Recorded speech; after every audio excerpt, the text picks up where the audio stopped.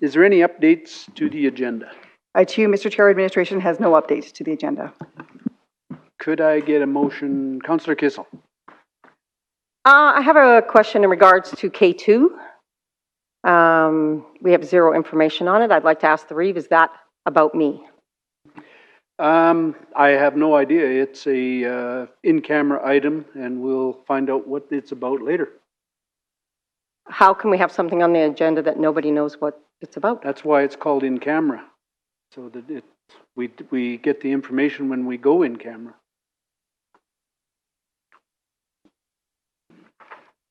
Anybody in the administration want to enlighten a little bit as to K1 or 2? K2. K2.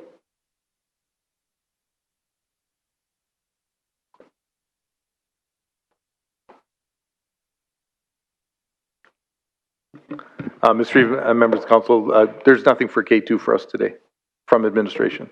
So it's a misprint? I think originally it was put on and then the issue resolved itself. Oh, okay, really good. So then we do have an adjustment to the agenda before we pass it to remove K2. Councillor Kissel. I'd like to move that July 23rd, 2019 council meeting agenda be amended to remove K2, and that the July 23rd, 2019 council meeting agenda be approved as presented. As amended. Or as amended. Yeah. Yep. Okay, good. Thank you. All in favor? That is carried. Good question. Thank you. Confirmation of minutes from July 9th. Can I get a motion? Councillor Henn. I move that the July 9th, 2019 council meeting minutes be approved as presented. Thank you. All in favor?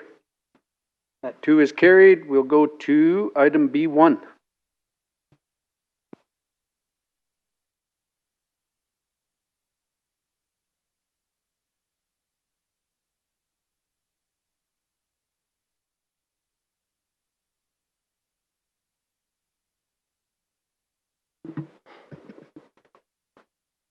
Good morning, Mr. Reeve and Council. Item B1 is in respect of the financial statements and summaries to June 30th. This will be finances quarterly report on the finances of the county. Financial statements and summaries are prepared and presented to Council on a quarterly and year-end basis. Administration has included the following financial statements and supporting summaries for the period June 30th, 2019. I do have a short presentation, and we'll answer any council questions after the presentation. So with respect to the financial statements, we have included an operating revenue report.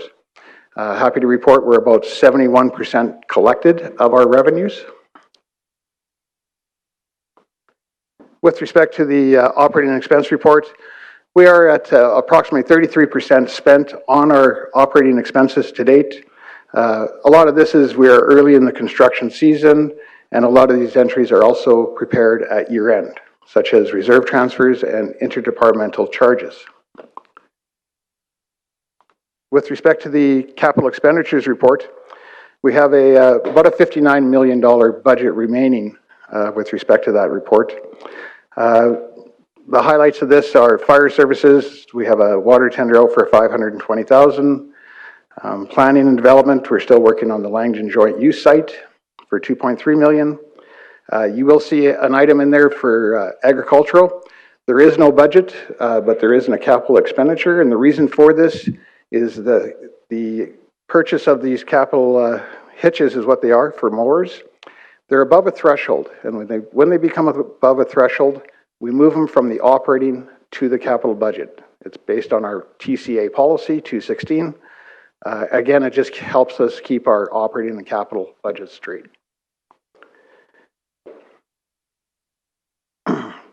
With respect to the, still on the capital expenditures, capital projects, we have the Bragg Creek flood mitigation project for $18.6 million, the Langdon Fire Hall, the Langdon wastewater treatment plant upgrade, the sand and salt storage building, and road projects worth $14 million. Transportations have a plow truck on order for $360, as well as bridges for about $5.8 million. And operational services, that is to do with equipment placement for $2.9 million. With respect to the balance sheet, you can see year over year, our assets are up approximately $44 million. A lot of this is to do with the increased assets that the county has obtained from the 2018 year end, as well as the increased reserves. Investment summary, we have just about $78 million invested as of June 30th. I would just like to mention that we have a budget for interest of $1,050,000, and we are surpassing that budget to date. We have collected $1.277 million in interest, and it's just due to good cash flow management. With respect to the debt summary, we do make the majority of our debt payments at December 31st, and this is based on the levies that we collect throughout the year. And finally, we have the reserve summary. The reserves, we have quite a healthy reserve balance to date, $81 million. The changes year over year were the increase in Public Works Equipment Reserve, the Transportation Offsite Levy Reserve, Community Aggregate Program Reserve. The Public Reserve went up by $2.9 million. The Municipal Tax Stabilization Reserve went up by $2.4 million. And Stormwater Offsite Levy Reserve, $1.3 million. And I'd just like to note that the sale of the proceeds from the 32nd Avenue Northeast building are not reflected in that tax stabilization reserve amount. That concludes my presentation, and I'd be happy to answer any questions. Thank you. Deputy Reeve Schul. I just want to say thank you, and it's welcome news to hear what our interest collections are and all that, and so great job, you guys. Thank you. Councillor Hanson. Through the chair, there was one reserve you didn't mention. It was a big number, follows the big money. Basically, it's operating carryover reserve, and we had a reduction of over $2 million there. What was that for? Through the chair to Councillor Hanson. The carryover operating reserve, that's a reserve that we use for year end to transfer funds for projects that are started in 2018 but will not be completed until, excuse me, the 2019 year. This is a yearly transfer that's done every year. Again, it's to bring money forward to complete projects that were started in 18 but will not be completed till 2019. So as stated, that's 6 months worth of carryover then, and towards the end of the year that gets tidied up? Through the chair to Councillor Hanson. Again, it is a year-end entry where once we've done our year-end, we find out how much money is left to complete those projects and bring it over as a December 31st item. All right, thank you. Councillor Kissel. Through the Reeve, revenues, 71% collected so far. How are we in comparison to previous years? Like, are we seeing pretty comparable at this time? Is this kind of how it works come the end of, June 30th? We have not collected our full taxes due. Through the chair to Councillor Kissel, it's very comparable year over year. What happens is the remainder is traditionally grants that we bring in to fund certain projects. So 71% at this time of year is very comparable. Thank you. Deputy Reeve Schul. Oh, I see no lights, so I was gonna make a motion. I see one just came up, but if I could make a motion regardless. Sure. I'll make a motion that option one, that the financial statements and summaries to June 30th, 2019 be received for information. Thank you. Councillor Wright. Through the Reeve, just one question with regards to planning and development services. I just noticed last year they had a $13 million budget, but this year it's anticipated that they're only going to need 5.3. Sir, can I just get an explanation as to what the big difference was for last year over this? Through the chair to Councillor Wright. A lot of ESPs were reduced this year, as well as some of the major county plans were reduced this year. Okay, thank you. Any further questions? Seeing none, all in favor? That is carried. Thank you. Thank you. If possible, I'd like to go to D6. And we can. Is that good?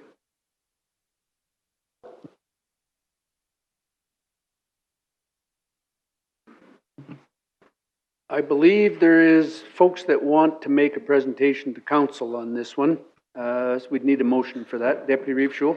I'm not sure whether we need a presentation, but I wouldn't mind making a motion that if council has any questions that they can answer. I believe everything is in our report and they did some presentations. So to save time, if with staff could just do their report. And I'd like to make a motion just that the community is able to come forward to answer questions for any councillors.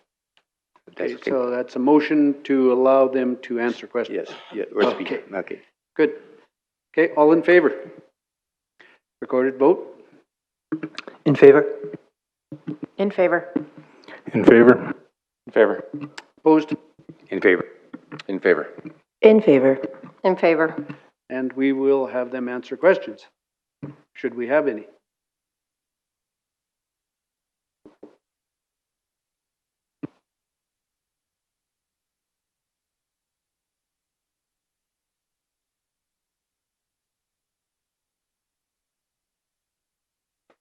Is staff not ready to do this report?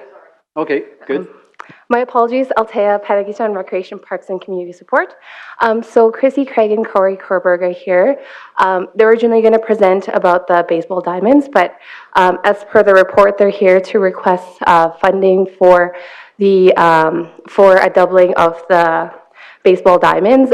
They initially intended to build one, but they would like to support, they would like council support for building of the second diamond. If you have any questions, they are here to answer any questions relating to the project. Thank you. Deputy Reeve Schul. Well, I'm going to make a motion regardless here, and then we can have a discussion if anybody has any questions to the community, and I really appreciate them coming in. I just would like to, first of all, thank staff for working with our group so hard, and it's been a long 10+ years to get to this point. With the economic times and sponsorship and raising funds have been extremely difficult, and I think everybody realizes that. I've also been looking at whether 2 ball diamonds or 4 ball diamonds.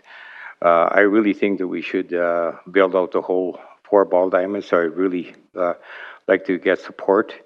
I've been telling the community how great Rocky View and this council is. The council is extremely thoughtful and caring. So I would like you guys to prove me correct.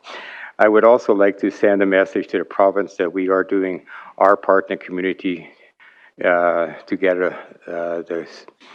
the school and the facility built.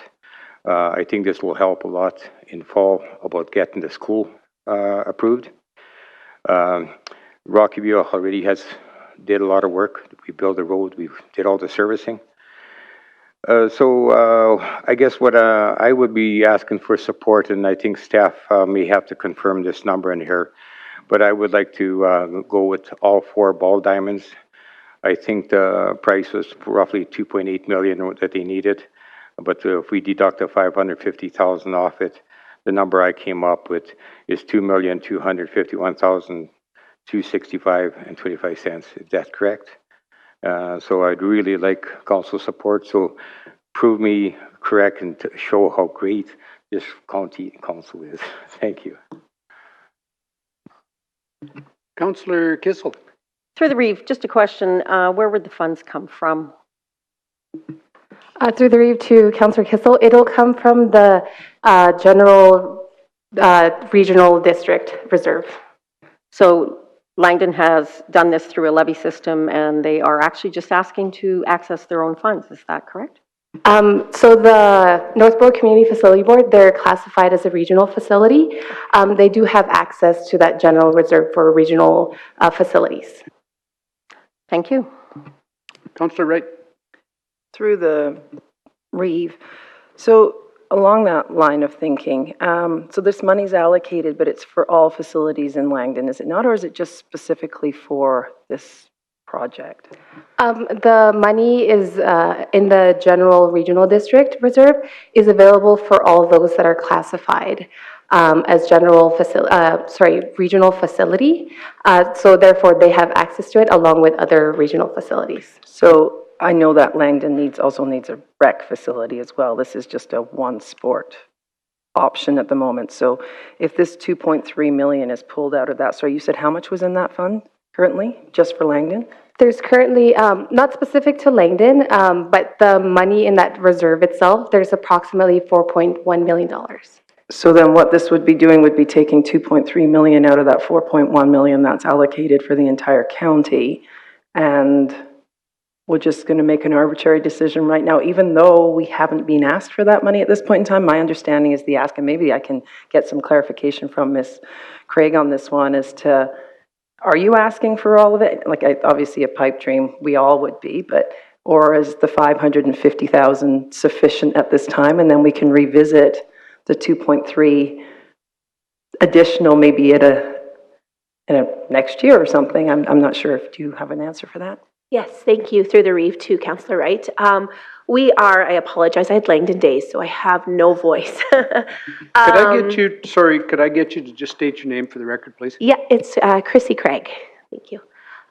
We are, at this point, we came to council to ask just for the additional money to build 2 diamonds, because we're at a point in town that we have no facilities for our kids to play ball next year. But ideally, we would love all 4 to have the playable surfaces, because we can use them all. 2 is not going to be enough. 2 will help us. We will still have kids playing 3 or 4 teams per diamond. 4 is what we need, but we didn't want to ask for too much money. But we would love to have all 4, because we really do need all 4 to be able to just get these kids playing, and then we can work on the other stuff afterwards. Thank you, and that leads to another question I have. So these diamonds are going to be like softball size, right? They're not like for Little League? They're actually regulation Little League size. Oh, they're regulation Little, okay. Yeah. Now, you already have 2 diamonds in Langdon, correct? Is this replacing those, or is this going to be over and above? We need all 6. Okay, but so the 2 stay, it's not like these ones demolished the other 2, and so if we give you 2, then you're going up to 4, okay. Yeah. And your plan basically at the moment says that I noticed it was phase 1 and phase 2, so would you be, if we were able to give you this money, would you be able to build phase 2 out immediately? Not this, so this year, if you gave us the money, we could build phase 1 and phase 2 this year. If not, we would have to phase it out and raise some more money. We can make more money if we have more diamonds. We make money off of the adults. The adults are the ones who make money. And so we can have more tournaments, which then brings in like $50,000, $60,000 a weekend, which then helps us with grant money. With 2 diamonds, we can only bring in a little bit, and our Little League will be using them most of the time. Okay, thank you very much. Thank you. Thank you. Councillor Comanche. Thank you, through the chair. If we didn't approve all 4 today, how soon would it be before we saw the other 2? Just a question. Sorry, I don't know the rules. I shouldn't have sat down. It would all depend on funding. So the one thing that we're struggling with our funding right now is we've been applying for grants. We have a couple of federal ones out right now, in that we're struggling with the fact that the provincial government and the federal government, they don't see the infrastructure out there, so they don't want to give us the grants because the infrastructure is not there, so they're not sure the viability of the project. It's kind of like an egg and chicken kind of scenario. So we're struggling with that. And as well, the economy. Hopefully the government is changing and maybe the economy will pick up a little bit.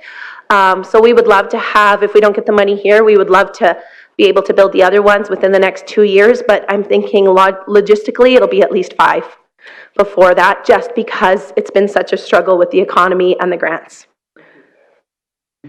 Councillor Hanson.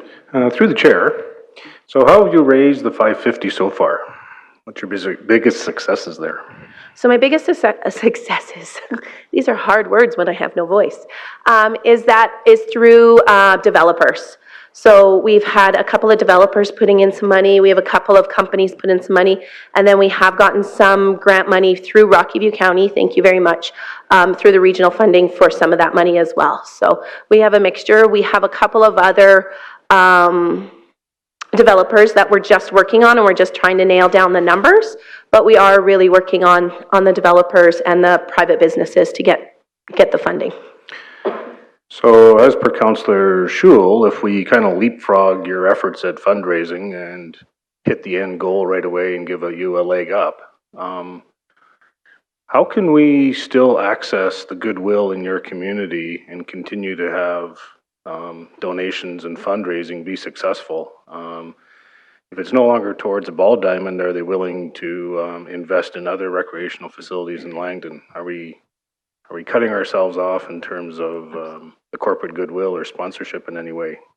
Absolutely not. What we're finding with the corporate sponsorships is they want to put their names on fences and bleachers and foul poles, all the nice things. They want the stuff that they can see. They don't want to put money in wastewater. They don't want to put money in grass. They don't want to put the money in that stuff. And so what we're asking for the money for this is just playable surfaces. So this is none of the nice stuff that's around the ball diamonds. We have people that will put money in for a playground like that. But I'm like, I'm not fundraising for a playground until I can actually get diamonds to have the playground. So the thing is that we're funding is that everybody wants the other stuff, not the infrastructure stuff. And that's where we're struggling with, is to try and get that money for the infrastructure, the basic of the diamonds. Okay, and what did you have in the works? I forget, it was a while since you last presented to us. What did you have in the works for a clubhouse? We were going to have a couple of washrooms and an actual building where we could have a concession and a sitting area and that sort of stuff. It hasn't been fully designed. It's all hypothetical at this point. We haven't gone to full design on the clubhouse yet. And is that clubhouse part of the 2.3 million? No. Okay, I didn't think so. I didn't really see it in the No. agenda package. All right, thank you very much. Thank you. Councillor Wright. Through the Reeve, so this is to administration. Thank you, Ms. Craig. Where does this put us if we just arbitrarily give this $2.3 million? I'm sorry, I didn't write down. Oh, sorry, the $2.25 million. In terms of the whole county, I have no problem with the ask that was for today, but this is 1.7 over, and how do I justify that to my residents instantly that maybe they wanted 1.7 million for a hockey arena, or Councillor McKeilers wanted to purchase some land? Where does this fit within your regional rec model at the moment? Through the chair to Councillor Wright. Well, currently we don't have a recreation master plan, as you know. However, there have been many projects that have been in the works for a long time throughout the county. So we're trying as administration to support the projects where we can that are somewhat quicker wins than that already have the planning, sort of shovel-ready projects. Where it puts the county in terms of our ability to plan for other areas, well, it puts us 2.2 million behind, I guess, but it does support recreation in Langdon, which they have been in need of for quite some time. Okay, so and along that vein, it does support recreation in Langdon, but unfortunately, this is where I'm having a little bit of a struggle. And my boys play baseball, so please forgive me. It's a one-trick pony on a baseball diamond. It's softball, it's baseball. Really, you're not playing football on it. It's not like it's a soccer field. So for me to be able to, I guess from the administrative perspective, is that a big enough bang for the buck at this point in time? Would administration be comfortable recommending the 2.25, I guess is what I want to know. Through the chair to Councillor Wright, that's a heated question in terms of administration's comfort. We had come to, sorry. I don't want to put you on the spot. Yeah. I'm just trying to get. Actually, if I can help, that is really putting her on the spot. Yeah, no, I guess let me retract that then, and I'll recall. Did we have the 2.5 earmarked for anything else at this point? We don't have anything through the chair, sorry, to Councillor Wright. We don't have anything earmarked through that regional grant at this point. Thank you. Councillor Hen.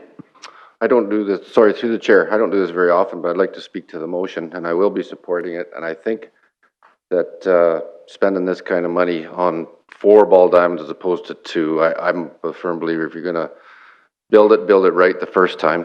But I do believe further to that, going a little higher view is we're putting $2.2 million, we're investing in our youth, getting them outside, playing, getting them from looking at their devices.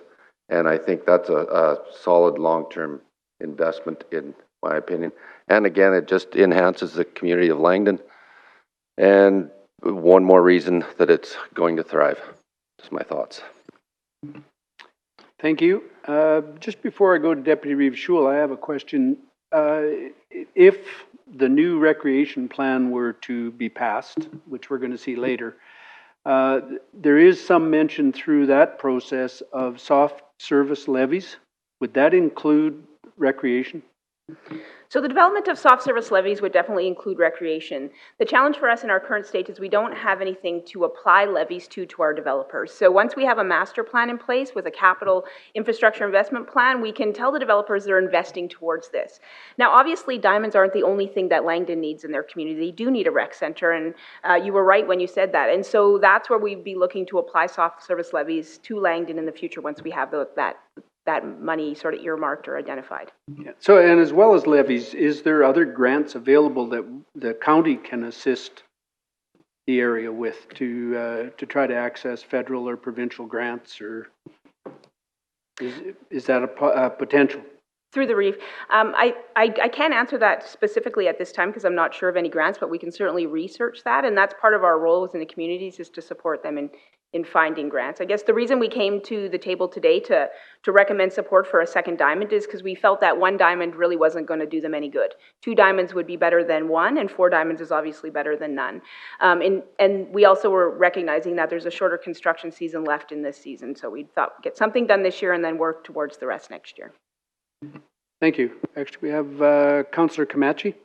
Through the chair, thank you. Yeah, I just want to echo Councillor Hand's statement there. Again, looking higher up, when this county helped out the Greater Bragg Creek Trails Association and the Trans-Canada Trail, just completing and tying all the loose ends together helped build the vibrancy of the community, so the businesses benefited, the locals, tourists, everyone. So I will be supporting this. Yep. Councillor Gautreau. Thank you, through the chair. Although I'm concerned about spending half of our money in Langdon on baseball diamonds of $4.some million, I am going to support this motion. If we have recreation funding that's there, and it's been stated by administration that this is a shovel-ready project that can get going. And I think there's some other projects that are out there that are definitely worthwhile. And I mean, I can talk about my division, but I won't go there yet. So I'm going to support this motion on that because I think these ball diamonds, well, I know these ball diamonds will actually improve all of Rocky View County, not just Langdon. And I hear around the table it's for Langdon, for Langdon, for Langdon. It's not. This is for all of Rocky View County. And I know Division 5 will use these Langdons. I know Division 6 will use these diamonds, and I know Division 7 for sure. So the whole east side will be using these Langdons, as well as our partners in Chestermere and the surrounding areas. So I'm going to support this because this is a shovel-ready project. And I do believe that this will show to our minister that we are ready to put something there, and maybe they'll come up with a school or something like that. So I'm going to support this. Deputy Reeve Schul. Well, if there's no other questions, I'll just close, and I'm not going to say too much because it looks like I have so hopefully enough support. I don't want to talk anybody out of this, so I just will be glad to move this thing forward, and hopefully we can get quite a bit done this year. Thank you. Actually, if that was to close, I would have liked to have spoke to this. I'll give you a chance to close again because I didn't react fast. I'm having a problem with this, and it's not that I wouldn't love to support recreation every corner. I think it's a worthwhile project, and I've supported this project right through, and I think we've done big projects before in phases, and there's no reason that we can't do this one in phases. To go from 550,000 up to 2.2 million is a big jump for me with no real preparation. And I know the project's there, and I know it's a good one, and I know that we will work hard to get the rest of it, to get the other 2 built. But I'm sorry, I just have a real problem when we've already committed to a fire hall, we're doing this, we're spending good dollars in Langdon, and I have no issue with spending money in Langdon. I just think it should be planned out, and we should be doing it in a phase, and the parks will get there, and so will the rec center. Eventually, it'll all be there, but that's my take on it. Councillor Wright? Through the Reeve, yeah, I'm going to echo your sentiments on that.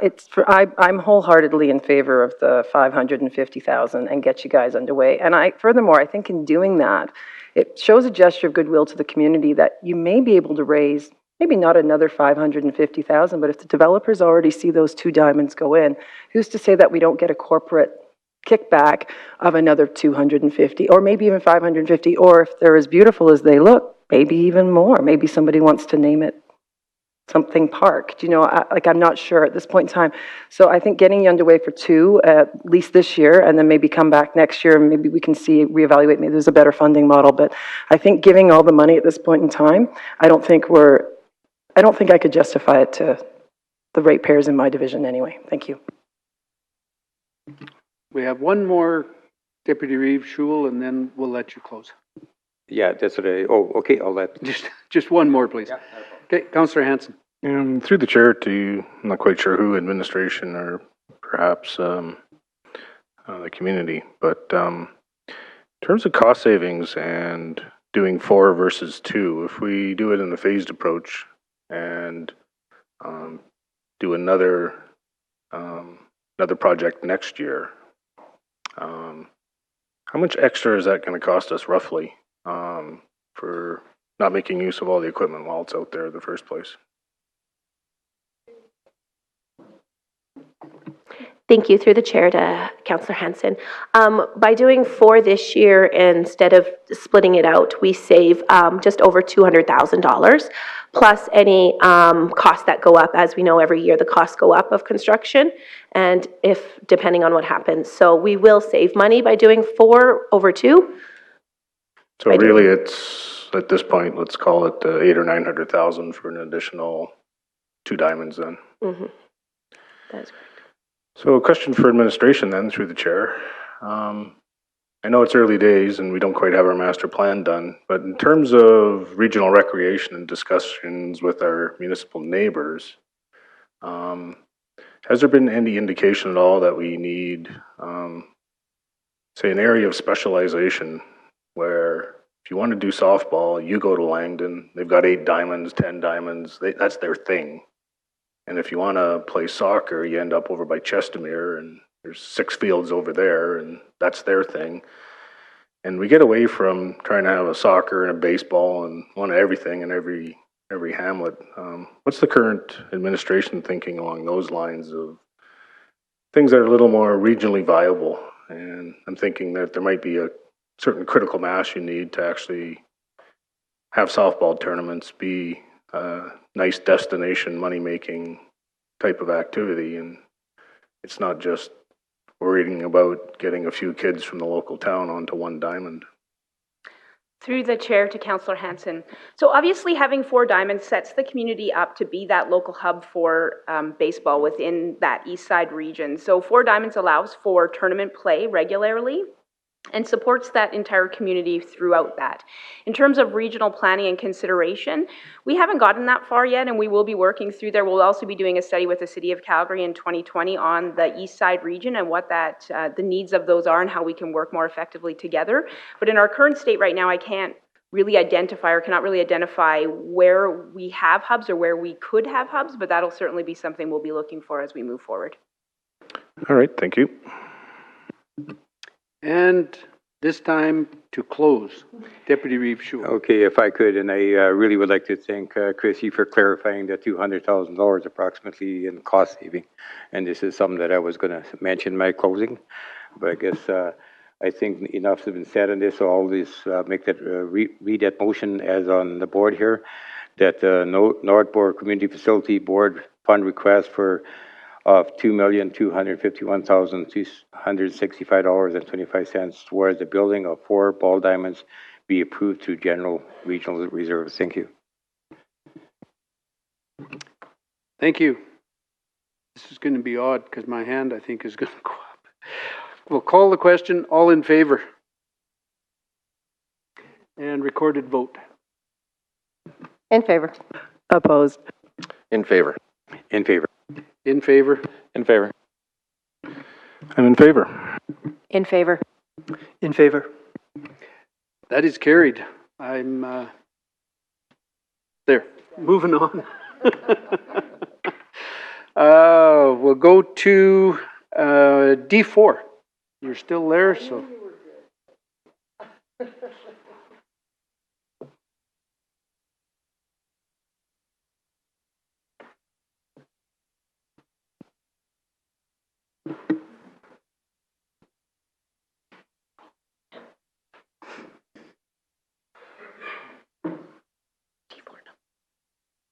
Hello, council members. Teresa Cochran representing Recreation, Parks and Community Support. Item D4 is before council today to respond to the May 28th motion directing administration to work with and investigate emergency funding requests from the Chestermere Regional Recreation Centre. On May 27, 2019, Rocky View County received a letter from the Chestermere Regional Community Association to request funding to assist with the repair of the parking lots and 3 of the arena compressors. A subsequent application for emergency request in the amount of $632,510 in order to complete the required repairs was received. The parking lot has been temporarily patched and provides no immediate hazards. It is, however, recognized that without comprehensive repair, further deterioration that is more costly to restore will occur and other hazards may arise. Under the terms of the CRCA operating agreement, the association is responsible for operational repairs. In addition, administration reviewed the funding application against Policy 317 and found the request to be non-compliant as there is no cost-sharing opportunity proposed by the applicant. Furthermore, the Recreation, Parks and Community Support Office is currently working in collaboration with the City of Chestermere to complete a study of the facility. The study aims to answer questions such as the best long-term use of the facility, given the age, and the possible options in terms of renovating, expanding, or tearing the facility down. It may be advisable to hold off on large capital improvement projects until the findings and recommendations of that report is received. As the report will provide valuable information regarding the long-term status of the facility, administration recommends tabling the current funding request pending the results of the study. Administration assessed the emergency request through the Community Recreation Funding Policy 317 and provided the following options for council as shown on page 331 of the agenda package. Administration recommends tabling this request in accordance with option 1. This concludes my report. Thank you. Thank you. Councillor Gautreau. Well, thank you. This is, I guess, where I get to talk about my region, and I look at Policy 317, and I've versed myself in Policy 317, and I think policy right now 317 is flawed, and maybe with the new recreation master plan, it looks like maybe Policy 317 will go away. However, the Chestermere Community Association, or the Community Rec Center, is in a unique situation. It's in a unique situation because it's in the middle of another municipality, which we don't have a funding model with that other municipality today to even serve the residents in the surrounding area. This used to be a regional facility. That regional facility, if it stayed that today, Policy 317 would not even come into play. Taking the politics aside, this facility, to me, is a core project for the east side, not just for our community, but surrounding communities. I agree that a report needs to be done, a feasibility study needs to be done, but I also look at going, if we're not going to help these guys with repairs, because we haven't been giving them funding for over 6 years, how can they even stay in operation? I think this council should be shamed of not helping support this facility. I have a motion to go forward, but I'll just let my mic go and have some other questions. Deputy Reeve Schul. I was just going to say that I'm definitely going to support putting some money to what they need for now and table the rest until the report is completed. But I just want to also mention that if we could stop bringing back history, because I think this council is wanting to move forward in a positive manner, and that's all I ask of the area councillor. If we could get this council has proven just. And the last item is working very hard to try to get things done in the areas. Thank you. Councillor McKeiler. Thank you, through the chair. Ms. Cochran, when do we expect to get the report on the information with the feasibility study? We were originally aiming for the end of July. However, based on the consultant's availability, we're hoping that by the end of September, the report will be completed. Of the emergency funding, the $632,000 that's been requested, you stated that the parking lot right now is holding its own, and the rest is for the compressors, for the ice surfaces, I'm assuming. Is there anything immediate at risk that would need to be done that would prevent normal operations if it wasn't done if we waited for the report? Through the chair to Councillor McKellar, it's my understanding that nothing is in dire need of being repaired in order for the facility to stay open at this time.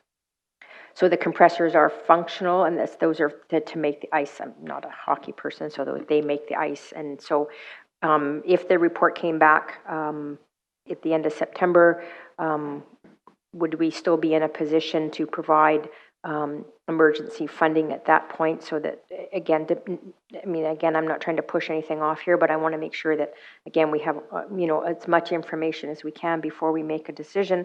And I'm all in support of recreation, I think, as everyone knows. But are we losing or gaining anything from an operational point of view by spending this money today versus waiting till September? Through the chair to Councillor McKellar, it would be of my opinion that the compressors would be something that we could fund in the short term, because the amount of those capital expenditures aren't significant, whereas the parking lot repairs are fairly significant in terms of how long is the facility going to last, and the parking lot is in use right now. In terms of waiting till the report, at this point I don't see any risk in waiting, and at that time when we receive the report, we would come back to council with an update and indications on what funding we could support the facility with. Thank you. Then of the $632,000, what number belongs to the compressors? Do you know? Oh, okay. So I'm going to give up my mic. It sounds like Councillor Gautreau has that information. Councillor Gautreau. Thank you, through the chair. I'm going to put my motion on the board. That way everybody can see where I'm thinking, where I'm going with it, and then we can probably have some discussion. And that emergency funding for Chestnut Regional Community Association, the amount of $36,520.16 come out of the General Recreation Reserve to be approved as follow. The blue compressor repairs is $19,110. The red compressor repairs is $12,917.63. And the emergency parking lot that they've already spent is $44,902. $44,92.53. Now, the repairs for the compressors I look at need to be done. They're all timed out. So if we're gonna not fund this recreation facility yet until the report's done, at least I would like to help them out with the compressors so they can continue making ice and continue having hockey, continue to have their making some source of revenue. As for the parking lot was needed dire repair at that particular time, so they were frugal and spent only $4,492 to make that parking lot safe for the public. So that's kind of my motion. I do think it's dire straits. I do think this needs to be done before the report comes out before September, because as we know, we're going to be going into hockey season. So at least this money gets them going. I look at this as, it's just a kind of a leg out or a handout, actually, just to make sure that the facility does continue operating while we're looking at those reports. Councillor Komachi. Through the chair, thank you. So I just want to clarify, the parking lot repairs of $4,492.50, that's money that's already been spent, and we are just topping up or helping them out. Through the chair to Councillor Komachi, yes, those repairs have been completed already. We'd be reimbursing them for the repairs. And so I'm assuming when the report comes out, it'll probably identify other areas of the parking lot that will need repair? Through the chair to Councillor Komachi, the entire parking lot really needs to be repaved. So okay, it's a patch job in its current state. All right, and finally, how is that gentleman who fell and hurt himself as a result of some of that disrepair? How's he doing? Through the chair to Councillor Komachi, I don't have an update on his current state. Last time I talked to the general manager, he was out of hospital and recovering. Okay, thank you. Councillor Hanson. So through the chair, I'm just a little bit confused by some of the numbers. So currently they're getting $12,917.63 from Chestermere to assist with one of the compressors. And then they're asking for an additional 18,200 to rebuild the remaining 2. So are there in fact 3 compressors or 2 in the facility? And it looks like we're kind of matching Chestermere on one of them, and leaving perhaps the other one to be ours. Through the chair to Councillor Hanson, there is 2, from the letter I understand there's 2 blue compressors and 1 red compressor. They have received half the funding for the red compressor from Chestermere currently. All right, so we're matching on the red compressor repair 50-50 with Chestermere, and on the blue compressor, then we're in it ourselves and it's 19. Through the chair, that's what I understand, yes. All right, that makes a little more sense. We own those compressors, do we not, as part of the building? Through the chair to Councillor Hanson, yes, we do own the building and the compressors. All right. And perhaps not your area of expertise, but if we invest in updating and getting these compressors back on spec and back on their maintenance schedule, should we decide to do something else with that building, are those compressors ever moved to another needy facility? It's basically just a refrigeration plant. Is that outside the realm of possibility? Are we really investing in a piece of infrastructure that might not have to live there forever? Through the chair to Councillor Hanson, I'm not a specialist in ice plant compressors. However, that's certainly something we can find out. I'm certain that lots of things are repurposed. I just can't answer that definitively. All right, because if it's a tear down situation, perhaps there's some value there, residual value. But, all right, thank you. That's clear now. Thank you. I'm just going to remind council, we have a huge agenda today, and I would like us to stay on topic. And the topic today is rebuilding compressors, not whether we're going to tear the building down or not. So I think we can speed things up, and we don't need a rebuttal. Councillor Deputy Reeve Schul. All I was going to say is that I'm definitely going to support this, and to me, even if we decided on another plan of action, this is still needs to be done. So I'm definitely going to be supporting this. Thank you. The only question I have is why with, it says budget implications, there's $1 million in the Chestermere Conrich Rec District. Why don't we use that funding? Through the chair, we do have 1.1 million in the Chestermere Conrich Reserve, which we could take the funding from, so we could amend the motion to state that. Yeah, I would support the motion if it was coming from that fund, and I don't know why we'd go to the general when there's funds there. Councillor Hanson. I'd like to make an amendment that the funds, instead of come out of, and instead of General Recreation Reserve, we strike that and we add the words Chestermere-Conrich Recreation District Reserve. Okay, we'll call a question on the amendment. All in favor? That is carried, and we'll call a question on the main motion, excuse me, as amended. All in favor? And that is carried. Thank you. We'll go to D5.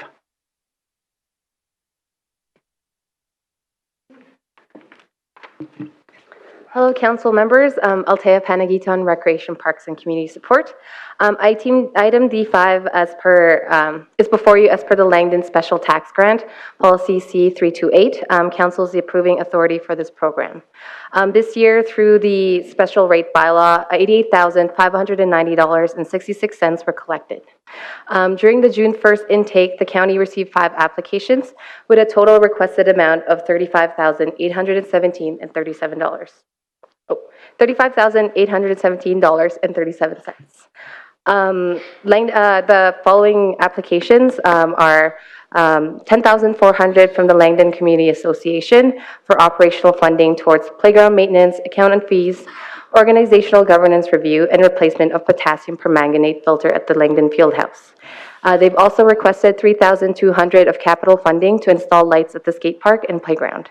The Langdon Softball Association requested $1,517 and $37 towards the remaining costs of the ball diamond improvements. Langdon Theatre Association requested $20,000 towards the cost of attending a play in Calgary and the rental cost of weekly meetings in the venue of the final production, as well as instructor fees. Synergy Youth and Community Development Society requested $700 towards building a Little Lending library. After completing the review of the applications, administration recommends the following. The two applications submitted by Langdon Community Association are found to be compliant, therefore administration recommends approval. Langdon Softball Association's request for funding is non-compliant as their request is a retroactive expenditure, which is considered non-eligible as per section 61J. Langdon Theatre Association's funding request for the field trip and facility rentals comply with the policy.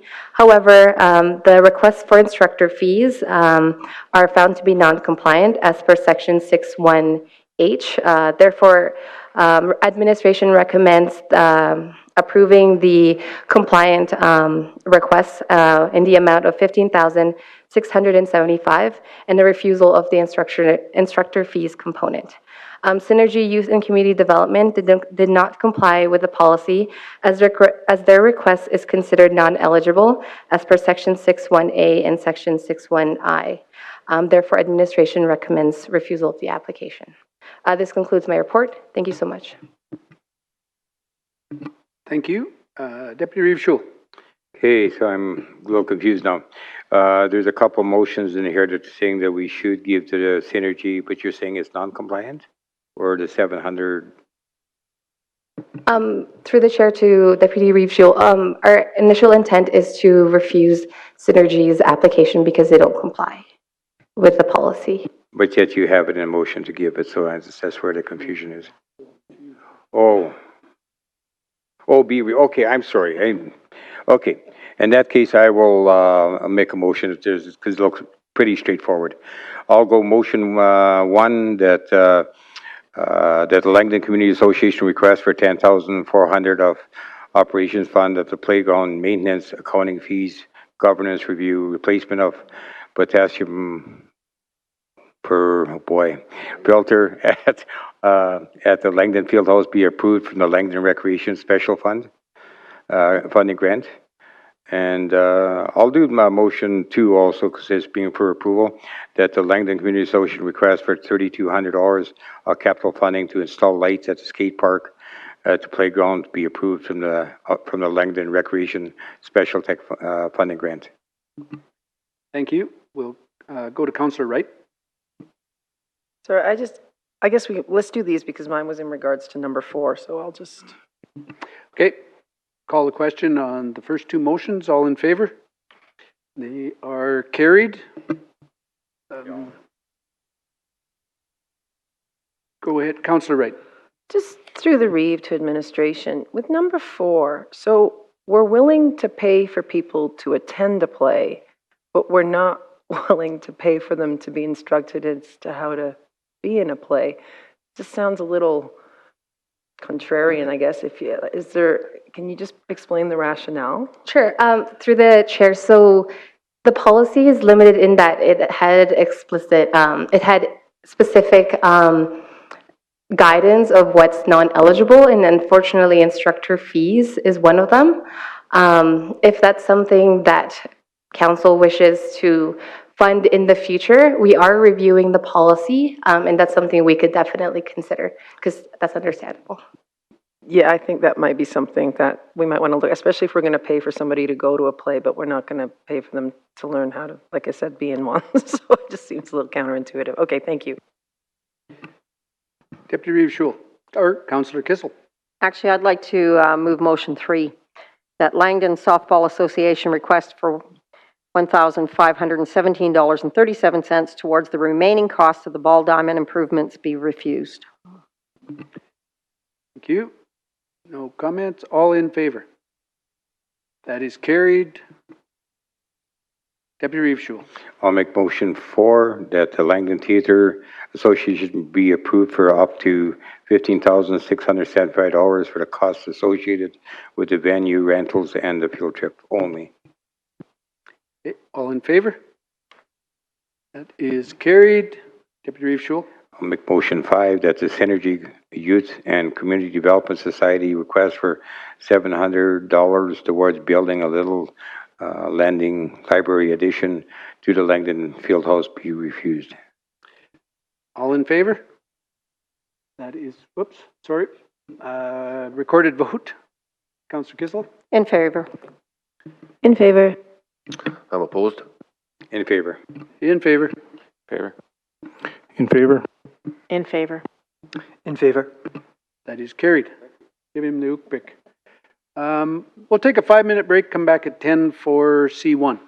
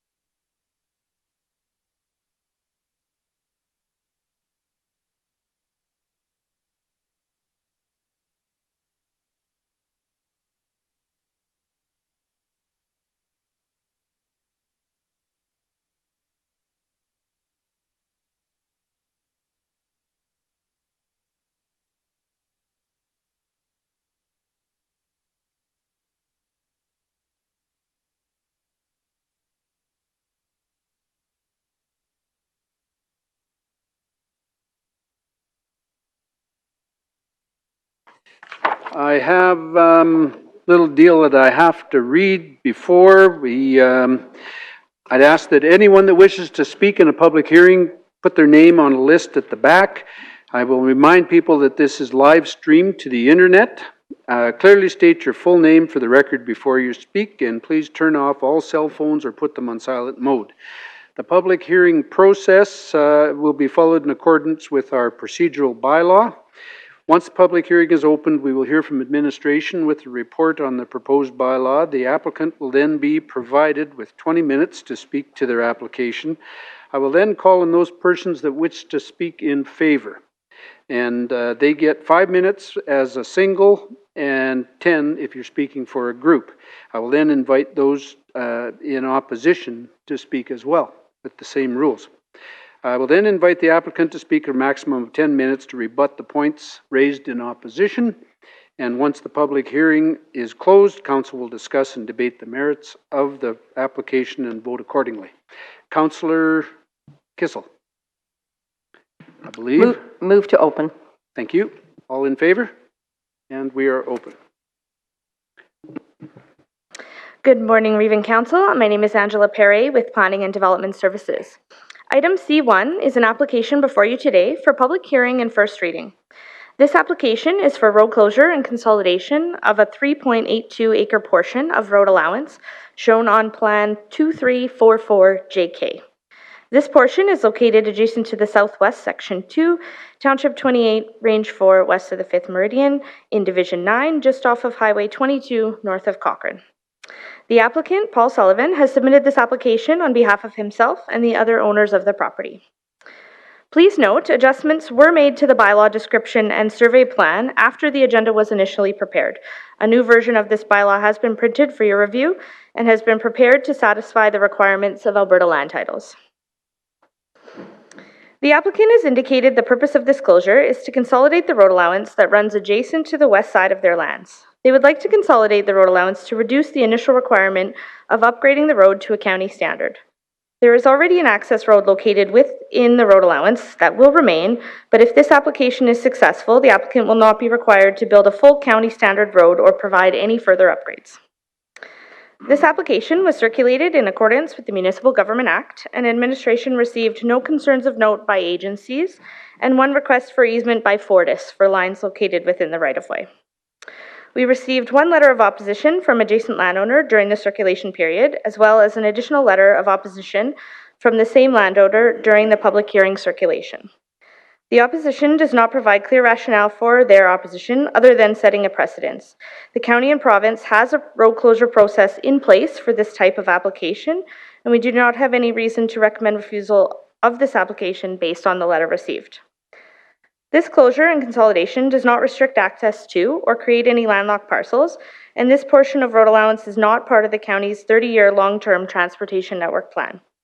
There are no plans in place for an upgrade of this road allowance by the county.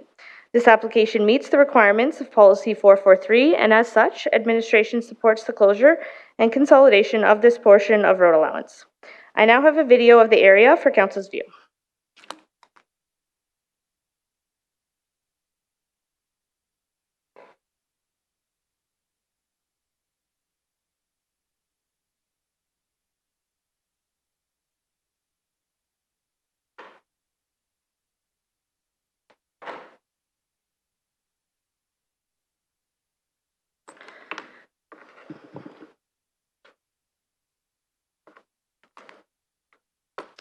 So we begin facing south, looking at the road allowance.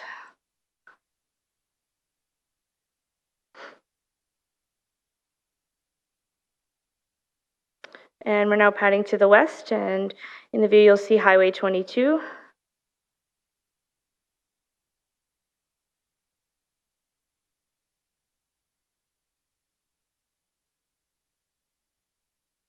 And now to the north, the road allowance does not extend north.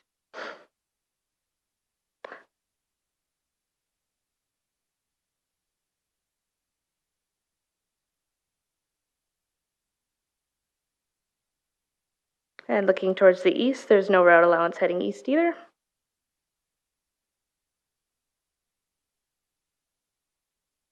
And back south, looking at the road allowance. And this concludes my presentation. The applicant is here today if you have any questions. Thank you. Thank you. We will now ask the applicant to come forward and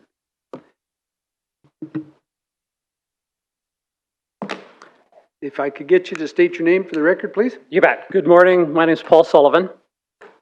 First, I'd like to thank all of you for considering our application, and particular thanks to Angela Pare for helping us guide us through this process. I thought I'd just spend a couple of minutes and give you a little background as to why we're here. Just over 3 years ago, we purchased the property in question. To be specific, it's located just off of Highway 22 near Westbrook School, for those of you that know the area. It's 58 acres. The intention was for us to build a home, to raise a few cows, pasture our 4 retired brood mares, and grow a little bit of hay. And I'm pleased to say we've been able to do that. So we're happily in place. When we purchased the property, it was landlocked.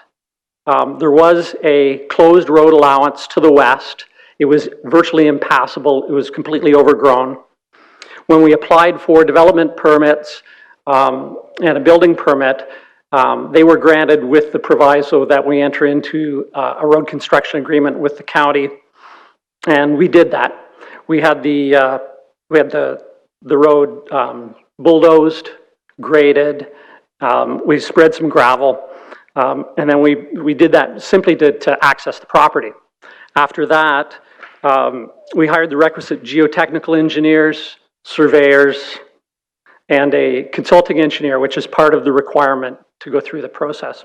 And at that point, the engineer overseeing it took a hard look at it and recommended that we really consider the option of purchasing the property and consolidating it as opposed to completing the road construction agreement. He took a look at it and said, you know, in essence, you've created a long driveway to your property, and it really serves no purpose other than to serve your land. So, in essence, that's why we're here today. Happy to answer any questions. Thank you. I see none. So thank you very much. We'll now call on those in favor. Anyone that's in favor of the proposal can come forward. Anyone in favor? And anyone in favor? There is no one on the list, and we received no letters of support. We'll now call on those in opposition. Anyone in opposition that would like to come forward, please come. And we do have one on the list. I presume that's who is coming forward.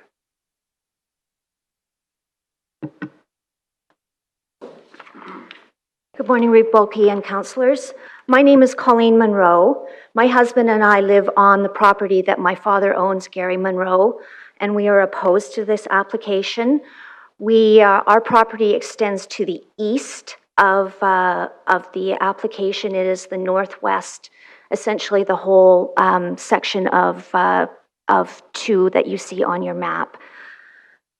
We are opposed to this application based on the precedent that it is going to set in Division 9. Public road allowances are for public use, and this road allowance was put into the Dominion Land Survey very many years ago, and we see no good reason for it to be closed. Mr. Sullivan and his associates who have bought the 58 acres knew the circumstances to which it was that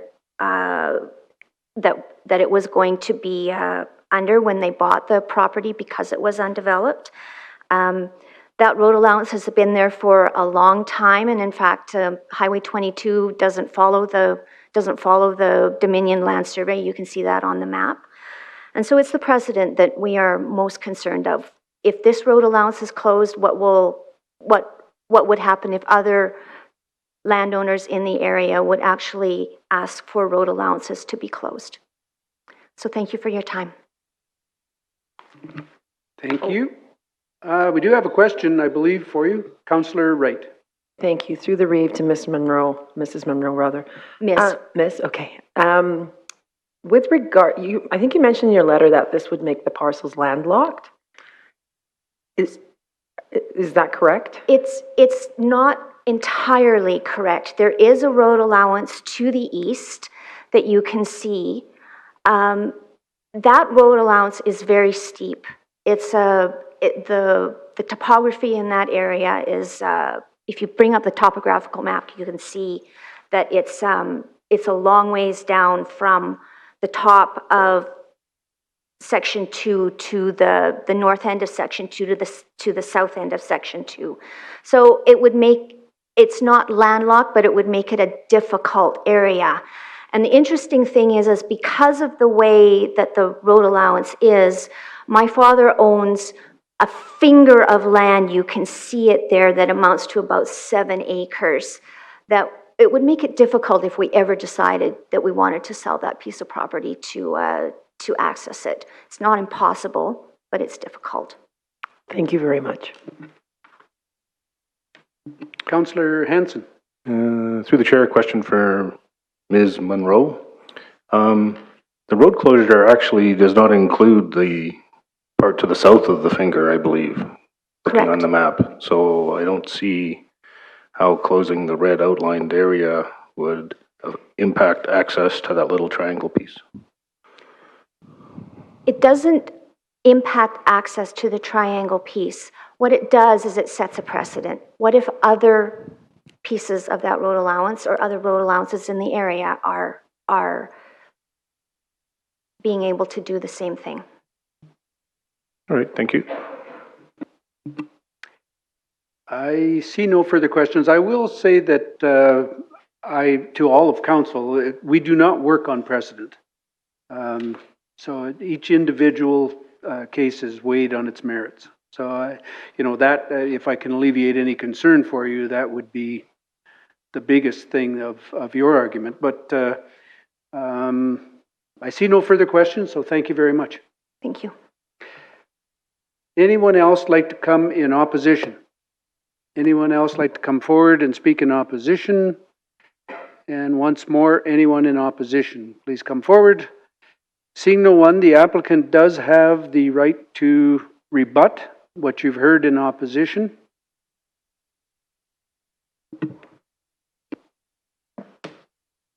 Thanks. I mean, with respect to setting a precedent, I won't speak to that, but I will let you know that we spoke with our immediate neighbors, both to the north, you could see them in the video, and to the south. Neither had any problem whatsoever with our application. And there is a small piece of property that you can see between Highway 22 and the road allowance, and that's held by a woman named Carol Moore, who has some hayland that's hayed by yet another neighbor. Ms. Moore has access both from the north and south, but she was concerned that if she was ever to lose that based on, say, Highway 22 being expanded, we agreed that we would give her an easement and have put that in writing. So I just want to let everybody know that we're more than happy to work with our neighbors if they are impacted by the road closure. But I just don't see in the case of the Monroes that they would need access to that closed road. Thank you, and I see no questions. Okay. So any further comments, questions from council? Seeing none, councillor's wish. Move to close. Move to close the hearing. All in favor? That is carried. Councillor Kissel. I'd like to move option 1, motion 1, that bylaw C79022019 be given first reading. Motion for first reading. All in favor? That is carried. And motion 2, that administration be directed to forward bylaw C79022019 to the Minister of Transportation for approval. All in favor? That 2 is carried. Thank you. We will go to C2. I've got to go through the spiel again. Register your name, please, on the speakers list at the back. We remind everyone that this is live streamed. Clearly state your name when you come to speak. For the record, please turn off all cell phones or turn them to silent.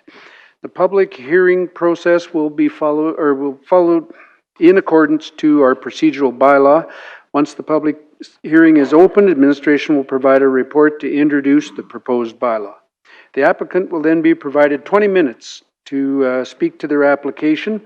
I will then call upon persons who wish to speak in support, and followed by that will be people in opposition. If you're speaking on behalf of yourself, you have 5 minutes. If you're speaking on behalf of a group, you have 10. I will then invite the applicant to speak for a maximum of 10 minutes to rebut the points raised in opposition. Once the public hearing is closed, council will discuss, debate, and vote on the merits of the application accordingly. Councillor Kissel. Move to open. We got a $20 bill coming from over here too, for stars. All in favor?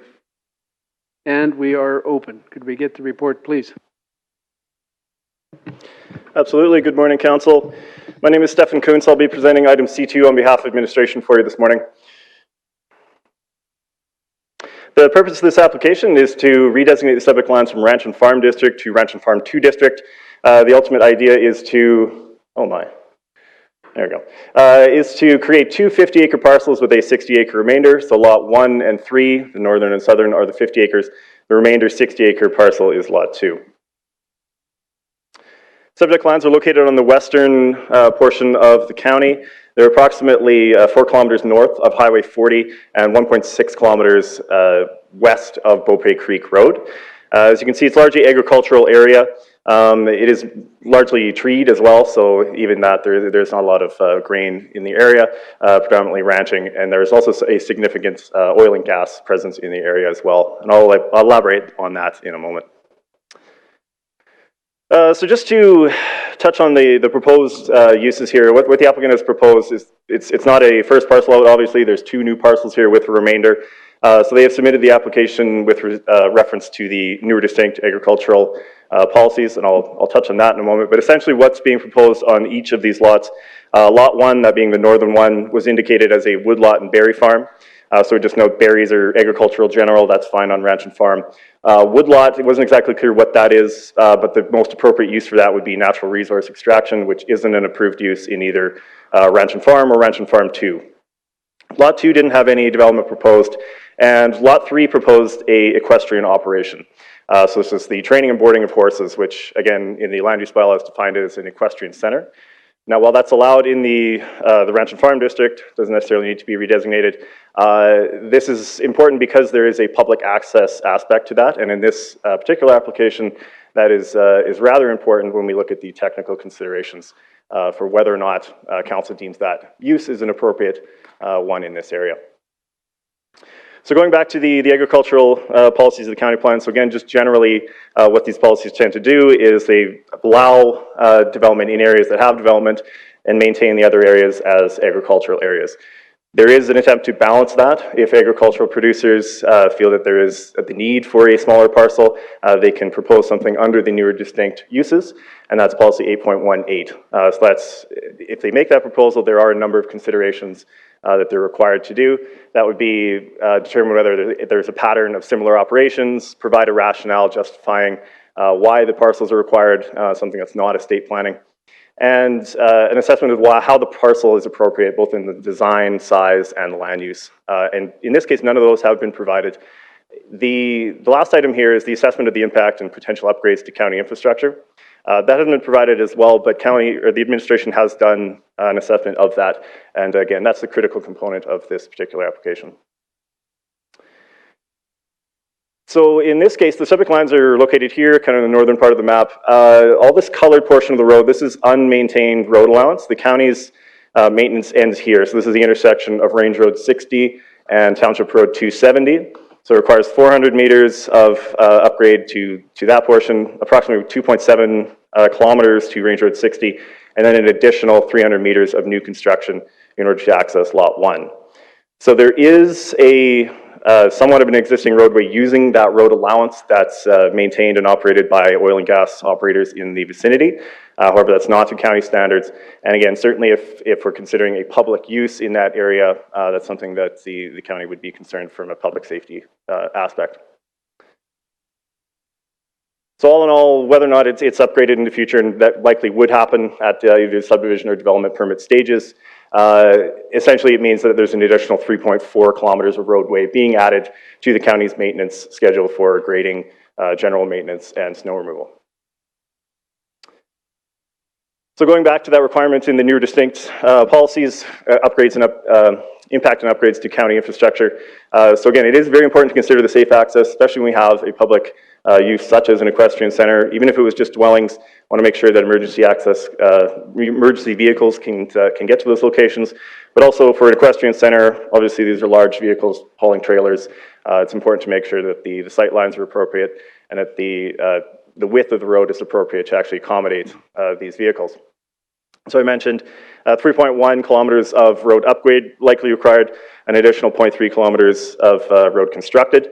And I put this figure here from the county plan. This is likely out of date because this is a 2012 figure, but essentially over $4,100 or so per kilometer in maintenance is an average of what the county spends in order to do that. So over 3.4 kilometers, that's about $15,000 in 2012 money. Now, the other item I mentioned, and this obviously goes to the public access and risk aspect as well, is the oil and gas infrastructure in the area. The ones we're primarily concerned with are the red, those carry the sour gas, and these are the yellow pylons here are sour gas wells as well. So especially any areas where there is a significant amount of development or even any amount of development, the more people you have around these facilities, if there is a risk, obviously that just compounds that risk, the more number of development that's allowed in that area, especially in areas that don't maybe have the best access, that could compound that risk as well. The Alberta Energy Regulator manages lands and development in vicinity of pipelines, and they have a number of setback requirements pertaining to development. So in this area, the ones that are of concern here, they have a 100-meter setback from residential dwellings and a 500-meter setback from public uses. So again, that equestrian center most likely would be determined to be a public use. Pardon me just one moment.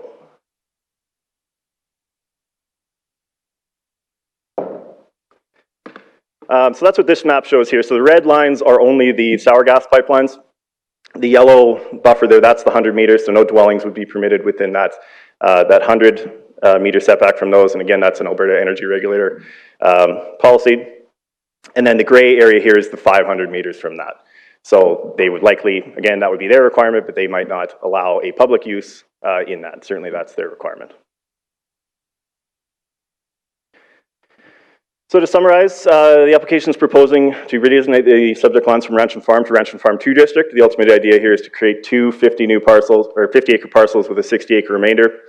Just note that the proposed uses can be accommodated either in the Ranch and Farm district as it is, or are not appropriate in the proposed use. The new distinct policies in the section 8.18 of the county plan have not been provided, and there is a significant impact to the county's road infrastructure. I'd also indicate that the equestrian center is a public use, so the public safety component here, both the access to the lands as well as allowing such a use in the vicinity of sour gas is definitely a consideration for council. Now this would be typically the time we show a video of the lands, but when I went out to do site visit, it was all pretty much trees. So I decided to do something a little bit different. Obviously something that's kind of an issue here is the road access. So we have a slideshow here of a number of locations along the road. So hopefully that works for council. The first one, we'll start in the south, and I'll just kind of explain these as we go along. So this is facing south on Range Road 60. This is the county's maintained road currently. As you can see, it is rather narrow, but it is a reasonable standard road. And this is pivoting 90 degrees to the right. So now this is facing west on Township Road 270. The location of this photograph is, these are essentially looking at one another. This is facing west, facing east on Township Road 270. Now from the right photograph, if we pivot to the left 90 degrees, this is where Range Road 60 picks back up again. And so it'll run for 2.6, 2.7 kilometers to the north.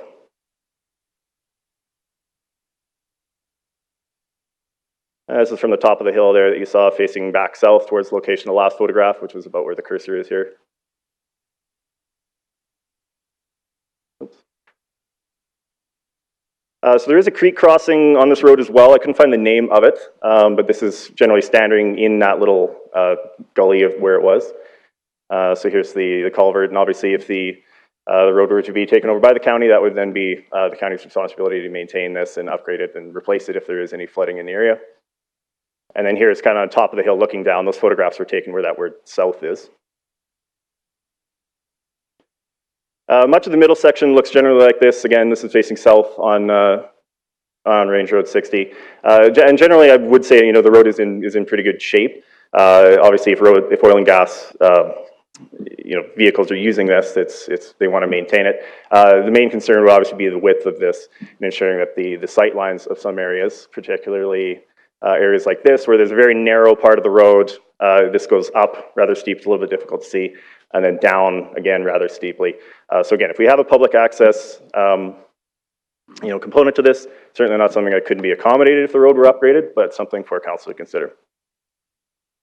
So this is the terminus of the public portion of the road. It turns left onto the subject lands here, but essentially this is the end of the public road right-of-way, and as you can see, it's largely just trees, so that's why I didn't do a video here. And this is from that location facing south. This is that hill that I mentioned right here. So that concludes my presentation. We'll be happy to answer any questions should council have any. Thank you. Thank you. We'll now call on the applicant to come forward and tell us about the project. State your name for the record, please. Thank you very much. My name is Bruce Kendall, and I'm here representing the landowner, Ann Kendall. And I'd ask Stefan if he'd be good enough to stick with the pictures there, because we'll probably walk through, and I do have a short video. Well, actually, it's probably not that short of what the road looks like to drive. So long and short is, I have a daughter and a son that would dearly like to stay there, and the daughter, both daughters actually worked at Griffin Valley Ranch, which is a couple miles north of us here, and is also in the midst of this gas field and operates a kids camp every summer for 10 weeks, or has for 40 years. They're moving locations, family planning, in 2020, but the NRCB issue, or ERCB, whoever the regulator is, seems to allow public there. We're not looking at a large amount of public access to our property. My youngest daughter started out with essentially a basic boarding arrangement, but on the southern parcel, it has transitioned to a water therapy hot walker system. There's one north of Pinoka, which my son-in-law used this spring, and the results were fantastic. And you get away from a number of things, mostly people coming and having to pick up and clean after them. You're there to condition and build endurance in the horses. They walk on a hot walker, but it's a submerged pool, approximately 4 feet deep, approximately 8 feet wide, and generally speaking, depending on the horse, they would be present in that pool for roughly an hour a day, 5 days a week. And the returns are good. And, and anybody in the performance business is, that we've talked to that have used them, and we've got direct experience in the family, the results are amazing in the conditioning of horses. So while we'd like to pursue this, we need to get zoning in place, and certainly if she's going to get into this business, she's going to have to stand on her own 2 feet. We'll provide land, and she can with a little help, get some financing to build it, because it's not a cheap endeavor to build a pool with a walker and water circulation, heating requirements, etc. to do it. But we believe it's very viable. On the north section, there's an old cabin there that was there when we bought the property. My son builds some custom furniture, and essentially what we've been doing on our property is harvesting either standing dead or an excessive amount of timbers blown down this winter, and we've harvested that and put it up to dry and build furniture out of it. Some of it does go to firewood at our place. Parcel in the middle remains our home and where we would stay and have our kids with their businesses operating beside us. In terms of the road, if we're looking at this first photograph, and if we start at the bottom, that first X and the yellow portion, that portion of that road going west was built by the county approximately 8-10 years ago. And it was pretty similar to the standard of Range Road 60 coming north. The county has worked to pull up the gravel from the ditches and get the vegetation out. There's not many people using that road. It does continue through to the north. It was built in 1961 to service the Wildcat Hills gas field, and the main pipeline does run through our property to the south. To my knowledge, there's never been an incident in the 25 years that we've owned the property, nor before that, 35 years we've been out there. This piece that you're looking at that runs west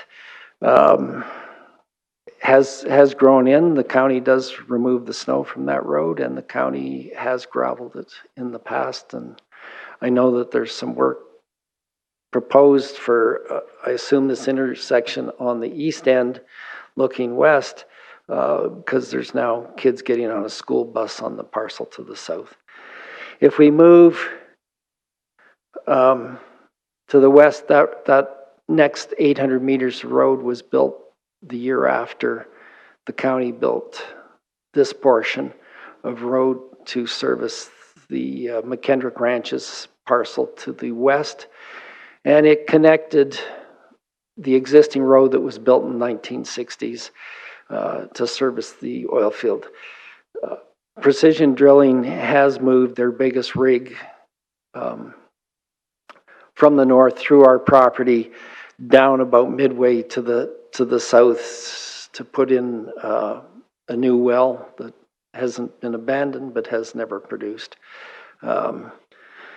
So we've lived with natural gas, and we continue to expect that production on the well on our site, the bottom is not on our site, but the pad will continue for another 20 years. It was drilled in 1975, and the first quarter of this year, it still is producing 800 MCF per day, and virtually no expense. They re-enter that well every 5 to 10 years just to do a service, but there's never any problems. And the estimate I got last week from somebody in the business, actually two somebodies in the business, was they can't believe a well this old is still producing this way. So the field will continue, and we will continue to live with it. In terms of my son's Berry venture, when we bought the property in 1994, maybe I can put up this map of the property. There was a road maintained on the county map of 1994.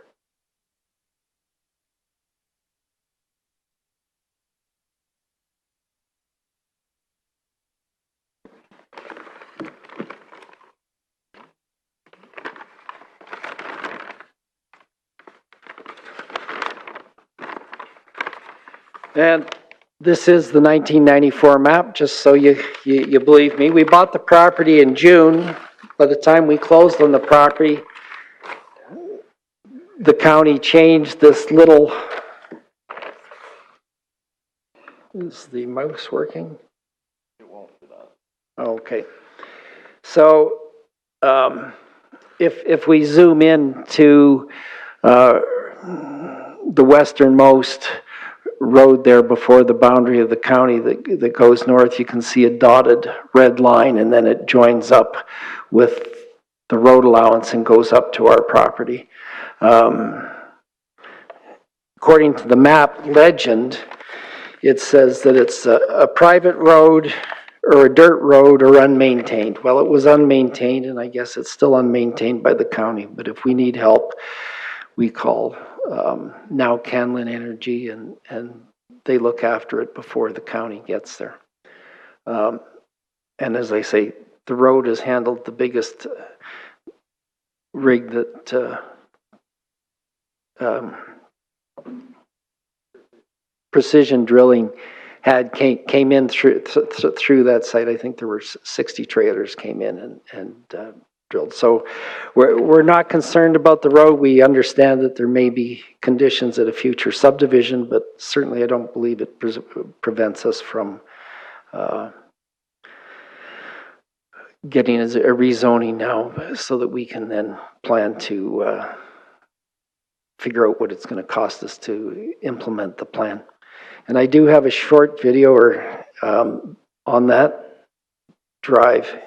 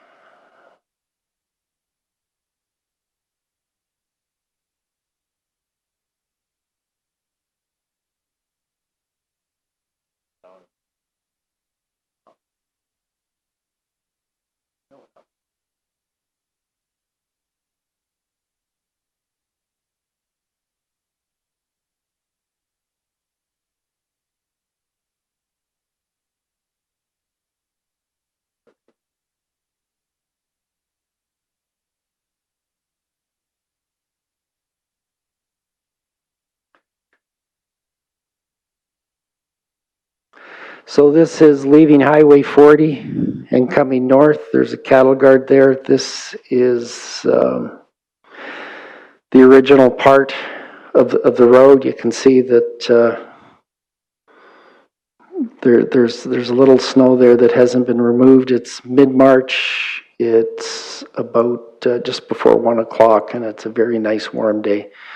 The first left turn that you get to here is where the yellow line works on the map that administration presented, the road that the county built 8 to 10 years ago.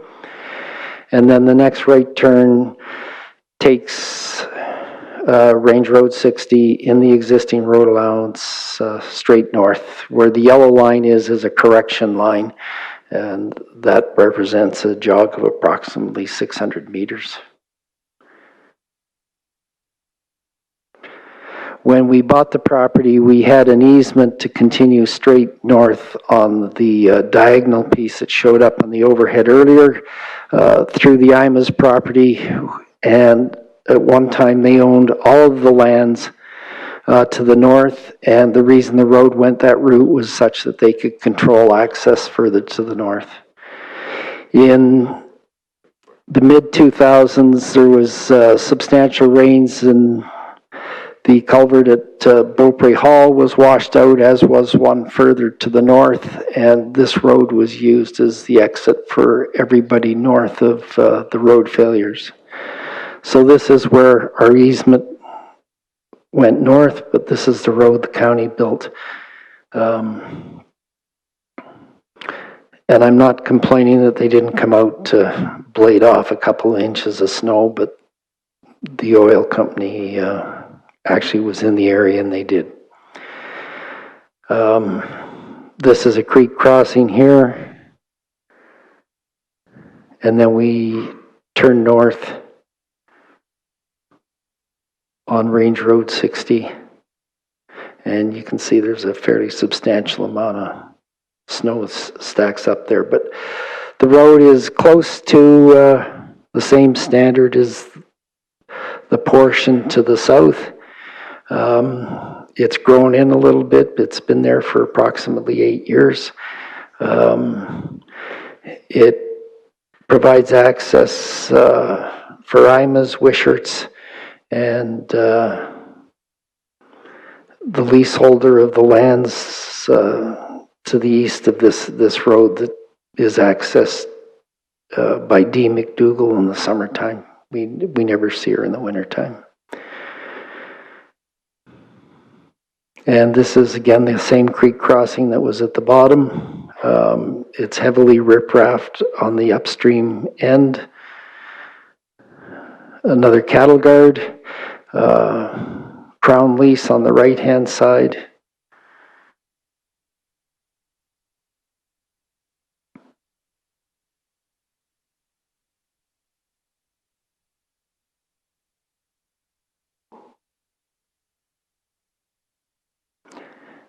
We've got a pipeline crossing coming up here just where the trees open up, where the main line for the field shifts. And then we've got a cattle guard on the boundary between the Wisharts and the Imas lands. And there's a road here to the right, which is the road that Precision took their rig up to drill a hole on top of that hill. 4,500 meters.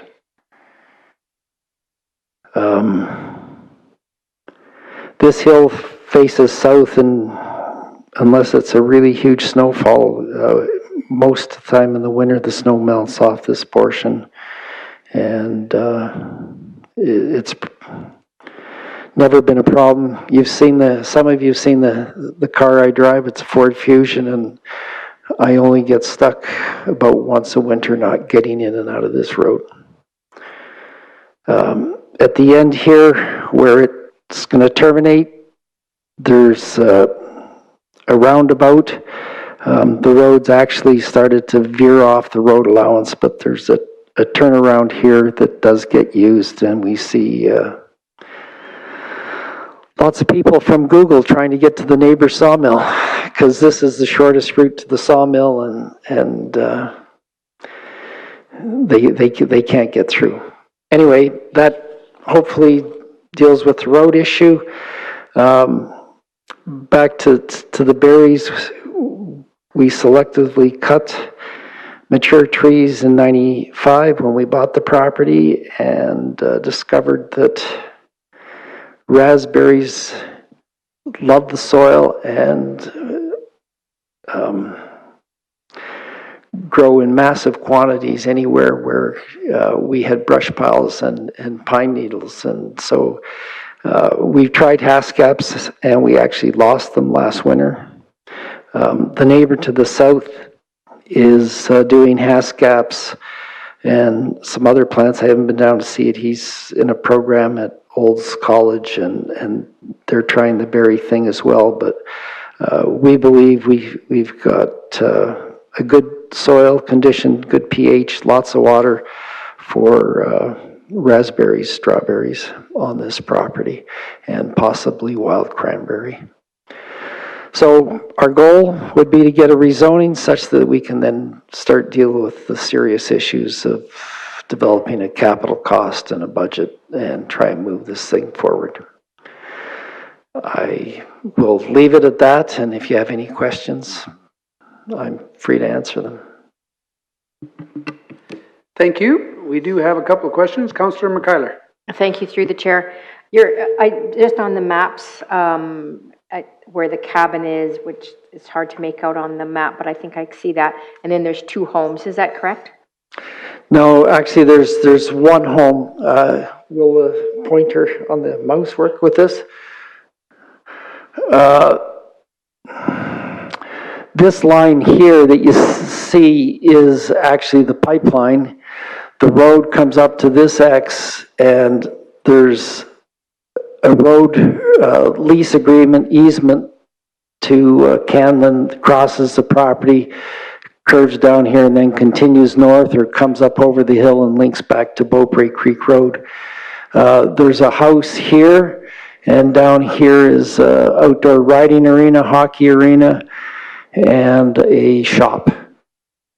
Perfect. So those buildings, though, are located within the setbacks as mandated by Government of Alberta? The house meets the setback. The cabin is up in this area here, It was pre-existing. It may or may not meet the setback, but it isn't really used for a whole heck of a lot.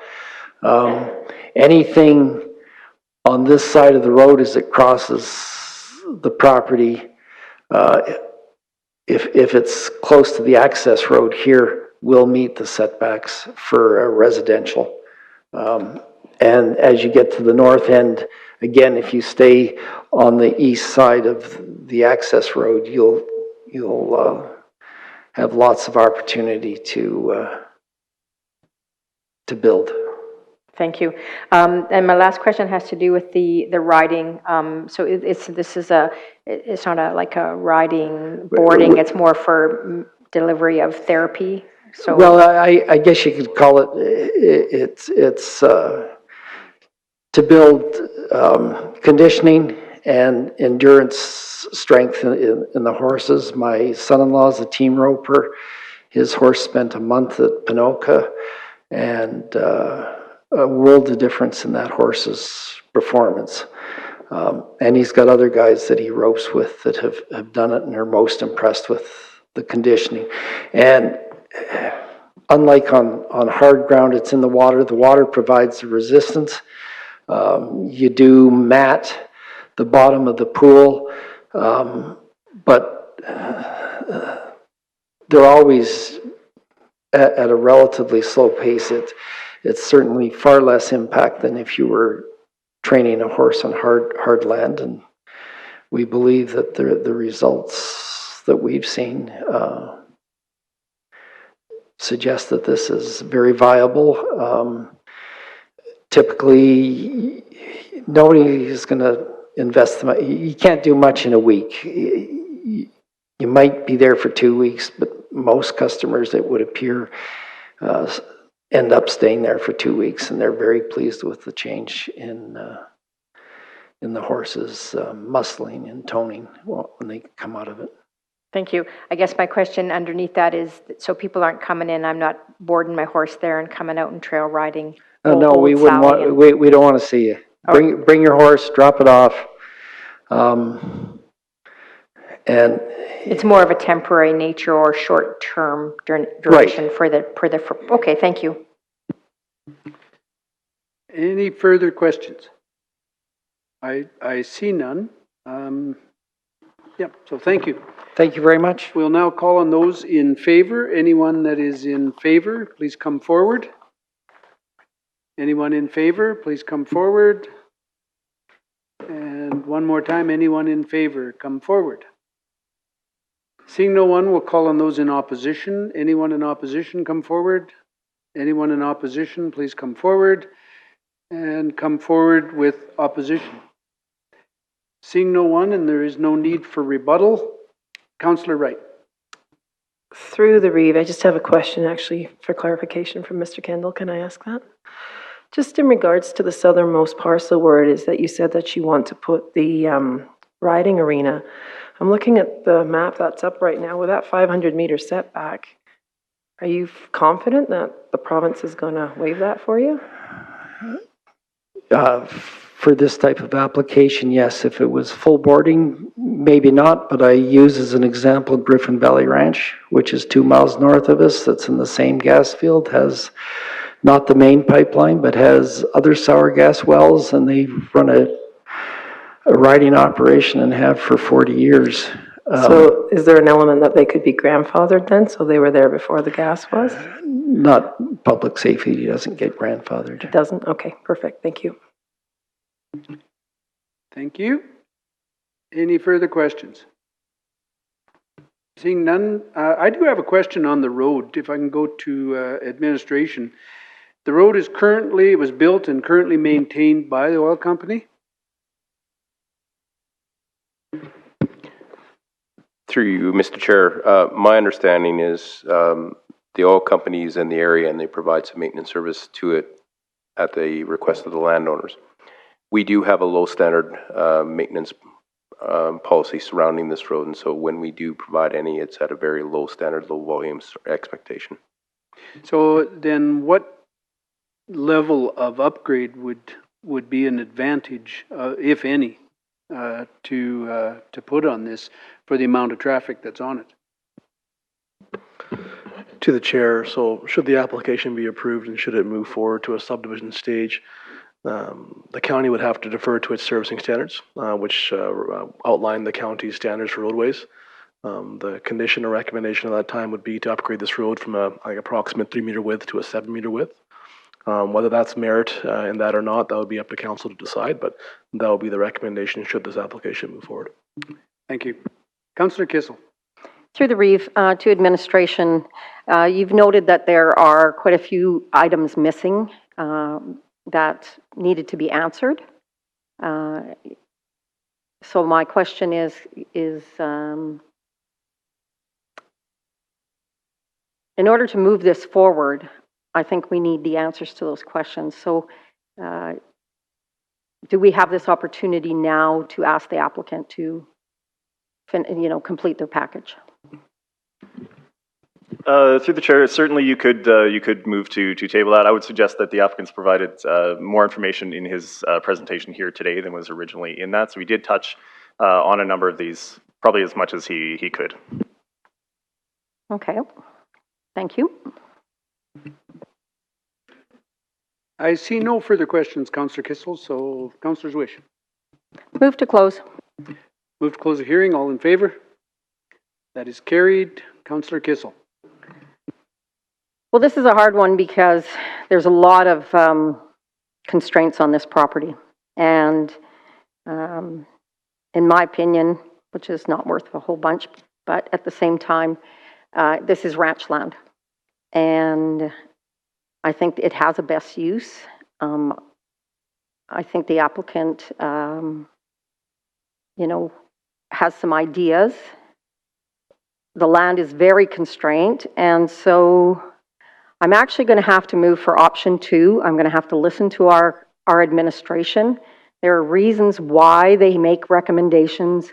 There are reasons that they check all our policies and follow the procedures. And so, given that, today I'm going to move for option number 2, that the application PL 20180154 be refused. Any comment? Councillor Hansen.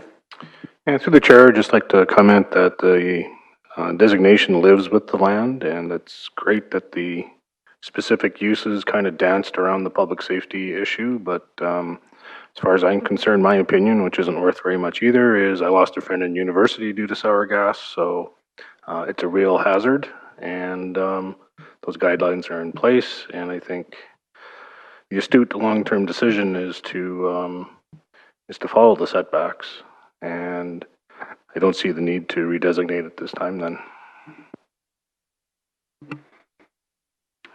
I see no further questions. I am not going to support that. I think that the rationale for the development or for the proposal was justified, and I think there's ways to work around the setbacks, especially on the bottom parcel, even if they had to move their proposal was going to be, if it was not relaxed, there's lots of room on the west side. So just an access road to get over there. So I won't be supporting that, but I see no further questions, so I'm going to call the question. All in favor? Recorded vote? In favor. In favor. Opposed. Opposed. Opposed? Opposed. In favor? Opposed. Opposed. And that fails. So we need another motion. Councillor Comanche? No. Councillor Kissel? Given that that's failed, and obviously I can see my council would like this to move forward, so I will move for option 1, that bylaw C78762019 be given first reading. Motion for first reading. All in favor? That is carried. And Deputy Reeve Schul. I'll move motion 2, that bylaw C7876-2019 be given second reading. Motion for second reading. All in favor? And yep, that is carried. Councillor McKeiler. Thank you. I move that bylaw C 78762019 be considered for third reading. Consideration of third, all in favor? Did you have your hand up? Yep, good. All in favor, that is carried, and Councillor Kissel. So I guess I'm going to make motion number 4. I still, I have to allow my council to make their own choices.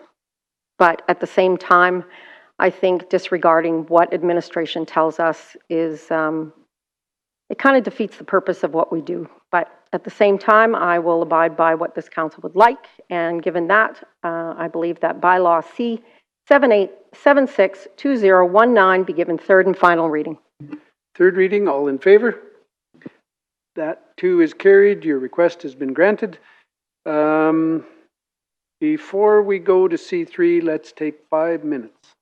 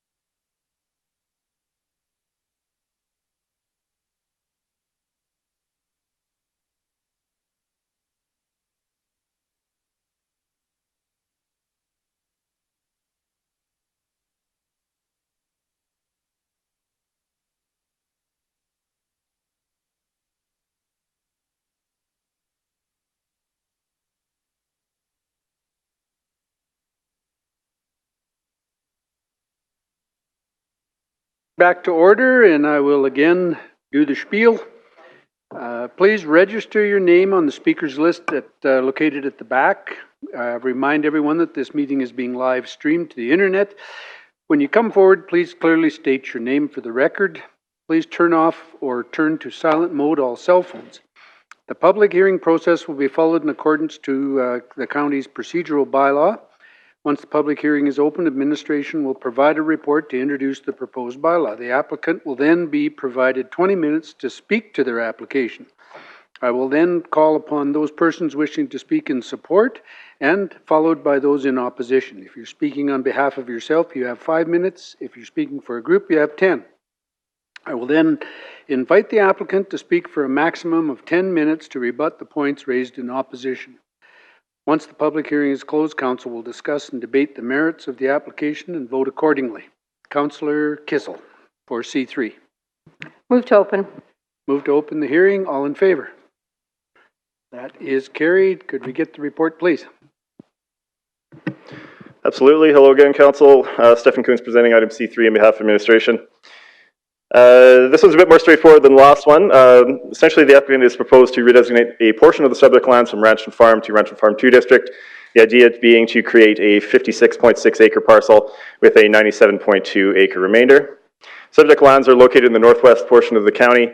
They are just north of Township Road 284 and to the west of Ranger Road 44. Mountain View County here, about 2 miles to the north.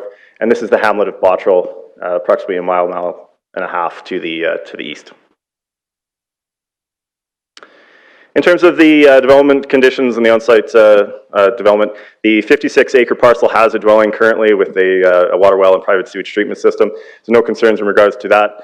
The remainder is over 30 acres in size and agriculturally designated, so it doesn't need to account for servicing at this time, but obviously anticipated that that would be private sewage treatment system and water well as well. In terms of the policy analysis, there was a first parcel out taken out of the quarter section in 2014. So this residential 2 district parcel here was the first parcel out. So this application has been submitted with respect to the newer distinct agricultural application or agricultural policies again. And again, the planning rationale, demonstration of the need, assessments of the proposed parcel, and the impact have not been provided. So this application has been recommended in accordance with option 2, refusal. And I do have, so that concludes the presentation, but I do have a video prepared for this one. So video begins facing north. We are just inside the property line on the subject lands. As we pan to the east, this is Range Road 44 comes into view, and the adjacent lands across the road. Now facing east on the adjacent lands. Continuing to the east, that's a general vicinity of the hamlet of Bottrell in that direction. As we continue to the south here, the subject lands come onto view, and that dwelling there would be the residential 2 district parcel that was created in 2014. Continuing to the west, down at the bottom of that hill, and you can actually see that dwelling in those buildings, that is the 56 acre parcel. And here we're facing west onto the remainder. Continuing north, again, the subject lands. And concluding facing north on the subject lands. That concludes my presentation. Thank you. Thank you. We'll now call on the applicant to come forward.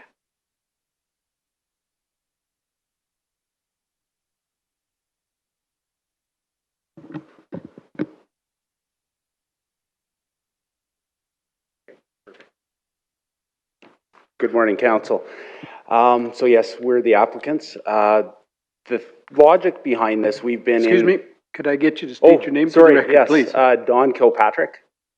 So we're the applicants. Logic behind this, we've been county residents and working in the county since 1996. We started off in Cochrane, moved out onto Grand Valley Road, which is northwest of Cochrane, as you all know, and we had 20 acres. We found it was too big for what we needed, or sorry, too small for what we needed. We had horses and our daughters into the equestrian, so we bought a quarter section.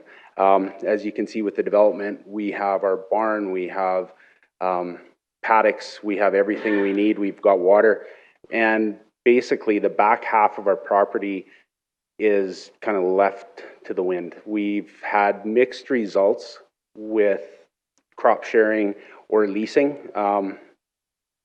And really at the end of the day, it would be better suited for someone that has a use for it. We don't use it. We really have no intent on ever using it. We're not farmers. Our 60 acres up front is ideal for what we need. As far as the shape of the property, it was one thing when we had our surveyors come out there and look, and he said, well, maybe you want to subdivide it this way or that way. The logic behind kind of that trapezoid shape we have there is the pipeline. It cuts the pipeline, which is highlighted right now, cuts across our property. We've left that entire pipeline on the section that we are asking to subdivide off. Reason being, if somebody comes in there and wants to do, a small operation with horses or cattle or whatever, that pipeline revenue equates to about $15,000 a year, which is pretty, it's a good chunk for somebody that wants to, get into agriculture on a smaller scale. Whether they put some barns in there, do pigs, or they put some barns in there, do cattle, horses. There's great building sites, there's tons of water, and it does about $25,000 worth of hay. Like I say, if I was a farmer, it'd be great, but we're not. And 2 of the last 3 years, we've had weeds out there.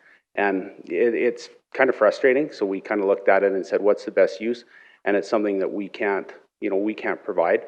We don't want it to be anything other than, either agricultural holdings or ranch and farm, because we live there too. So we want to make sure that whatever use it is kind of falls with what we'd want to be a neighbor with. So yeah, we ask that you guys would look at our proposal and, rule accordingly. Thank you. Any questions? Councillor Hanson. Just be a sec. Said in our package that development in the vicinity of the pipeline infrastructure may require pipeline remediation. What do you think that meant? Everything going through there is sweet, so there is no setback. As long as you're outside of that yellow, you are okay. There's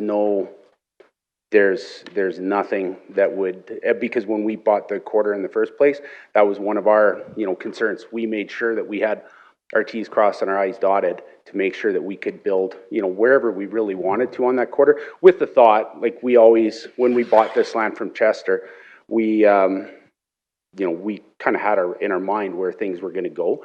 But as soon as you hear, well, there's a pipeline, as Bruce's land would show, we wanted to make sure that we were, able to basically build where we wanted. And the only constraint is that you cannot be on that. And that is the setback, right, as you see it. Yes, no, I understand that. It's an active pipeline. It's just the word pipeline remediation had me a little bit confused. Maybe it's more a question for administration. Sure. Through the chair, yes, if I could just elaborate on that. So you'll see the reference to the 200 meter within the setback. Essentially, that's when they get notified. These setback regulations kind of go both ways. One, if there's an existing pipeline, obviously that's they may restrict development from being located in an area. But if you think about it the other way, if there's a dwelling existing and a company wants to put a pipeline, they may have to do different levels of how that pipeline, like the safety precautions that are in that pipeline, in order to accommodate the existing areas. So essentially what they're saying is we just want the opportunity to have a look at this. If there is something in the area, we may have to upgrade it. But in this case, they refer to it and they don't have to upgrade anything. But essentially that's what that's referring to. All right, thank you.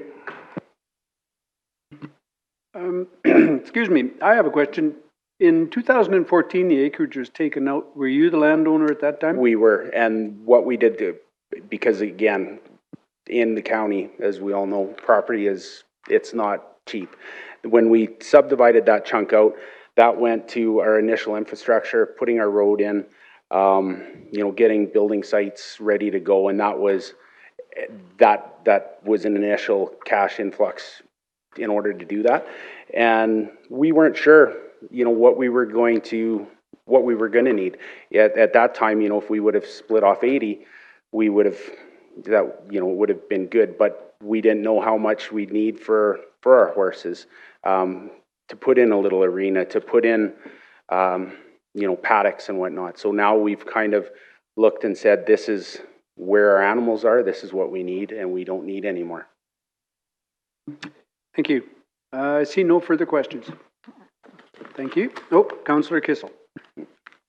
Just a question, and why did you choose an R2 designation for that piece of land? When you chose to take it out? That was what we were directed, I guess, from county. As far as R2, I don't want to see, you know, personally, we're out in the country to be out there with our horses and have ag. Whether it was agricultural holdings or R2, if somebody wants to come in there, someone might just take it and farm it and just run hay on it. But someone might want to come in there, put a dwelling on it, and, you know, have their 10 horses. So I guess it opens it up to a lot of different uses. Again, when we said this is what we would like to do, you know, county kind of said, not you speaking for you guys, but we were kind of directed that would be the best use. Thank you. I believe administration would like to say something. Yeah, through the chair, if I could just elaborate on that. Currently, if that were to come forward now, they could just remove that through subdivision, but at the time, that was the process. So there was no dwelling in that location. If their proposal was to create one, it was to designate a portion to residential 2 and then subdivide that out. So that indeed was the correct process at the time. Thank you.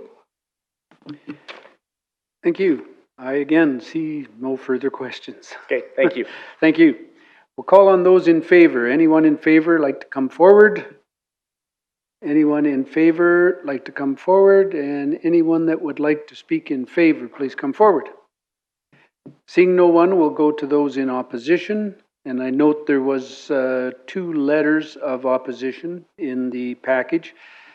Anyone in opposition like to come forward? Anyone in opposition, please come forward. And seeing no one, the applicant does have a chance to rebut what you read in, if you read it in opposition and you pass. Councillor's wish. Move to close. Move to close the hearing. All in favor? And we are closed. We'll go to Councillor Kissel.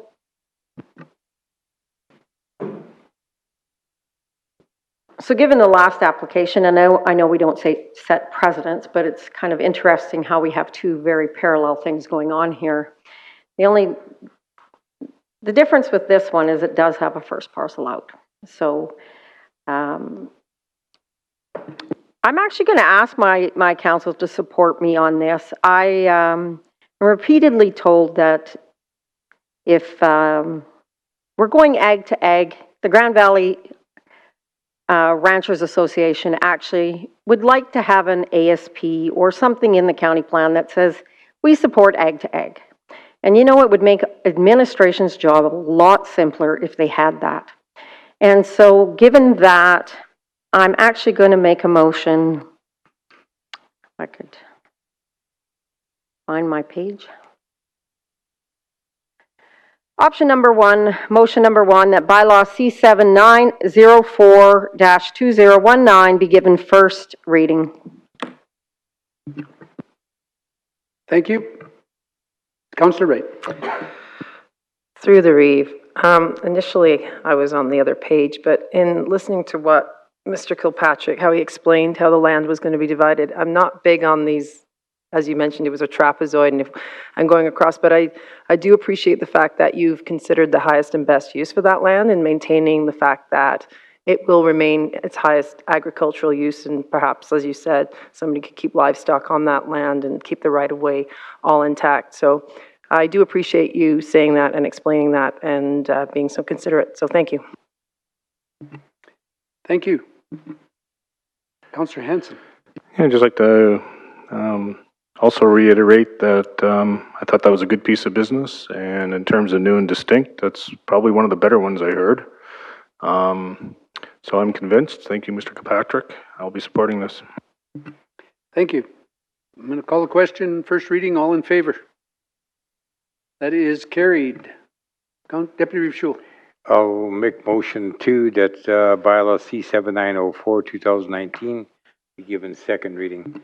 Second reading, all in favor? That 2 is carried. Councillor Hanson. I'd like to make a motion that bylaw C7904-2019 be considered for third reading. Consideration of third, all in favor? That is carried. And Councillor Kissel? I'll move motion number 4, that bylaw C7904-2019 be given third and final reading. Third reading, all in favor? That is carried. Your request has been granted.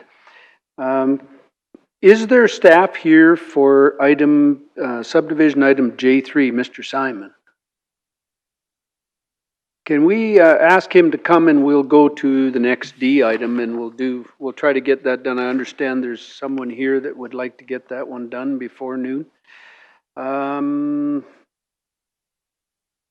Oops.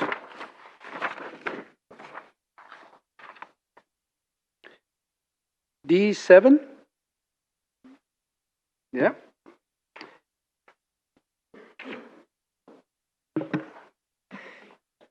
Good morning, Council. Sue DeCon, Recreation Parks and Community Support.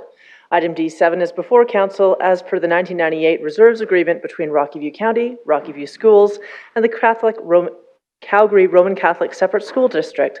Cash in lieu monies allocated to each school authority are held and maintained in a reserve fund that is administered by the municipality.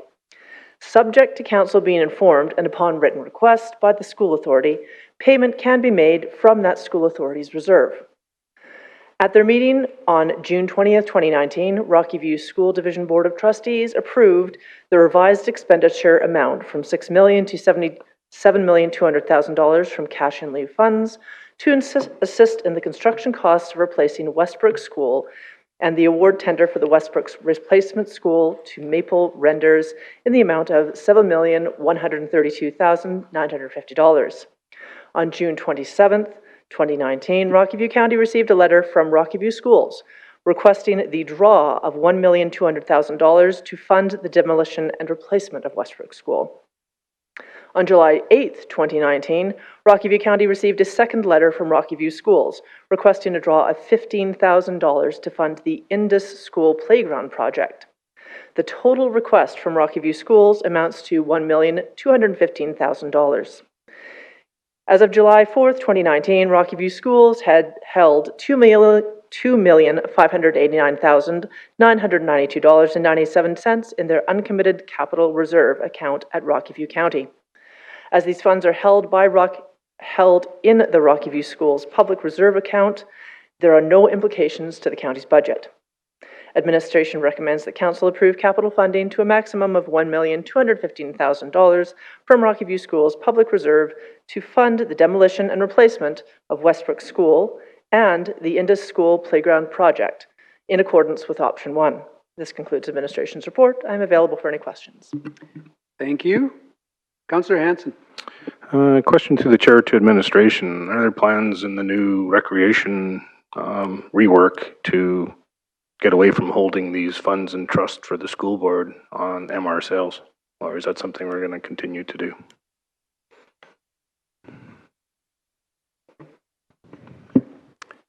Through the chair to Councillor Hanson, a lot of it will be determined by the agreement.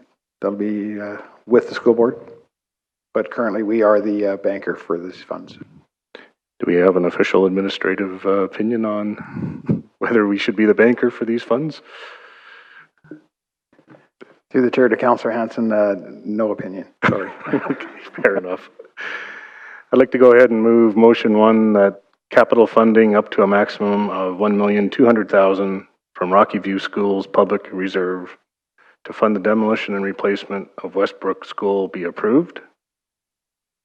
And motion 2 that capital funding up to a maximum of $15,000 from Rocky View Schools Public Reserve to fund Indus School Playground project be approved. Thank you. All in favor? That is carried. Thank you. We'll go to Mr. Simon and J3, and I need a motion from Councillor Kissel to allow the applicant to address council. I'd like to move that the applicant be allowed to address council. All in favor? Recorded vote. Councillor Kamachi. In favor? Opposed? In favor? Opposed? In favor. In favor. In favor. In favor. And once the report is done, we'll have the applicant come forward. Mr. Simon. Morning, Council. Paul Simon representing Planning and Development Services. Item J3 is with respect to an agricultural subdivision in Division 9. It's looking to create a 20.6 acre parcel with a 20.6 acre remainder. So as discussed, the subject lands are located within Division 9, just west of Highway 40 and north of Highway 1A. Subject lands are designated agricultural holdings district. They were successfully redesignated under the newer distinct agricultural use. They are surrounded by agricultural lands. They're currently developed with one dwelling on the eastern parcel here that's accessing off of Highway 40. They're separated by an existing water body. Lands are relatively flat. They do not, the topography does not appear to inhibit any further development for agricultural purposes. The application was circulated to 15 adjacent landowners. No letters in support or opposition were received. So here's the proposed tentative plan along with some approval conditions that are of key note for council. So as a condition of approval, the applicant is required to upgrade Range Road 55 to a regional low volume standard. The applicant is required to pay TOL as well as municipal reserves. Given that further subdivision potential is not supported right now under the policies of the municipal development plan, I believe the applicant did submit a letter indicating that they do wish to contest these conditions. Overall, there's no other conditions that are really of anything outside of the norm for an application of this nature. Therefore, administration recommends approval in accordance with option 1. Thank you. Thank you. Could we have the applicant come forward and tell us about your issues?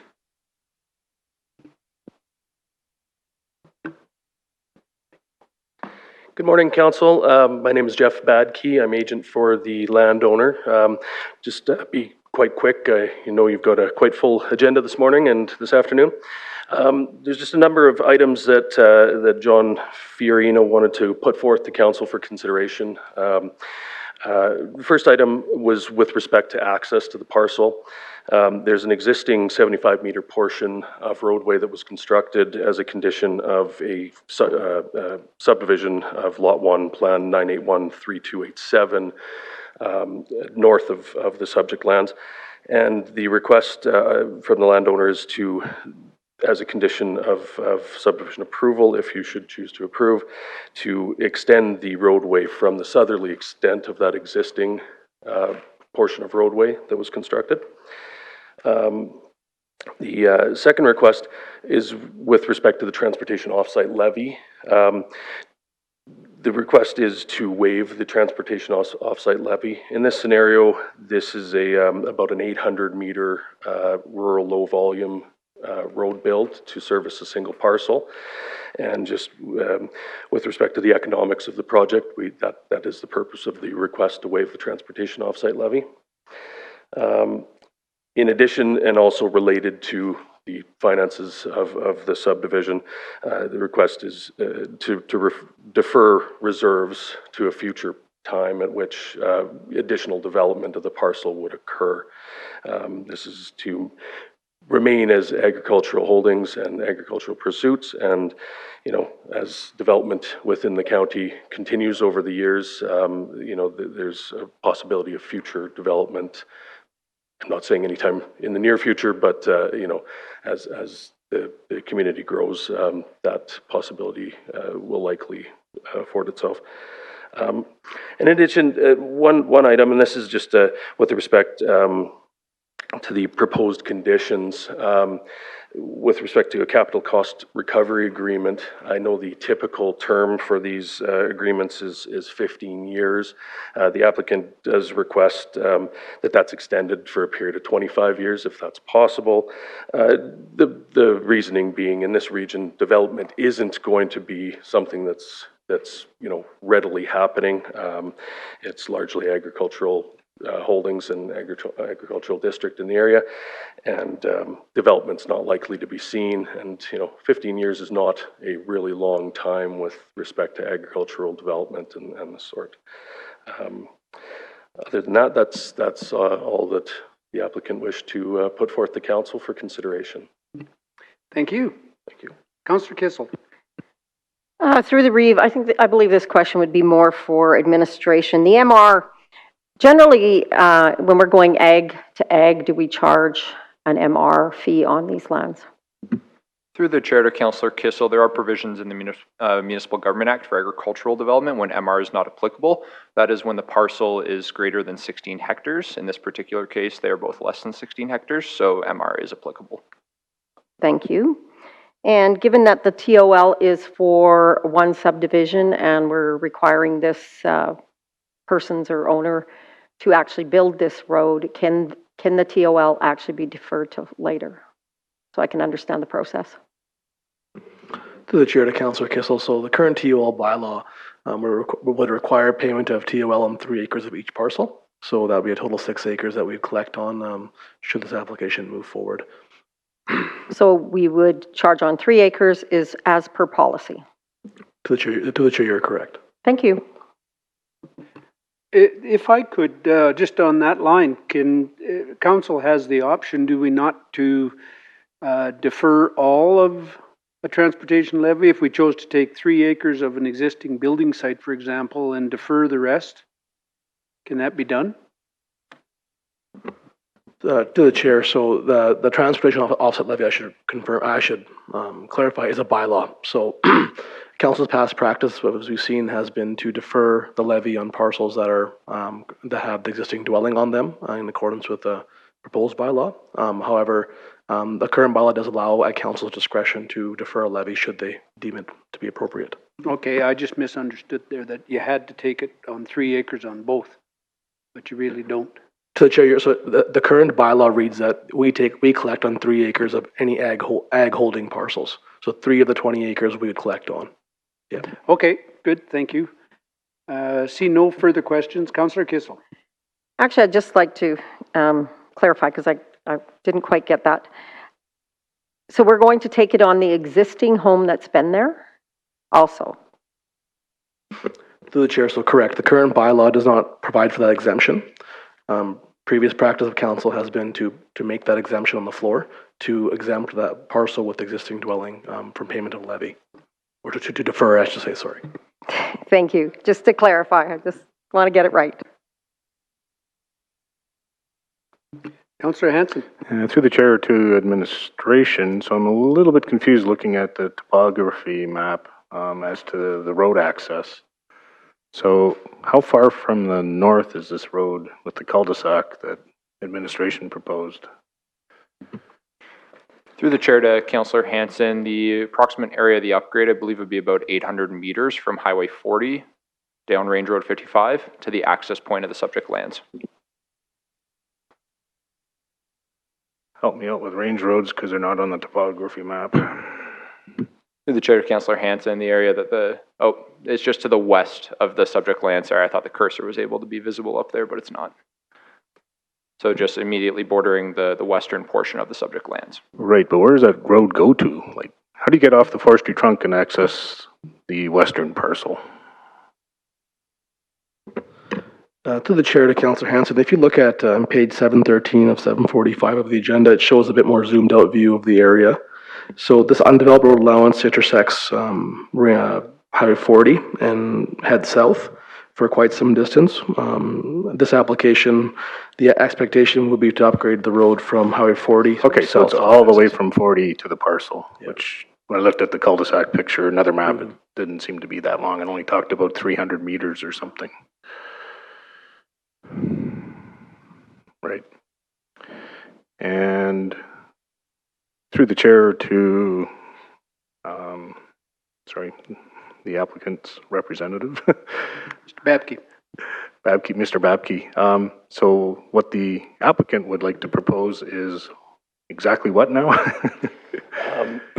What the applicant would like to propose is to construct from the end of the existing 75-meter portion of the range road, which starts at Highway 40 and terminates just into, unfortunately on the topography map you can't see that, but approximately where the driveway, if Paul, could you put your icon up to that house that's in the triangular parcel up to the north, just a little bit further up? Yeah, right there.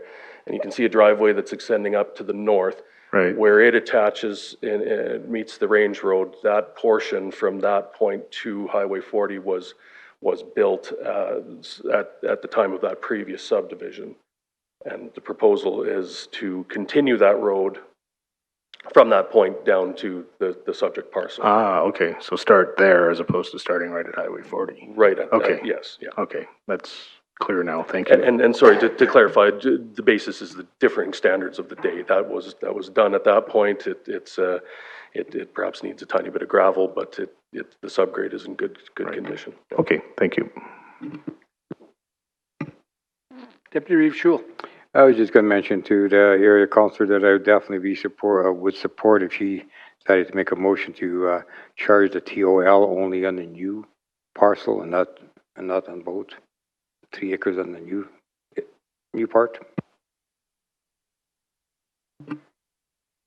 Councillor Kissel. We need a motion. Sorry, move to close. Oh, It's not a public hearing. sorry. We're Just- closed. We're closed. It's been a long day, and what time is it? Okay, so this application, I completely understand why it's here and what the plan is.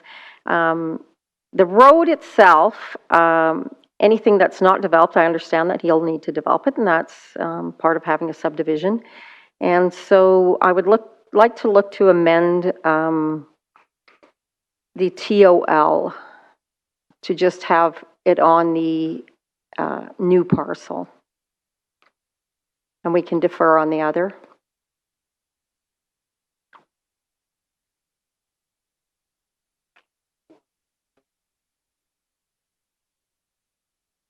And then if we could do the road from the existing road that somebody else has already built to just his property as an upgrade, I think that's a fair ask.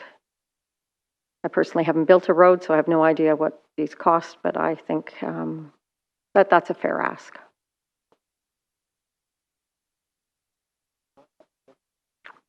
Does administration want a few minutes to do this? Can we stand at ease, Reeve? Sure, we will. Stand at ease.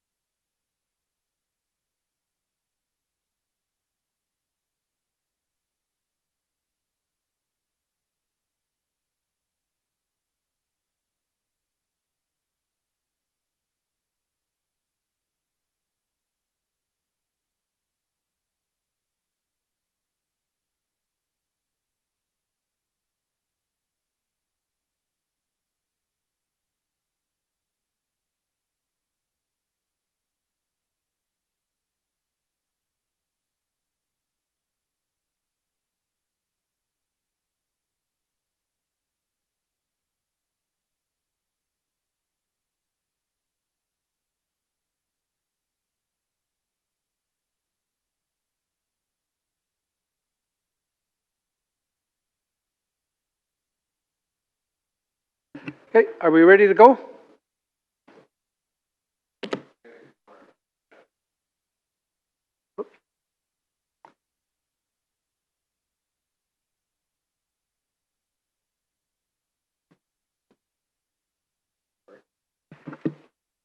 Councillor Kissel. I'd like to move that condition 6, transportation offsite levy in Appendix B, be amended to read as follows. The owner shall pay the transportation offsite levy in accordance with the bylaw C7356-2014.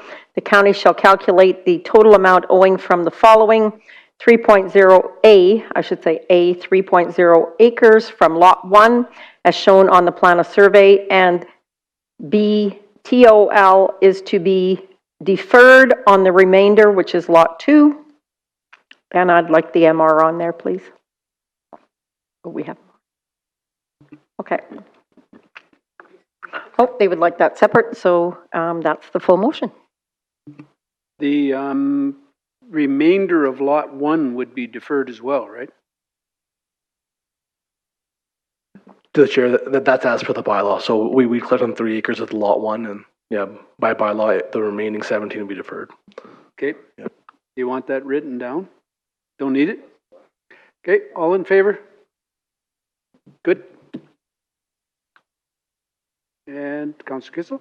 And that condition 8, municipal reserves in Appendix B be amended to read as follows. The provision of reserve in the amount of 10% of the area of Lot 1 as determined by the plan of survey is to be provided in payment of cash in lieu in accordance with the per acre value listed in the land appraisal prepared by Alford Appraisals Services Limited, file number 20502 RKE, dated June 1st, 2019, pursuant to the Section 6663 of the Municipal Government Act.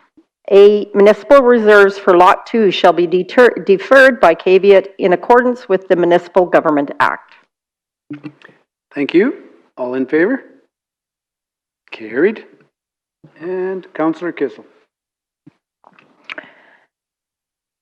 And that condition 2 of Appendix B be amended to read as follows. The owner shall enter into a development agreement pursuant to Section 655 of the Municipal Government Act in accordance with the approved tentative plan and shall include the following: the construction of a regional low-volume gravel standard within the road right-of-way of Range Road 55 from the existing end of the gravel road, Range Road 55, to Lot 1 in accordance with the county servicing standard of Alberta and Alberta transportation requirements as shown in the tentative plan, which includes but is not limited to: A, complete a cul-de-sac bulb at the termination point of the road; B, dedication of necessary easement and right-of-way; and C, appropriate signage.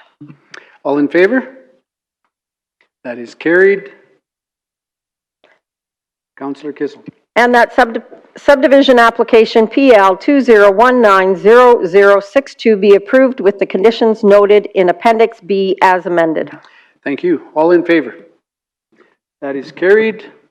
And we'll go to J1.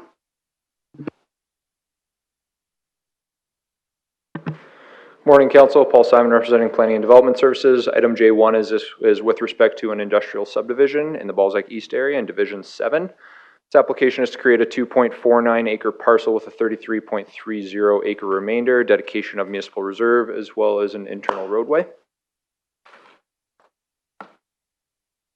Subject lands are located within Division 7 in the Wagon Wheel Industrial Development. They are south of Highway 566 on the west side of Range Road 292. They are designated Direct Control District 99, which allows for a multitude of commercial and industrial uses. They are surrounded by existing commercial and industrial lands. The site is currently undeveloped. It is relatively flat topography. We don't see anything that would inhibit future development for industrial commercial purposes. This is taken from the Wagon Wheel development concept in the conceptual scheme. You can see this is the ultimate subdivision concept. Now this conceptual scheme is a little bit old.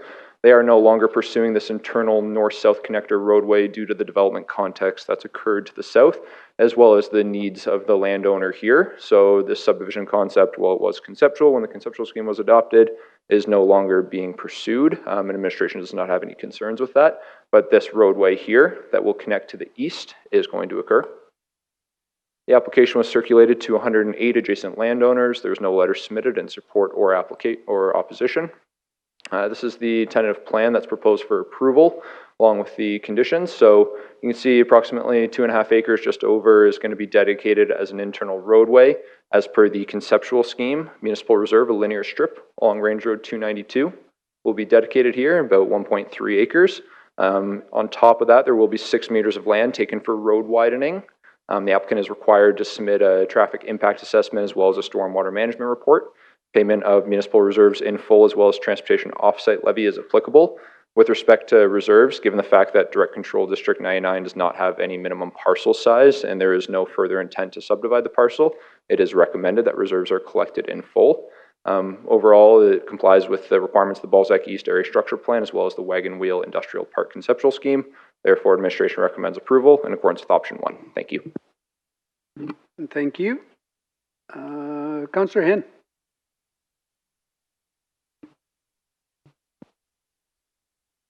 Actually, I will just tell all of administrative staff that we are going to finish the subdivisions off and then break for lunch. So just to give you a heads up. And council.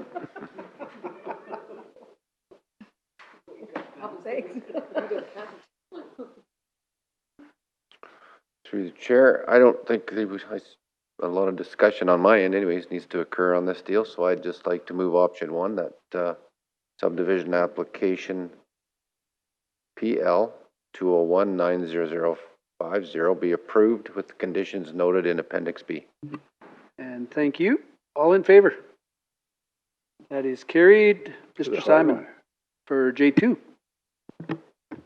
Again, Paul Simon representing Planning and Development Services. Item J2 is with respect to a residential subdivision in the Bearspaw area. Applicant's looking to create a 3.51 acre parcel, a 3.59 acre parcel with a 2.17 acre remainder. So the subject lands are located within Division 8 in the boundaries of the Bearspaw ASP. They are just west of 12 Mile Coulee Road, south of Bearspaw View. Lands are designated residential 1. They are surrounded by country residential lands. You can see the existing development context within the quarter there. They're currently developed with 1 dwelling, kind of on the northern portion here. The topography slopes away from the northeast corner of the lands. However, due to the size of the parcels, there does not appear to be any limitations with respect to further residential development. The application was circulated to 131 adjacent landowners. There were no letters in support or opposition submitted, but I would like to note that the applicant did submit a letter with respect to the application that is included in the agenda package. The letter specifies their preference with respect to the conditions of approval. So here's the tentative plan that administration is recommending. You'll notice in the agenda package there are 2 condition sets for council to consider. The main difference between the condition sets is the administrative recommended conditions include the requirement to do a gated emergency access road within this 12.5 meter right-of-way area. It would be I believe a 7 meter gated emergency access road. And this is due to the fact that in policy 411 of the servicing standards, given the fact that there is greater than 10 lots being created as a result of this subdivision where there's only a single access point, secondary access for emergency provisions is required. Should be noted in policy 411, it does give council the ability to waive this condition or this requirement at the time of subdivision. This is reflected in option 1, which is the preference of the applicant. Furthermore, the Bearspaw ASP does restrict the use of panhandles, which is being proposed here. However, administration does feel that the intent of these policies that are there to ensure that a future internal roadway can be constructed is met, given the fact that with the previous subdivision, this area here that's dotted represents a road acquisition agreement.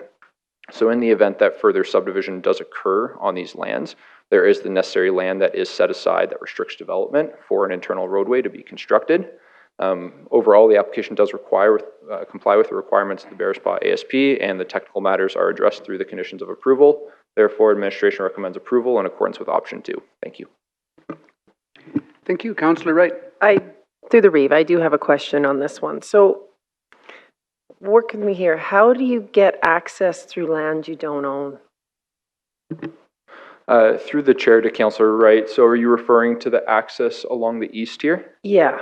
That is an AltaLink site, and they would be required to get a public access easement agreement to be registered if it was not dedicated as a public roadway, which would likely be the easier option with respect to the conditions of approval in option 2 that require that gated emergency access, but an easement would be required from the landowner there.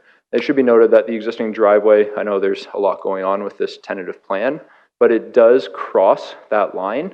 In my review of the file, I did not see anything with respect to an existing easement, but I do believe it is a long-standing driveway that has been used to access the subject lands. But you are correct, an easement would be required.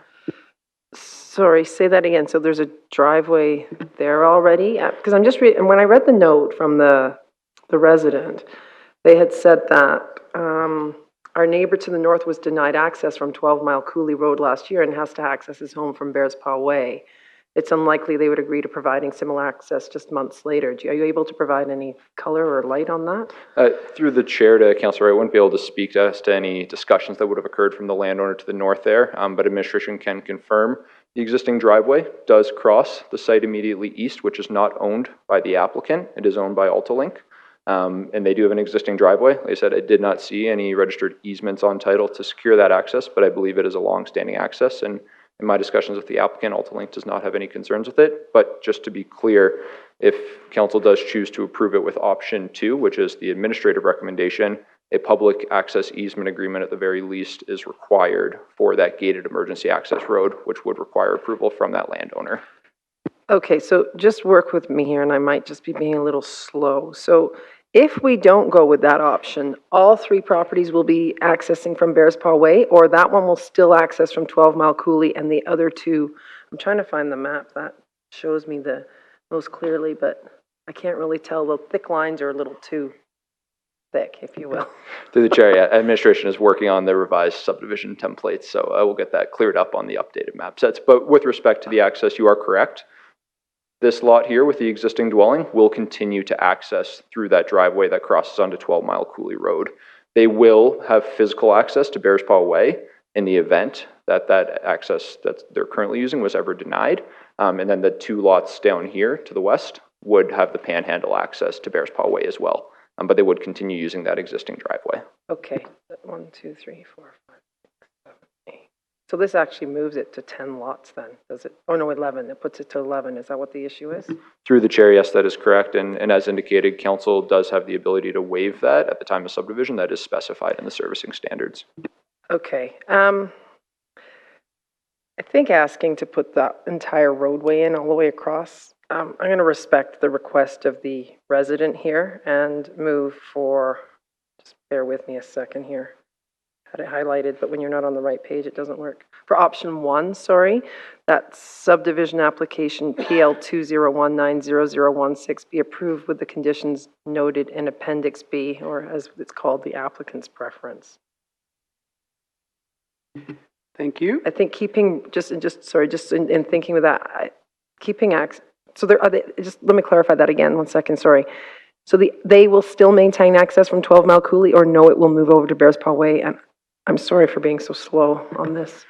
Through the chair to Councillor Wright, the applicant's intention is to continue accessing the parcel after subdivision the way they're accessing today from 12 Mile Cooley. Yeah, so I'm going to stick with what I have there. That subdivision application PL 201900016 be approved with the conditions noted in Appendix B. Thank you. Councillor McKeiler. Thank you, through the chair.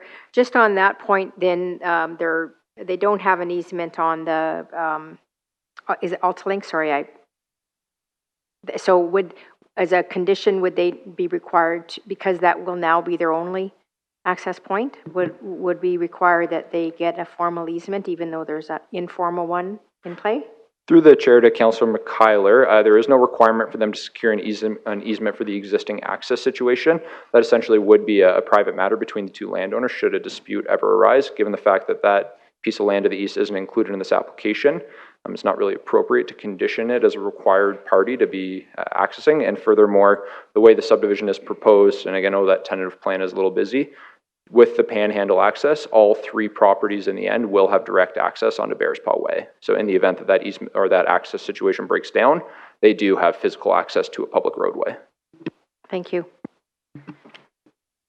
Seeing no further questions, we'll call the question. All in favor? That is carried. We'll stick with Mr. Simon here for J4.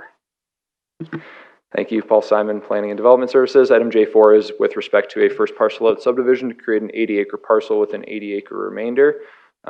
Just to clarify as well, council is probably curious as to why this application is coming before them and does not qualify as a delegated decision. That has to do with the fact that this is technically a parcel without access, and due to the infrastructure that's required through the conditions of approval, council is the decision-making authority for this. So the subject lands are located within Division 1 in an agricultural area of the county. They are south of the town of Cochrane and west of Highway 22. Designated ranch and farm district, and they are surrounded by agricultural lands. You can see the town of Cochrane here to the northeast. Existing development context, currently undeveloped. You can see the subdivision design kind of cuts across diagonally to account for the existing topography. There are steep slopes towards the eastern edge of the property line. The application was circulated to 4 adjacent landowners. There were no letters received in support or opposition. So referring to that infrastructure upgrade, it would be upgrading Range Road 43 to a regional low volume gravel standard with a cul-de-sac. MR and transportation offsite levy are not applicable as it is a first parcel out. I do want to confirm administration has spoken with the applicant who is well aware of the requirement to upgrade the road and did not submit any letters to contest that condition. So overall, administration recommends approval in accordance with option 1. Thank you. Thank you. Councillor Kamachi. I would like to make a motion that subdivision application PL 20190024 be approved with the conditions noted in Appendix B. Thank you.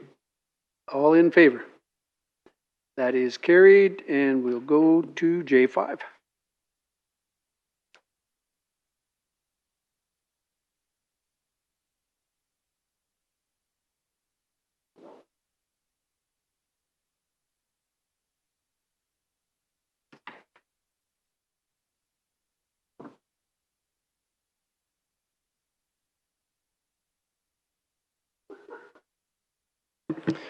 All right, hello again, Council. My name is Stefan Kuntz, presenting item J5 on behalf of administration. Purpose of this application is to create a 20-acre parcel with a 99.97 acre remainder. Council may recall this application from November of 2018 when it was redesignated, or this portion of the lands was redesignated from ranch and farm to agricultural holdings district. Subject lands are located within the community of Bearspaw. This is the country residential area here, and obviously transitions to agricultural uses here to the northwest of the city of Calgary. So generally no technical concerns regards to this. The 20-acre parcel has a dwelling and a number of outbuildings. They're serviced by a private sewage treatment system and water well. The adjacent remainder parcel is over 30 acres in size and agricultural use as well, so it's not required to account for servicing.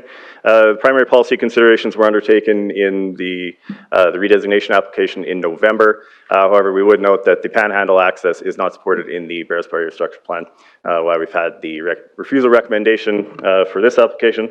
Obviously, the subdivision authority has the authority to vary that decision. So that concludes my presentation. Thank you. Thank you. Councillor Wright. Through the Reeves, I just have a question with this application.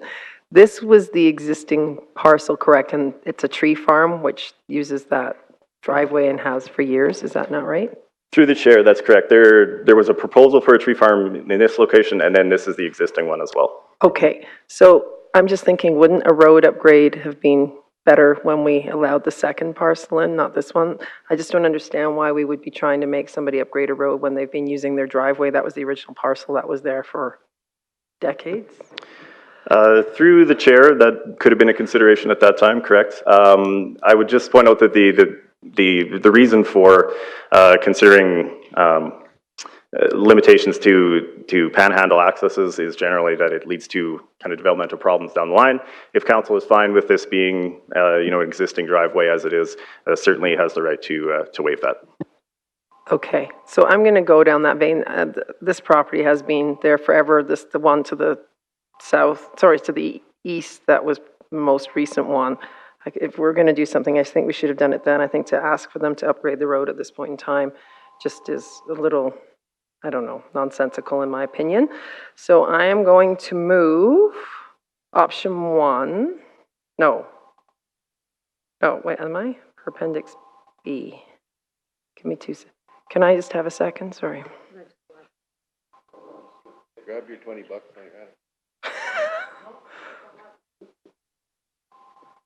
So B is saying,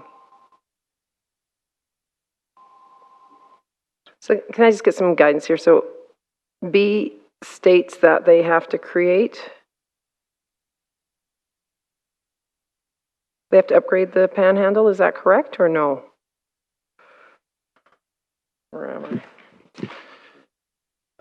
Through the chair, there is no requirement in the conditions for the road upgrade. Essentially, it just is as they've proposed to continue using that panhandle. Okay, so that's what, if I move with option 1, that's what's going to happen, correct? That's correct. Okay, I just wanted to make sure that we didn't end up inadvertently messing that up. Okay, so option number 1, that subdivision application PL 20190023 be approved with the conditions noted in Appendix B. Thank you. All in favor? That is carried. What have we got going on at noon, at lunch? Is there presentations? I know one got canceled. Mr. Members of Council, I believe there is there's an update. It eludes me right now what the update is, but there is an update coming to council on, I believe it's on a water drainage issue on the west side. And would we have time for an in-camera should council decide that we could? Absolutely. Item K1 shouldn't take very much time at all. Yeah, and I understand they want that done before 5 o'clock anyway, so. Correct. Councillor McKeiler, give us a motion for it to go in camera. I'd like to make, oh yeah, here we go. I'd like that council move in camera to consider the confidential item sales negotiation Airdrie Greater Shed pursuant to the following sections of the Freedom of Information and Protection of Privacy Act. Section 21, disclosure harmful to intergovernmental relations. Section 24, advice from officials. Section 25, disclosure harmful to economic and other interests of a public body. Thank you. All in favor? So we'll go in Councillor Kissel. Oop, there we go. Where that's carried, we'll go in camera and be back, I guess, at 1:30.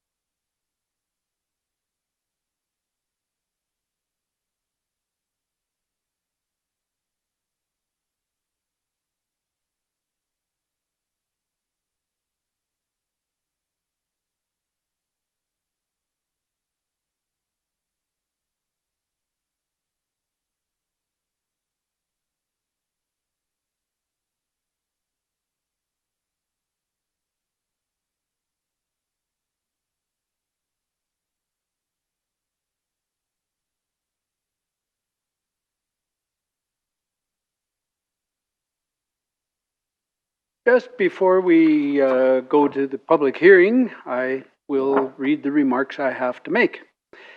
I would ask all Mr. Chair, speakers. sorry, we need a motion to go out of in camera? Oh, yes. Good idea. Could I get a motion to go out of camera? Councillor Hanson. I'd like to make a motion to come out of in camera. All in favor? That is carried. Do you have a motion for us? Councillor Hen? So I will move that administration be directed to proceed with the sale of land as discussed in camera, and that the net proceeds be directed to the recreation reserves. Thank you. Councillor Hanson? Can we make that the same named reserve fund as the ball diamonds came out of this morning? I believe it had a regional friendly amendment. Good. I will agree with the friendly amendment if that's the recreational fund. Yep, that's it. Is that it? Okay, perfect. Yeah, I'll accept that friendly amendment. Thank you. Excuse me. We'll call the question. All in favor? And that is carried. We'll call the meeting back to order. And I'd ask anyone speaking for C4 to register your name on the speakers list at the back. I'll remind everyone that this meeting is being live streamed to the internet. Clearly state your full name for the record before you speak, and kindly turn off all cell phones or turn them to silent mode. Public hearing process will be followed in accordance with our procedural bylaw. Once the public hearing is opened, administration will provide a report to introduce the proposed bylaw. The applicant will then have 20 minutes to speak to their application. I will then call upon those persons who wish to speak in support of the application, followed by those that wish to speak in opposition. If you're speaking on behalf of yourself, you may speak for a maximum of 5 minutes. If you're speaking for a group, you may speak for a maximum of 10. I will then invite the applicant to speak for a maximum of 10 minutes to rebut the points raised in opposition.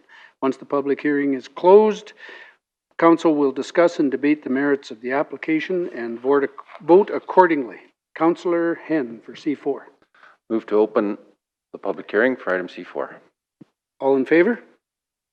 And we're open. Could we get the report, please? Thank you, Mr. Reeve. Good afternoon, member of council. Item C4, it's second partial land use applications located in Division 7.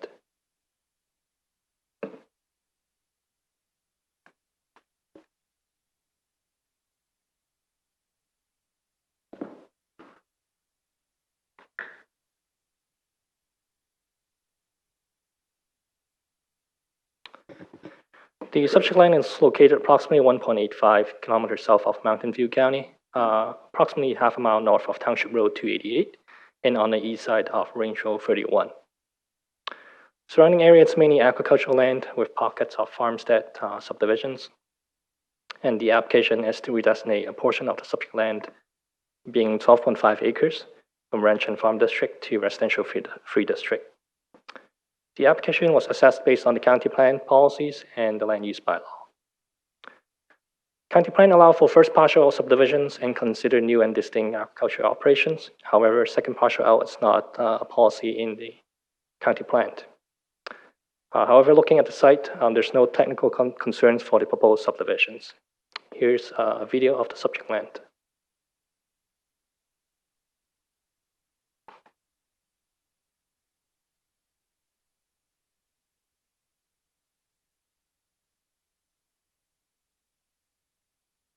Here's the subject land looking to the north. The treated area, it's where the proposed redesignations and subdivisions located. And this is the Panhandle Drive, driving up the subject land.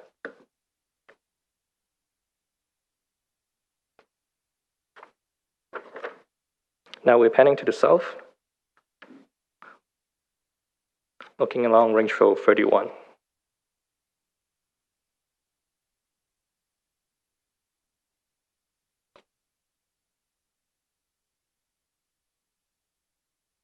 And to the west, it's again mainly agriculture land use in the area.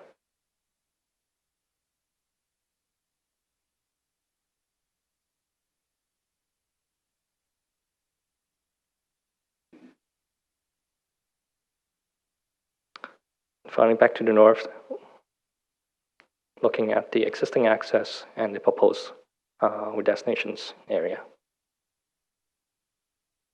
The application was circulated to 14 adjacent landowners. At the time of the report, we didn't receive any letter submissions. However, the applicant did drop off some letter submissions yesterday, and hard copy of the letter submissions are ready for distributions.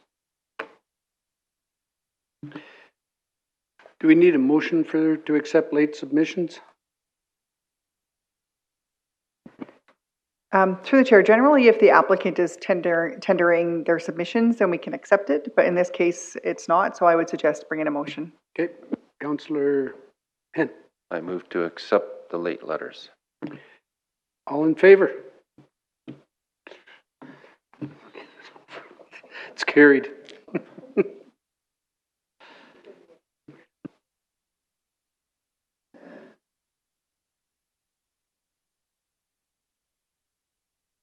So to conclude the presentations, the county plan does not have policy related to second partial L. However, given the situations, there's no technical concern for the proposed redesignation and future subdivisions. That concludes my presentations, and ready to answer any questions. Thank you. Thank you. If we could call the applicant forward to tell us about the proposal. Again, I'll remind you to state your name for the record, please. Thank you. Good afternoon, Dave Swanson, representing Alan and Linda Sharp. They're sitting in the audience with us today.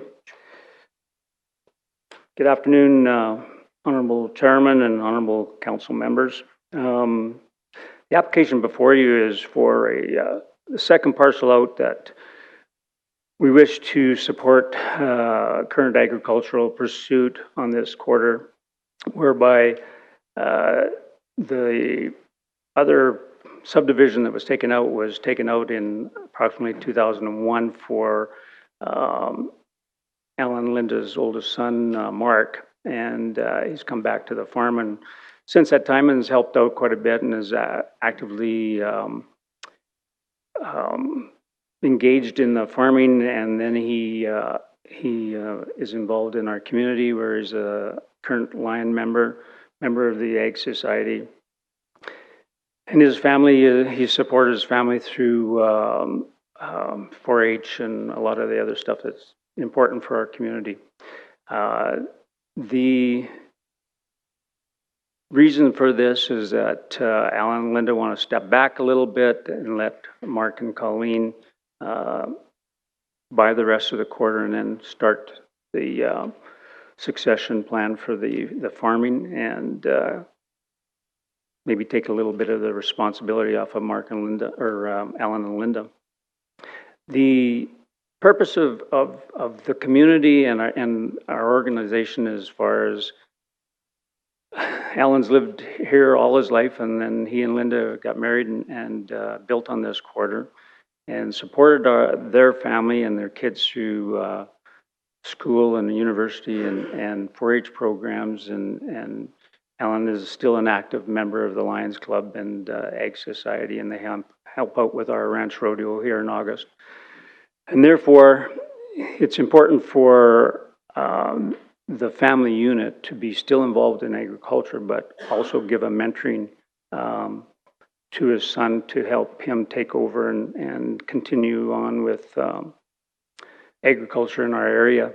It seems to be more and more evident that our skilled laborers for farming is coming from outside the family unit, and we're hiring people from other countries to help support agriculture. And I think in today's world, if we can support the family unit by staying on the farm as long as we can and mentoring and providing support that way is more important than some of the other things that where we're going with some of the agricultural. I think that the more we are in tune with how the family unit is not only important to their individual thing, but our whole community as a whole. And if we lose that, I think that down the road you'll see that farming will be strictly corporations that hire people from nowhere that have no value and no support and involvement within the local community. And I think that's maybe not the right way to go, but I mean, who knows what the future holds. But I think in the meantime, I think that this application is not one that we are taking out and just selling it. We're not trying to build in another area and create two big farm sites. We're trying to be efficient and keep keep the distance between Mark and Colleen, but also have that relationship that's close and keep that subdivision intact where the rest of the land is productive, and we utilize that to the best of its ability. I think that the process, how we do these things sometimes needs to have council's input and direction, even though staff has guidelines to go with. I think that's why it's important that we have that involvement with the council and our communities to be attached to part of that whole process. I really don't have any more than that. I'm here to answer questions if council has any questions directly. Thank you. I see none. Oops, I knew it. Councillor Hanson. Councillor Wright first. It was up before you even said anything. Through the Reeve to Mr. Swanson. So just a question. So I'm a little bit confused as to why the son can't maintain, if he's going to be farming, why do you need the second parcel out? Why can't he just maintain the whole parcel? Well, today's farming is not like it was 20 years ago or 30 years ago when somebody just gave you something to take over and look after. It's a part of, they have their own ideas and whether they need a piece of property in their name so that they can attain either loans for equipment or whatever the case is. It's felt like this was the simplest way to do this and keep everything together as a family unit, and also be able to. He still helps his dad. I mean, it's that part's still there, but the process would be partly to buy the land off his folks so that they have something down the road, and then that way the land is in his name and he has control of it. Oh, so currently he owns the smaller parcel? That's correct. Okay, thank you. Councillor Hanson. So through the chair to Mr. Swanson, just to be clear then, the father or the son owns the first parcel out? Yes. Yep, and that was created back in, I think it was 01. We took that acreage out for the son and his wife to build a house because that's when they came back to the farm and brought their kids and raised their kids there and wanted to be part of the help for their mom and dad and carry on. So is the father then building a new house in the R3? Nope, it's an existing parcel that was built in, I think it was 1980, 81, I think. Okay. So nothing's changing other than we're putting a line just to the north of that 7-acre parcel and then squaring it off back down to the county road along the north tree line. So everything's still the same. It's just we want to put 2 new lines in. All right. Thank you. Thank you. I see no further questions. So thank you. At this point, we'll call on those in favor. Anyone in favor like to come forward and speak to this? Anyone in favor? And I'll ask once more, anyone in favor, come forward. And there is now some letters submitted, quite a few. I didn't count them, but probably 8 or 9 in favor. 1, 2, 3, 4. And to the Reeve, if I may. 14 in favor. This is the map showing all the people in support from the letter submissions. Yeah, and they're all right in the area. So, seeing no one coming forward, but recognizing the letters, we'll now ask for those in opposition. Anyone in opposition like to come forward? Anyone in opposition, please come forward. And I'll ask once more. Anyone in opposition, come forward. Seeing no one, there is no need to rebut. We have only support. Councillor Hen, Councillor's wish. Move to close the public hearing. Move to close. All in favor? That is carried. Councillor Hen. Well, I'll be honest, again, for me, Division 7 is pretty easy today, in my opinion. They've done great work, talking to the neighbors, which is commendable. And again, in today's day and age, it's unfortunate we have to split up these pieces, but it's part of living in today's world as a farmer. I don't see that it's taking away from it isn't taking any land out of production. And it is, I suppose, a little bit against the county plan, but again, that keeping the nucleus of the family together is extremely important in my opinion. So with that said, I'd like to move that bylaw C-7905-2019 be given first reading. Motion for first reading. All in favor? And that is carried. Deputy Reeve Schul. I'll make the next motion that bylaw C-7905-2019 be given second reading. Second reading. All in favor? That too is carried. Councillor McKeiler. Thank you. I'll move that bylaw C-7905-2019 be considered for third reading. Consideration of third. All in favor? That is carried. And Councillor Hen. Move that bylaw C-7905-2019 be given third and final reading. Third reading. All in favor?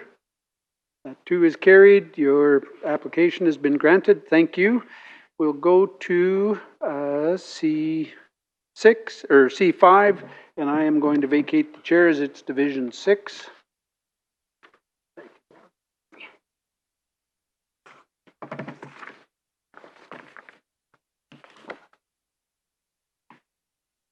Before I go into calling for opening the hearing, I'll just go over their re-speaking notes. First of all, I'll be chairing this on behalf of Reeve Belke.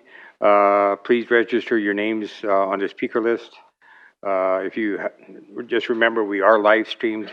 Clearly state your name, your full name for the record before you speak, and please have your cell phones off. The procedure bylaws are fairly simple. Public hearing process will be followed according to our procedure bylaw. Once the hearing is open, administration will provide a report. The applicant will then have 20 minutes to speak on their application.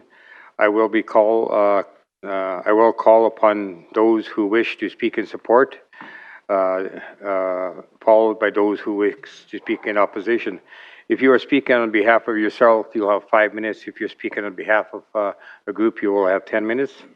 And now I will invite the applicant to speak for 10 minutes to rebut any points in opposition. Once the public hearing is closed, council will discuss and debate the merits of the application. So if I could have a motion, please. Move to open the hearing. All in favor? Please go ahead. Thank you, Deputy Reeve. Sure. Again, Johnson Kwan from Planning and Development.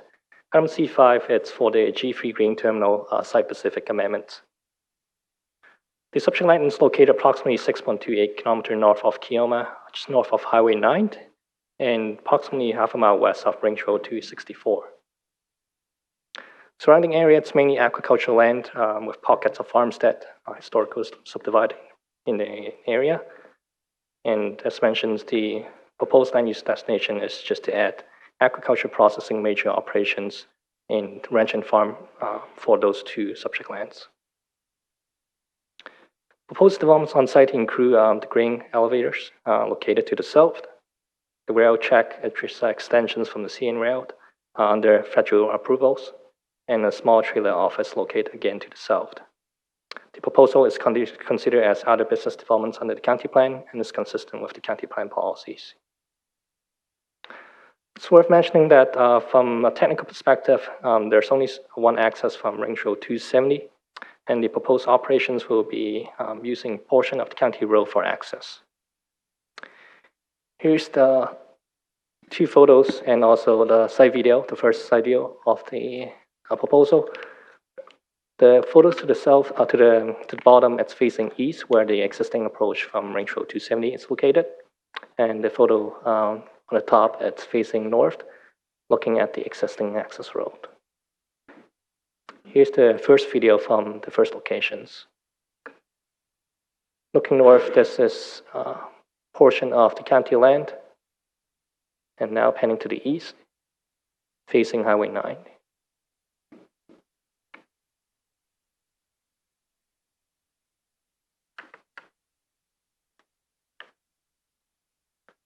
Now panning to the south, that's the access from Range Road 270.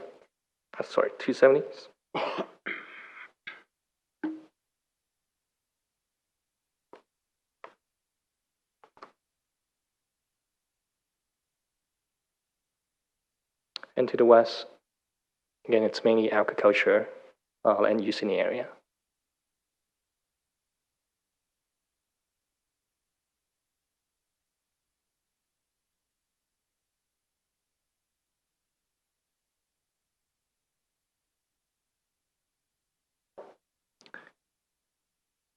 Another point I'd like to make note of is there's existing road on the Range Road allowance. However, there's a better road that's located on county land, and that's why the applicant proposed using the existing road on the county land property to provide access. Which go to the second video, which is at this locations here. This is facing north, where the proposed screened elevators and the office is going to be located. Panning to the east. And there's no connections to the east from Range Road 270.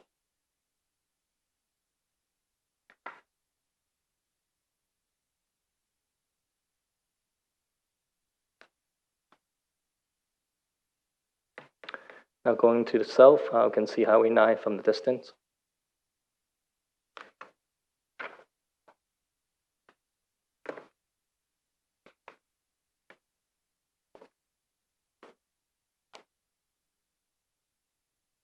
And to the west, you can see the access road from 270.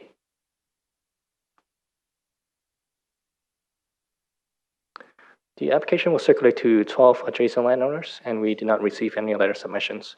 Overall, the application is consistent with the county plan policy for other business area, because this is a unique locations that require extension from CN Road. And the applicant did provide a traffic impact assessment and stormwater management plan, which will be updated at the permit stage. This concludes my presentations. Thank you. Thank you. Is the applicant here? Please come forward and please state your name.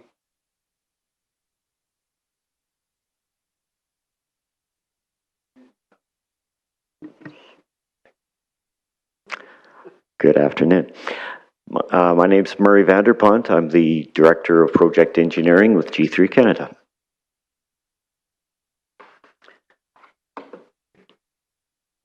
I would like to thank you for the opportunity to speak to this. What I'd like to do is just very quickly run through a slide deck that's updated from the one I gave at the public meeting, the public information meeting we held back in, it's a while ago now, but that we held at Keoma. Just give you a brief indication of who G3 Canada is and what our plans are for this site.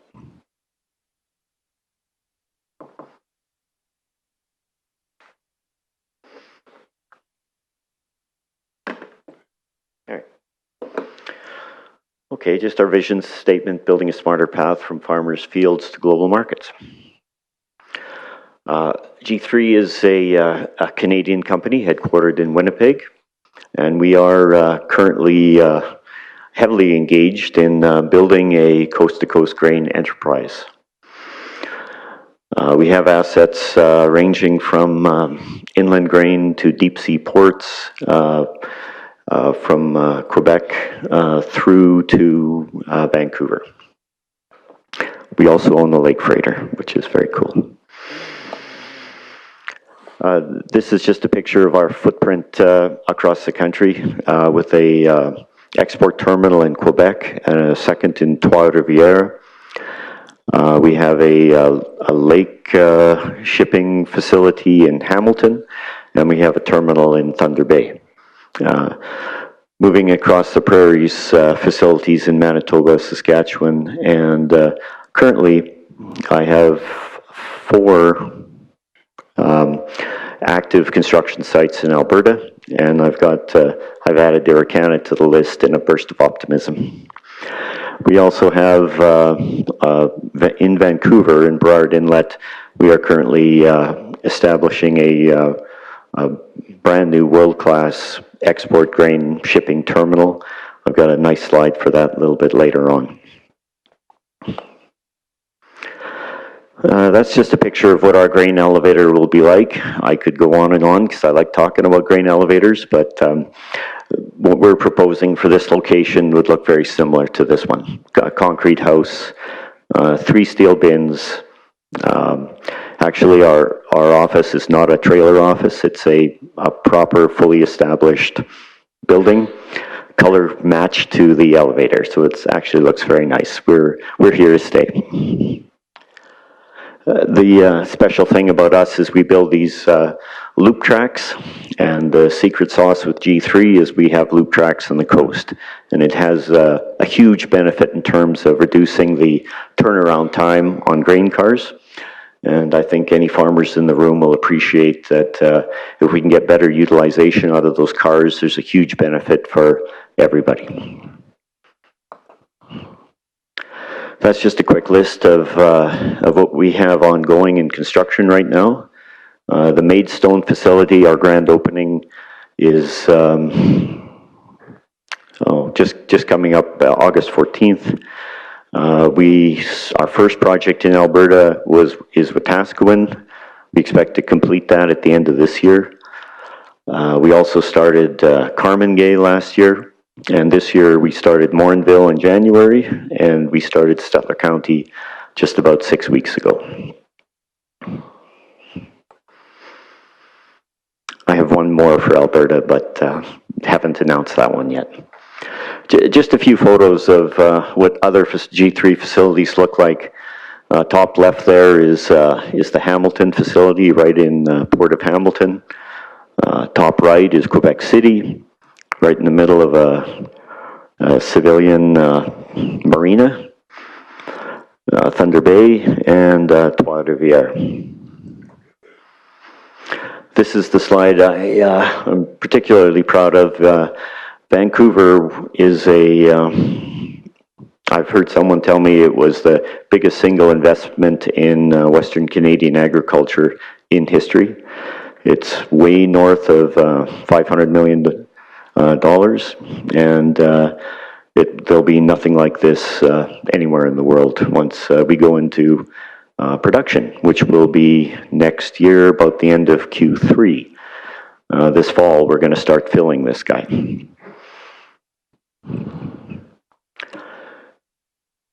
This is just a list of some of the techie things about the facility we're proposing for Rocky View County. There's a lot there. In particular, a benefit to farm producers is that we're receiving Super B trains in less than 5 minutes. And I'm not just saying that because we think we can, it's because we do it dozens of times every day at all our operating facilities with plants of this generation. I think we know where the location is, and you've seen this. This is just our site layout. So the primary thing here is the elevator itself, and we build a nice big wide site so that we have good circulation of the trucks and other visitors. That loop track holds 134 cars. CN brings the train onto our site. They leave, our people operate it. It takes us about 8 hours to load a unit train, and then the regular rail crew comes back and gets it and takes it west. We typically will be shipping a train out of here every 10 to 14 days. The balance of the site that we're not using, we're currently part of our option to purchase with the landowner is that he will lease that land back and continue to use it for the traditional agricultural purposes. So we're really only taking maybe 15 or 20% of this land out of operation. The balance remains in ag production. The also nice thing about this site is, in general, there isn't close neighbors that might be concerned about noise or dust or truck traffic and that kind of thing. And these are very modern facilities that don't create noise or dust. Or in this case, we have a very nice access, so I don't expect traffic is an issue. And we do have Alberta Transportation's blessing on our traffic impact assessment. That concludes my slide deck, and I'd be very interested in fielding any questions you might have for me. Seeing no questions, Councillor Hanson. So through the chair, question for Mr. Vanderpont. If the farmer's in the middle and the unit train's in, with 134 cars, how big's the gap left, say for the farmer to try to get out? There will be a couple of locations where we'll provide field access. We would also expect that somebody going in there, we would talk to them and say, hey, we have a train coming in. Do you want to stay there? In this case, the current landowner is using it for cattle, and we have an agreement about fencing and that sort of thing. We can also, if there is a particular need, since our people are running the locomotives, we can split the train and let someone out, or let someone in if it was necessary. So I don't see that as a particular disadvantage to the person that's using that land. Right. And in your other facilities, how big is the gap between trains if it's 8 hours to load? Is it one a day, or are you looking to maximize and get 2-3 a day? We typically, in our other operating facilities, same size, between 10 and, we have a train every 10 to 14 days. It takes that long to bring the train in, to bring in the grain that we need to fill that train. And yeah, the train is on our site between 8 and 10 hours, all things being ready, and the rest of the time the track is empty. Okay, so most of it's truck traffic, and then every week you pull the unit train in? Roughly once a week, every 7 to 14 days. All right, thank you. Seeing no other questions, you may be seated. Thank you. Is there anyone in the audience who'd like to speak in favor of this application? Please come forward. Again, anybody in the audience that can speak in favor, please come forward. Anybody in favor, please come forward. I don't see no letters in favor, so is there anyone in opposition? Again, I'll ask the question, anybody in opposition? Third time, anybody in opposition? Since there has been nobody in opposition, there's really no rebuttal. Reeve Belke. Move to close the hearing. All in favor? Motion's carried. Well, it's exciting to see the agriculture business being supported with this kind of investment. And I'm especially excited to have it in Division 6 so we can contribute to the non-residential base of Rocky View County. I am going to move for motion 1 that bylaw C7894-2019 be given first reading. And looking forward to a successful relationship. Thank you. All in favor? Opposed? Motion's carried. Counselor Han, I'll move that bylaw C-7894-2019 be given second reading. I seen that Counselor Hanson was trying to put his finger on his button. I'm not sure he still wants to say anything. Well, I was just looking to support this motion. I think it's a good piece of business, and they've chosen an appropriate place. And like the councillor from Division 6, I'm looking forward to the non-residential revenue. Counselor Gautreau? Oh, okay. I need a motion for permission for reserve. Oh, second reading. All in favor? Opposed? Motion carried. I need permission for third. Counselor Gautreau. That bylaw C-7894-2019 be considered for third reading. All in favor? Carried unanimously. Third reading to bylaw C-7894, 2019. All in favor? Motion carried. We'll maybe take 5 minutes and then we'll change chairs here.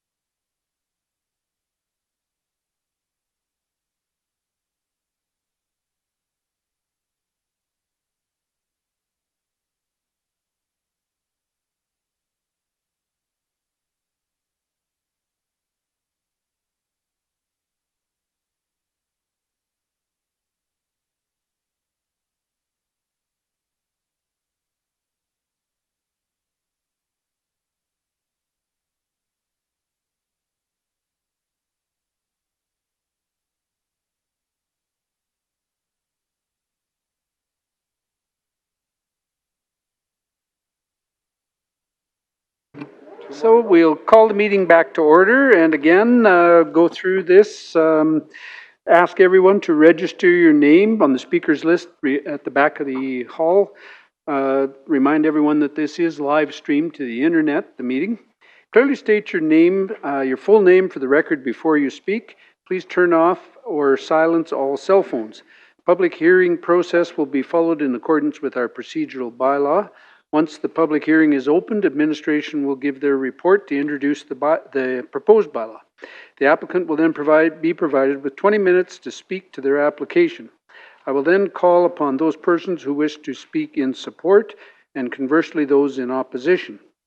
If you're speaking for yourself, you have a maximum of 5 minutes. If you're speaking for a group, you have 10. I will then invite the applicant to speak for a maximum of 10 minutes to rebut the points raised in opposition. Once the public hearing is closed, council will discuss and debate the merits of the bylaw or the application and vote accordingly. Thank you. And we go to Division 9. Councillor Kissel. Move to open. Move to open the hearing. All in favor? And that is carried. Good afternoon, Chair and Council member. My name is Xin Deng, Municipal Planner representing Planning Development Services. The subject land is located 1 mile east of Highway 22 and on the north side of Highway 567. For the master site development plan, the purpose is to adopt the Cochrane Lake Gas Co-op master site development plan in order to support the future redesignation and subdivision application. For the redesignation application, the purpose is to redesignate a 10 acre of the land from ranch and farm district to business industrial campus district in order to facilitate the creation of 3 business parcels with a 30-acre agriculture remainder. The land currently contains a dwelling and a private riding arena. The applicant said the Cochrane Lake Gas Co-op will be purchased 3 business parcels, and they will build an office on Lot 1 and sell these 2 parcels to other business users. Here's the site plan for Lot 1. Lot 1 will contain new office, new shop, future storage area, some parking area, and the stormwater pond. About access, the existing 2 panhandle that belong to the parcel to the north will be upgraded by the applicant to a paved road. We see it as an extension of a Cook Road. This road will provide access to the proposed 3 new parcels. The proposed 3 new parcels will be serviced by the water system with a truck in and the sewage holding tank with a truck out as a water supply and wastewater solution. The applicant also provided the traffic impact assessment, stormwater management plan, geotechnical study, and the environmental study. Those assessments conclude that this site is suitable for the proposed development, and the information provided meet the requirement for a master site development plan of the county plan. However, the issue is the proposed development is inconsistent with the business policy within the county plan. On this map of the county plan, you see the land is identified as a highway business area. And the policy 14.9 states that the air structure plan shall be adopted to provide the framework for highway business air development. In this case, there's no air structure plan in this area, and the prepared air structure plan is not in the county's work plan. So without the supportive air structure plan, proposed development is considered premature at this stage. This application was also evaluated in accordance with other business policies of the county plan. Policy 14.22 required that the proposal for business development outside the business area should be limited in size, scale, intensity, and the scope. The applicant was advised to reduce the number for business lot from 3 lots to 1 lot, because the Cochrane Lake Gas Co-op only need Lot 1 to build the office. but the applicant indicated they need to create the 3 parcels in order to cover the cost for extension Cook Road. And also in addition, this proposed extension of Cook Road might facilitate future development on the land to the north. See, these 2 lots currently still agriculture use may have a potential to be further developed when the road extending to here. And also proposed the road allowance in Lot 3 might facilitate future development on the remainder parcel. If more development happened in this area, they were facing the same issue. There's no supportive infrastructure plan, and the more development would not meet the intent of other development policy of the county plan. Adjacent land will include the rural business area, which is located just immediately to the west, and the gravel pit located to the east, and the residential development, which is located 1 mile to the southeast, and the rest are the agriculture use.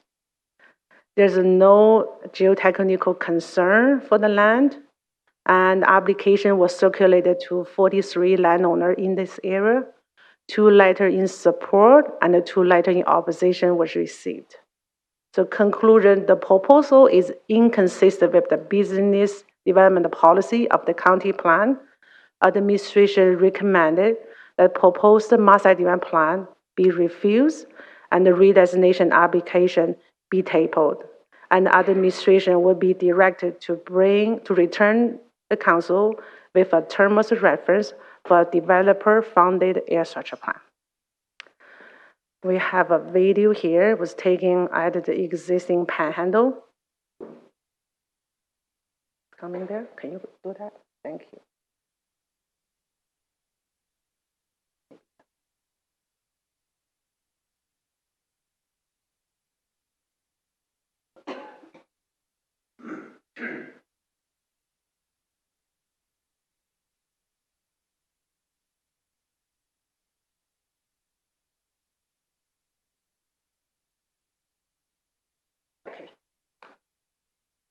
Okay.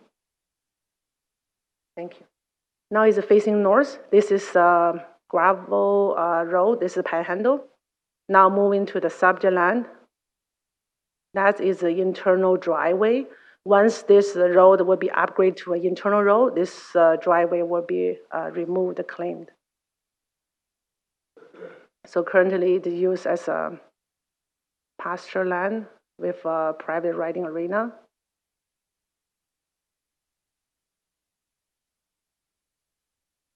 That's moving to the south. This is a Highway 567. I said the existing driveway will be reclaimed later.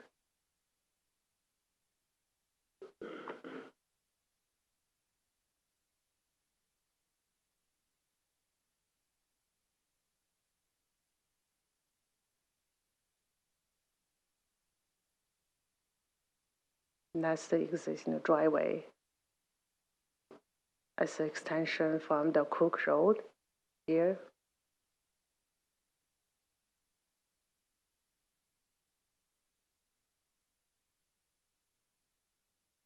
There's some existing rural business located west of the subject land.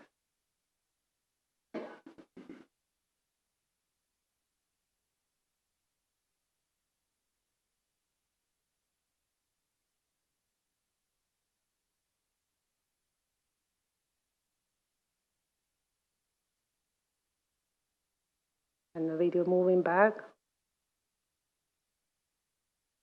And the video close at the north.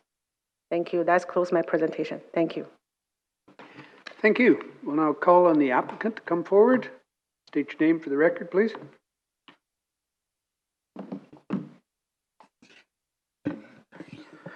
Thank you, Mr. Chairman. Good afternoon, Council. Ken Venner from B&A Planning Group. I am representing the landowner, Carrie Merritt, as well as the proponent for the development, who is the Cochrane Lake Gas Co-op. Behind me in the hiding in the rows back there, a number of the members of the board from the Cochrane Lake Gas Co-op, Paul McLean, who I think some of you might know. I just met the other folks, and I'm horrible with names, so I won't try to make it seem like I remembered their names. But they are here, obviously, representing their interests and are prepared to respond to questions when I get through the presentation here. So we'll go through the patented slide deck here. And let's get going. So we're going to talk a little bit today about why this site, why the location the gas co-op is looking at. I'm going to tell you a little bit about who the gas co-op is and what they do. I think administration has done a good job providing some context, both regionally and locally, but I'm going to show some illustrations as well. Talk about the development concept and some of the supporting technical justifications we've put in place to support the developments, talk about the land use and the subdivision, a little bit about consultation. I know there's a couple letters of support and some letters in opposition that were provided in response to the notice of the public hearing. And I want to spend a little bit of time talking about the county plan, the policy framework that Ms. Thang has just went through in terms of how administration is looking at the application. We have a subtly different lens that we're applying to the way we look at the application, and hope we can convince you as well. So the Cochrane Lake Gas Co-op currently has a facility in the town of Cochrane in the East End sort of industrial area, if anybody's familiar with the town. They're in a situation where the co-op has outgrown their facility and really wanting to improve how they do business, how they provide service to the franchise area that I'm going to show you momentarily. Everybody who's familiar with Cochrane knows there's traffic congestion because of the growth that community has experienced over the last 5-10 years, particularly the intersection. Currently an interchange at some point in the future, but who knows, subject to budgets. But the gas co-op is finding they're having difficulties getting in and out of their site out into the service area.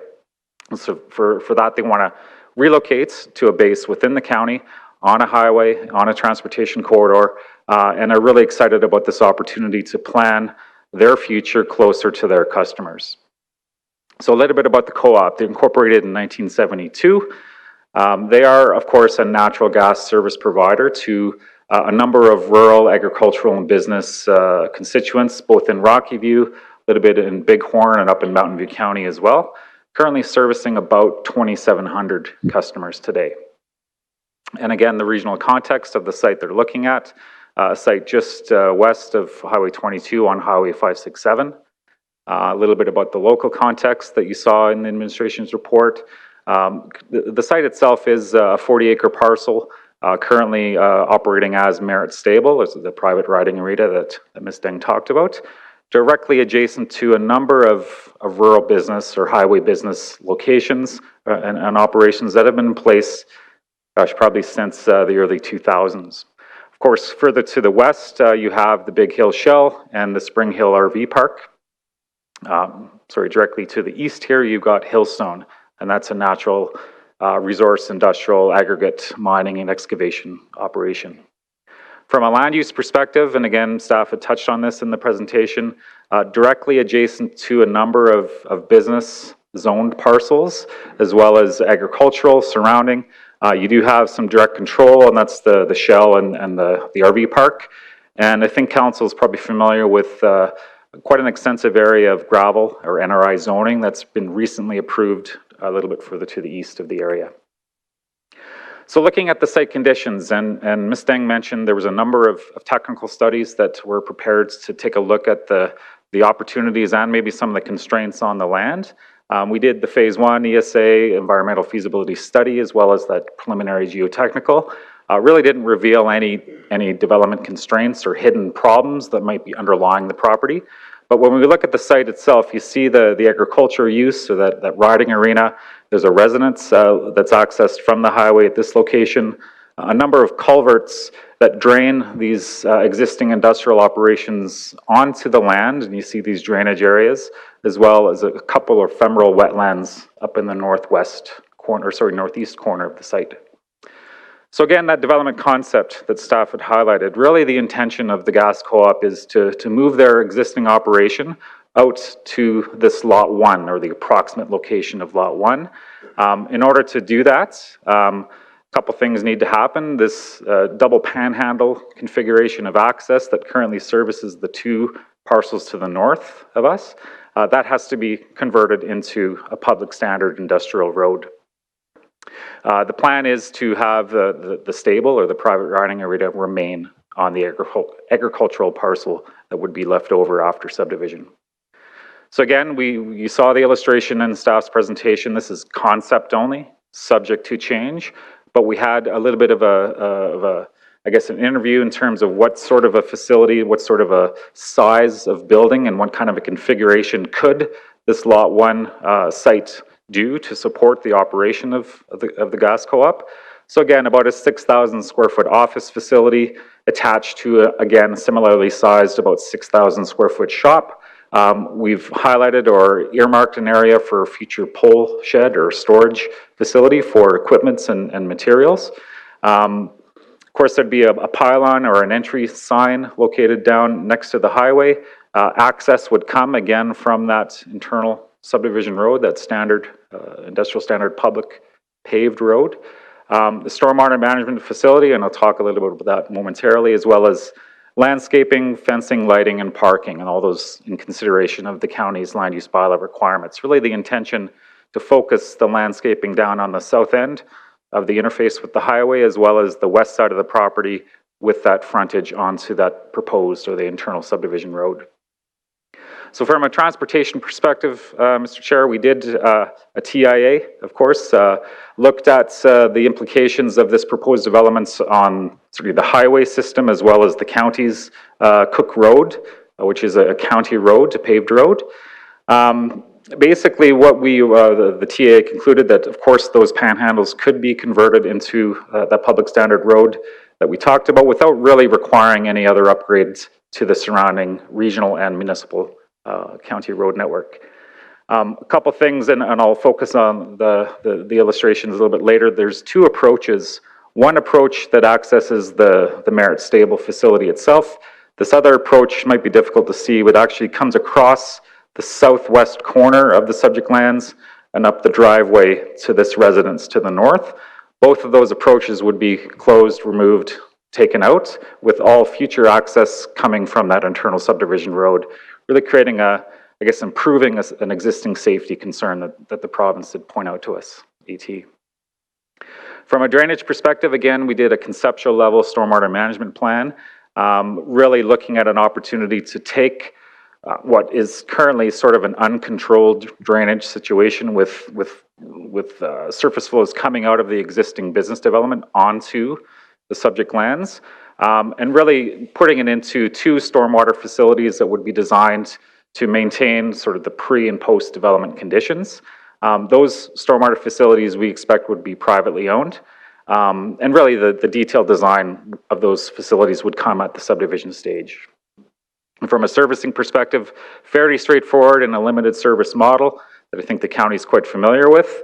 Water cisterns, or perhaps commercially licensed groundwater wells, but probably water cisterns, as well as wastewater holding tanks. One of the issues that I think that's both staff and certainly the applicants and council might have some familiarity with fire suppression in an unserviced area that can be problematic, but we would be looking to incorporate fire suppression methods, whether it be on-site reservoirs or augmenting the use of those stormwater facilities to provide fire suppression in accordance with the building code and the fire code. So from a land use perspective, and staff highlighted that, the western 10 acres, which the Cochrane Lake Gas Co-op do have purchase sale agreements negotiated on, the thinking would be to have council rezone that to business industrial campus, similar use to the existing developments directly to the west of us. The balance of the site would remain or be converted from Ranch and Farm to Ranch and Farm 3. And again, that's in recognition of the minimum parcel size being about 30 acres to support the continuation of the Merritt Stable operation. Again, the subdivision, we talked about that. The intention is to create 3 lots, create the public road. Obviously, the detailed engineering design of that road would come at the subdivision stage. Also taking care of overland drainage easements, rights-of-ways, and all the other technical legal encumbrances that come with that. The transportation offsite levy would certainly apply on the 10-acre piece. And we talked about this future road acquisition agreements, and I'll highlight it in a second here, talking about there's no plan to redevelop the agricultural remainder at this time, but to provide some good planning and avoid the issue of not being able to have access to these panhandles, one of the issues that we're facing today, we would voluntarily register one of these future road acquisition agreements on the title to Lot 3, so that if ever at some points the future subdivision of this remainder parcel was ever contemplated, this piece of Lot 3 could be converted into a public right-of-way. Again, we're not suggesting that's going to happen anytime soon. It's just putting some planning and forward thinking to the application itself. So from a consultation perspective, we talked to all the landowners around us within about a half mile. We initially prepared a newsletter just kind of highlighting the fact that the Cochrane Lake Gas Co-op wants to come to this area and what they want to do. We invited the folks out to an info session in November of 2018. Lightly attended. I think we had about 8 or 9 attendees come out that evening. But you do see that we have support from the two most arguably affected landowners to the north of us, as well as I highlighted those letters of concern. And speaking of those letters, I just wanted to highlight, I don't know if folks are here to speak in opposition to the application, but these are letters that came in response to the advertisement of the public hearing. So we didn't have any idea that these folks were out there and had these issues. Otherwise, we certainly would have went and talked to them.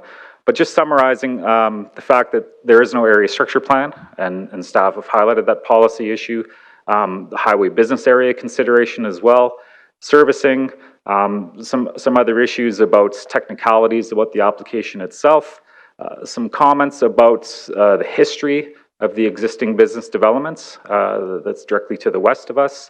And again, highlighting that future road acquisition agreement area as some signal that we have sort of ulterior motives or plans for future development, which of course we don't.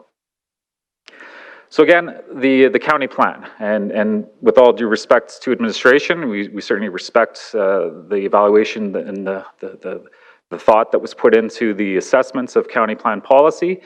And there's a couple policies that the staff have pointed to as reason for the sort of tabling motion to weight this area structure plan. And there's a general business policy, section 14.4, and from sort of an altruistic or perfect world scenario, it does say that all business development should be supported by an area structure plan. I think in a perfect world, it would be great if we had area structure plans in every single area of the county, but 1 million acres is tough to plan all at once. There's this highway business policy as well, section 14.9, that says business developments in the highway business area, again, has to be supported by an area structure plan. Well, I guess that might be semantics or we might be splitting hairs here, but we do note that as the county plan generally defines highway business areas as those areas directly sort of on the intersection of either 2 highways or 2 main roads, the 4 corners in a limited sort of discrete area. Again, might be splitting hairs, but this location is about a half mile removed from the 4 quadrants of the interchange. And this is dealing with development that was approved prior to the 2013 county plan. So from our perspective, we're looking at this like other business developments, using quotes and reading, it's 14.2.2 of the county plan, which really we think applies or should be applied to the evaluation of this proposal. Meaning applications need to be limited in size, scope, scale, and intensity, have direct and safe access to a paved county road or a highway, have a TIA that's basically looked at the implications of developments around the area on the surrounding road network, and minimize adverse impacts on existing uses adjacent to the development. Now you see in the staff report, administration have sort of alluded to the fact that yes, really, the Cochrane Lake Gas Co-op only needs 1 lot. That's really, truly what their plan is. But they had negotiated the 10 acres of the purchase sale agreement, as well as the 2 landowners to the north of us here really insisted that this road be extended all the way to the northwest corner of the 40-acre parcel that exists today. Otherwise, they weren't going to give access to that panhandle. So, you know, I think that one of the reasons why, if we're going to be building this road a little bit longer, there is costs incurred with that. We would like council's consideration for the 2 extra lots. Is this still limited in size, scope, intensity, and scale? We weren't coming in with an application for the full 40. Staff have indicated that this could, emphasize could, lead to future developments of these surrounding lots. We don't know that. That's an assumption. I think that might happen, might not happen as well. So from this perspective, Mr. Chairman, our position would be that this is in fact limited in size, scope, intensity, and scale, and the application should be reflected in terms of your evaluation of that. Now, the other thing I want to talk about is minimizing adverse impacts on existing residential business or ag uses. From an access perspective, I talked about the fact that the 2 approaches that currently provide access to the Merritt stable, as well as this residence to the back, those approaches would be removed. We would be redirecting all of the access for this existing business. It's a nursery, the branched out nursery, that currently comes in on a private driveway at this location. We'd be turning that into a public road, therefore improving the safety, improving the functionality, improving the standard and level of service of access for this existing business area, as well as putting business development on both sides of a public road, which I think is from a tax and from an optimization of cost of services to return on investment, I think is a smart idea. And from a drainage perspective, and I see we're getting down to 3 minutes here, so I'm going to wrap it up, Mr. Chairman.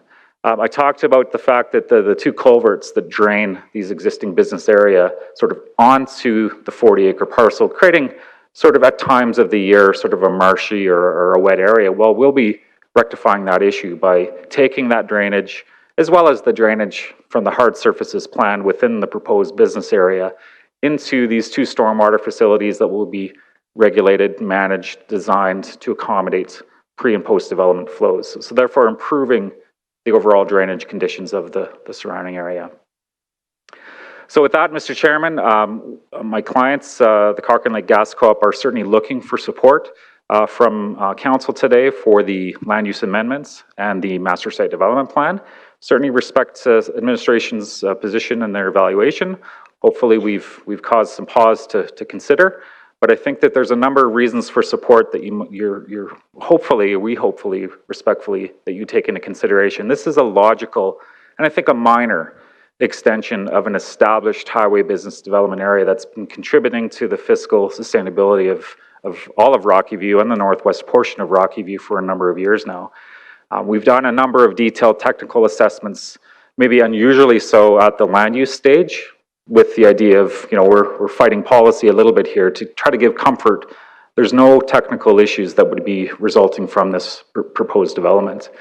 The infrastructure that's required to support the development, the road, the stormwater facilities, the other services, the gas service that would be needed to support the business, all provided by the developer at no cost to the county. We think it's consistent with the other business development policies of the county plan.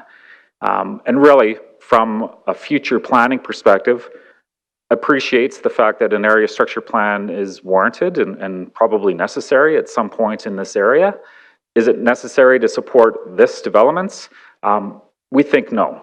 And I think there's opportunity for future planning, future comprehensive planning to occur within the surrounding parcels on this quarter section, either by another application like this or through an area structure plan process at some point in the future. And I think lastly and most importantly, this is really intended to allow the Cochrane Lake Gas Co-op to continue supporting their base of customers, which are your base of customers, residential, business, and agricultural owners in Rocky View. So with that, Mr. Chairman, I think I'm done. Thank you. Thank you. And any questions for the applicant or Councillor Kissel or administration, I was going to say. Through the Reeve, you talked about the Merritt stables that the access will be removed. You never talked about how they will access that property. Thank you, Mr. Chairman. Good question, Councillor Kissel. I mentioned that the approach here would be removed. But the driveway, what would happen is it would be swung to the west on this, call it a panhandle, I guess. So the access to the Merritt Stable would in fact come from Cook Road through a driveway here, therefore eliminating this direct approach onto the highway. And from some of the people that we talk to, and maybe you have a personal opinion on this, sort of a high point of the highway, and it's a known safety issue from a sightline perspective. So removing this access here, redirecting the access to the stable by the existing intersection and the future industrial road. Just like these two lots, this residence up here, as well as this business, which is that branched out nursery, again, access coming off the internal road via this existing intersection. And I would note that Alberta Transportation had no issue with the application. Thank you. Actually, the rest of my questions are for administration. And you've noted in here that we are asking the developer to do an ASP. Have we ever asked a developer that's doing 3 lots to do an area ASP?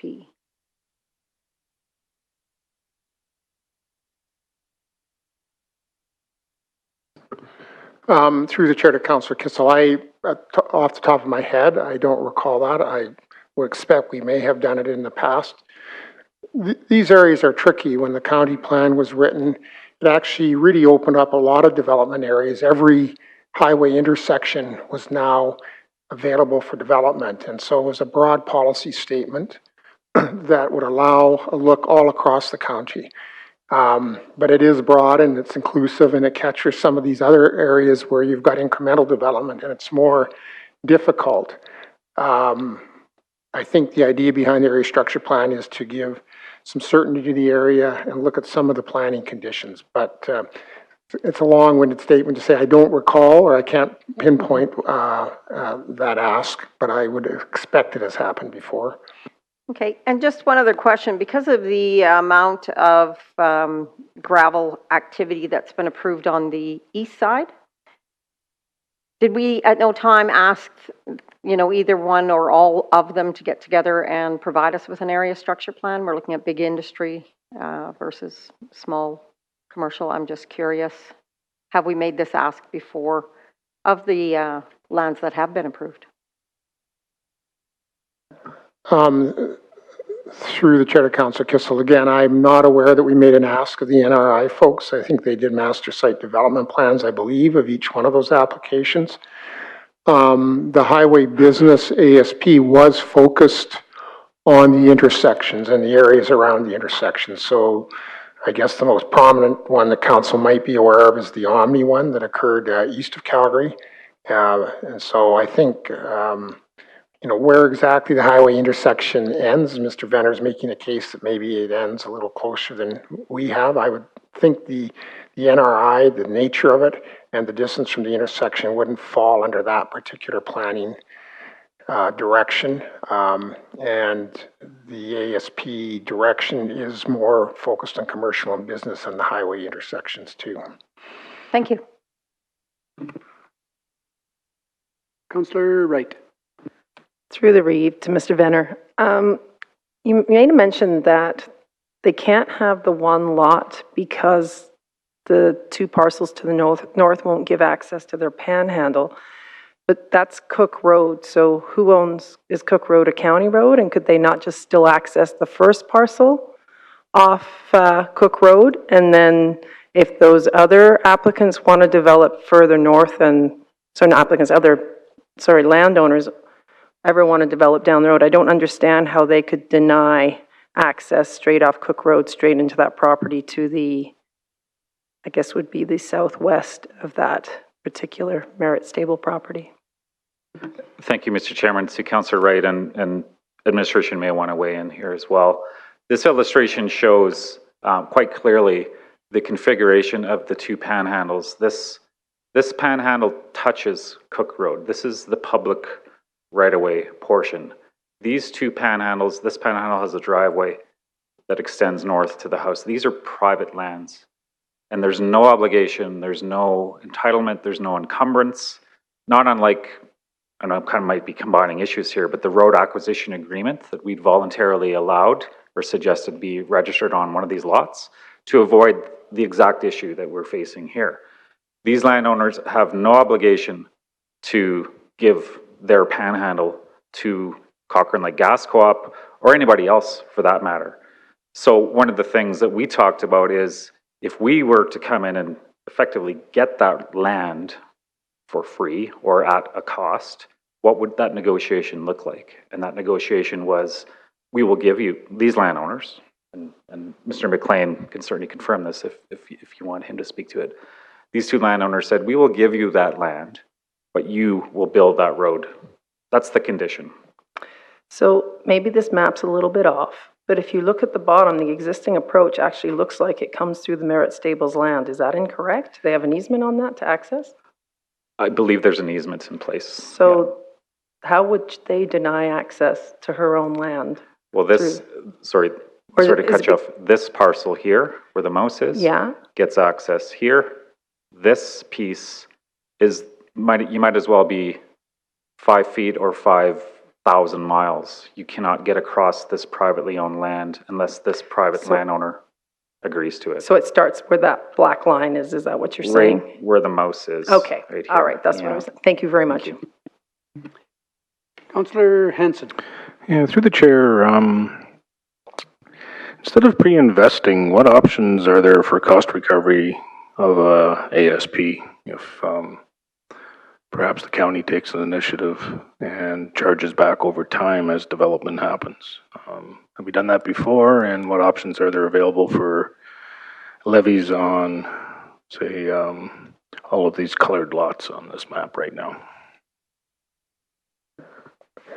Through the chair to Councillor Hanson, my understanding is the cost recovery is related to a developer-funded area structure plan. To my knowledge, the county hasn't front-ended the money and then attempted to recover it from applications coming in. So when we say developer funded, it's always front end loaded with the developer funding, and it's never back end collected with interest in terms of getting a critical mass somewhere so that we actually plan properly. Through the chair, if I understand your question is, we haven't front-ended and then tried to collect at the end. We have had developer-funded area structure plans where they will collect at the end, but we've never front-ended it and then collected. All right, thank you. Councillor Wright. Through the Reeve, sorry, I forgot to ask this last time. So in one of the letters here, it says, commercial business space is currently available right next door to the west. Has that been looked at as an option? My understanding is that letter might be referring to what appears to be a vacant lot right here. This air photo, I think, is a little bit dated. I think that there's a series of 4 condominium buildings that have been approved. The first one here, the second one I think is under construction right here, and 2 more planned within this parcel.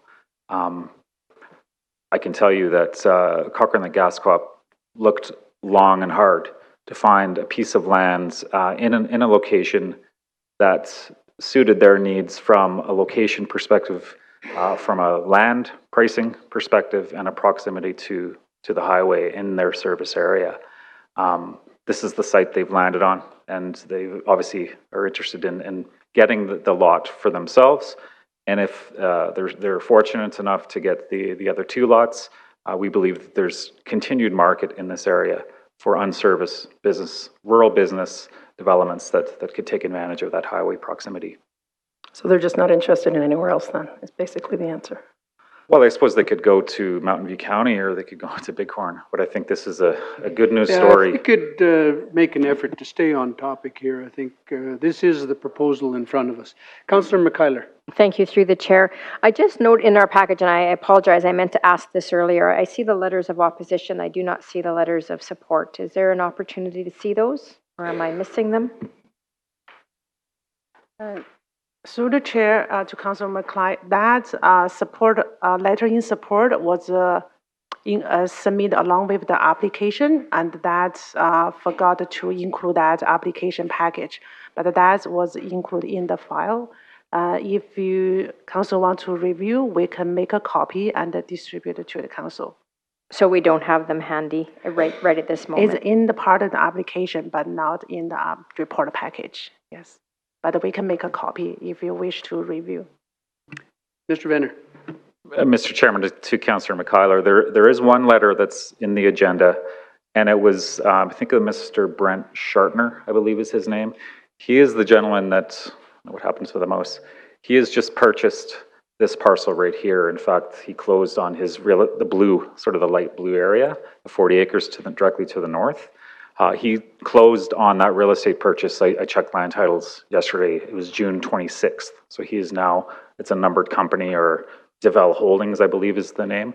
The other letter of support that Ms. Deng is referring to that we secured before we applied was from a gentleman by the name of Malcolm Strong. Malcolm is the owner of Branched Out Nurseries, and his letter, if you want to see it, I think administration could grab it for you. He was just saying he's looking forward to more business and more business owners in this area, and they would welcome them to the community. That's fine, thank you.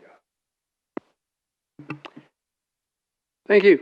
I see no further questions for you or administration, so thank you. Let's take 5 minutes for a little break, and we'll come back.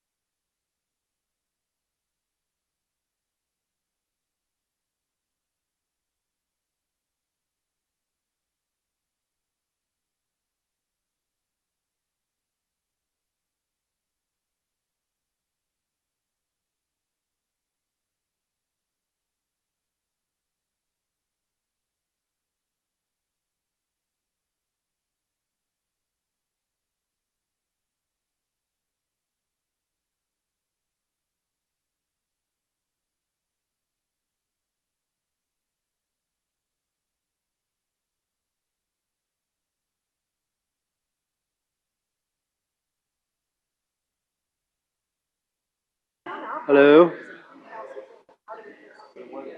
Hello?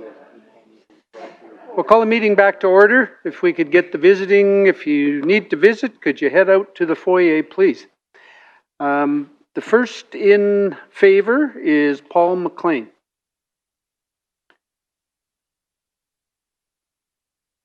State your name for the record, if you would, please. I will. My name is Paul McLean, and I'm representing the Cochrane Lake Gas Co-op. Thank you, Raven Council, for allowing us an opportunity to make a presentation today. Ken Venner of Brown Associates has done an excellent job of touching on some of the main points of why we want to move forward with the application as the Cochrane Lake Gas Co-op. As I mentioned, we have a number of board members in the back of the room with myself, and we're very excited about an opportunity to relocate into Rocky County. The application in many respects has been something that's been discussed about as we've looked for a location, a new home in Rocky View for, it could go on almost 10 years that we've talked about moving to Rocky View. We've seen consistent congestion in the town of Cochrane, and we've outgrown our opportunities in Cochrane, and we also believe that there's a bit of a safety issue as it relates to our access to our customers.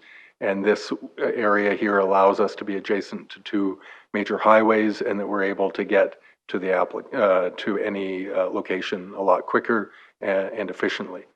You know, there was some comments about if there was other properties. We did look at different properties, some in Mountain View, some in Rocky View, but nothing was as well suited as this location.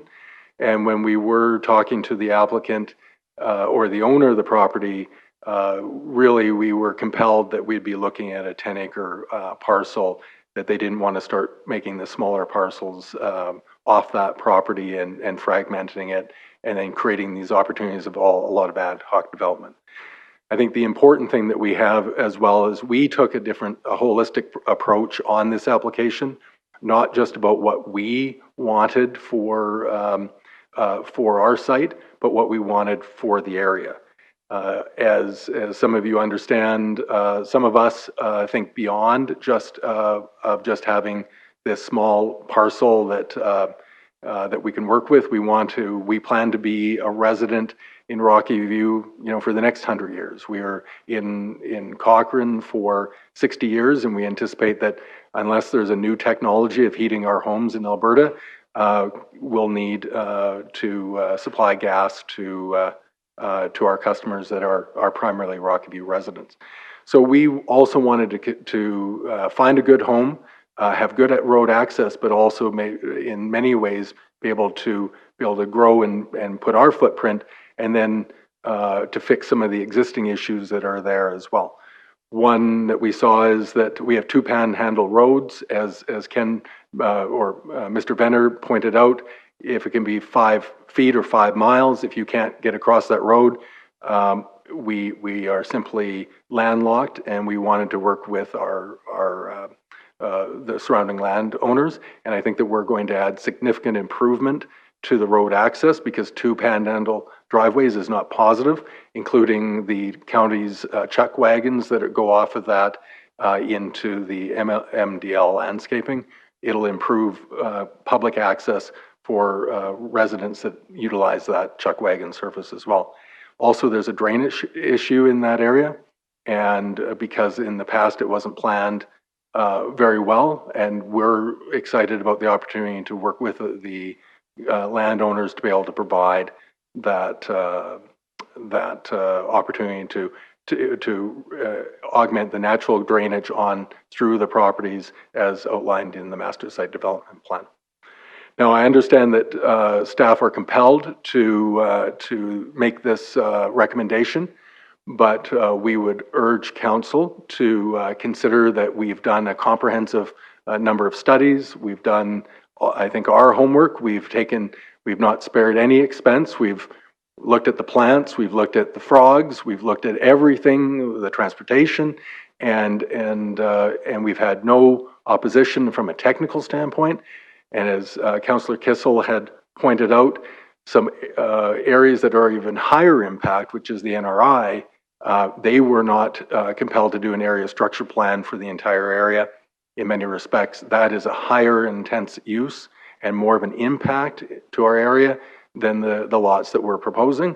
But yet, that was pointed out well as pointed out that from staff on the question of Councillor Kissel, that the area structure plan request has not really been asked of many of these smaller applications and these couple lots, and I think will add a positive impact to the area opposed to any negativity that could result. So with that, I would respectfully request council to consider option 1 of both the master site development plan and option 1 of the land use designation, and allow Cochrane Lake Gas Co-op to become a permanent resident of Rockview County. Thank you, and I'm available for questions. Thank you. And I see no questions, so thank you very much. The next is Scott Gratridge.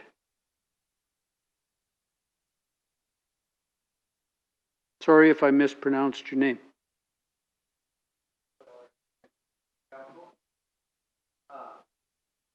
Thank you. Thank you, Reeve Council. My fellow board member, Mr. McLean, said most of what I was going to say, so I just wanted to also reiterate I'm a 20-year resident of Division 9 and also a ratepayer there, and also on the board as treasurer of the Cochrane Lake Gas Co-op.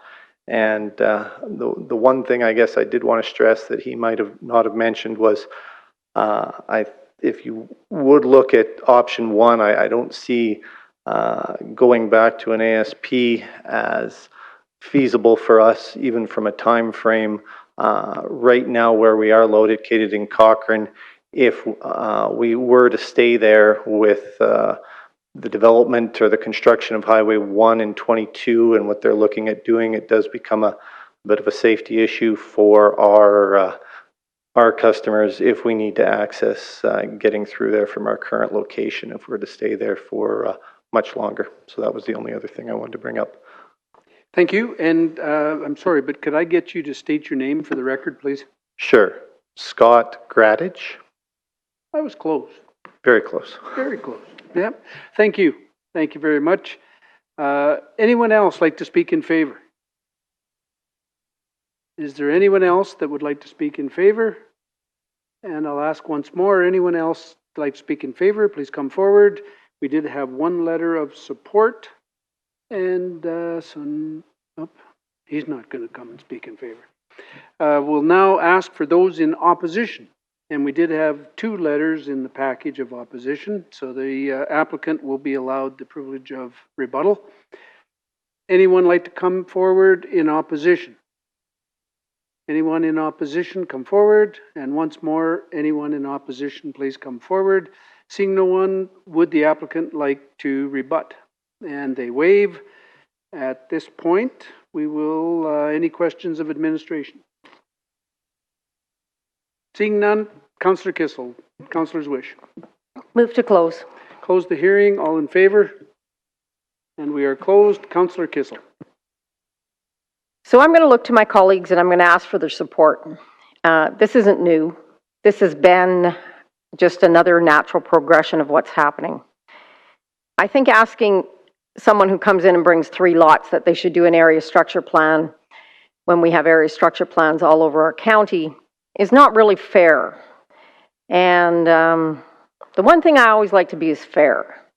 So I am going to bring a motion arising and asking something of our administration to try to look into that. But at this point, what we have is we have 4 large NRI parcels on the east, and we have industrial, commercial on the west side of this parcel.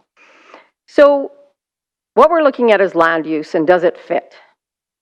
The answer is yes. In my mind, this fits. It's a natural progression to move forward. And if that's our goal, is to be open for business and welcome new business, this is a natural progression. They're not picking up a piece of land out somewhere and trying to start something new. Everybody else got there, and I believe it fits. So for that reason, I'm going to go with option 1, motion 1, that council set aside policies 14.9 and 14.22 of the county plan with respect to redesignation application PL 20190029. Thank you. Any comments? Councillor Wright. Through the Reeve, since you've made a comment about a motion arising, I'm a little bit more optimistic here. I don't believe that you should have to do an ASP for 3 properties. That I don't believe. But it's obvious that this area, in my opinion, does need an ASP, and that's sort of where I'm torn at the moment. I will, on this particular instance, side with the local councillor, though, at this time, if she believes that this is in the best interest of her community, and being that I'm sure she gets lots of feedback in this area. And just the fact that there are so many gravel pits already here, and I know some of them are being challenged. But this is a classic example of scope creep and what happens when we don't have clearly outlined parameters and rules.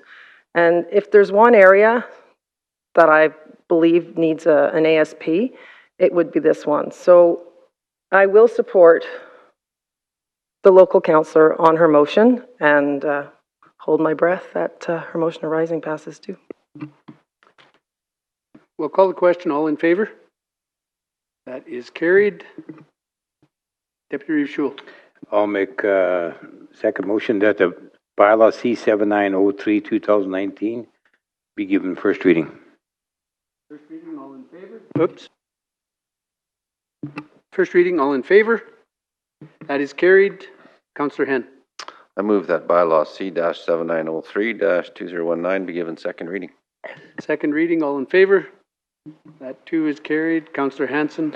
I'd like to make a motion that bylaw C7903-2019 be considered for third reading. Consideration of third, all in favor? That is carried. And Councillor Kissel.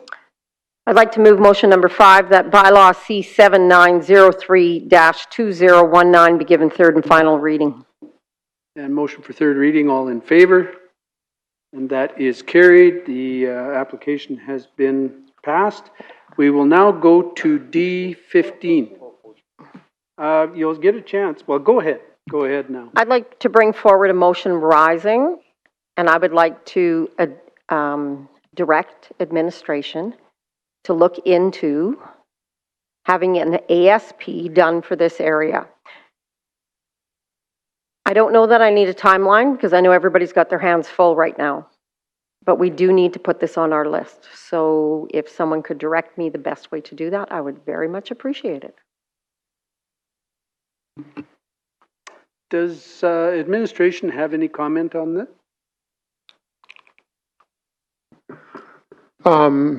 Through the Reeve, we actually have some policy in how to look and prioritize ASPs. I would note that business ASPs rank very highly in our priority list, so I would ask that the planning group consider that in their go-forward work plan. This could be done then relatively simply? I'm not sure about simply, but it can certainly be done. How about easily? Not even easily. Okay, I'm going to call the question. Oops, Councillor McKeiler has a question. Thank you, through the Reeve. So Mr. Bars mentioned a business ASP, and this is just an ASP. So are there two different things, or like, does Councillor Kissel want to have a scope of work for administration versus an ASP? Thank you. I actually think that we need it to be a business ASP. I can't imagine condos going in there, so. Could I add that you just ask or add at the back end and report back to council? Perfect. Can we add that and to report back to council? Mr. Bars, did you have something further?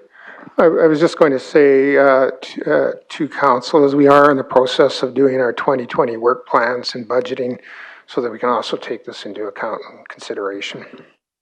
Excellent. Thank you. Good. Thank you. All in favor? That is carried. So now we'll go to item D15.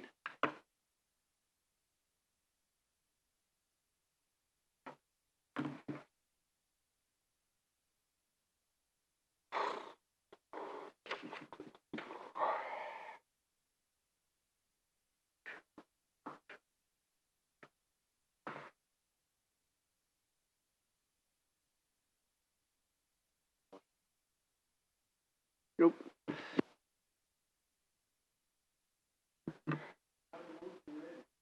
Thank We have you. a motion ready for this. Do we not have a report? Or is, I guess the report is, here's the MSDP. Yeah, that's the report will present us together with the redesignation application. So we Thank you. Thank you. Councillor Kissel.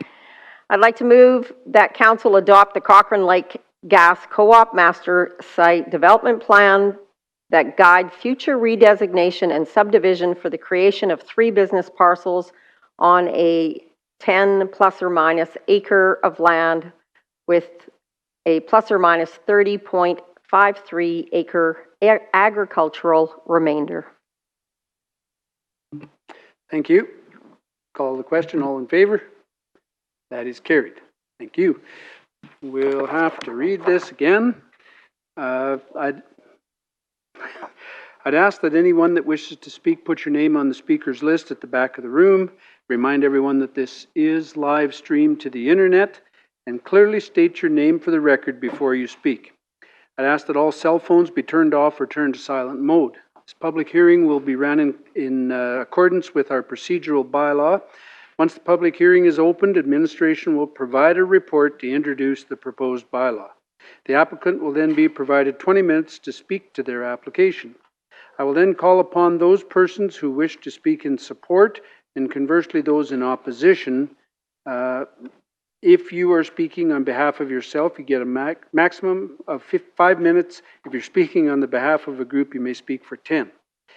I will then invite the applicant to speak for a maximum of 10 minutes to rebut points raised in opposition. Once the public hearing is closed, council will discuss and debate the merits of the application and vote accordingly. Thank you. We'll go to Division 2 to open C7 and C8 in conjunction. Move to open C7 and C8. Thank you. All in favor? That is carried. Can we get the report, please? Good afternoon, Council. Jessica Anderson, representing Planning and Development Services. Items C7 and C8 are 2 related applications in Division 2. Administration will provide an overview of both applications such that the applications may be considered concurrently today.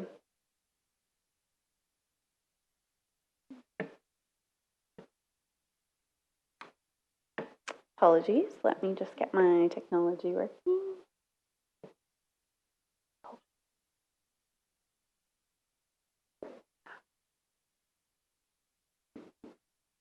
There we go. Sorry about that.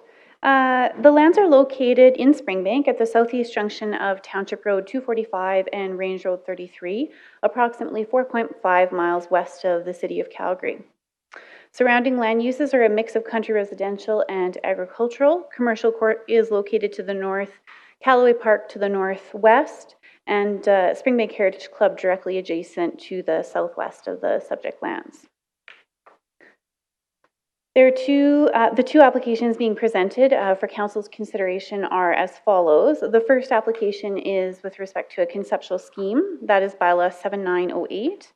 The purpose of this conceptual scheme is to guide the development of a 56-lot villa-style condominium development for persons aged 55 plus.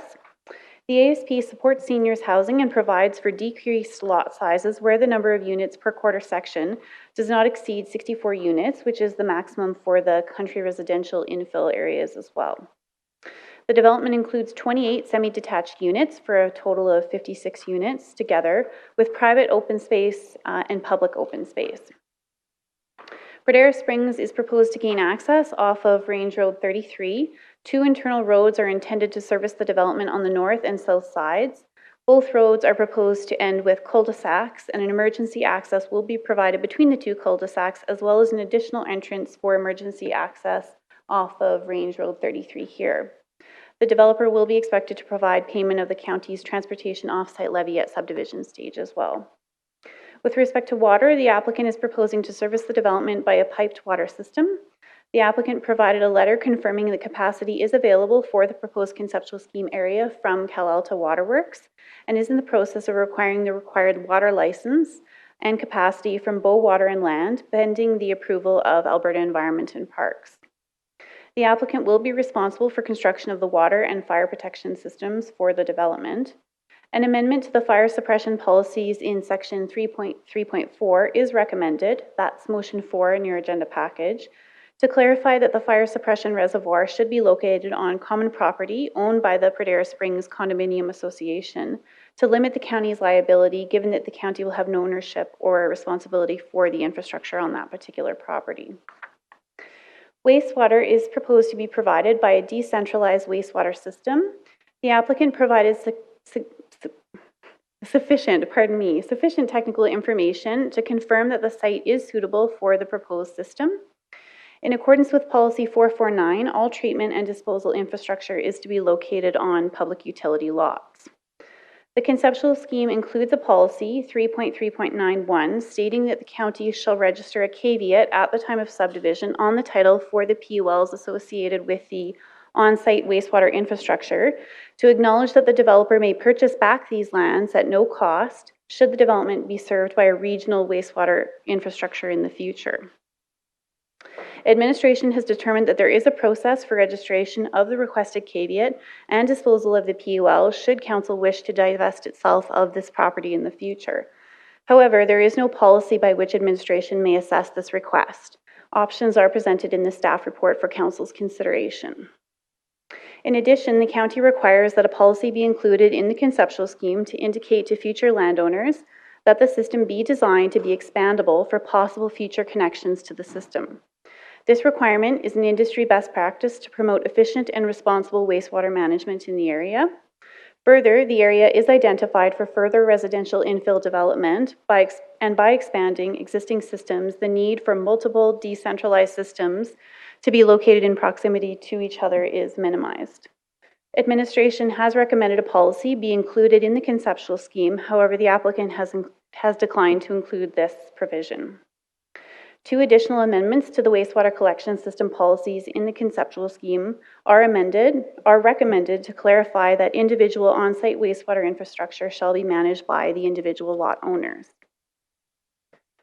Stormwater is proposed to be managed by a system of overland conveyance that will drain into 2 interconnected stormwater management ponds, sized in accordance with the submitted conceptual level stormwater management plan.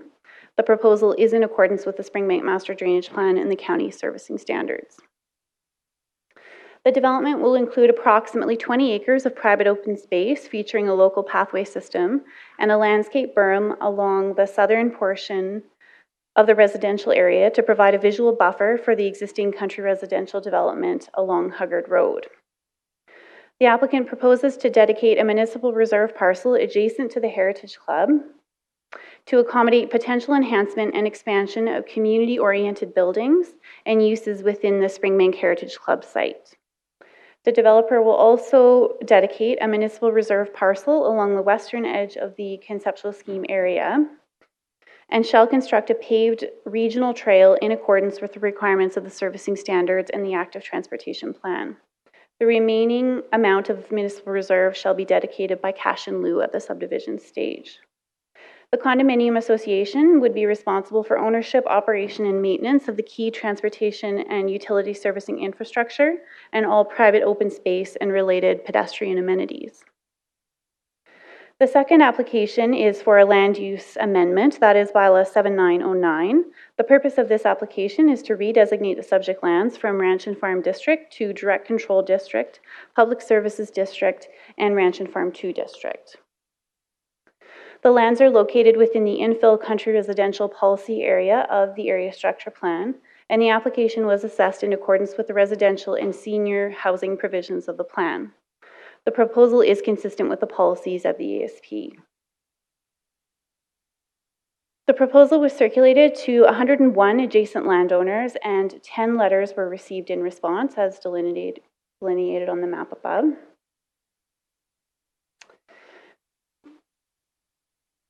Administration determined that the proposed conceptual scheme and land use amendment are consistent with the area structure plan and servicing standards and demonstrated to be technically feasible.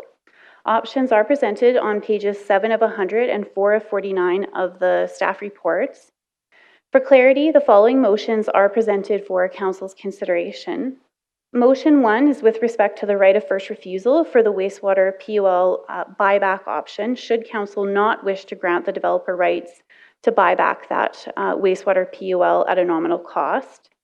Motion 2 is with respect to a policy being included in the conceptual scheme to indicate to future landowners that the wastewater system be designed to be expandable for possible future connections to the system. The remaining motions are generally housekeeping matters that clarify the roles and responsibilities of the condo association and the county with respect to future ownership, maintenance, and liability. The applicant has agreed largely to those changes, and I'm sure Mr. Venner will speak to those as well. Administration recommends approval in accordance with option 1, and we have prepared a video for Council's consideration as well.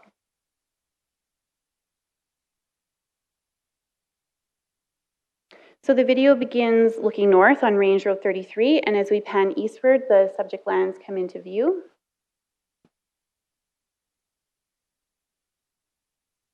And looking east across the subject lands. And as we start to pan southward, the existing residential parcels along Huggard Road are on the other side of that tree line, and the Heritage Club is just beyond these trees here. And looking south on Range Road 33. And then as we pan westward, the adjacent lands come into view.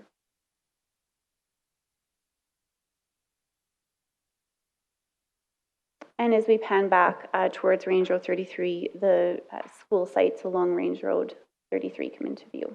And that concludes my presentation. Thank you. Thank you. We'll now call on the applicant to come forward.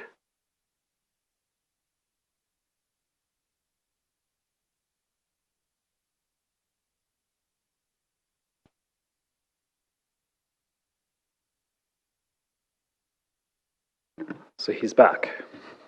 Thank you, Mr. Chairman. Ken Venner with B&A Planning Group. Before we get going here, just wanted to quickly introduce the owners, Todd Jensen, Lynn Thurlow. Also here from the consultant team is Shane Sparks from SD Consulting, sorry. He's our wastewater technical expert, as well as Mr. Rob Deverell from Sedulous Engineering, our lead civil engineer on the project. And that looks very small and half on the screen. So, Mr. Chairman, maybe while we're dealing with this technical issue here, I know we have 20 minutes. I'm going to be speaking to the amendments, and I think I might need a little bit more time, maybe 2-3 extra minutes. At about the 19-minute mark, maybe crack the whip, and we'll see how far I'm into the presentation. So let's get going. Actually, you're dealing with 2 separate items here, so I can allow some leniency, so you don't have to worry about 19 minutes. Okay, thank you, Mr. But you Chairman. should start worrying about 40. I know it's the last meeting of the year before the break, and everyone wants to get out of the building into the sunshine, so I'll try to be brief. So again, thank you to administration for bringing the application before council today. It's been a long time coming. I think we've been in process for a couple years now. Stop and start a couple times. We had some issues trying to find the water license, and that was the main delay in getting us to council. But I wanted to thank Ms. Anderson and Ms. Duncan at the back here, as well as all the other administration for shepherding us to get us to this point. So I think Ms. Anderson did a really good job. I might just say my presentation is what she said, but my clients probably wouldn't be too happy, and I've got to earn some dollars here, so I'll go through my slides as well. But I'm trying not to duplicate a lot of the good information that staff has put together for you. So again, just some illustrations on the context of where this application for the 56 residential units is in Springbank, west of Calgary, south of the Trans-Canada Highway, in the area that I guess I would notionally refer to as the Springbank Community Core, and it's that area I've sort of highlighted in the blue. The area does, of course, contain a number of existing community facilities with the junior elementary school, the Park for All Seasons and the high school, of course, the Heritage Club that was referred to. You've got Commercial Court directly to the north of us, Callaway Park. I think I see Mr. Bob Williams in the back right there, as well as on the north side of the highway, you've got Edge School and hopefully to be constructed first phase of Bingham Crossing. I've just for illustration purposes highlighted the locations of the existing country residential developments. That's the area in sort of the orange, as well as the airport, some of the open spaces with the golf course, and the developing community of Harmony. So again, this is the subject lands. It's about 127 plus or minus acres. Again, at the location of the intersection of Range Road 33 and Township Road 245. You see some of the adjacent developments that I referred to, the schools on the west side, the Heritage Club, sort of directly to the west of our site. The acreages on Huggard Road, I'm sure you'll probably be hearing from some of these folks a little later in terms of some of the concerns that we see. Longueway Place, another historic residential community to the east of us, as well as Commercial Court to the north. Now, from a land use perspective, the site is currently zoned ranch and farm.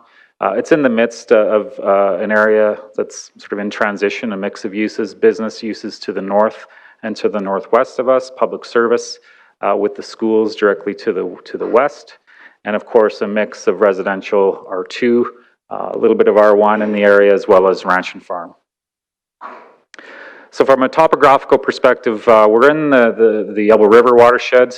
You'll see here that there actually is some split drainage occurring on the property. The southwest portion of the site drains towards the Elbow River via the Springbank Creek Basin. The northeast corner, or the north half of the site, generally drains more towards the south and to the east through the Grandview Creek Basin. And of course, we're proposing to locate the residential components of the developments in this basin that drains towards the river via Range Road 33. And this again just provides a little bit more regional context of the Elbow River Basin, and I've highlighted the Springbank Creek Basin, which of course our site is draining into. The intention would be to shed surface drainage via 33 to Springbank Creek, eventually getting into the Elbow River at that location. The north half of the site, we're leaving in agricultural land use, again, leaving that area untouched. Now, why this development? Why now? Why this location? And I don't think it's a surprise to anybody. There is a need for housing to suit aging population. We did some quick statistic analysis, some census information on the 2016 census profile. And it was interesting to note that Springbank, in comparison to the city of Calgary, in comparison to the province of Alberta, has quite a bit higher overall population of seniors. And again, I think it's a function of a lot of the pioneers of the Springbank community, a lot of the folks that have been moving out into the community in the late 70s, the 80s, the 90s. When they were in their 40s, now they're older. They're in their 50s, they're in their 60s. And there's not a lot of options for Springbank, for people who live in that community to get off the 2-acre parcel, the 4-acre parcel, the 10-acre parcel. So really that's really the motivation and rationale for this project. And what we're trying to do here, Mr. Chairman, is create an opportunity in accordance with the policy of the area structure plan, the 2001 area structure plan, is to provide a residential development that truly does cater to working seniors or retirees that seek a maintenance-free lifestyle in sort of an area of their community. They don't have to move into Calgary. They don't have to move into Cochrane or Airdrie or other locations in the region. Really affording that opportunity for sort of maintenance-free living. So you heard Ms. Anderson talked about the 56 units. These are villa-style residential units. Maintenance-free condominium ownership, again in line with the area structure plan. Full servicing, water, wastewater, stormwater, we'll talk about that. Open space, both private open space with pathways that we would register easements to allow the community to enter onto those, as well as that regional pathway, that portion of the pathway on Range Road 33 that I know the Community Association has a strong desire to see that piece of infrastructure connect both north and south Springbank. And again, we're in line with the area structure plan. So really briefly, I know Ms. Anderson talks about the area structure plan policies, but I did want to spend a couple moments of just highlighted some key wording in the language of the area structure plan. Again, an alternative form of residential development other than the traditional 2-acre parcels, but we're still bound by that maximum of 64 units per quarter section, if we were to come in and do a bunch of 2s, that would be the maximum density that we could otherwise apply for.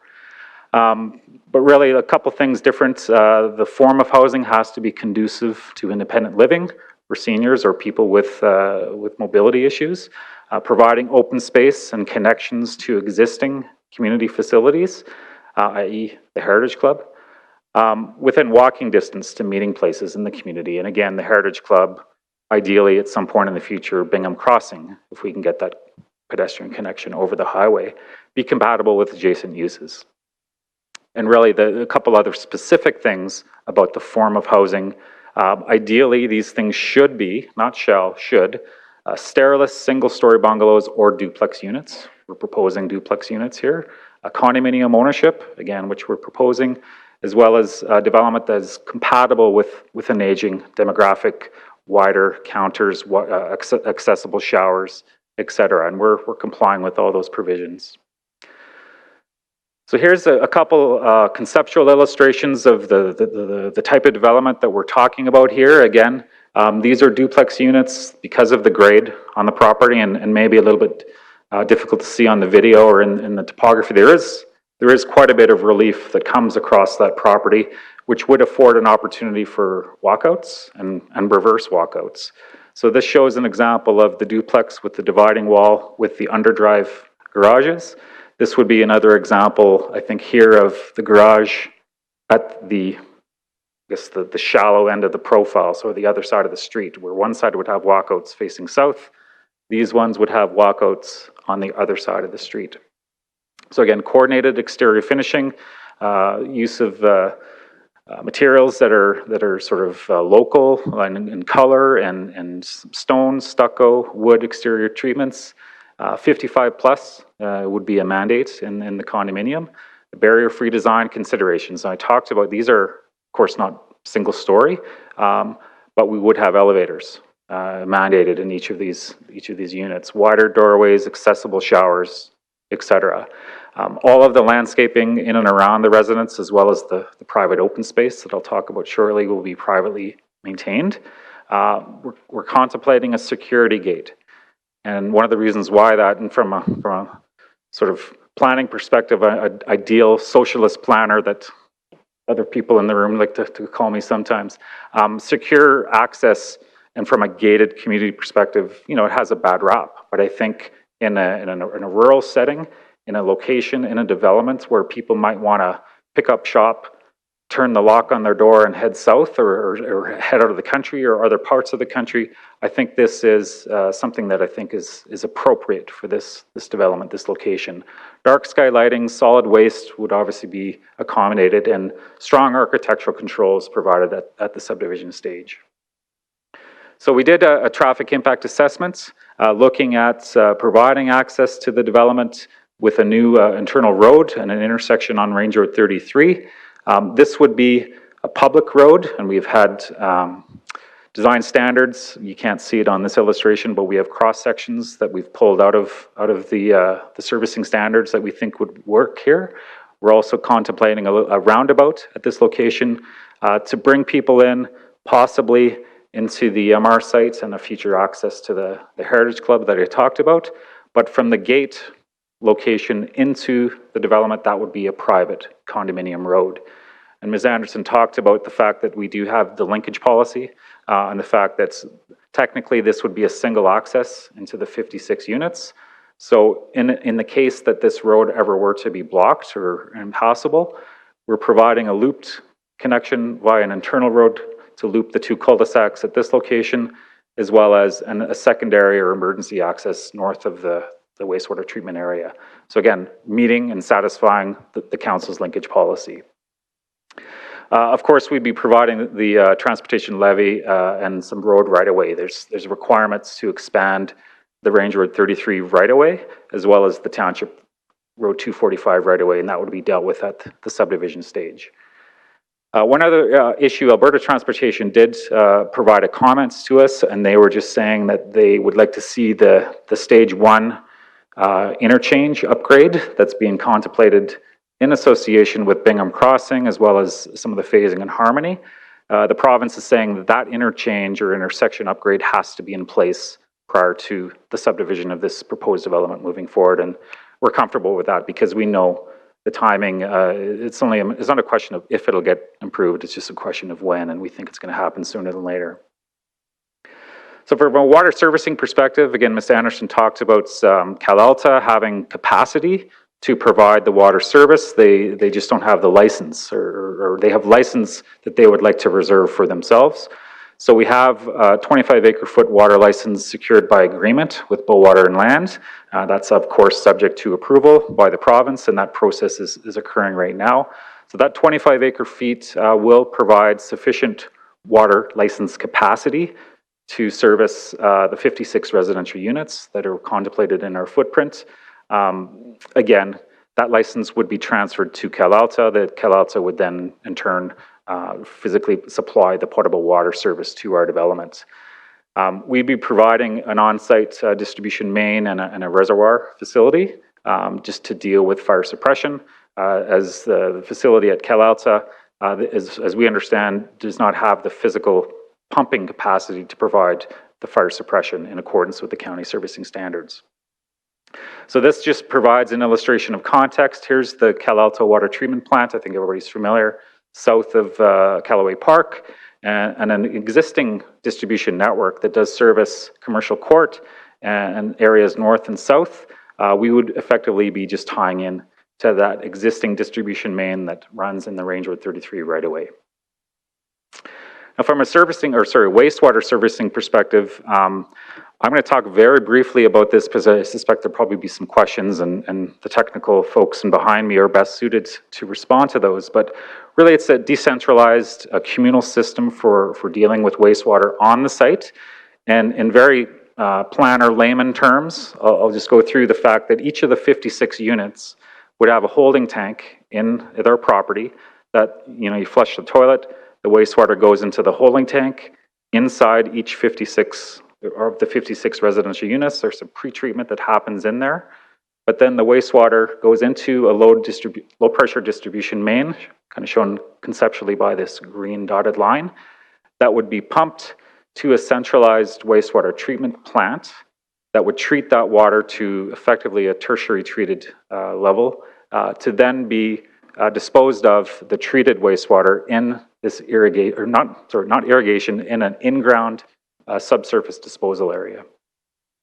And this system, we've studied this to death. I think we're confident that the design of the system would meet both county and provincial regulatory policies. You'll note here that as per the subdivision development regulations, there is a 300-meter setback that's required from the operating area of a wastewater treatment plant and any residential use. However, that setback area can be reduced. And in fact, there's examples in the county where that area has, because of the technology that basically eliminates odor and any risk of odor, can remove that to zero. In fact, the Bragg Creek treatment plant, I believe, has a 0 meter setback. So we're quite confident that although the residential units you see inside that 300-meter setback area, it's not going to pose a problem for us. Now, from a drainage perspective, and again, Ms. Anderson talked about the fact that there is a concept here to design 2 connected on-site retention facilities that would effectively take the drainage from all the hard surfaces, as well as the drainage from the in-ground subsurface disposal area for the wastewater, and redirect drainage through the developments, eventually reaching the southwest following topography out to the ditch on Range Road 33 down, eventually getting into the Elbow River. We know that the county has done a lot of study in this area, the Springbank Master Drainage Plan, as well as the Springbank Creek Drainage Basin Study, which again, we're part of that. We know that there's some downstream issues with culverts that aren't sized appropriately, but we fully expect, and administration might be able to clarify, that the county is working on an offsite levy that would work towards resolving a lot of these downstream issues as they exist today. Another thing that's worth noting is the private open space areas would be irrigated with the stormwater facilities as well. Now, from an open space perspective, again, we talked about the fact that there is a mix of public and private open space. About 40% of the plus or minus 50 acre residential development area. How am I doing on time? The I have clock 20 minutes left. Didn't get reset. 23 and a half minutes. I'm doing well here. Okay, thank you. Okay, I'm gonna speed it up here. So again, a mix of public and private open space. The private open space, of course, to contain trails to support low impact trails within the footprint of the developments. But again, we met with the Heritage Club. We know that there's a long-standing desire to see some additional land in there to help with parking and some other long-term facility improvements. So that's the reason why we'd be proposing a little bit of an expansion of MR, as well as that lineal MR along the west side of the property for the regional trail. As well as as contemplated, all of the storm ponds, the reservoir itself, as well as this irrigation area or the subsurface disposal area for treated wastewater is contemplated to be public utility lots. Land use, direct control is primarily proposed for the residential components, the public service, for the public open space component, the remainder to leave or be left in Ranch and Farm 2 designation. And again, the subdivision, which we're not considering today, but would be creating ownership through a condominium of the 56 units, create all the public utility lots, the MRs, and also provide some cash in lieu on top of what would be outstanding. So we did all the technical reports. I don't think I need to belabor the points. We did quite a bit of analysis and assessment. We're certainly prepared to respond to any questions of council and the gallery. And we did a bunch of consultation as well, similar to the application that I presented shortly ago. We started with an introductory newsletter back in August of 2017, just to give all of the residents immediately impacted by this proposed development a bit of a heads up of who we were, where the site is, what's being planned, what's being contemplated. You see all the little dots are the actual houses that we hand delivered the newsletter to, with an invitation to come out to a community info session in September of 2017. And of course, we advertised that in the Rocky View Weekly. Standard info session, we had the static display boards. We also had a formal presentation with a Q&A that I think was pretty well attended by a lot of the residents in the area. And you'll see here sort of the red dots represent people who chose to put a pin in the map and show us the locations of where they're from. A lot of people directly adjacent to us, of course, came out, as well as a good representation from around the community. That was good. We also augmented the info session and the general ad with some individual meetings with some of the landowners, and I've taken some liberties here because we didn't actually meet with every single one of these landowners, but we met with representatives of the landowners. We met with the then area councillor, Mr. Jerry Arshinoff from Longueuil Place. We also met with some folks on the west side of 33. We met with the Heritage Club, as I mentioned. And through the circulation process, we got a letter from the Springview Water Co-op indicating that they had some issues with the application, with some of the dated information that we used to support the application, some of the technical studies. So we agreed to update the biophysical impact assessment. We did a little bit more analysis from a stormwater perspective and some of the geotechnical work. And of course, we met again February of 2019 with the Water Co-op, provided all of the new information. We provided the latest conceptual scheme and had an understanding that they were okay with the project. And certainly you see the letter in the agenda where there's still remaining concerns. And the concerns, I think, really stem from our original proposal. We were contemplating that in-ground subsurface treated wastewater disposal area, kind of in the central portion of the site, in the northeast portion of the area, kind of almost splitting the topography line. I mentioned there was a split topographical break on the property. Even though if designed properly and functioning properly, these systems, most of the water, the treated wastewater is evaporated. We acknowledge there might be some concern or some potential for the groundwater or the surface water to migrate down into the south of these properties, which they already told us they had an issue with the land in those areas being historically and seasonally wet. So what we did is we revised our project.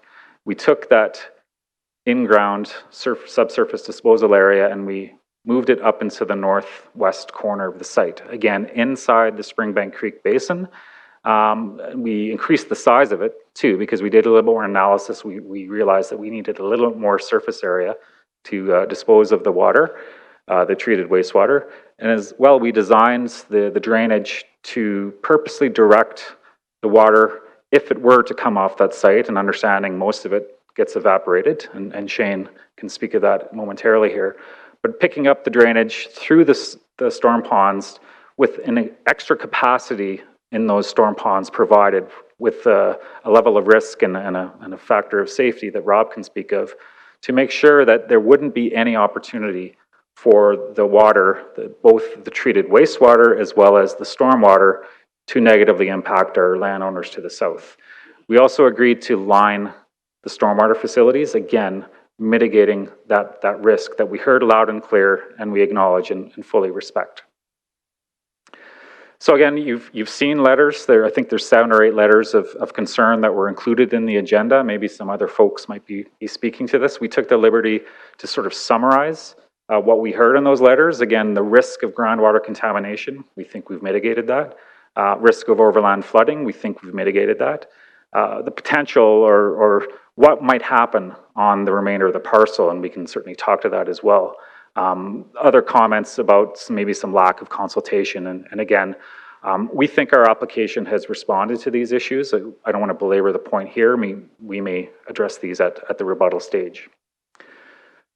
So the amendments, Mr. Chairman, thank you for bearing with me. There's 5 amendments that staff have proposed, and these amendments sort of came out late in the game, I guess, in that 2-year process that we talked about. But we did have a good conversation with Jessica and Ms. Anderson and Ms. Duncan, and really summarizing each one of these 5 motions. Again, the county wants to retain ownership and ultimately operate this wastewater treatment facility. They want the system to be able to be expanded, the wastewater treatment system, and also from a public ownership of the stormwater facilities, the reservoir, and those individual holding tanks within each one of those 56 lots. They want the condo to own and operate and maintain and have the obligation to be liable for those, and that's fine. So motions 3, 4, and 5, as Ms. Anderson mentioned, we're comfortable with. We're completely happy.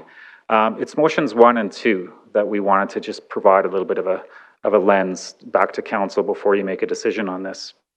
And speaking to motion 2 first, just to confuse the issue, and that's the proposed motion or the amendment that would allow the wastewater system or require the wastewater system to be expandable in order to accommodate development on adjacent lands. That's not something we contemplated. It's not something we represented to our stakeholders. It's not something we assessed in terms of the technical review. Although we're comfortable that 56 units, as we're proposing here, can be serviced with this decentralized wastewater system, we don't know what the impacts might be on not only the adjacent lands, but our own development if this wastewater system is ever to be expanded. So that's something for council's consideration. We would respectfully request that policy not be included in the conceptual scheme. Mr. Benner, I think I'm going to have to get you to wrap it up here pretty quickly. I've got 3 more slides. Good. It's regarding motion 1, and it's really the staff's or administration's desire to see the county own, operate, and maintain this in-ground subsurface wastewater treatment system. I just have to emphasize again, all of this infrastructure, should council wish to go ahead with this and allow the project to move forward, it'll be all provided by the developer. Initially, it'll all be maintained and operated, and the developer will be on the hook.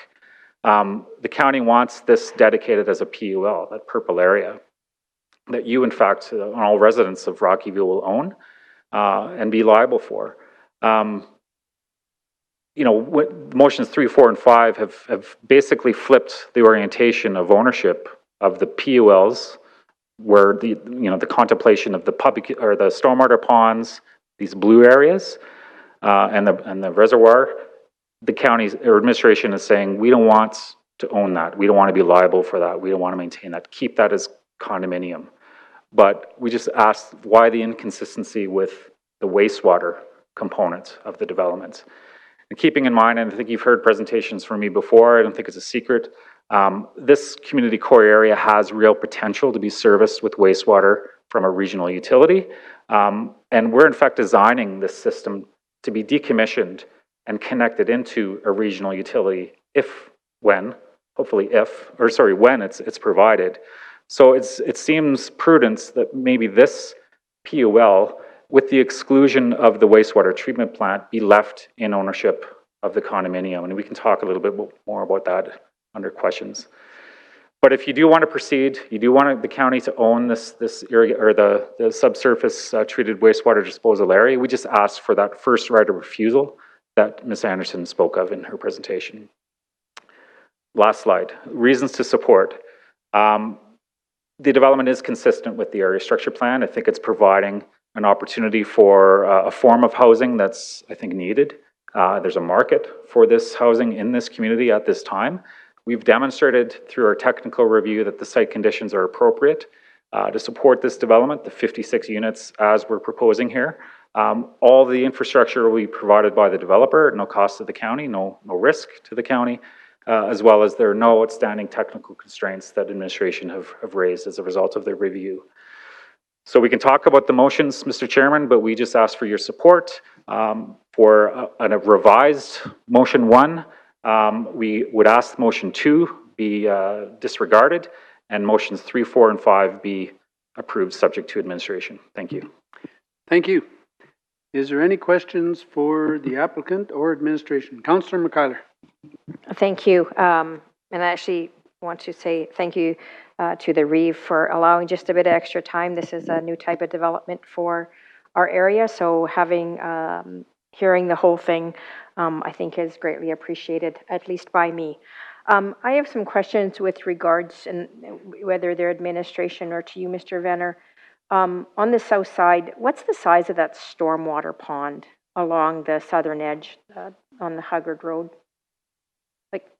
Yes, no, yeah, there, sure. Mr. Chair, through you to Councillor McKeiler, I'm going to have my cavalry sitting behind me come up and respond. We have designed the stormwater facilities in accordance with the unit area release rates and the volume retention control targets of the master drainage plan and the basin study. In terms of what the actual area is, Rob Deverell from Sedulous would know that. Rob Deverell representing Sedulous Engineering. It's approximately 1.3 hectares in size. So about 4 acres-ish? Yeah, roughly. And so I see the drainage going sort of along the first 2 lots on the westerly side down to 33. Is that through a pipe system that's going down? So we have not determined yet whether that would be a pipe system or an open channel. Our current report speaks of that being either or. We would decide that at detailed design. It's currently in our model set as a pipe, but we would have to set grades at the detailed design to figure out exactly what that would be. I guess if it's not a pipe, then how do you ensure that it just actually goes into Range Road 33 versus crossing over those 2 lots if there's a water event? So the pond and all associated overland drainage swales would all be lined with HDPE liners to protect infiltration or stop infiltration from happening. The pond itself, but what about... And the swales. Yeah, okay. And the swales. If any overland conveyance component would be lined as well. We are very aware of the sensitivities to infiltration and not trying to increase the springs and spring banks. So it would be all, every overland drainage component is intended to be lined. Thank you. Where's the community well in relationship to this storm pond for the folks on Huggard Road? I'm not 100% certain. I believe it, if we're looking at the Huggard properties, I believe it's up in the northeast. I think a little bit right of there. Over in that area there, yeah. Administration, can you confirm that location, please? To the chair, to Councilor McCullough, you're correct, yeah. So that communal well is located in the northeast corner of those lots on Huggard Road. And then there is a distribution pipe that runs east-west along the back of those properties. So on that second lot from the east, that the little building there, and I can't zoom in here, that's the pump house there? Is that correct? To the chair, I believe you're correct. Okay. And the distance, the berm that's being constructed all along that south portion, what's the setback for the start of that berm to the property line? The berm would start just immediately north of the property line. That's the way it's conceptualized right now. I just want to clarify too, the berm is not, it's not a hydraulic structure. It's not there to hold the pond. It was just envisioned it's more of an aesthetic or a screening berm than anything. The berm has always been there. It's just, as Ken alluded to in his presentation, we've sized these facilities to deal with intercepting shallow groundwater. And so the berm has remained, but got pushed south. It could be, as I say, it's an aesthetic feature, so it's not, doesn't need to be there. It could be certainly pushed away from the property line. It's a slope factor, so it would get a little bit less high, that's all. Okay, and the dimensions I think are 12 meters at its peak and 26 meters. Is that, it's in the conceptual drawing? I don't have it up in front of me. Yeah, it wouldn't be that high. It might be in the conceptual scan. I don't remember that figure, but again, it's for screening, so there's no set height on it, in my opinion. Okay. Well, we will be adopting a conceptual scheme, and it is in the conceptual scheme, so I want to make sure that the residents along Huggard Road understand what that would look like. That's a statement rather than a question, but I'm going to carry on.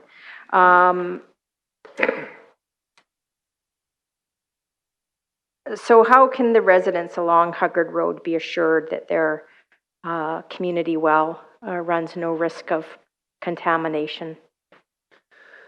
So from an overland drainage perspective, everything will be directed from the site into the pond. And as I said before, the ponds will be lined, overland drainage swales will be lined. The purpose of doing the lining is to stop the infiltration from occurring. So that would prevent any drainage or runoff from infiltrating and working its way subsurface into their area and subsequently near to their well.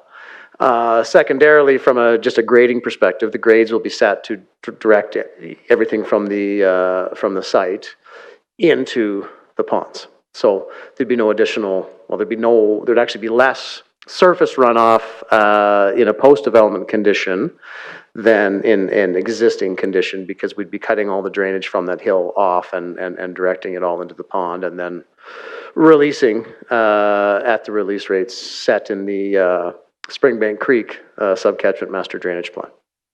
One of the letters from the water co-op had said that they had requested some before testing of their well, and some after testing, I suppose, is what they meant, but that wasn't completed. Can you tell me why? It is something that we will endeavor to do should this conceptual scheme get adopted, and as we move forward to detailed design, it's something we'll definitely want to do for their peace of mind and for our own. Is to do that. What we have done is installed just immediately north of the property line in and around where their well is. We have installed monitoring wells, our own monitoring wells, and SD Consulting can speak to that, but we have done water quality sampling and all kinds of good things with those wells. But in terms of actually testing their water, well, we've not done that yet. Again, it's something we would intend to do once we have a project. Thank you. And would the developer, should this application go ahead, would the developer accept an amendment to this that would ensure a hookup for the residents on that community well, should something, should their properties be affected? I'd have to let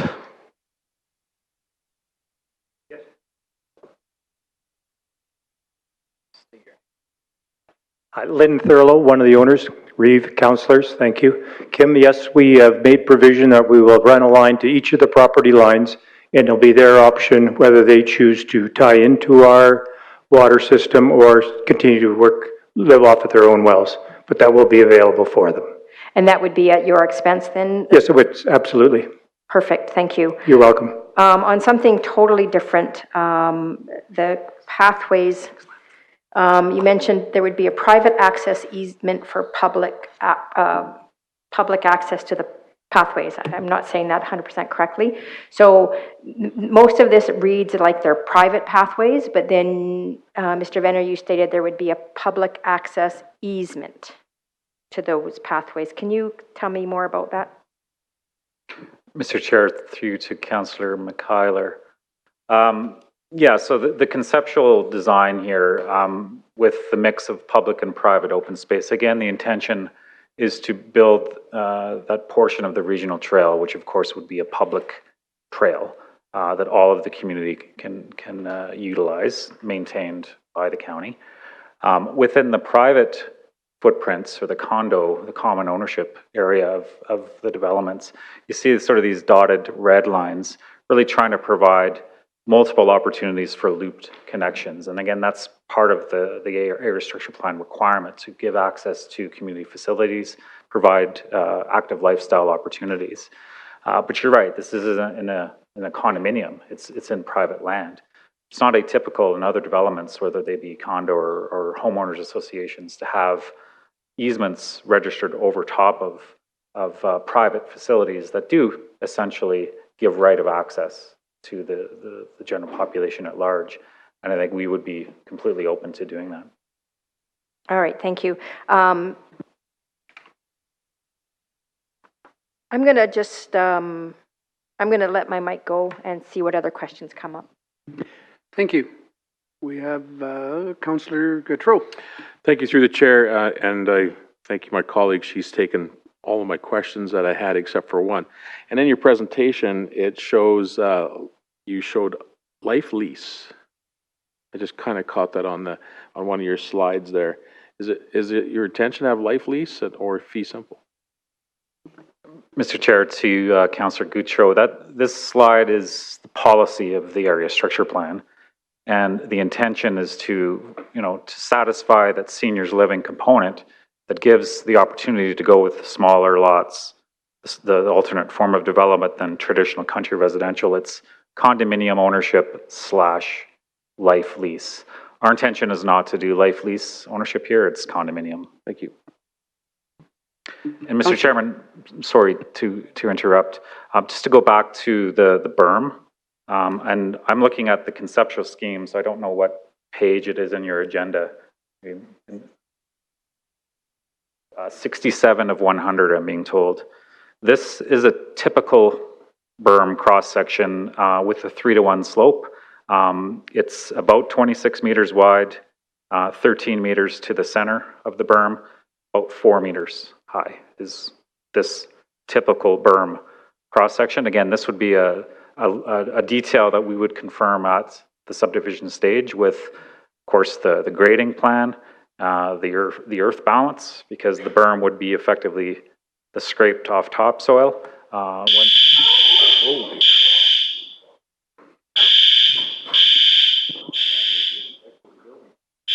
What is that? Alarm.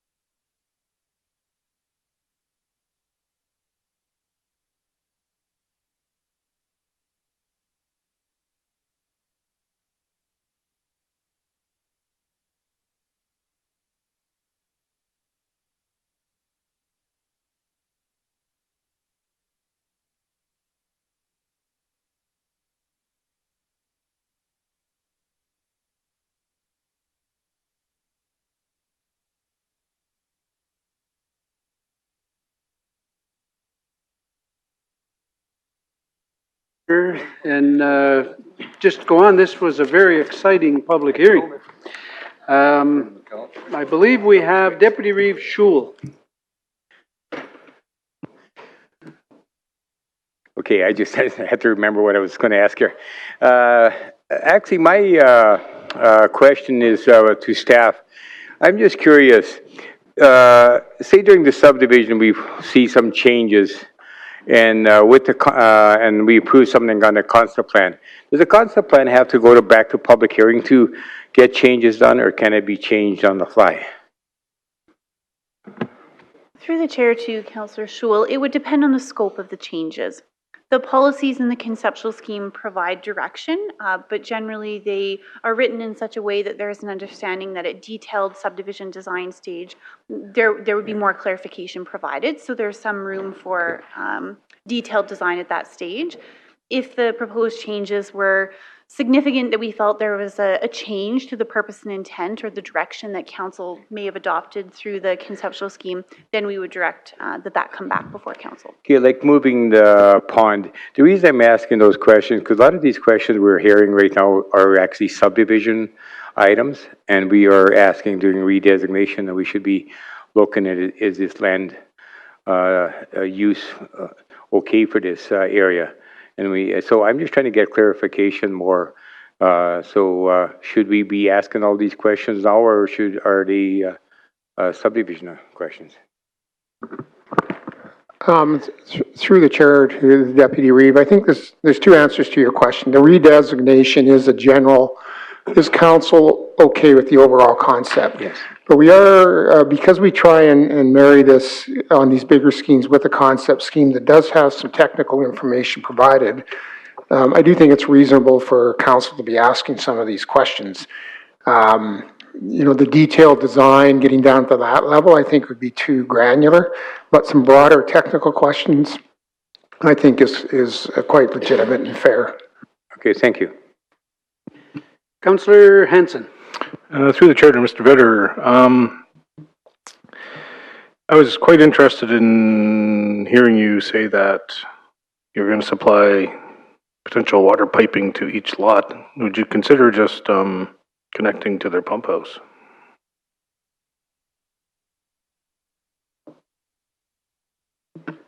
Mr. Chairman, seeing as the obligation to connect those pipes and the locations would be the responsibility of the owner, I might bring up Lynn to respond to that, if that's okay. Thank you.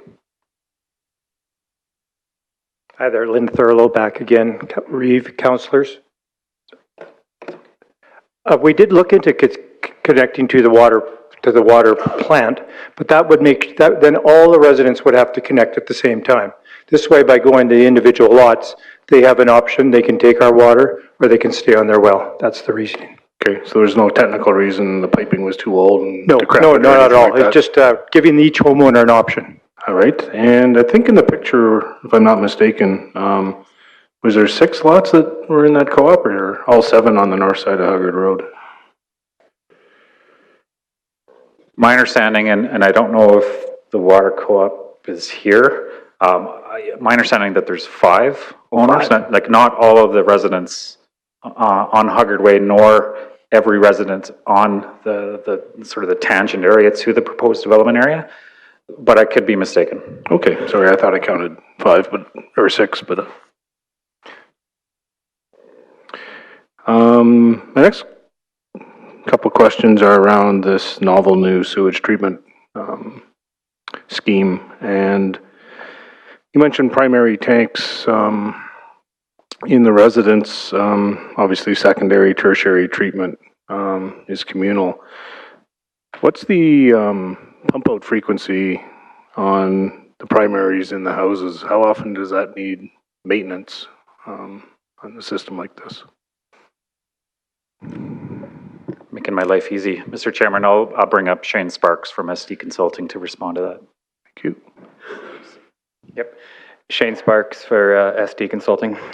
So the question was around the frequency of pumping the primary tanks. And the It totally depends on the water usage in the house. What we typically recommend is that every year the sludge levels in those tanks get checked. When they reach a certain level, they get pumped. So it could be every year, but if it could be one person living in a house, they may not need their sludge pumped for 10 years. It's totally dependent, but we check it every year, or the operator checks it every year. Right, and my interest in this line of questioning is what happens if they don't do that and it fills up with sludge? Does this compromise the communal system at all? Or is there some safeguards to stop an individual condo owner from basically messing with the whole communal system? Right.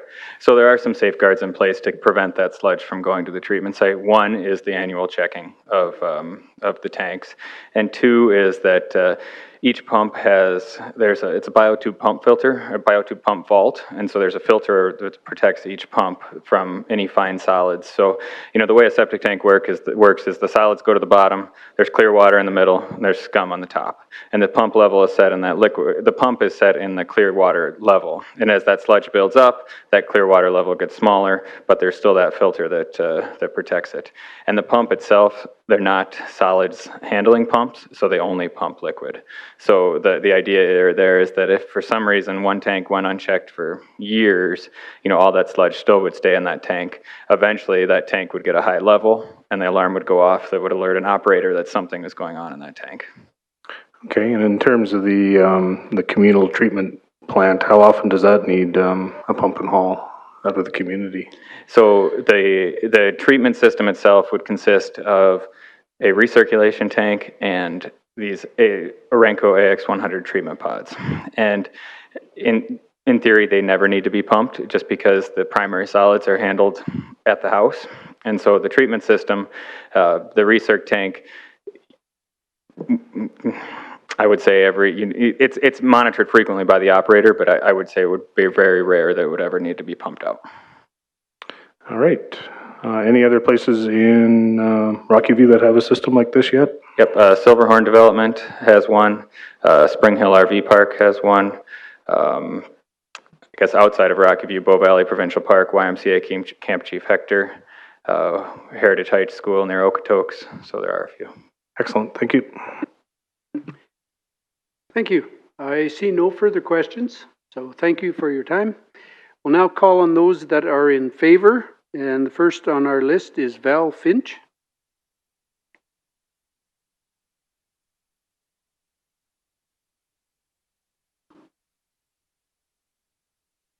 If you would kindly state your name for the record, please.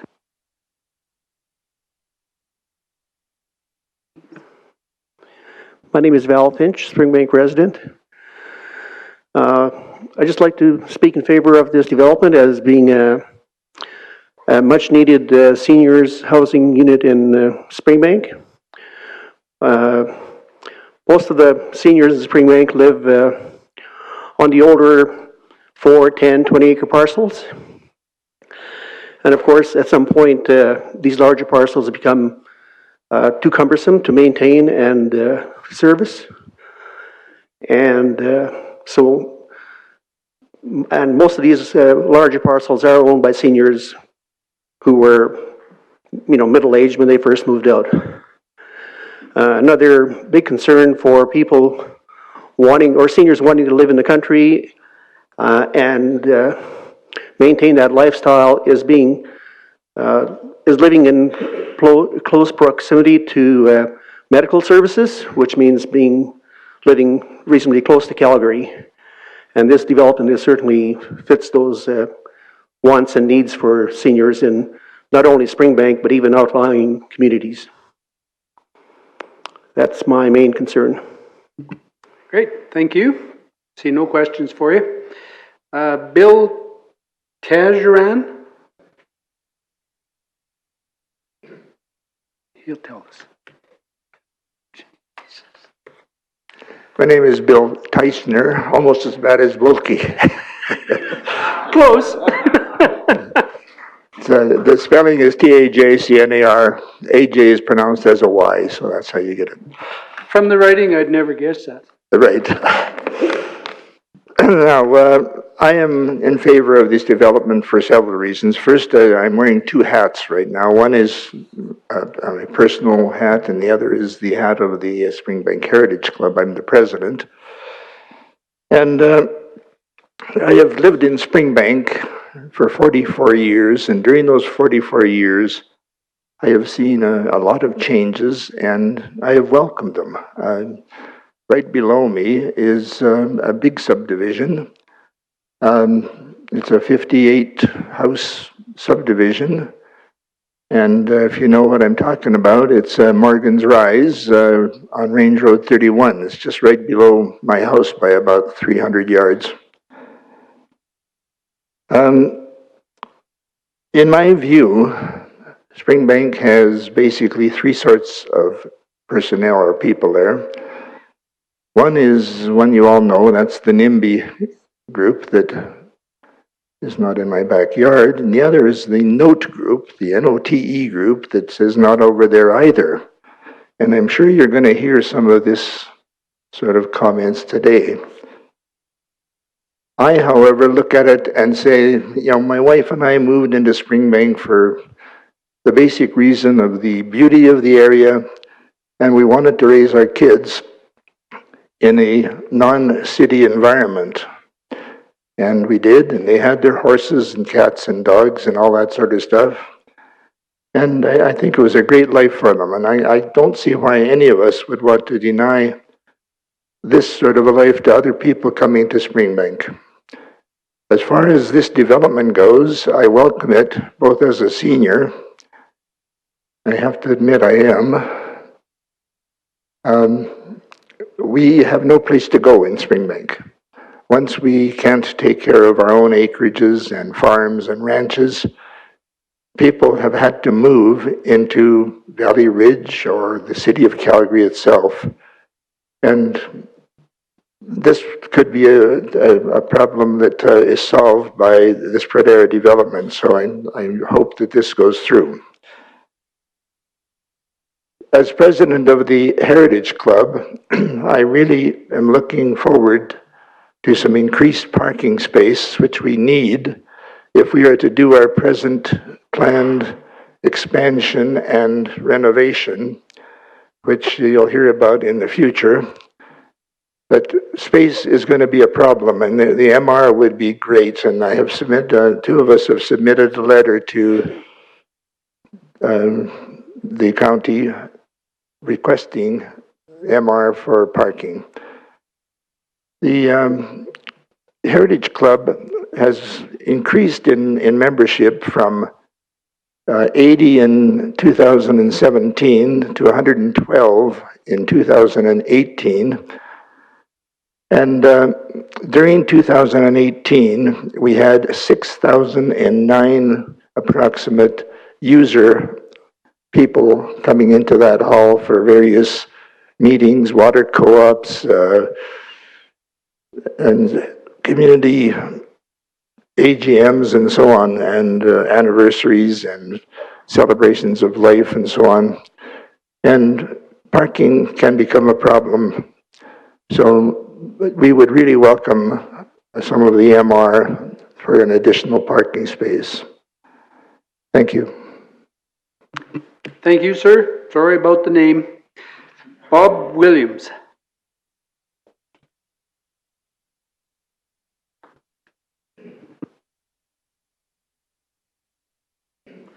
Bob Williams, General Manager of Callaway Park, Calta Waterworks Ltd., and Calta Environment.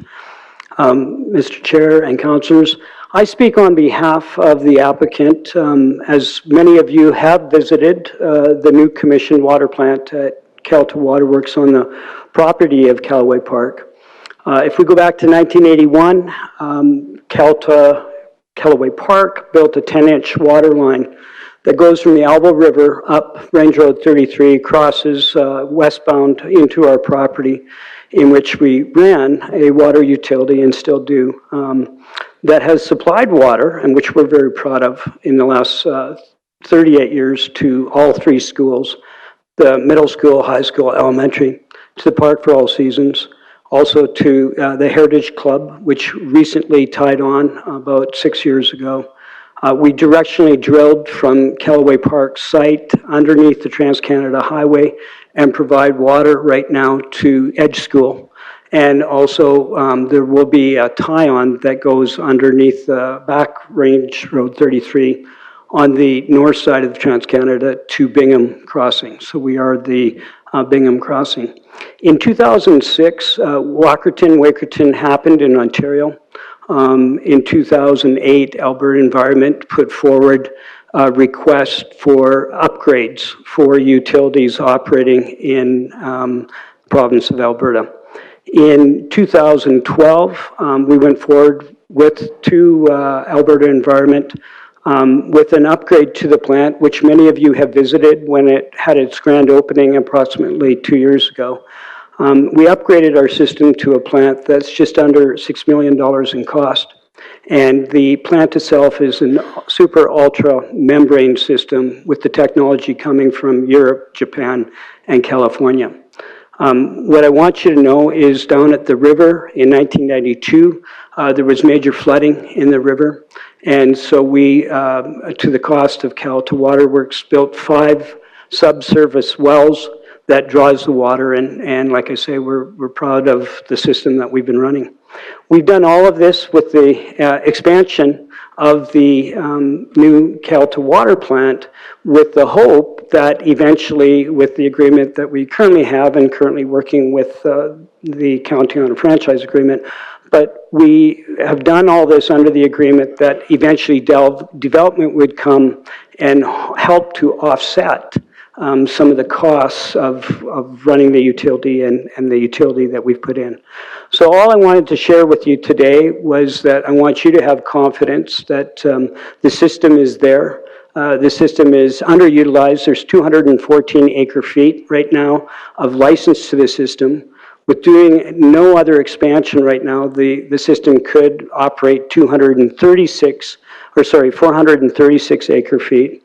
And on the first, they call it trains, we have 8 filters in which 14 filters could be. So on the first train, we've got 6 more filters we could put in, and the plant was built for the next 100 years. So there's an opportunity right next to it for another train to come in, which would double the capacity. Would probably put us a little over 1,000 acre feet.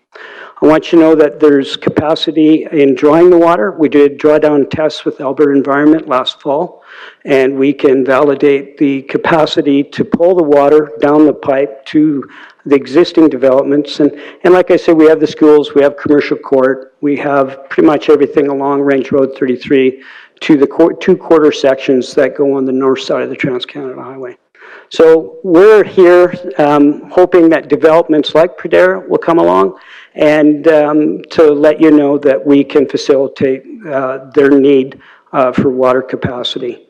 And on a final note, working in the community for 29 years at the park, I do want you to know we know quite a few of the seniors in the area, and they are looking for a place to go. And so I just want to finish with that.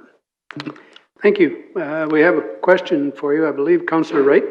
Through the Reeve to Mr. Williams. If on page 21 of 100 or 189 of 745, it says, Utility Services says, it's understood that CalAlta Waterworks has a physical capacity to supply water to this development. However, it's not understood what regulatory license this water will come from. It's our understanding that CalAlta does not have the license capacity to service this development and will require Pradera to supply its own water license to be delivered through the CalAlta system. Can you? Sure. So currently right now, Calta has a water license that we're holding capacity as we have a DC 30 on our property also been approved. Know that the schools are currently under our license capacity at this current time, and so we have an obligation to them through the agreement. All the other developments, BC Stewart and Edge School has their own license. If you look at the Bingham Crossing, we just finished with them for their phase 2. We do have a second license, which Bingham has access to 47 acre feet. And in the new license that's just been assigned to the system is another 90 acre feet. I want you to hear that we don't have to own the license. We've said that all along to users in the area, but we built a plant for the capacity. As time goes along, we're currently working on 2 transfers. I want you to be aware of that, but I can't, with any confidentiality, I can't say anything about that currently right now, but I do want you to know that the intent of the utility is to try to bring on capacity to make the utility more efficient, therefore bringing water rates down for all users on the system. Thank you. Thank you. Councillor McKeiler. Thank you, through the chair. Also with regards to capacity and the license, the applicant has, by the sounds of it, secured a license through Bow Water, them. Are you, because they've now agreed that they would be able to run a water line to the Huggard Road residents that are on their own existing water co-op, does that concern you for the capacity, or it's not your capacity, but the license that they've? You know, I don't have the technical merits of what those, I think 6 residents or 5 residents using. But just to put things in context, there's a 27 acre-feet license in commercial court right now. They use less than 4 acre-feet. And so I'm not sure these residences would use all that much capacity, to be honest with you. And I don't see it as a concern for, you know, and if it did become a concern, we would, you know, we want to be part of the solution, not part of the problem. We would help and support, whether it's those 6 on Huggard or in conjunction with. We're trying to tie people onto the system. Perfect, thank you. If I could, I'd like to move this along. This is definitely subdivision now, so. Sure, yep. Yep, thank you. Thank you very much. Councillor Gautreau. Sorry, just before we move into opposition, Mr. Reeve, I just want to know if we could put a motion to go past 5 now, so that way we don't interrupt the other side. Yeah, 5 a.m. Okay, that's a motion to go past 5. All in favor? Thank you. And is there anyone else would like to speak in favor? Anyone in favor to come forward, please?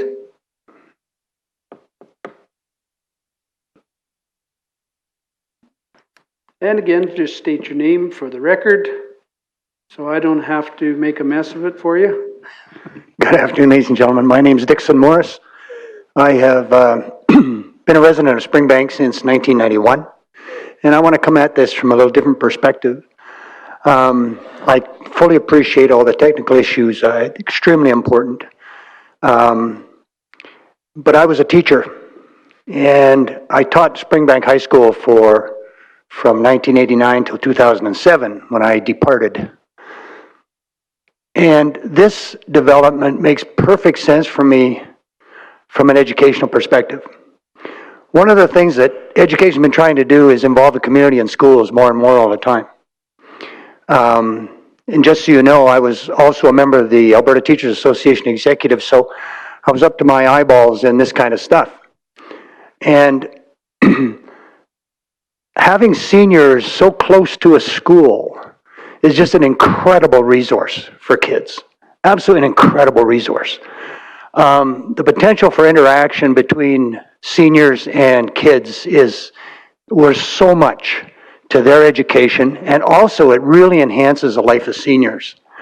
And when I found out that this development was, right across the road from what is the 2 ideal groups, the elementary school, the K to 4s, and then the middle school, it just seemed like this was an absolute win-win situation for everybody.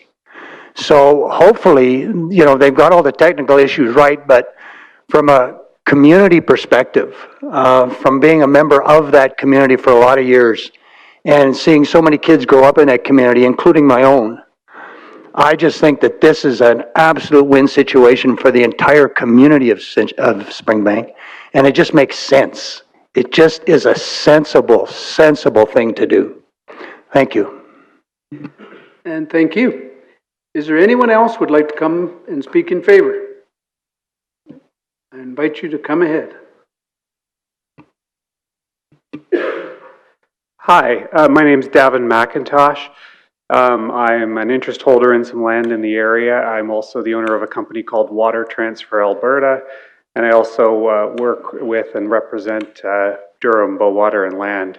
And yeah, you know, the more I hear, the more I feel supportive of this project generally. I think the technical issues, of course, are something that's very important to the area, but to my mind, the most likely way to secure the future of this corridor and to service it in an environmentally sustainable way is ultimately to elbow toward or push toward a wastewater solution that would hopefully include the city and, you know, maybe something that we should obviously, I know you've heard from Ken Venner about this on other matters, be working towards in the long run. But the most likely way to get that, you need a critical mass of development in an area before that makes economic sense, before it makes, before there's really sort of a value proposition that's going to resonate in the region. And so, you know, for that reason, I think this will really help move the area in the right direction. Thank you. Thank you. Anyone else like to come forward and speak in favor? Anyone wishes to come forward and speak in favor, please come now. And anyone, last call for in favor. Seeing no one, we will go to those in opposition. And the first speaker I have on the list is Barry Johnson.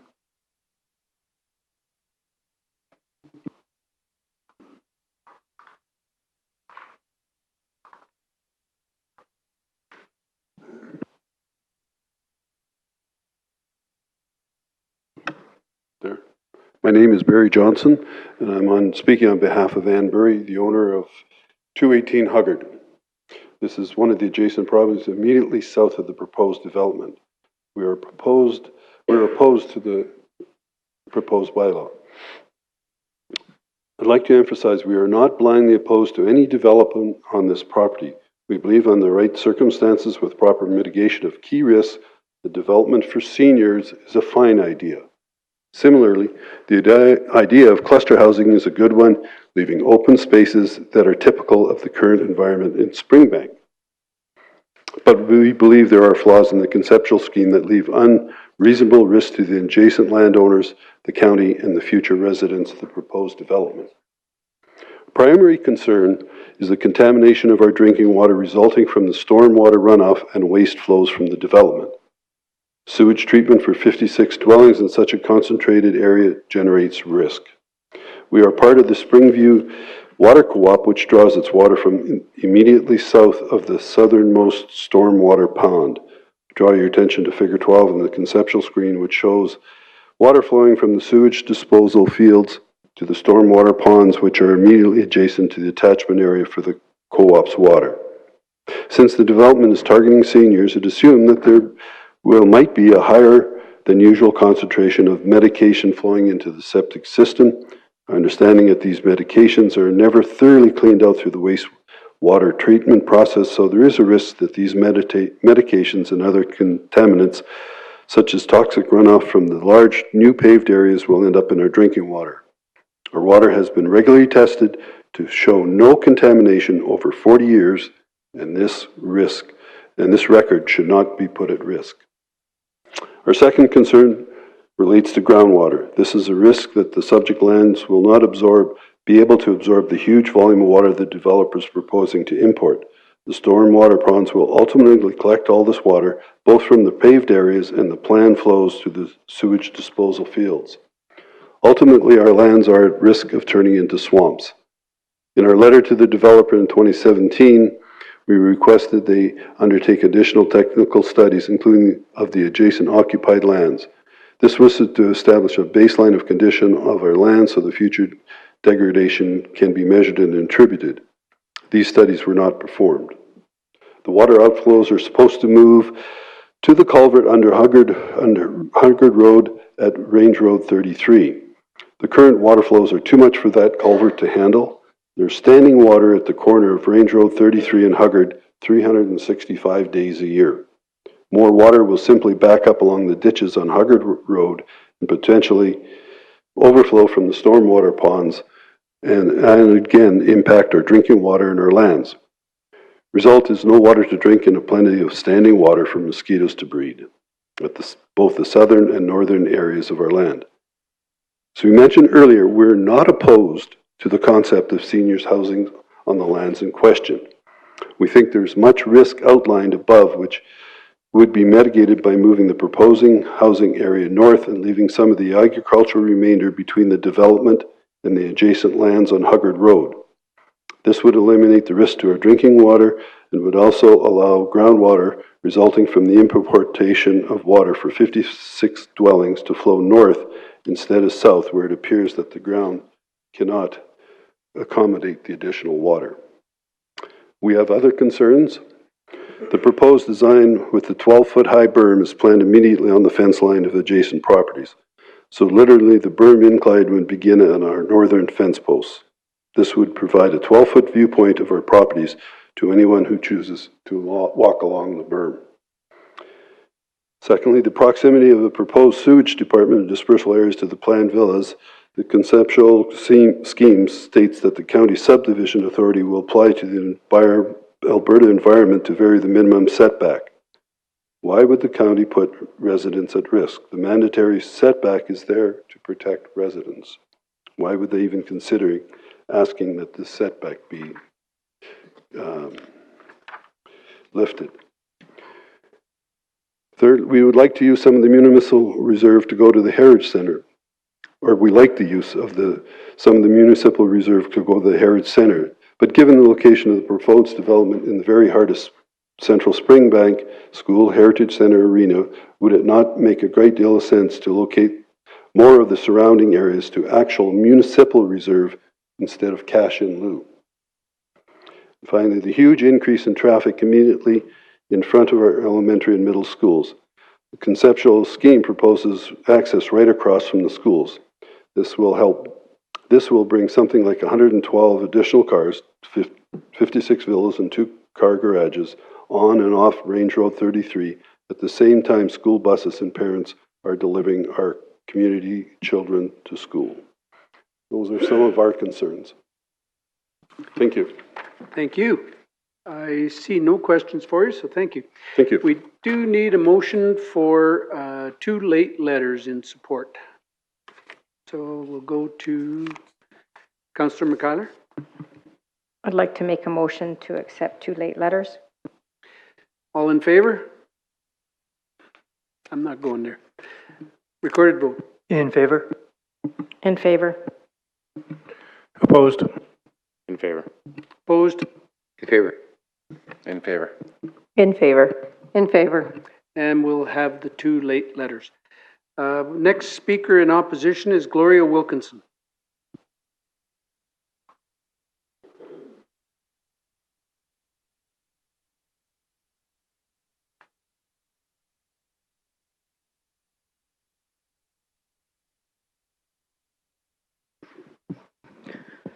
Thank you, Reeve. I've just handed a package to administration. There's a copy for each of you. My name is Gloria Wilkinson, and I will not tell you how long I've lived in Springbank because I understand that's a standing joke now. I love this notion of seniors housing. I happen to fall into the category, mind you, just barely. But I happen to fall into the category and I love the notion, but there are so many technical issues that I don't think this application is ready. So I will proceed with my points. In relation to topography, you'll see an attached map which came out of page 16 of their conceptual scheme, or else page 212 of your agenda, which shows the 2 directions that the water runs. And of course, it is called Pradera Springs because there are springs. That's where Springbank came from. Adding all this amount of impervious surfaces, what is the protection against the downstream groundwater swelling, which is already occurring? You heard that from the applicant and from others. And to demonstrate how much groundwater is in the area, there's 4 public utility lots proposed, so you can tell that this is pretty wet land. The density, in regard to that, the 56 units proposed takes up all except one of the 64 parcels allowed on a quarter section. And yet I see no intention to do transfer of density credits from that balanced land onto this land, so that that agricultural land is left the way it is, not open for possible other uses. In relation to the wastewater, the proposal is only for a secondary treatment system coming out of this type of housing and the type of residence. Typically, as I volunteer in the health system, those folks take many more medications than other age groups. So secondary treatment will not render that wastewater safe. And yes, there is a proposal to pump that secondary level into the surrounding land, but that surrounding land is already wet and it is hay land for animals. So what are those animals going to be ingesting, and what are the folks that live downstream of this land going to be ingesting, because we aren't guaranteed top-notch tertiary treatment. The other part about wastewater that is of a concern, it states in their own documents that it's capable of 86 cubic meters per day that it will handle. But the water use proposed runs anywhere from 67 to 134 cubic meters. So what happens to that other 48 cubic meters per day? In reality, the water is actually just a proposal. CalAlta, as Mr. Williams described, requires each applicant to put in their own application for that portion of the CalAlta system. Of course, the system can handle it, but this applicant doesn't have that license yet. Secondly, the proposal also stated it had purchased a portion of 1,200 acre-feet from the Bowater and Land. Indeed, in the attachment, you will see that there is only a non-binding letter of intent for 100 acre-feet in exchange for an 18% equity in Pradera Springs. In other words, there is no water that is assured. So could this be another Bingham that sits there with 10 years of weed-infested mess instead of actually proceeding because they haven't got their technical stuff in place? The municipal reserve, yes, the senior center does need extra parking, but the whole community needs a community center. And in the senior center itself, you're not allowed to have alcohol, so you can only have tea parties. That doesn't serve all the needs of the community. And the pathways, interestingly enough, come right out onto a 4-lane road and go nowhere. So if I'm in a wheelchair, I'm probably not going to use that. There is a proposal. Oh good, it was only a phone. That's $20 for Stars, Mr. Reeve. Every time something goes off, it's a cash in the pocket for Stars Air Ambulance. Soft services. The Municipal Government Act has been amended that councils can charge for soft services. The developer has simply listed all the others who would be responsible for those soft services. And we know senior people need more soft services than other demographics.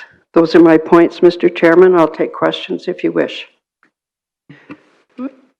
Thank you. I see no questions. So thank you very much. Thank you. Jacqueline Baker.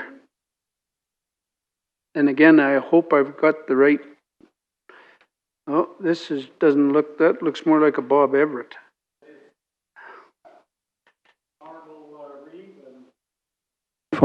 Honorable Reeve and Council, I'd like to present two letters.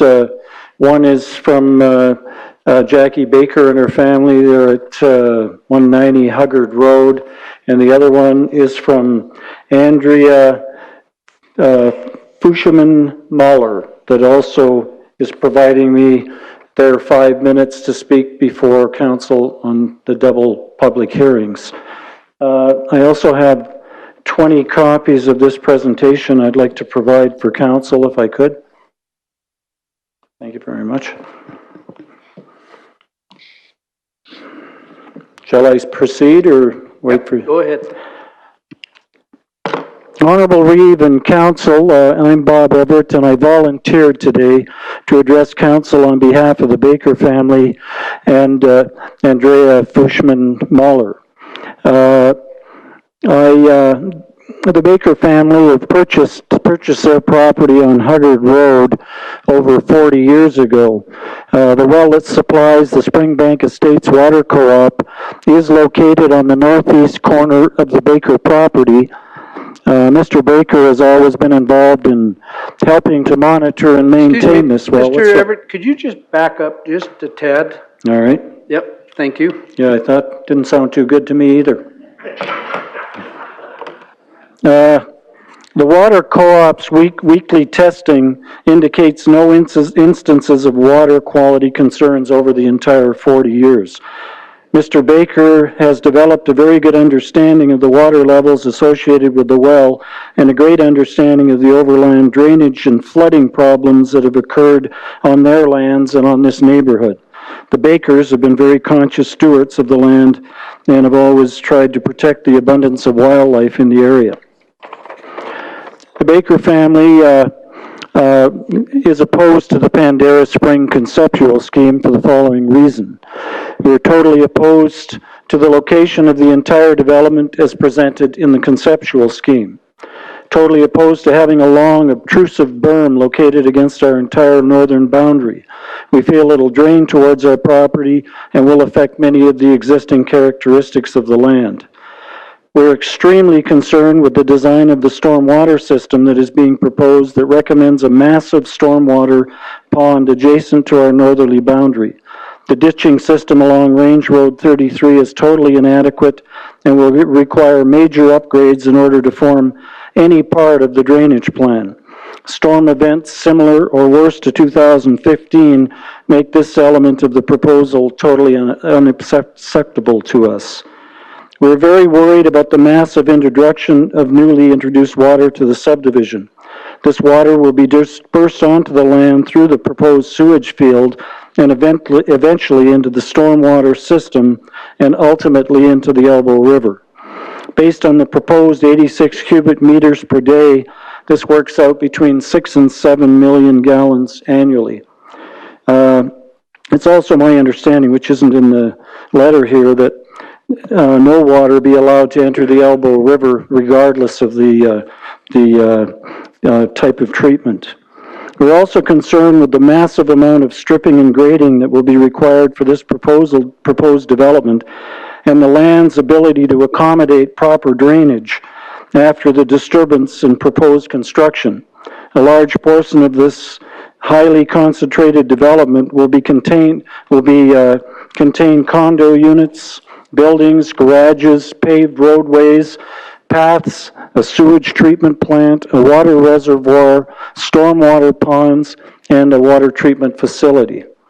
The proposed development is at extremely higher elevations than our land. County elevation maps indicate a drop of approximately 6 meters to our well from the proposed development site. It is indicated by the developer's request to have walkouts in this area. We are opposed to allowing the developer to install a water treatment facility that is not able to remove pharmaceuticals and other possible contaminants. As was stated earlier, a seniors population could pose a much higher risk. We're also opposed to the request made by the developer to remove or relax the required 300-meter setback for the sewage treatment plant. This will put the majority of the new residents of this development at risk and could place an extreme high liability on the county as a whole. We are totally opposed to allowing the developer to avoid protecting the balance of the lands. It is totally obvious that this developer plans to bring future applications forward for the development of the remainder of the parcel. This is evident by the lack of protection being proposed for the agricultural portion and the requested deferral of municipal reserves and cash in lieu. This is further indicated by the request from the developer to purchase back the sewage field portion of the lands in the future. We are opposed to council approving this concept or land use until all water licensing and supply is provided in the form of a signed binding contract, and would like to recommend a recess until this is resolved. We are opposed to the county providing the developer any opportunity to alter the land in any way and until all regulatory development approvals and permits are in place. Bingham Crossing is an example of what can happen. We are opposed to a great many elements of this development, and we feel that the county will be accepting a great deal of liability if it approves this development as it's being presented. The county risk is further amplified by the warnings provided by the public opposition to this development. Many of these concerns have also been voiced by utility services and have been totally ignored. They include allowing a standalone water treatment facility and the developer's request to relax 300-meter setback for the sewage treatment. Now, in closing, we recognize that this application, if denied by council, could lead to an even more intrusive development, less desirable development. And we recognize the time and investment, we recognize the time and investment that this developer has devoted to this project. However, the developer is proposing to download all the risk associated with this development onto the county, the proposed new landowners of these housing units, and the existing residents to the south. For all these reasons, we would like to propose the following amendments in an attempt to make this development more acceptable to us. There are no recommendations that could provide a solution to every possible liability that could still exist, but we feel these amendments will go a long way to providing us a great deal of relief from the fears we're experiencing from this development. We also feel there is a need to be there needs to be long-range certainty and protection of the balance of the lands within the conceptual scheme. We do understand the developer's need for a return investment, and we've recognized that in our recommendations and proposed amendments to council. We respectfully propose the following amendments, and I'd like to, if somebody could put this map up, it would be beneficial. All right. We're proposing to provide, we would like to provide the proposed amendment map showing the following changes that we request council to consider making to this application. That the entire development be relocated to the north portion of the land as per the amended map. That council request full dedication of the outstanding approximately 12.7 acre municipal reserves for the entire parcel. That this municipal reserve be located along the entire north boundary of all 6 adjacent parcels on the north side of Huggard Road and adjacent to the Heritage Club on the west. We would like to work with the county, the Rec Board, and the Heritage Club to create a vision for a long-term use of this municipal reserve and park. We see this land having great potential to provide the expansion needs of the Heritage Club and to create a historic interpretive park to honor the history of the Springbank area. The agricultural lands are located along the entire east portion of the conceptual scheme boundary as indicated on the amended map be permanently protected from development by such means as a conservation easement. That the proposed sewage treatment field be located at the far northerly portion of the land as indicated on the amended map. The next piece I'll leave out because I repeated it. That the sewage treatment plant, if allowed, be relocated to accommodate the amendments being proposed. We would like to recommend that council request the dedication of a public utility lot and service road along the west side of the proposed agricultural conservation area as per the amended map. That all construction traffic utilize the proposed service road during the development of the site. We would like to propose that a berm at the southerly stormwater pond and outflow be relocated as per the amended map. We would like to propose that the developer be responsible for upgrades to the entire ditch and drainage system from the northwest corner of the development along Range Road 33 and add a minimum to the southwest corner of Springbank Park for all seasons. We would like to propose that the developer include the ownership, maintenance, and liability for the path system along Range Road 33 within the adult development. This will provide the new proposed senior landowners with a well-maintained year-round path system. This would also provide an opportunity to maximize the municipal reserve parcel we proposed. We would like to propose that council consider providing the developer an opportunity to bring back a proposal for the development of a commercial zone on the northwest portion of the land that would be designed to provide needed services to the community. This should incorporate a traditional or transitional design capable of harmonizing all the diverse land uses in the area. We would like to propose that the developer undertake... You're well over your 10 minutes. I'm going to have to get you to wrap it up. I am wrapping it up, sir. Just 2 more points. Thank you very much. We would like to propose that the developer undertake and fund testing of the soil conditions of our properties as requested earlier on. We realize that the new draft area structure plan cannot be recognized, but after reviewing it, it's a great polling of this community and it supports everything that we've recommended today. We'd also like to request a recess to allow time to revise the application to reflect the amendments that we've proposed. And that's it, sir. Thank you very much. You're welcome. Thank you. I see no questions for you, so thank you. John Beveridge?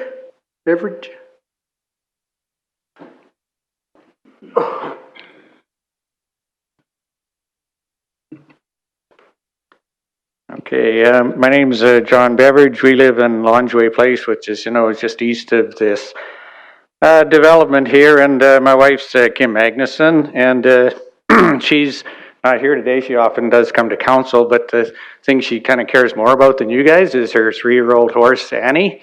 So this is the first time she's going to be on that horse to try and ride it. And if she doesn't show up again at council, you probably know why.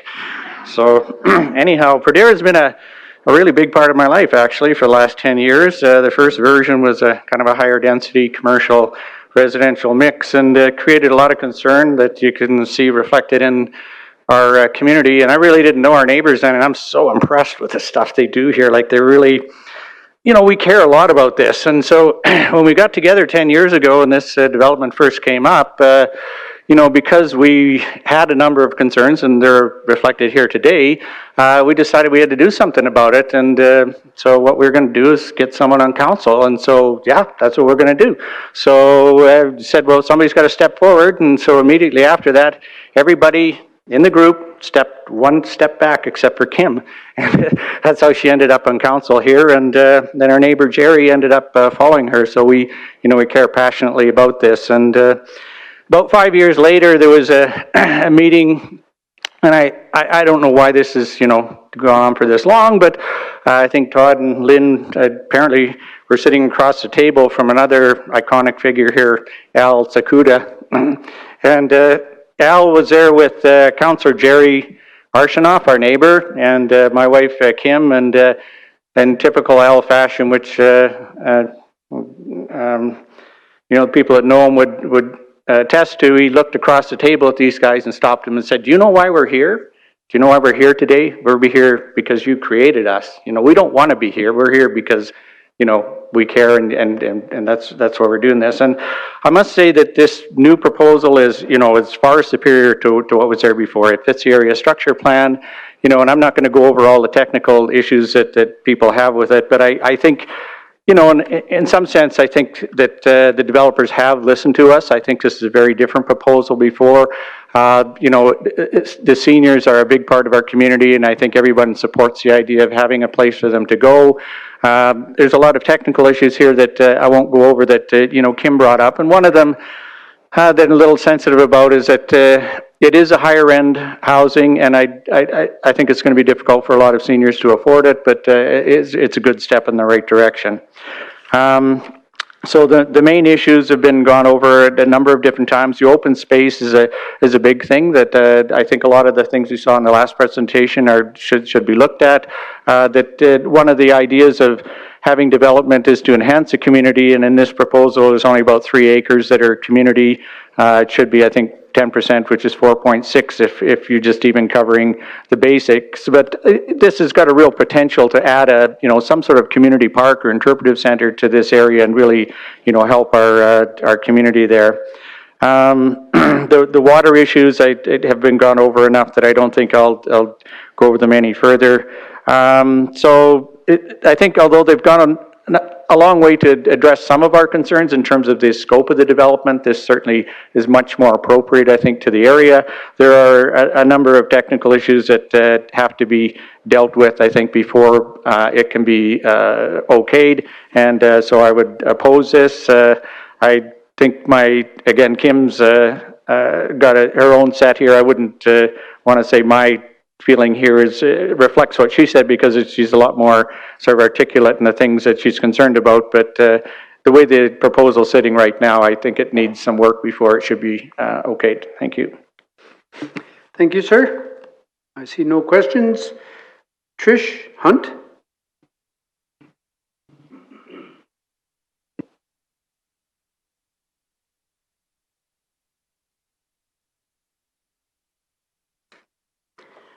Trish Hunt, Lingerie Place. Lived there for 39 years, half my life. I am really quite upset that we've had so little information as to this new proposal. We do remember 10 years ago, as John was saying, and pardon me, but 2017, I don't think we received any information then either. Maybe we were away when you had the open houses, but we would love to have a face-to-face with the proponents so we can ask our questions. Water in and water out, much more long-term thought is needed. I'm not going to talk too much about this, but I'd like to know what has changed recently in this new proposal. We got to address the surface, the aquifers, the sewerage, the water source.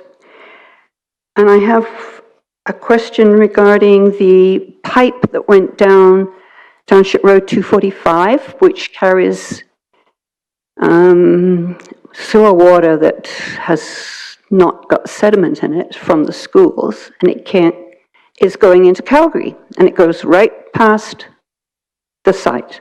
So why could that not be used for sewer water from this proposal? The density is interesting. What is 52 units? Are they duplex units? Or are they single use, single family, so to speak, senior units? Makes a lot of difference when you think about how many people will be there. And my grandkids would love me to talk about global warming. Is Pradera carbon neutral? Should they be made to up the ante and bring everything up to date with the climate crisis we face? Solar roofs, triple glazing, grey water reuse, the materials they're using for building, the paving surfaces, the drainage of these surfaces. The other point I'd like to make is the traffic.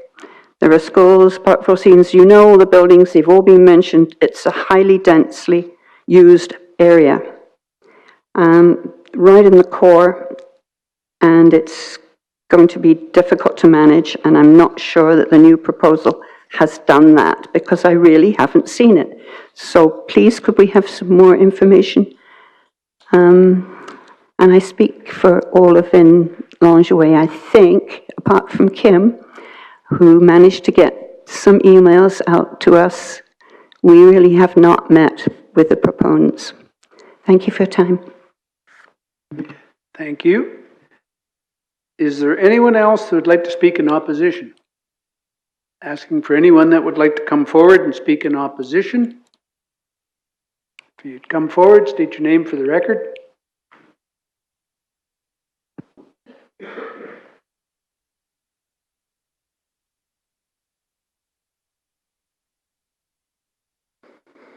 Andrea Fugman Miller on behalf of the Springview Water Co-op.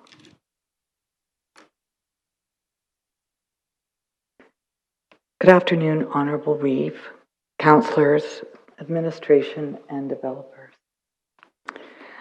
I reside at 250 Huggard Road, and I'm here to make a brief presentation to you about the Springview Estates Water Co-op and our concerns. One only needs to mention Walkerton County water contamination to understand the concerns of the water co-op regarding water contamination of our drinking water. Our water co-op has existed for 40 years, as you've already heard. And during those 40 years, the water has been constantly tested to show that there is no contamination of that water. The Springview Water Co-op has the following concerns with this proposal.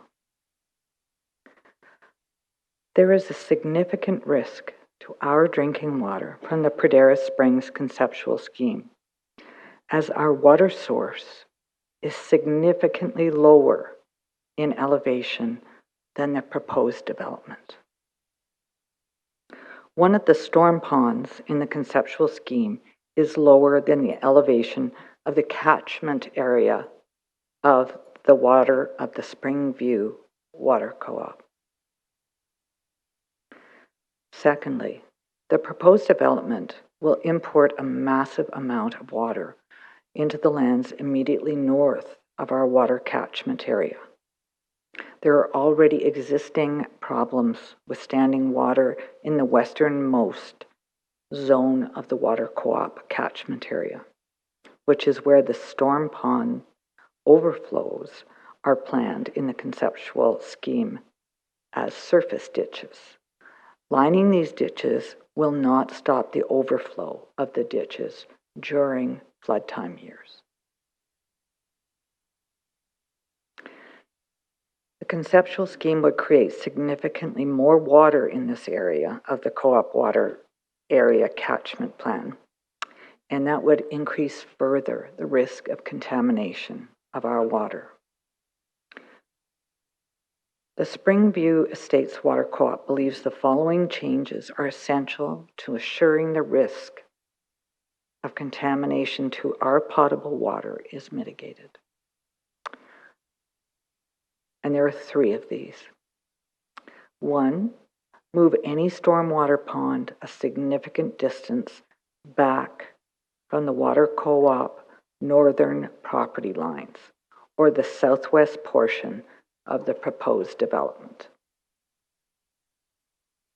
2, preparation of groundwater, overland drainage, and environmental impact studies for the residential lands bordering the proposed development to establish a baseline for future contamination comparisons.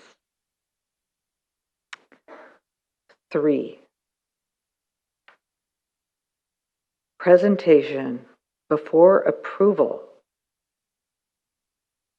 of this development of a contingency plan by the developers for any future water contamination from seepage from the storm ponds and increased potential for overland flooding by the flattened hardland and pavement.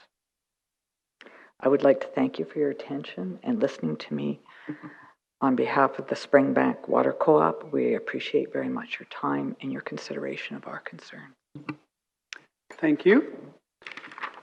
Is there anyone else would like to come forward and speak in opposition? Mr. Reeve, I have Yes. a question for the speaker. Sorry. We have a question for you, sorry. Thank you. And thank you for the information. Through the Reeve, so I've seen on, and I don't think you've seen the presentation that Mr. Everett gave on the proposed, but it shows the co-op well being on the 7th lot from the west, so the most easterly lot. That's correct. And so, and if you look at the drawing up there, and I'm just trying to, on the map that's up on the TV screen, it shows the stormwater pond, again, 2 lots to the west. So again, I don't know the dimensions of those lots by feet. Do you feel that that is far enough away from the well? Like it's not directly north of the well. So I'm just trying to understand. Again, one of your solutions is to move the stormwater pond a significant distance. So what is that distance, and what is from where the well is now to the edge of the stormwater? How much more would it need to be? Thank you for asking that question. To be specific, I think Mr. Everett has drawn a plan that encompasses the movement north of that pond. And the concern is not just the water house, it is the catchment area of the water. And this area where the storm pond is part of the catchment area for the water of the Springview Co-op, not just the pump house. Thank you for that clarity. The other point, I guess, is that and I'm sure you heard the developer indicate that they would bring water to everybody's property line, giving folks the option, should a contamination occur, or if folks just want to hook up to piped water. Again, going towards your solutions here, which are awesome. How do you feel about that? I think that would deal with some of the problems, but it would not deal with the overflow problem and the problem with the open pipe that is leading to Range Road 33 above the 2 most western lots. Thank you so much. Thank you very much for asking questions. This time I'll see if anybody else has a question. I think there is before I one more, leave. Councillor Hanson. Thank you. Councillor Hanson, thank you. Yes, through the chair. You wouldn't happen to know the depth of your well? No, I would not. Okay, that's fine. Thank you. Thank you. At this point, I see no further questions. Thank you very much. Thank you very much, Reeve. Is there anyone else would like to come forward and speak in opposition? Please come forward, state your name.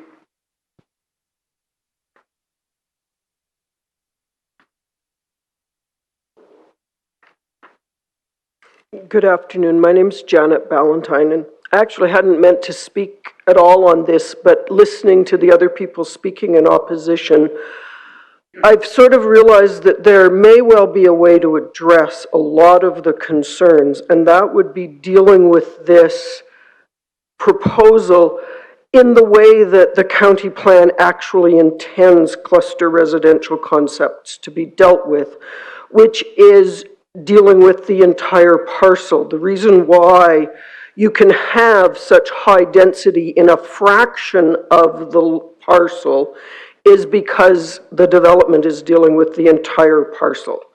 Whereas what this proposal is doing is saying we'll just leave 77 acres of it as this questionably viable piece of agricultural land, as opposed to using it as part of its cluster residential. That if you looked at dealing with how do you make best use of the land, the housing option for seniors makes sense as it's laid out, but the issues in terms of stormwater and wastewater could be much more easily dealt with if you were playing with the whole box instead of only a fraction of the box. So in the same way that some of the other people speaking in opposition have indicated that they think it needs to go back for some reworking, I think if council looks at it in terms of the intent of cluster residential is to concentrate the housing on a portion of the property, not to concentrate the housing and then leave the rest of it as not part of the property. And that is really, and that's more what this is done. And if they had looked at it as the whole property, things like the stormwater could have been moved to places that maybe were more sensitive to other neighbors' concerns. So I just wanted to flag that the way cluster residential is supposed to work is that you use the whole, that you have open space that can be used for other purposes, not that you have to squish everything you need into this small space. So I just wanted to basically flag that I think the proposal could be made to work if the concept was applied more the way it had originally been intended to be. So that's all I had to say. Thank you. And thank you. I'll ask again, anyone else like to come forward and speak in opposition? Is there anyone would like to come forward and speak in opposition? And one more and final time, anyone like to come forward and speak in opposition? Seeing no one, that takes us to the point where the applicant has an opportunity to rebut. We'll give you 5 minutes to get prepared, and we'll take a little break.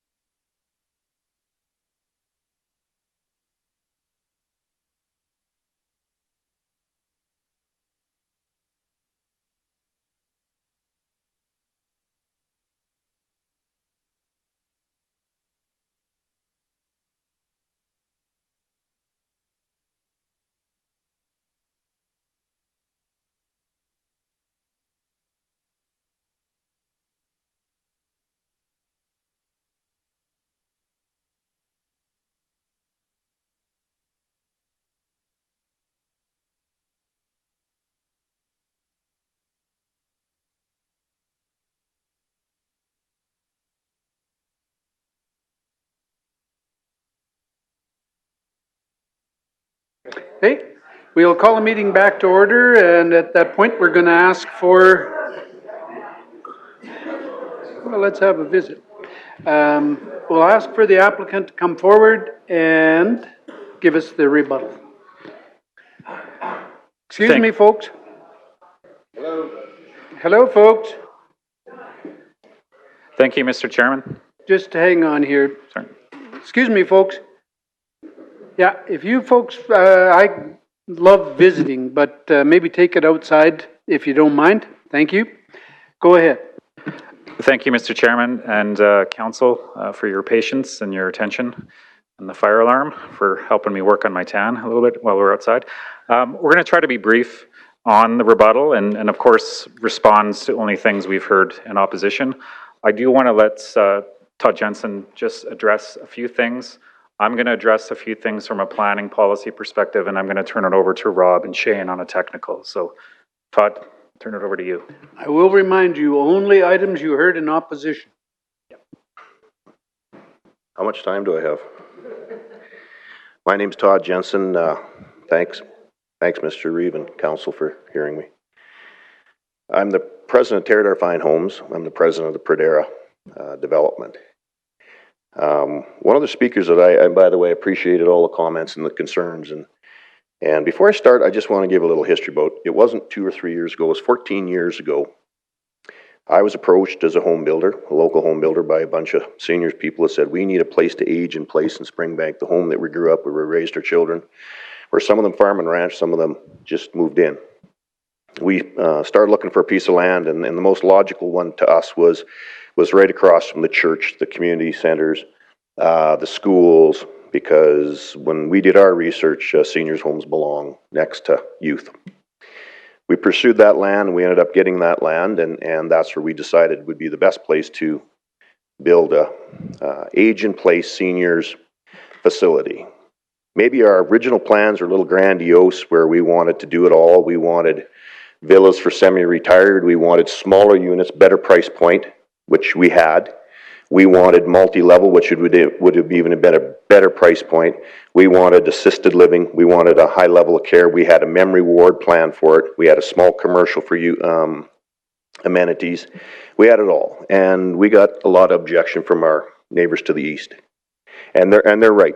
Mr. Sakuda and Kim and Jerry, they did run council just to fight us. And I get their concern, but we had a grandiose plan that was maybe a little ahead of its time, primarily because of sanitary. We sat back over the 14 years and we looked back and we said, okay, what can we do to at least get some accommodations for seniors that want to downsize from their acreages, get away from the work, and still be able to belong in their community, to go curling, go to some of the activities, the community, be involved in schools and such. We decided to go right to the bottom, which is what the ASCP said we could do, and we went to the minimum. So we basically, at one time, between beds and assisted living, different size of condos had almost 600 units. We're now down at 56. We're down 90%. So we more than listen to our neighbors. And I guess I do get my back up when I hear comments that we don't care about their water, we don't care about their wells, we don't care about stuff like that. We do. We've worked hard, we've spent a ton of money, we've changed our plans. Our original plan had our septic field over on the right side near their well. We spent another year and another $250,000 just in planning, engineering, drilling new wells, doing soils tests to move our new treatment facility area up to the northwest. When I get into all these technical things, like berms, there's no set height on berms. We don't care if there even is a berm. We put a berm in place to give a little break between a multifamily development and acreages. If they don't want to, if these folks to the south don't want a berm, we don't need a berm. Or we can even shove it up a little bit. We can make it whatever size they want. As far as a culvert just out there to take the road or take the water, we always said that we'd take the expense and put in whatever necessary infrastructure was needed to handle any water coming out of that storm pond. Those ponds are lined. They're not going to leak. But I'm going to let the engineers and the technicians talk to you after about water tables, where their water's coming from, where our water's coming from, where it's going to go, and how it's going to not affect their wells. Medication. Yeah, there was a little bit of a debate about medication. If we had an assisted living and nursing home where there was going to be high levels of medication, this facility is going to be basically active living, semi-retired, retired people. They're not going to take any more medications than I do, which is virtually nothing.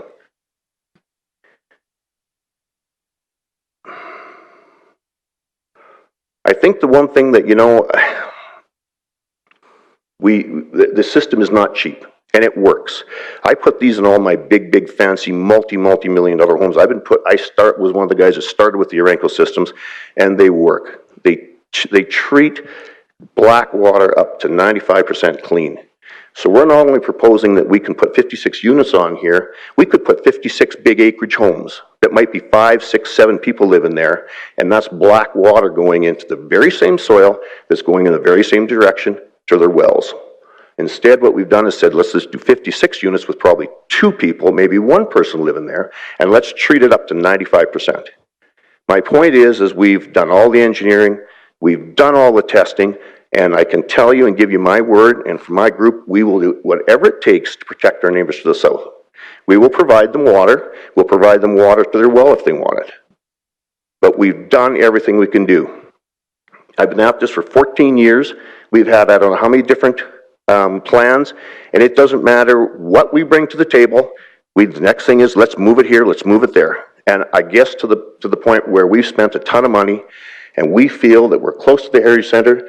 This is where it belongs. This is where it best suits it. Our top unit's at the top of the hill, which is the best view, and we think technically everything works. And from that, I'm just going to say thanks for your time today, and I'm going to let Mr. Venner and the technicians take over. Thank you. Thanks, Todd, and I don't know, maybe we don't need to say anything else. You know, I think a couple comments on the policy, the what to do with the remainder, how to get the MR.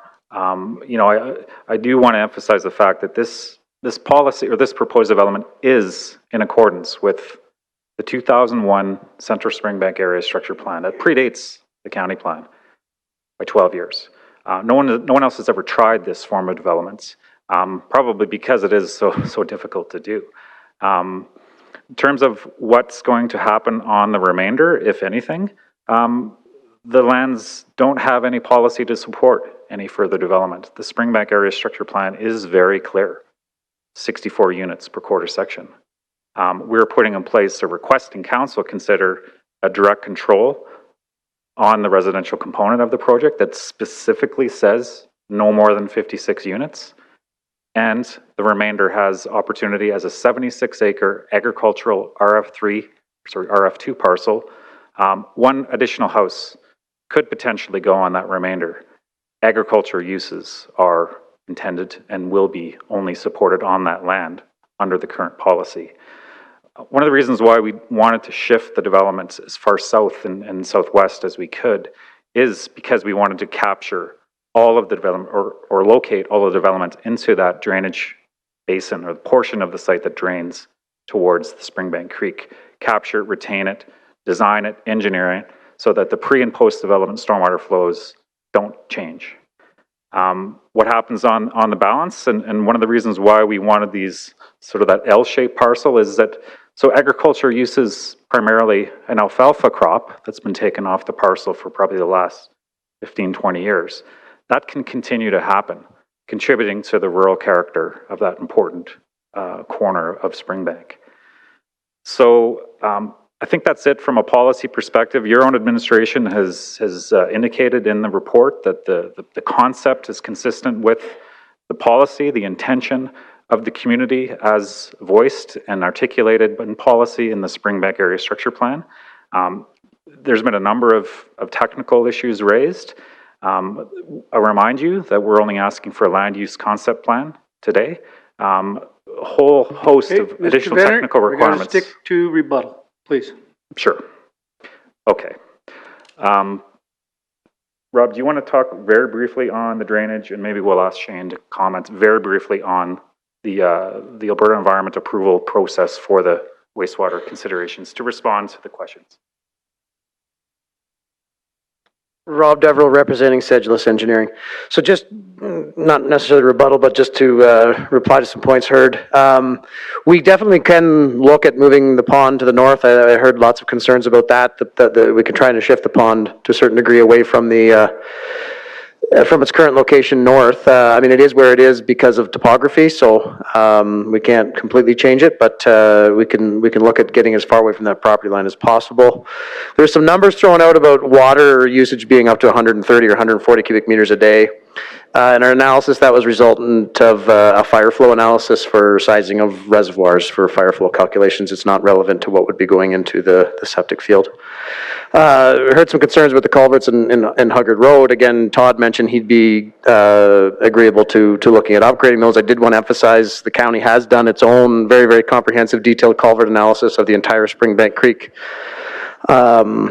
catchment, and there is a series of engineering designs and recommendations already in place to deal with that. We've sized our flows based on a reduced flow rate that assumes that those haven't been put into place yet. We'd actually be sending less peak flow to those culverts in proposed conditions than in current conditions. Okay, I'm sorry, I'm going to have to cut you off. Thank you. We've given quite a bit of leeway here through the day. So that said, thank you very much. Thank you, Council. Any more questions? Councillor Kissel. Through the Reeve, I just have one question to the applicant. So listening to everybody here, I haven't actually heard that everybody's against this. What I've heard is... That's not a question that... no, you've just... Excuse me? Excuse me? Okay, my question is, can this development be just simply moved a little bit north? That's a question.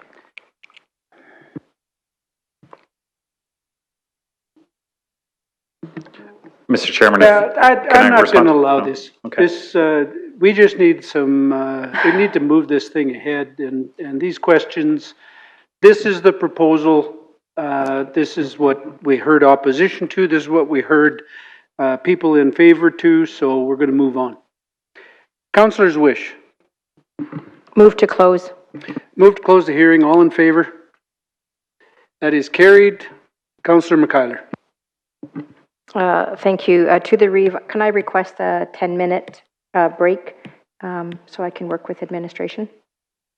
You know, or we can do things on the fly, which you hate. I'll give you some time to put one together on your own. How's that? Or I'll help you. But I don't think we should be going to administration to get motions crafted. Fine. Can we have 10 minutes and you can help me? Okay. Thank you.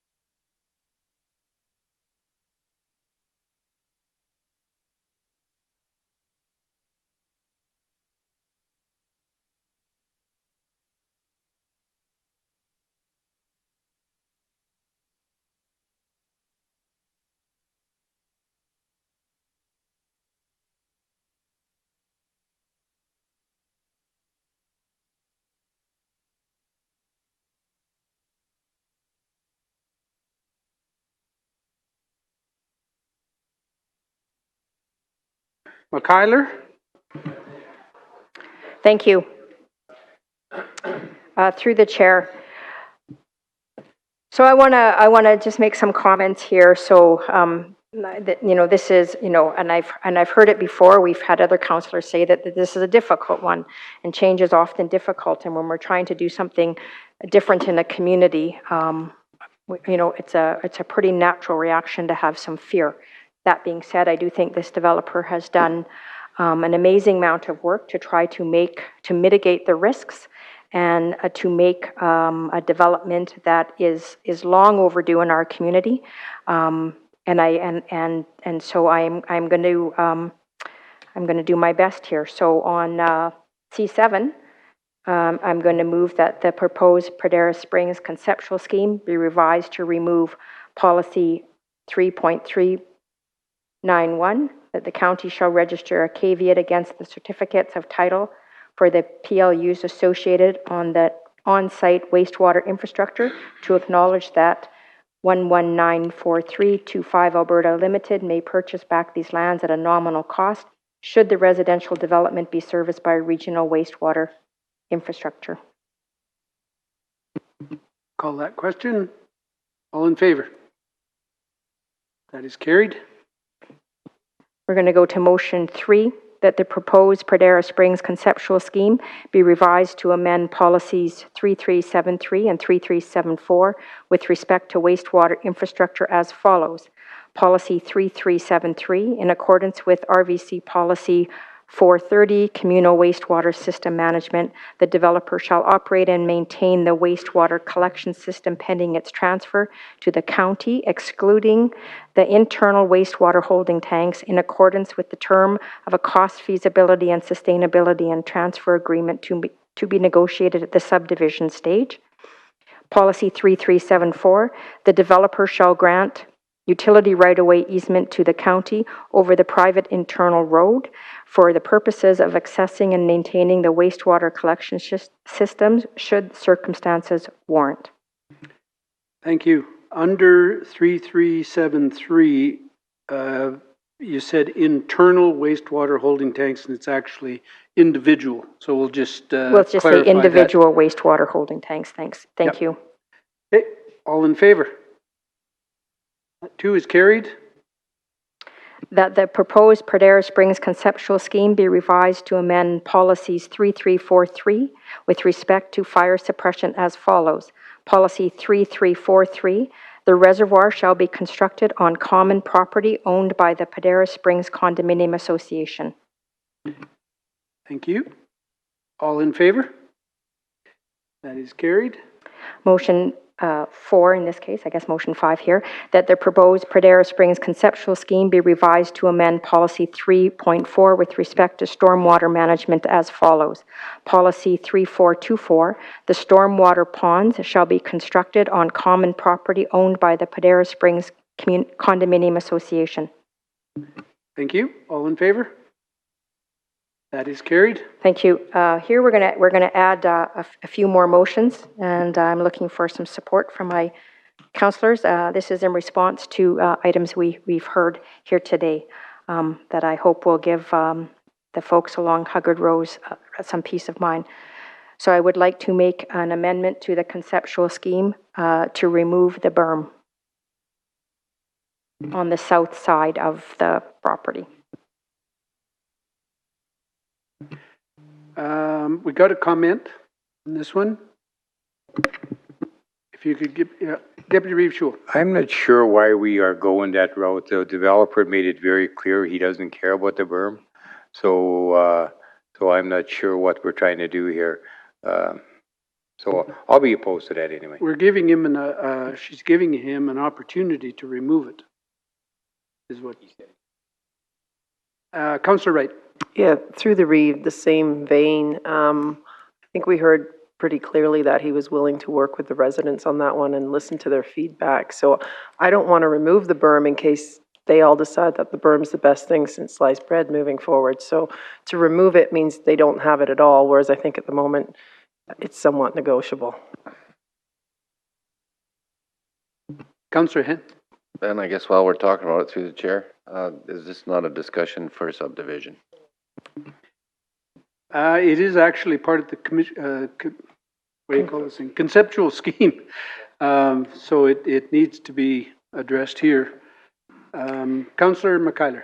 Thank you. Well, I guess what I heard from the residents is they were concerned about water coming over the berm, they were concerned about looking at a berm, and they were concerned about the berm being right on the property line. However, that all said, we could amend this motion, or I'd be happy to amend this motion, that the developer work with the residents along Huggard Road to determine what needs to be there from a visual perspective, if anything. Okay, we'll give Tyler a second to try to catch that.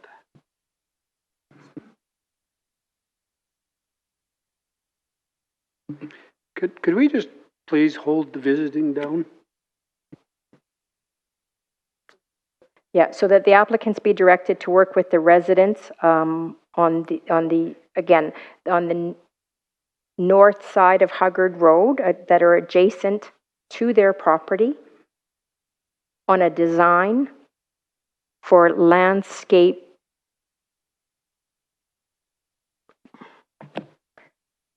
for a landscape design buffering as required or suitable.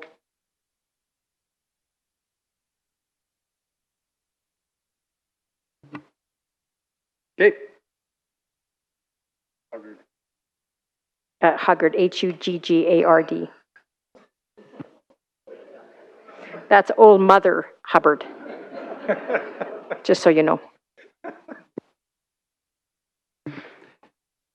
There we go. Alrighty. All in favor? That is carried. Councillor McKeiler. Thank you. I would like to make a motion that the applicant be directed to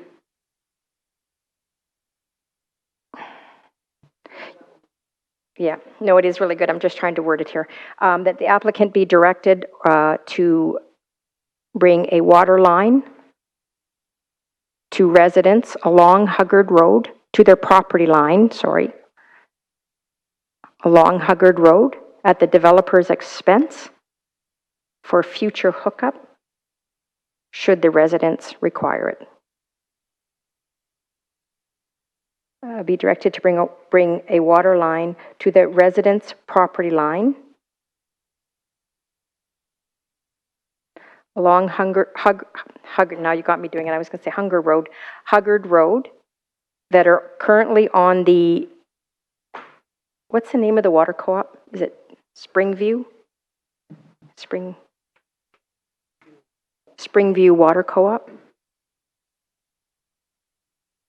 At the developer's expense.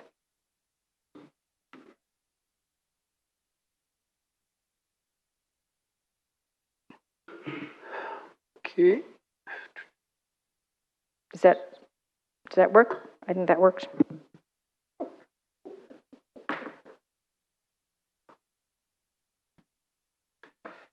Councillor Hen.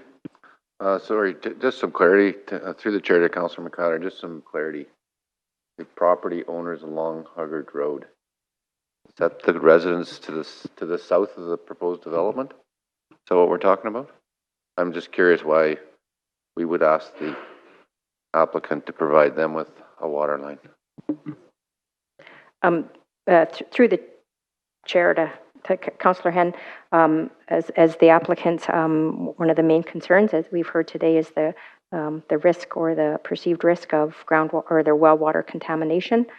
This gives the residents a peace of mind that, again, that they have an option, and the developer, through the presentation, that was stated that they would be willing to do that. Thank you. Should it not say the residents along the north side of Huggard Road? Even the 7 residents along the north side of Huggard Road.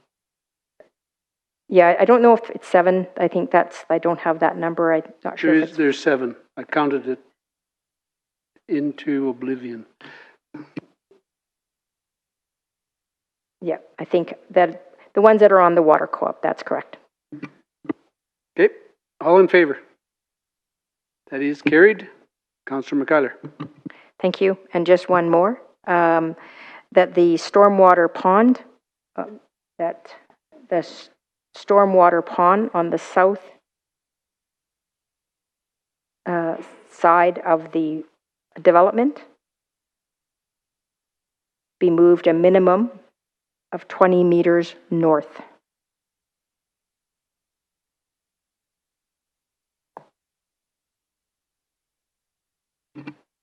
If the berm's removed, just allowed the option of the berm staying, if they're going to negotiate it.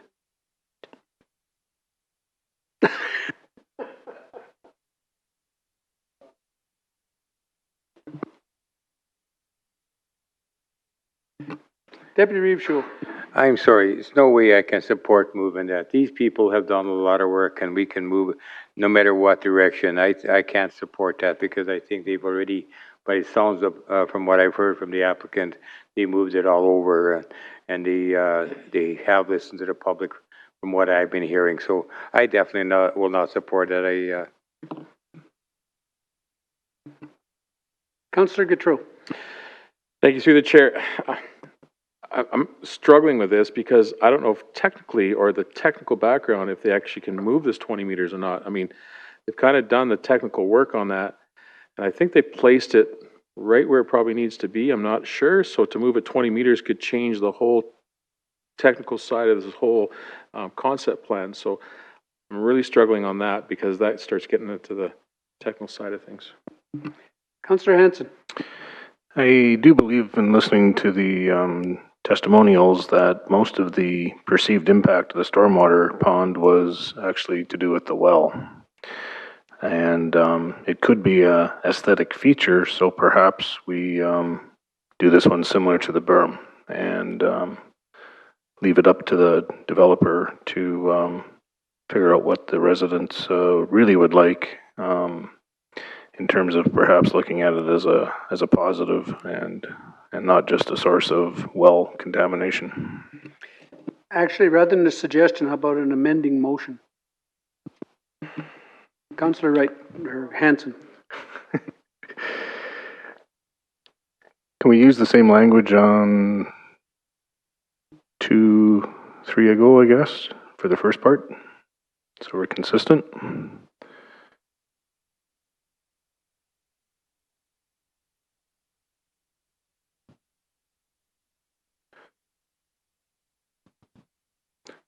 So I'd like to make a motion that the applicants be directed to work with residents in the area on the north side of Huggard Road who are adjacent to the development to develop a stormwater pond location that is mutually beneficial for aesthetics, or maybe mutually isn't quite the right word, that is aesthetically agreed upon.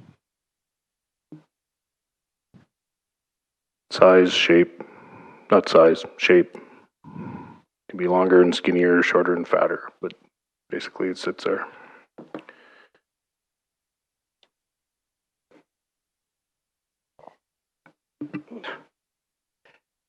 Councillor Wright.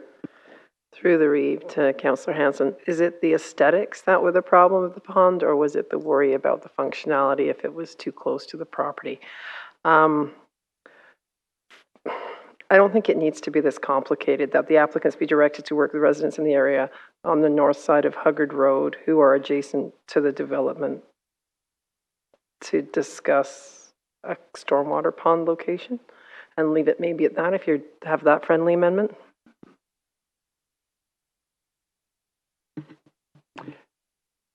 Councillor McCuller. Thank you, through the chair. Well, I can tell you that I probably won't support that. Ultimately, a stormwater pond is a technical requirement and it needs engineering, and I guess I was hoping that there was some flexibility to move it. And I don't know if it's 20 meters, quite frankly. But I just said move it as, and originally as far as north as you could.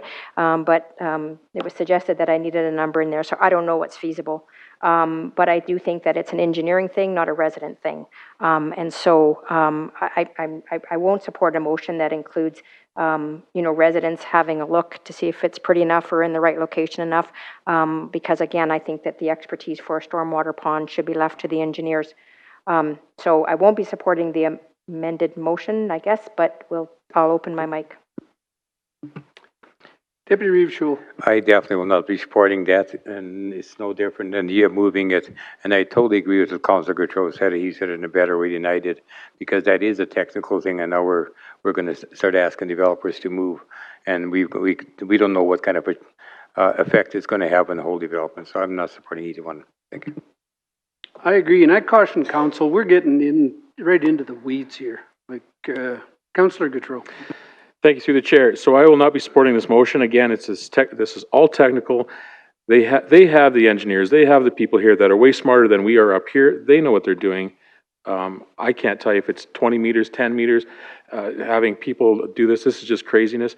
So I won't be supporting this. Councillor Hanson. In defense of my amendment, not all bridges look the same, but they all get the cars across the river. So perhaps a little community input into what the storm pond looked like, not just from the developer's point of view, but from the nearby residents' point of view, could have been useful at the technical development stage. Okay, I'm going to call the question. All in favor?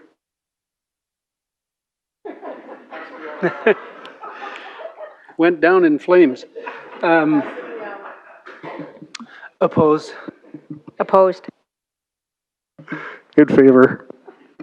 Opposed. Opposed. Opposed. Opposed. Opposed. Opposed. And that fails. Councillor Wright, Kissel.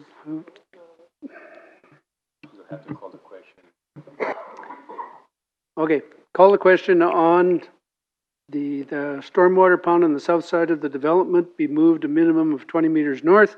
All in favor? The Ukpik. Opposed. In favor?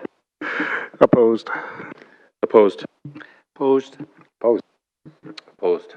Opposed. Opposed. And that fails as well. Well, so be it. Councillor We'll McKeiler. just carry on then. I'd like to move that bylaw C79082019 be given first reading as amended. Thank you. All in favor? That is carried. Councillor Gautreau. That bylaw C7908-2019 be given second reading as amended. Thank you. All in favor?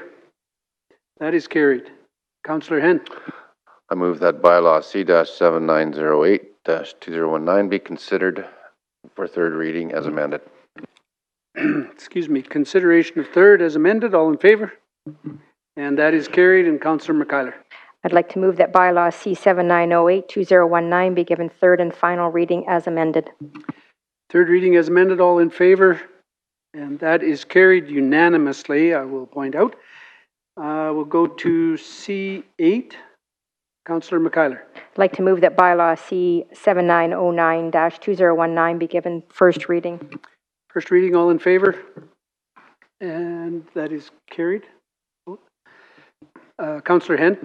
I'll move that bylaw C-7909-2019 be given second reading. Second reading, all in favor?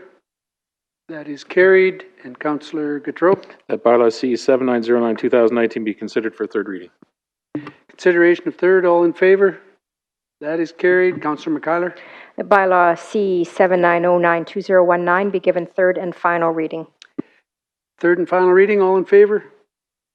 That is carried again unanimously. Thank you very much, and thank you for all of the input from everyone. We will go to item D1. Do we need to ask administration if they need a break?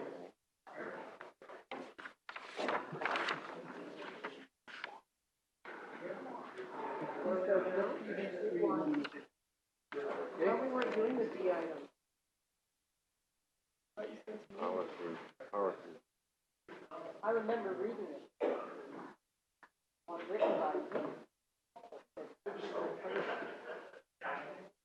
Written by me. Yeah, I said either defer it or move it to the very end. And the reply was?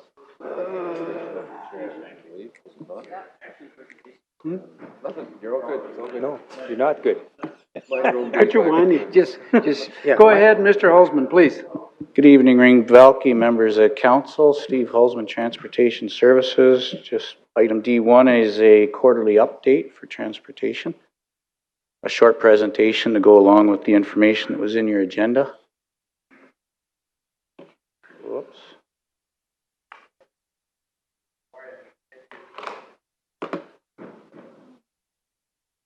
There.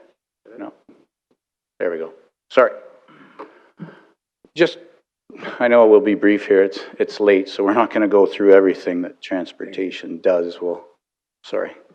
Well, we can. Questions at the end, but we'll cover some of the highlights. We'll start with gravel road R&D. There's been lots of questions since we did an April presentation where we updated our best practices on the gravel road R&D. With the rain, we're about 50% completed as of today. We're going to continue on with this weather and work right through the weekends and try to get caught up. If you recall at that presentation, what we're doing this year is bringing all the initial roads up to standard. So we were successful, a Rocky View solution with getting the Bussey pit, Gordon Bussey. That's the gravel that, if you recall, you have to have that speck of gravel to make this program successful. And when I speak to surface stabilization, so we've secured that. It's been working well. We've done a few roads. We got some monsoon rains on them. I checked in with some people. They seem okay. We'll cycle back to those. Another question on the surface stabilizing was, do we entertain different methods, et cetera? So last year we did use a contract service to provide the same function. We'll be working on a report, doing the cost analysis on that.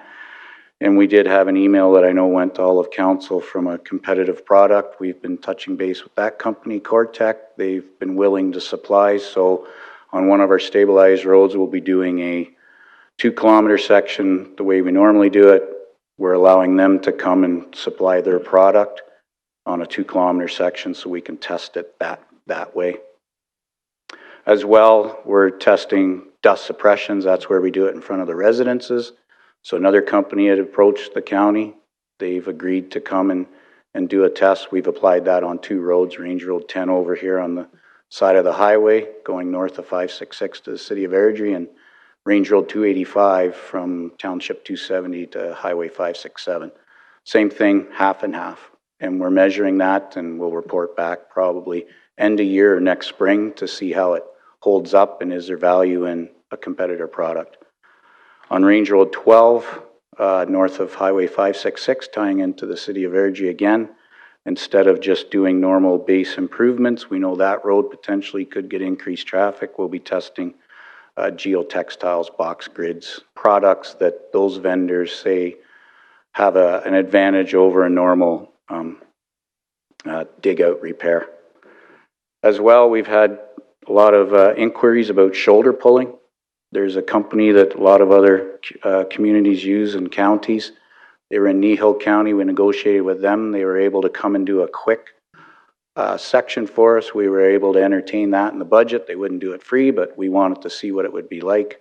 They came, they did 2 miles in 2 days, and we just got a few pictures there. So that's what it looks like. So this is Recall Gravel is a company's name. A few of you may have heard of them in the past. A lot of counties use them. Again, we'll be doing some reporting on the financial perspective. Could we do something similar like this? Yes, but it would take, this operation was 4 graders. So we have 10 divisional graders and a couple spare graders.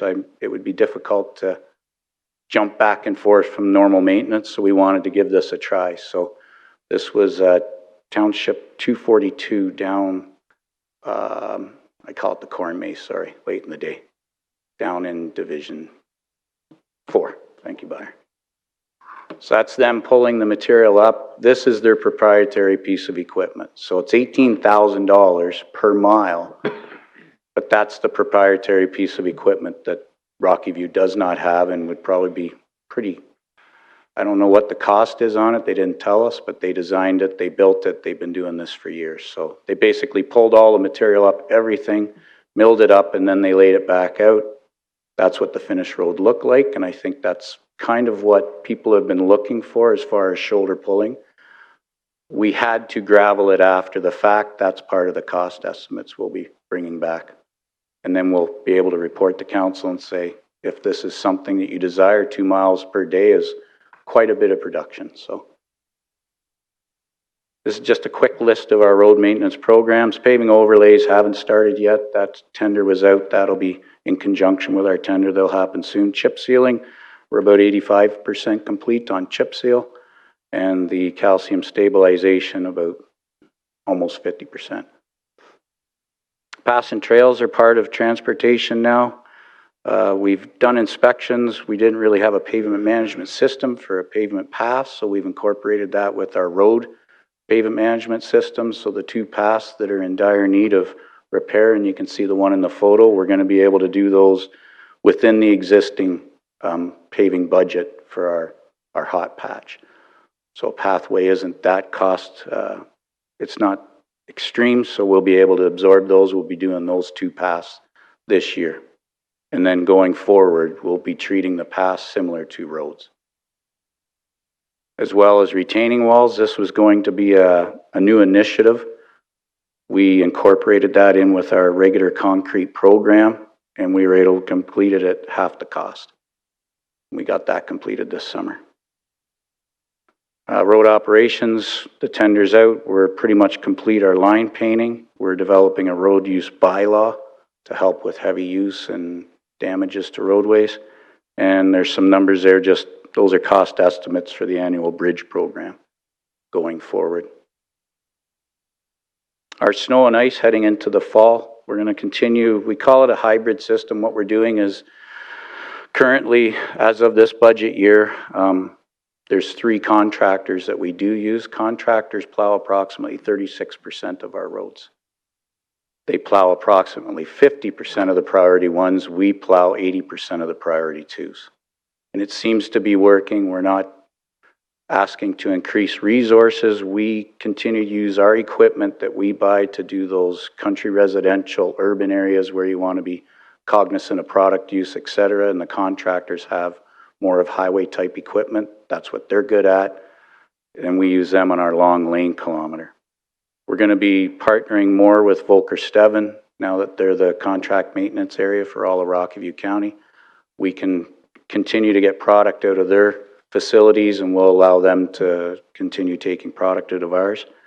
And we're going to continue our focus going forward on the residential urban type infrastructure.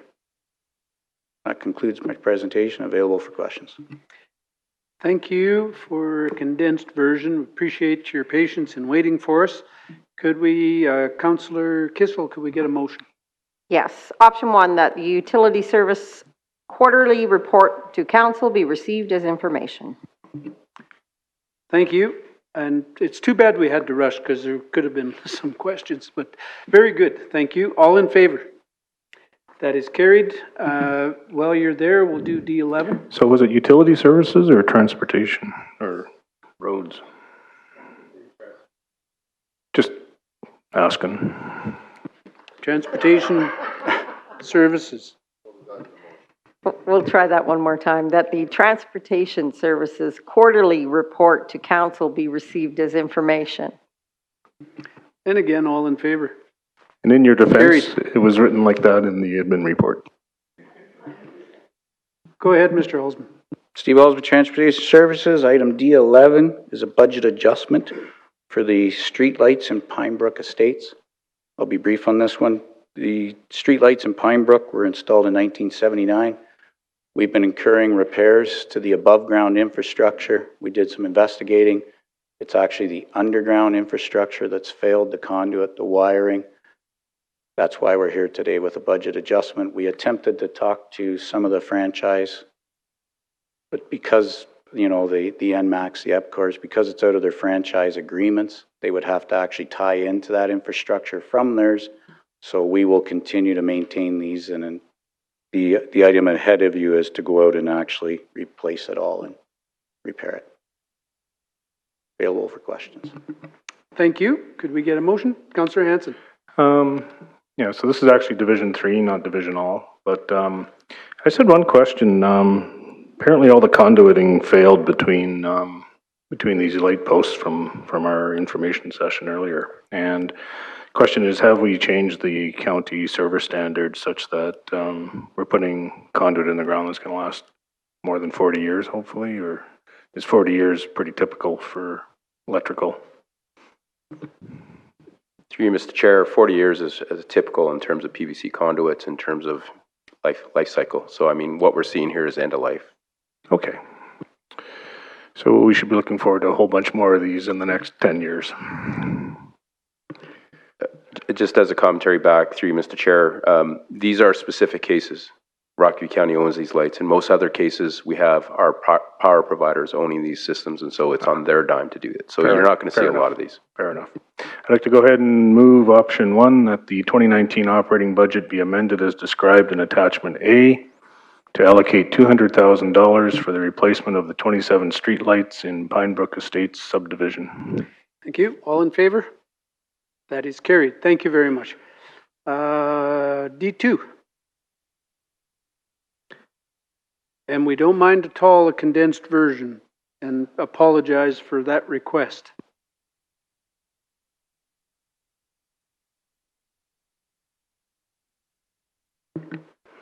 Good evening, Reeve and members of council. I'm Sheldon Rotz with Operational Services. I will be hopefully briefer than Steve was, so you can get on your way. The intent of this update, as you know, is to provide council with a general briefing of activities completed during the first half of 2019 and forecast activities expected through to September 2019.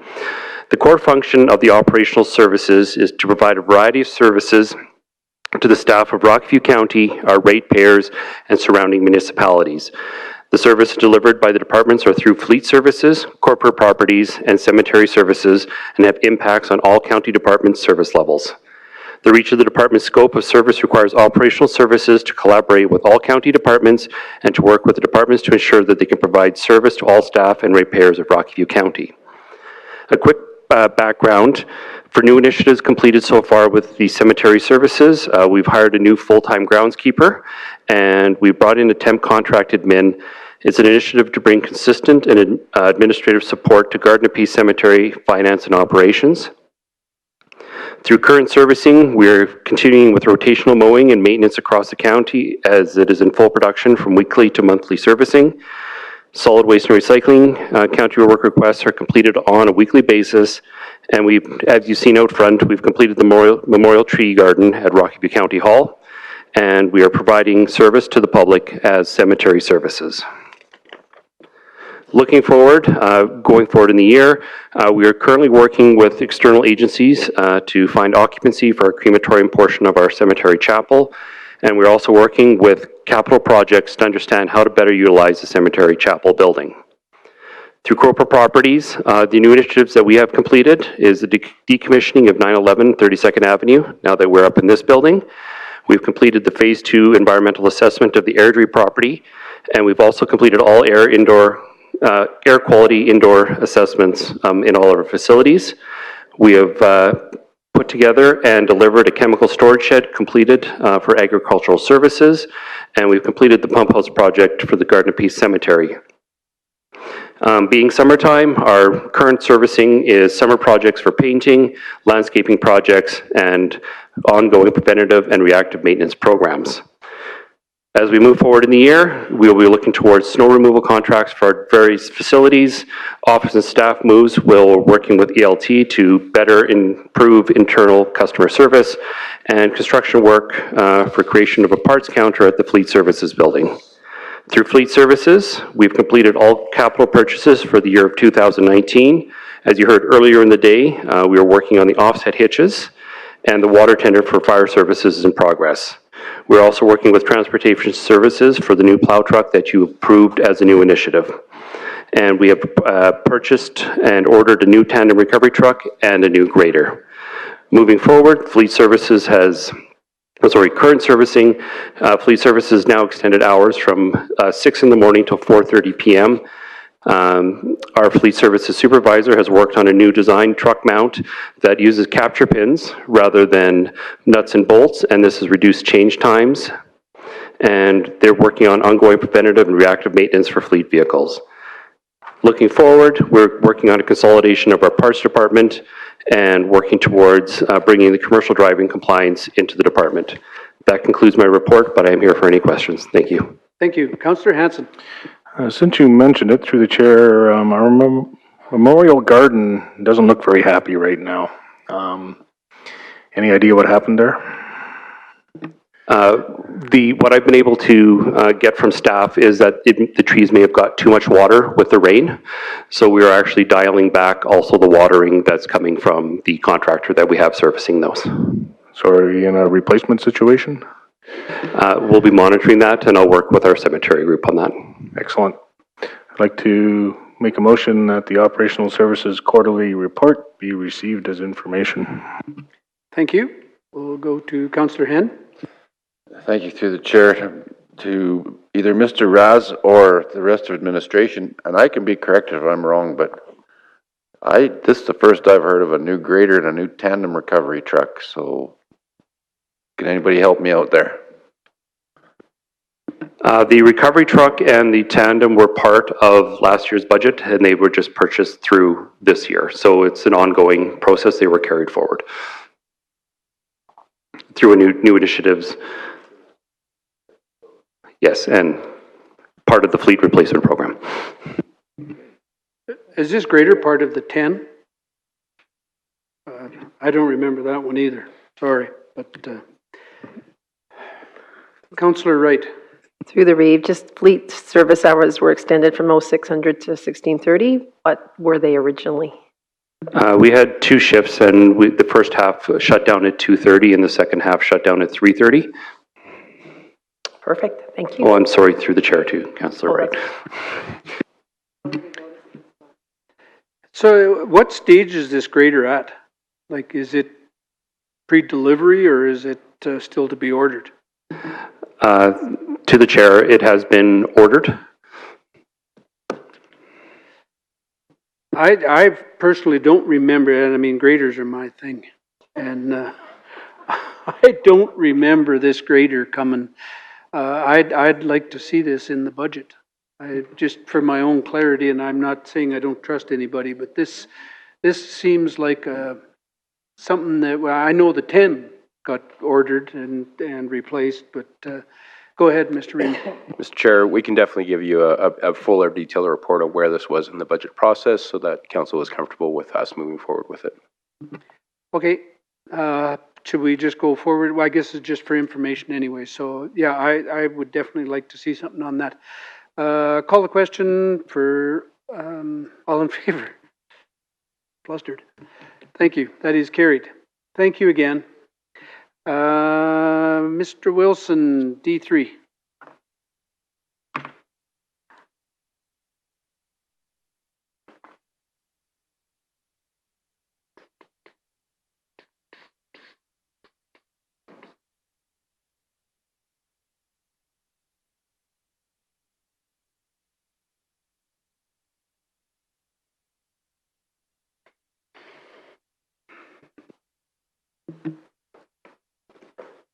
Good evening, Reeve and councillors.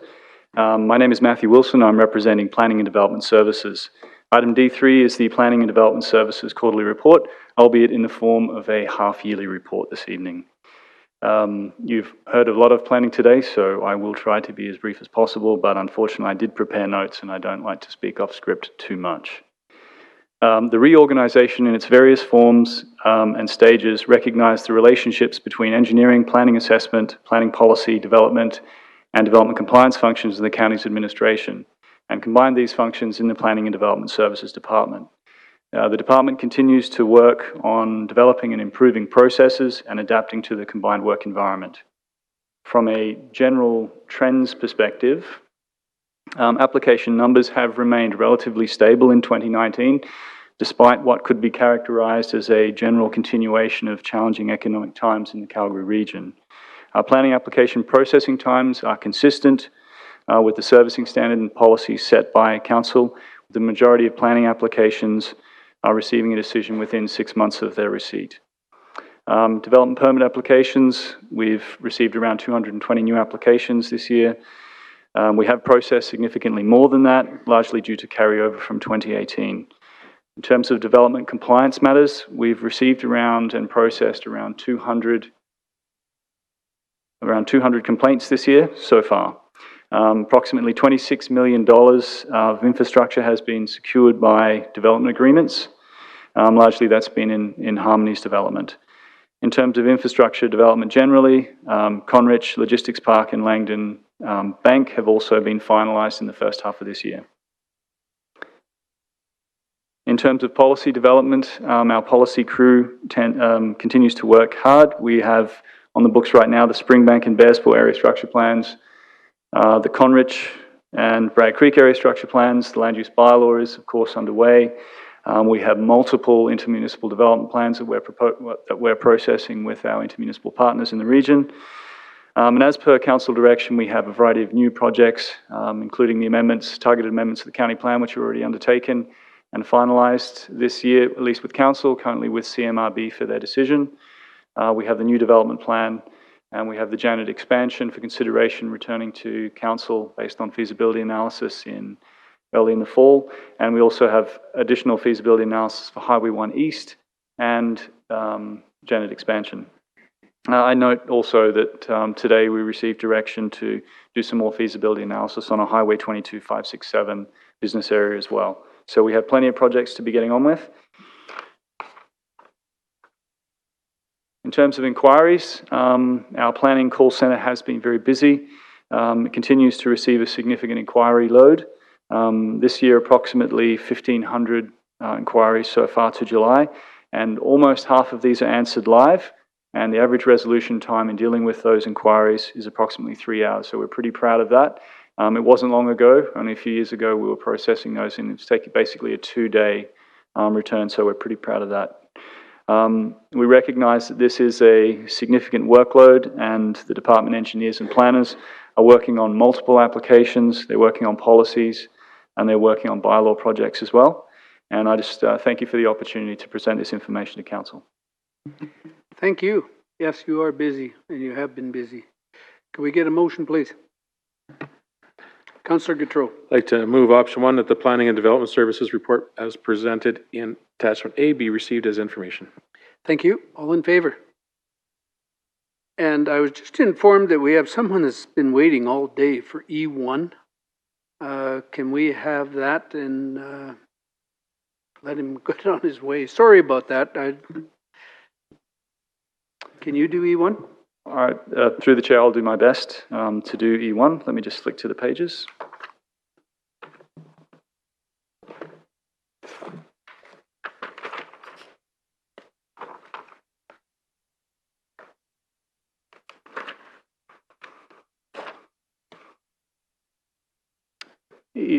Item E1 was considered as a public hearing on July 9th. Council approved the first 2 readings of that bylaw on the day of the hearing, but permission to proceed to 3rd reading was not granted. The application itself was for a residential 2-district proposals involving 2 parcels and creating an additional 2 parcels. I believe there was a fair bit of discussion around the question of a conceptual scheme. Council ultimately determined not to proceed in the direction of a conceptual scheme. Recommendation from administration is simply to proceed with readings of the bylaw. Thank you. Councillor Gautreau. Thank you. So I'd like to move option 2, motion 1, that council set aside policy 6.1.10 of the Cochrane North Area Structure Plan. And I guess we'll do that one first. I believe Councillor Kissel has a question or a comment. Actually, I had wanted to say something about this application. Go ahead. And I did discuss this with the Reeve. And it's back here because of how it was handled. This was approved already once, this concept plan. And then due to administration and Mr. Hogan giving me advice as to what would be a definition. Hang on. Whoa, whoa, whoa. That's completely out of order, and that's not how it went, and I explained that to you. So, Actually, that's exactly how it went. no, okay, But then you're you know done. what? We'll just move on, and I'll leave that to Councillor Councillor Kissel, Gautreau. I'm gonna ask you one more time to quiet. Just to be quiet. When I ask for control of this meeting, it's not just in jest. So please be quiet, and you made a comment that was out of line, and you should apologize for it. Because you know full well it had nothing to do with that. So, Mr. Hogan. Mr. Mayor and members of the council, I find it unacceptable that myself and my staff are blamed for a decision of council. We merely asked Councillor Kissel to clarify in the motion what the conceptual scheme was going to be. That was all. Point of order. As opposed to something that was open-ended.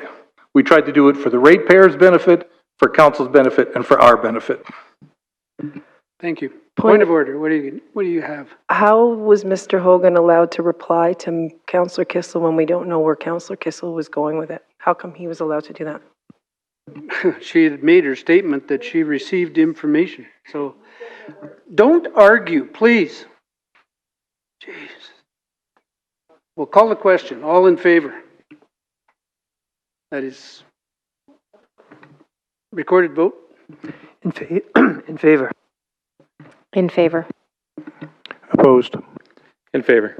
Favor. In favor. In favor. Opposed. In favor. That is carried. Councillor Kissel. It's me. I'll make option 2, motion 2, that bylaws C7869 2019 be given third and final reading.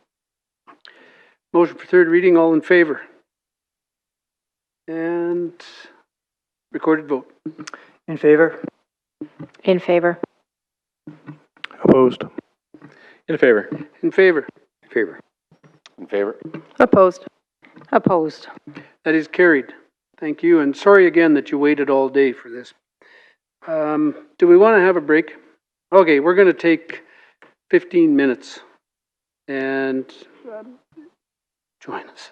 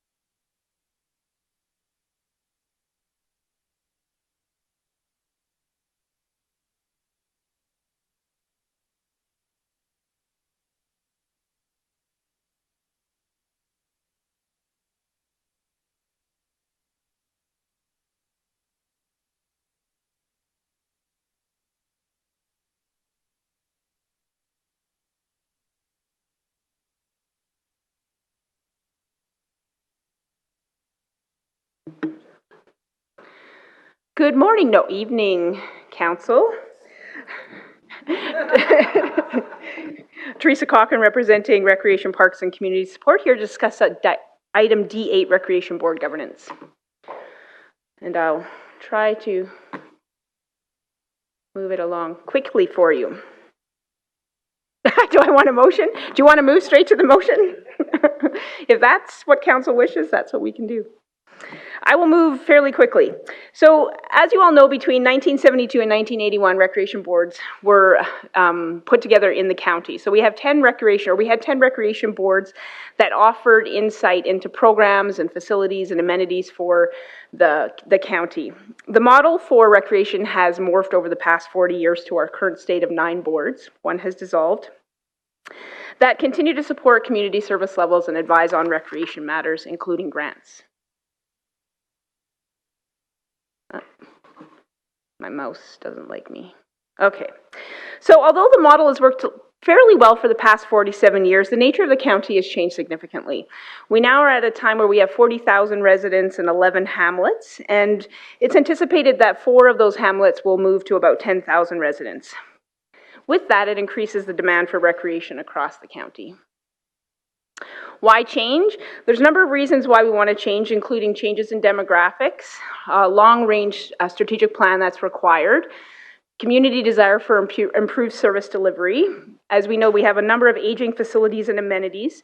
We have a limited tax base and inadequate revenue sources. And our current board structure is dated and not sustainable. We have problems with volunteer turnover, a lot of demand, and we have multiple differing board bylaws.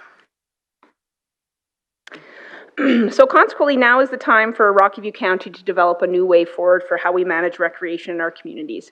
One that's focused on service delivery and is managed in a more sustainable way. A comprehensive review of best practice research is located in the report. However, Alberta Recreation and Parks Association CAO Bill Wells observed that over the last 25 years in Alberta, a more corporate model of recreation has started to replace the municipal boards. So consequently, more than 50% of the municipalities we studied have no more recreation boards in play. In addition, many recreation organizations, including the Government of Alberta, have an objective to review and develop a new path forward for how to manage recreation. That said, the county has an opportunity to lead the way. So while we were looking through the best practices, we developed guiding principles that will support the models that we developed for you, that will help us to have more strategic recreation leadership and sustainable and responsible growth. I'm sure you read the 800-page report sitting in front of you. No even smiles, everyone's tired. Further, the way forward for recreation in the county must align with Council's vision, mission, and values, and key planning county documents. Recreation must grow intelligently by supporting the unique and diverse needs across the county. We need to take an active and facilitative role in the development of recreation programs and facilities to support the many diverse lifestyles to allow us to lead with integrity. Lastly, leading recreation planning and community development with a focus on proactive leadership will allow the county residents to live harmoniously with the understanding that the county is supporting their local needs. Recreation Governance Model 1 is developed, or there's 2 options for stop now. We have 2 models for governance that we will be presenting to you today, and the differing is in the makeup of the people within the board. Model 1 is based on breaking the county into 5 zones and dissolving the 10 boards and creating a recreation advisory board. The advisory board will consist of 8 members, of which there will be 3 serving councillors and 5 members of the public representing the 5 zones. In this model, members at large will go through a selection process that requires the applicant to have personal knowledge of their community, experience in recreation, and the ability to think strategically on behalf of the county as a whole. Members at large will serve for a 3-year term and councillors for a 2-year term, which will allow for continual community involvement, fresh ideas, and reduce volunteer fatigue.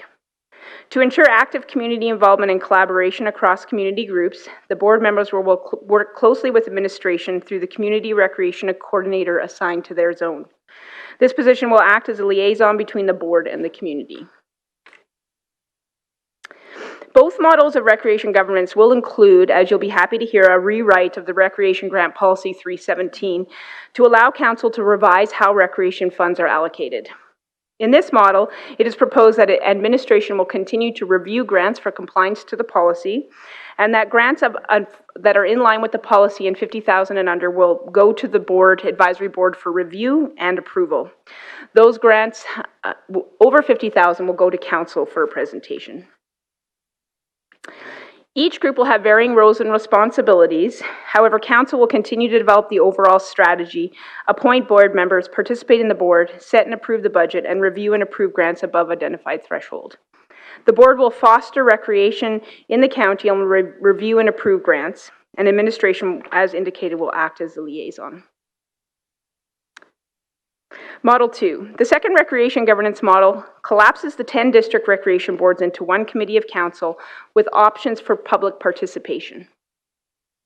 Key components of the second model, which is a made in Rocky View solution, by the way, include a single recreation governance committee of council, reduced redundancy, public participation capacity through ad hoc committees, enhanced community service and support by administration, strategic alignment and county-wide prioritization, and fiduciary responsibility exhibited through councillor involvement in decision-making.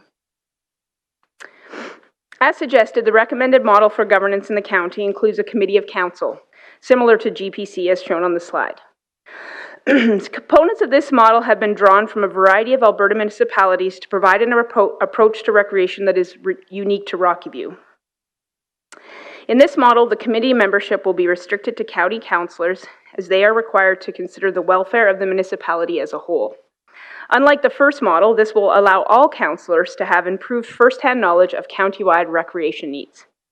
This model also provides improvements to the challenges currently faced by the county through improved connection and collaboration between administration and community groups, enhanced transparency and communication, improved service delivery, consistency in funding allocations, improved strategic alignment and collaboration amongst communities, and grant allocations based on a county-wide recreation master plan. If Council decides to move forward with a made in Rocky View solution, the focus will be on enhancing service delivery across communities. Clearly, it's essential to keep the community groups involved. They have a sense of ownership and investment in their communities, and they inform and collaborate with the community, with the county. In this recommended model, recreation needs will be brought to the committee through the recreation coordinators or through presentations by the community. Working with the community groups, the recreation coordinators are the boots on the ground and bring with them the recreation expertise and understanding of the community needs, which will support recreation programs, facilities, and services. As mentioned before, in this model, administration will be more actively involved in the community. Support for community members will include engagement and collaboration with stakeholders through open houses, educational outreach, one-on-one meetings, strategic business planning and program implementation where appropriate, recreation planning and development, liaison with other county departments and neighboring municipalities, and project management and support for larger capital projects. The highlights in the granting process in Model 2 are a simplified granting process with one level of approval. Grants can be approved in less time, and clearly customer service is enhanced. As components of the governance review, administration proposes examining partnerships with recreational providers who regularly return to the county for operational assistance. This includes both regional and district facilities. We recognize the importance of the grants and how many of our organizations that provide recreation continually come back to the county for support year over year. That said, in 2019, 29 of the 34 applicants requesting operational grants had received previous funding from the county. Limitation to our current processes include demands for the facilities are increasing. However, the financial commitments to regional facilities have not changed for many years. Both district and regional facility operators are required to apply year after year, limiting their ability to plan long-term for their organization. And it may take as many as 3 months for an application to go through the grant review and approval process. Once the model is approved, to alleviate the need for community groups to apply annually, administration is proposing that the county partner with these organizations on a multi-year fixed term. This would allow these groups to plan for their facilities on a longer-term basis. More discussion about regional and operational grants can be found on page 17 to 22 of your report. I'm going to skip this one because I think you get it, obviously. So as illustrated on page 426 of the agenda, it's anticipated that the implementation of the new recreation governance model will be completed by the end of 2019. In conclusion, administration assessed both options and recommends the implementation of Model 2 Recreation Governance Committee, as this model has many benefits and allows all of council to be involved in recreation planning. It promotes efficiency in the granting process and reduces redundancy, improves customer service and community support. This model considers opportunities for public participation, allows for improved strategic alignment, ensures transparency, and fulfills council's fiduciary responsibility. Administration recommends that the report be adopted for information and that the process steps necessary to implement Recreation Governance Committee Model 2 be undertaken in accordance with Option 1. This concludes my report, and I'm available for questions.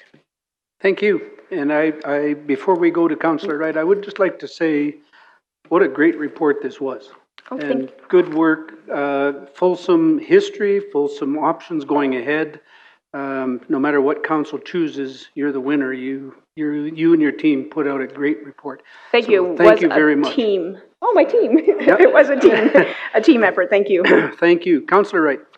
Through the Reeve, I was going to say the same thing. It's an excellent report. It's really well balanced. I loved how you incorporated the strategic plan and our vision and everything in there. I did have a couple of questions though, and these are just with what you're recommending and stuff. So I'm just going to, when we talk about these community coordinators, they're going to become paid positions, obviously, right? So how many staff do you foresee that taking? And through the chair to Councillor Wright, we already currently have recreation coordinators that work in the community. So what I would be asking for in next year's budget would be one additional staff to support the extra work that we'd be doing within the communities to support building the community that we're looking for. So I currently have 3 recreation community coordinators already working very closely with community groups. okay, because I'm just thinking our volunteers do a heck of a lot of manpower hours, right? So I'm just, okay, you just think 1, okay. The other thing I was questioning is, I know you're leaning towards 2, that's right? Option Model 2? Okay, so I blank for a second. There was a comment in here that was basically we were going to decide and then we were sort of going to let our boards know. Is there any room for, I'd like to see public engagement, and I'm sure I'll get some eye rolls on this, but maybe going to the public isn't necessarily the right way to go about it, but I'm thinking, could we not at least put it out to our boards that this is what we're doing and listen to maybe some of their feedback, that they may have some really valid reasons as to why we wouldn't go to an all-council model, or some really valid reasons as to why we would go to an all-council model. But I think just to tell them that this is what we're doing after we've had some people who've been volunteering on rec boards for quite some time, and I think they do have some expertise, that I think it would be really nice to at least have their opinions permitted and allowed, that they're somewhat allowed to weigh in. Through the chair to Councillor Wright, we have extensive plans through implementation of whatever model council chooses to do community engagement with our boards. We have been working very closely with our boards over the past 3 months, talking about what could be different and what could change. The new model really allows the board members to be involved in a more deeper way in their communities around what community projects. Currently, what our boards do is they review and they recommend grants. So this allows them to take that community volunteerism and move it towards actually building programs or facilities or capacity within their communities. In terms of engaging them before you make a decision, that's certainly council's decision to go forward in that way first. Okay, thank you. I'll leave the mic for somebody else. Councillor Gautreau. Thank you through the chair. Again, thank you, Ms. Cochran, for the report here. It's fantastic, and I'm not going to go into a whole bunch of detail in here. You know, there's some things that I'd really like to talk about, but, you know, the current time and stuff. What I'm excited about to see, though, is Policy 317. You know, since you've been here, I've been kind of complaining about 317, how it's not really fair to all recreation boards. So I'm excited to see that we're actually looking at that and reviewing some policy. I'm really excited, actually, to see Model 2 in the report, because what I see as Model 2, in Model 2 is all of council now really gets to learn about every specific recreation facility, but not just council. I also see the administration and staff really to learn now what's actually out in the community instead of hearing it from one-on-one council. I think as a group, we can really work together and see that. So again, thank you for the report. I'm not going to pick a whole bunch apart. Thank you very much. Thank you. Deputy Reeve Schul. Again, I would like to emphasize exactly the same thing. This is a great report.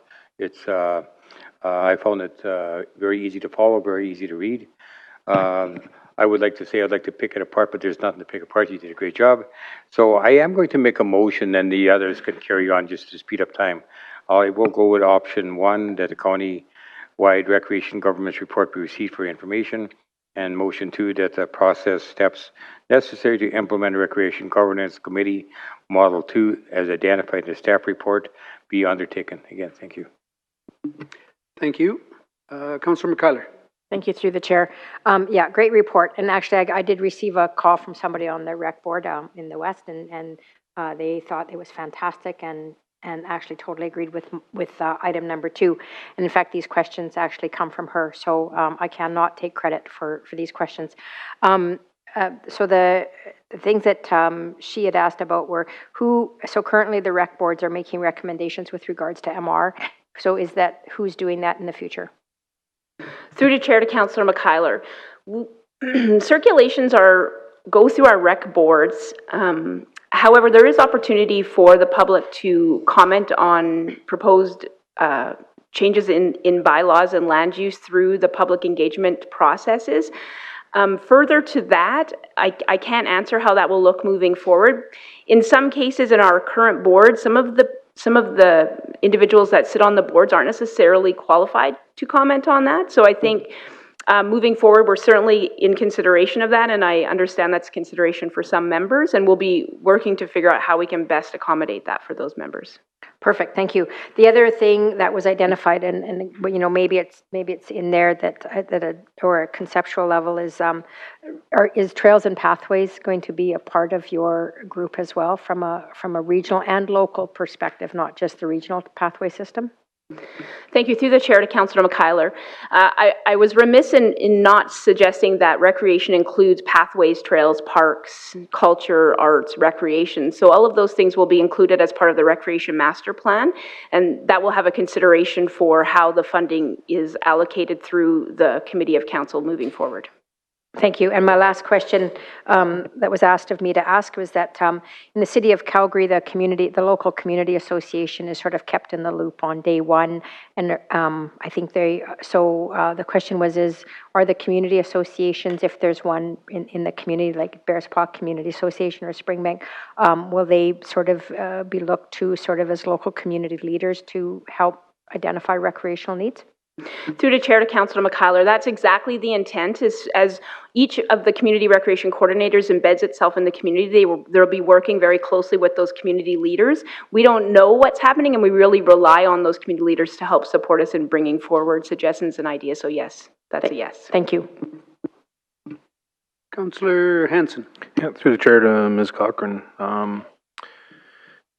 It's a common theme in Springbank with trails and pathways, so if I had any feedback for the report, it's barely mentioned in there. But that said, I'm more curious. I can understand the community engagement and the forward-facing part about trails and pathways, but what about internally and getting early knowledge of proposed developments, and how are we going to work together between your department and the rest of administration to make sure that we're doing the best job we can around trails and pathways and MR, and whether we should be doing cash in lieu. How does that fit into this this Model 2 governance? I didn't really see that.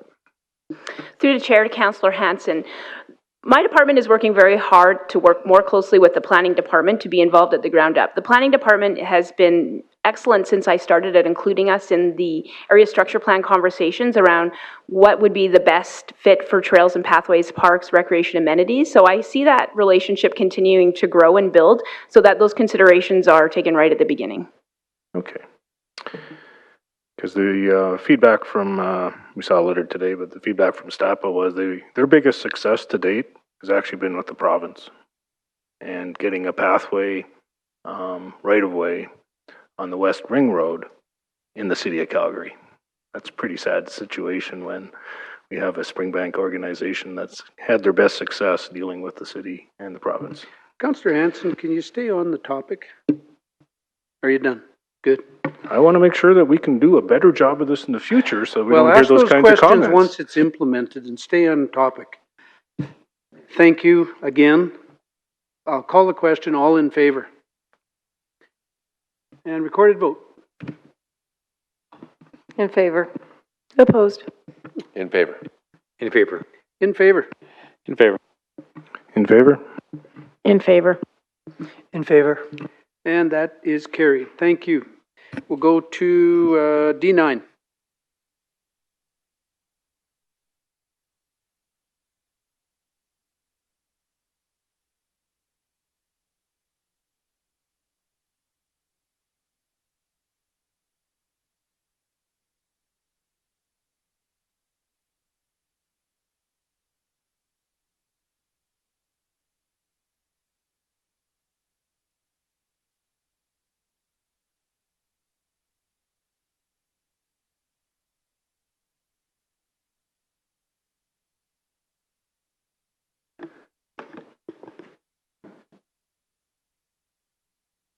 Thank you, Mr. Chairman and Council. Item D9 is consideration of the Bears Paw Reservoir Trilateral Task Force recommendations.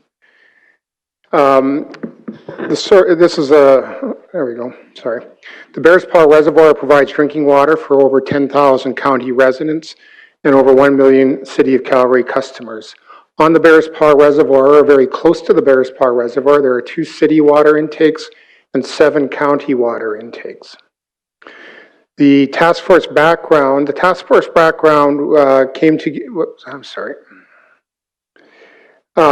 together with three members, primary members, Rocky View County, the City of Calgary, and TransAlta. We explored governance and management strategies for the Bears Paw Reservoir with the attempt to balance growth and development with the protection of drinking water sources and public safety. The task force had 5 half-day workshops between April 2018 and January 2019. And actually, I'm just going to back up a moment to give you a bit of context. The task force terms of reference was approved by council. We were approached by the city through the county manager's office to participate on this, and we agreed. And then it was also a city request in the Bears Paw or the Glenbow Ranch mediation.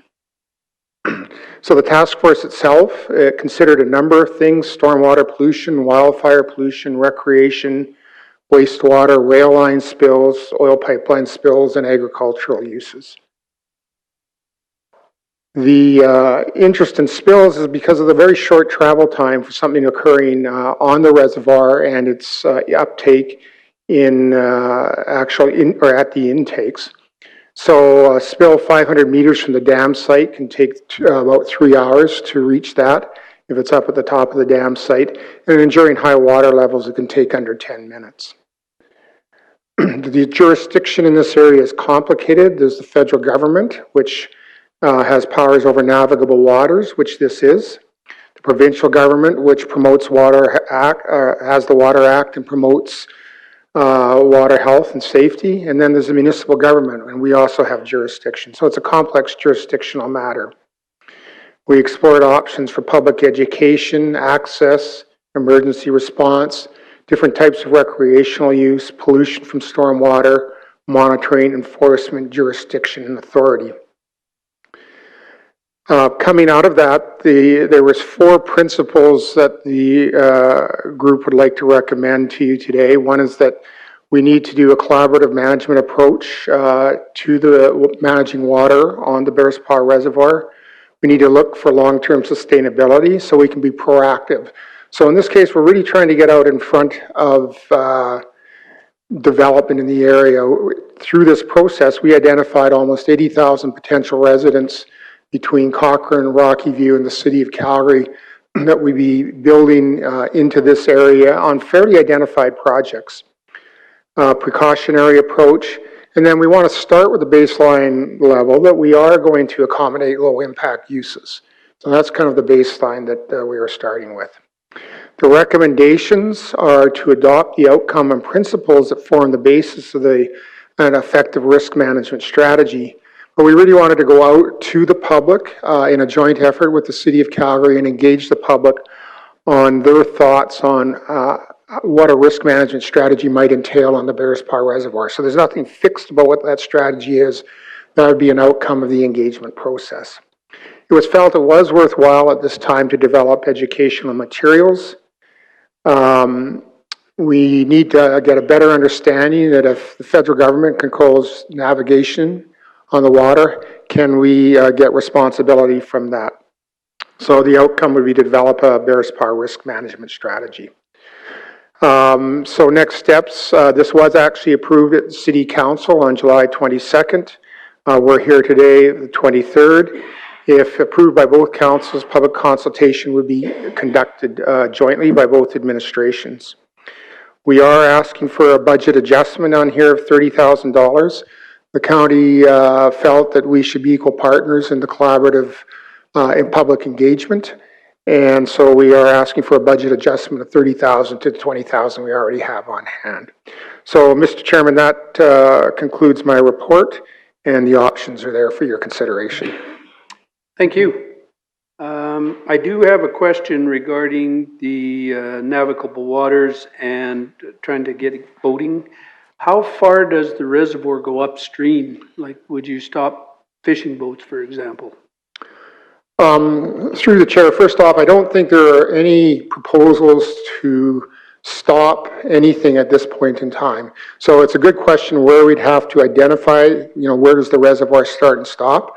I haven't got an answer to that. That would come out of this. But I do want to emphasize that there are no conclusions on this. We want to understand what we can do and what the tools are at hand. But that's something that will come out of the public engagement process.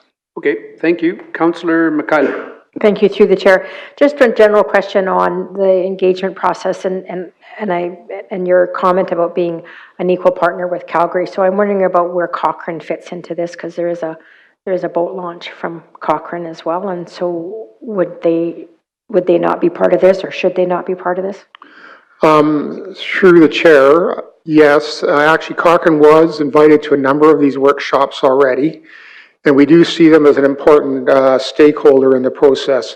Right now, as you identified, that is actually the only public access onto the river that gets down to the reservoir, and then there is a launch on TransAlta land. So they would be engaged on that. We haven't sat down and looked at the terms of reference as to whether we would take engagement out to Cochrane, but I think that's certainly an option that we could put on the table and consider. As part of the overall process, they have to be a part of this because they're an integral part of the growth that feeds into the Bow River watershed. Yeah, great point. I was more thinking about ponying up with some cash as well. That's where I was going with that. But if there's no other questions, I can make a motion here. Motion one, that the Bearspaw Reservoir Task Force Consensus Report be received for information, and that the recommendations in the Bearspaw Reservoir Task Force Consensus Report be adopted, and that a $30,000 budget adjustment from the Tax Stabilization Reserve for public consultation for the Bearspaw Reservoir Risk Management Strategy be approved as per attachment B. Thank you. All in favor? That is carried, and we'll go to D10.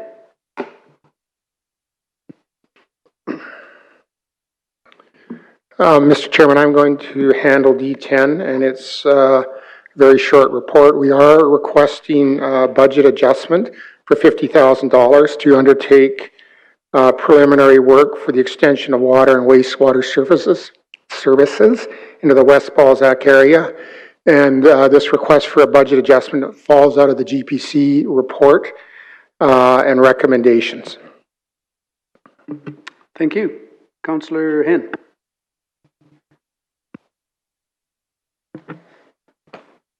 So I don't think we need to talk too much. I'd like to go with option one, motion one, that council directs administration to commission the necessary engineering review and proceed with the extension of county water and wastewater servicing from Balzac East to Balzac West.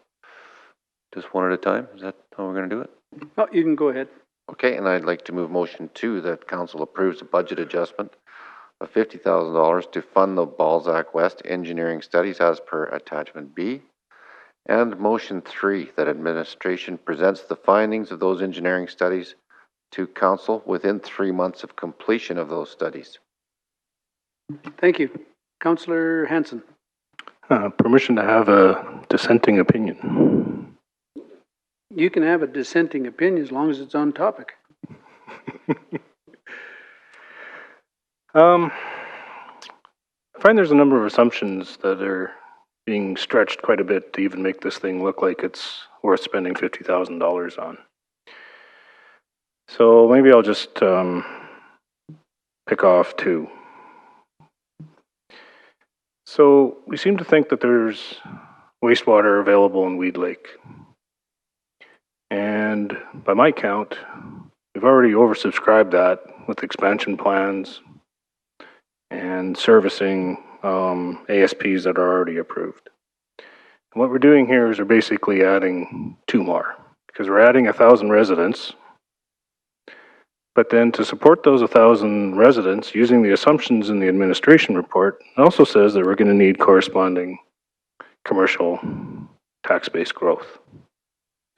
Well, that doesn't magically happen without supplying them with wastewater as well. So as far as I'm concerned, we are quickly booking 3, 4, or 5 times this mythical increase in Weed Lake into all the entire growth on the east side of Rocky View. And we've already got a lesson learned to the tune of $14 million when we tried to do this with water. So can you maybe... Now you're venturing off topic, so stay on topic. The consequences of not getting this right are huge to the tune of $14 million is the topic. No, it is not. So, Nothing my to do question with is, this. exactly how much wastewater capacity in Weed Lake is there to promote all this growth that we're busy approving on the east side of Rocky View when we don't have the context of a county plan finished that will help delineate some of this? Why not add the 50,000 to the county plan pot and just do a better job of it at that point?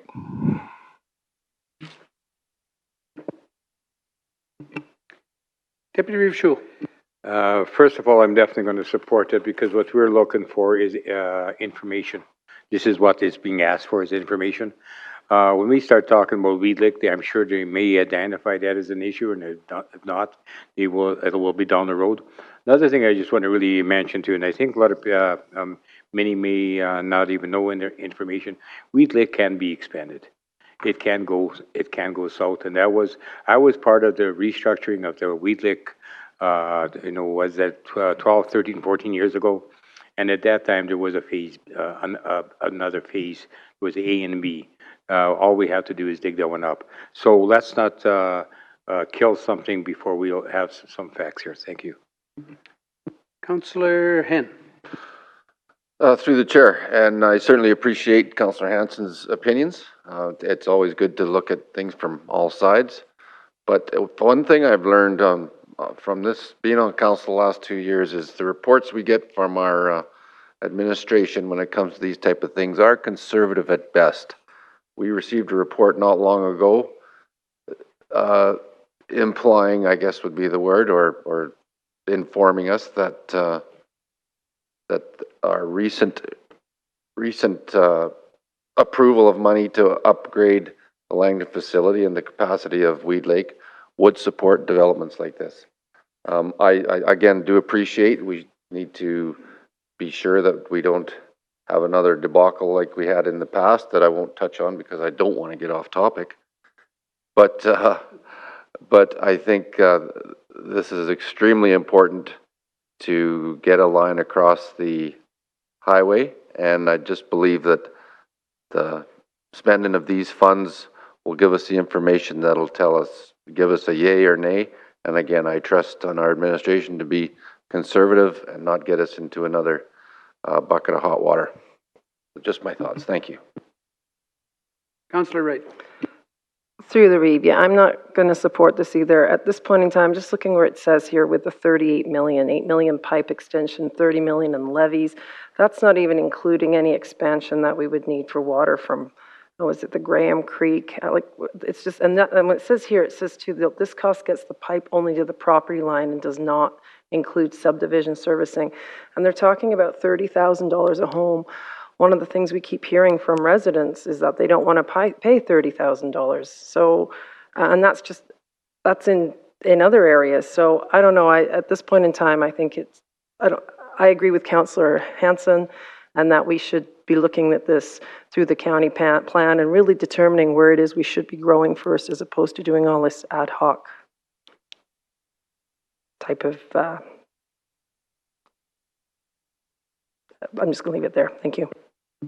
Councillor Hanson.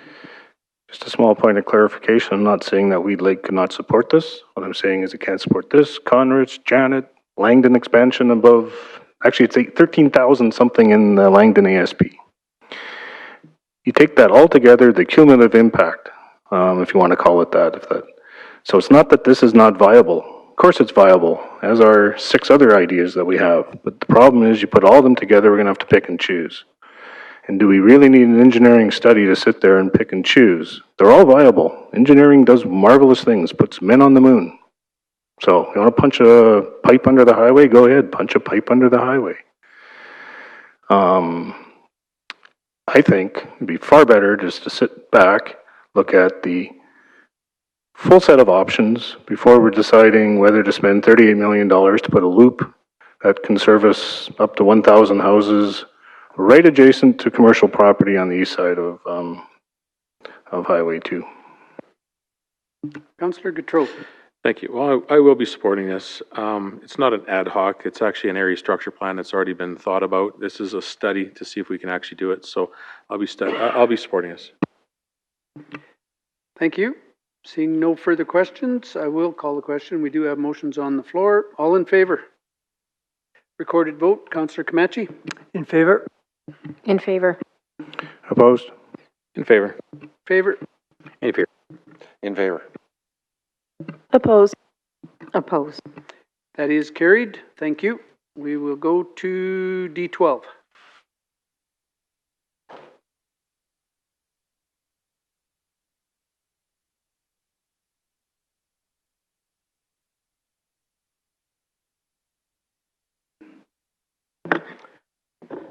Good evening, Council. My name is Doug Halfachuk, Manager of Capital Projects. Item D12 refers to the acquisition of Montara Drive around Cochrane Lakes.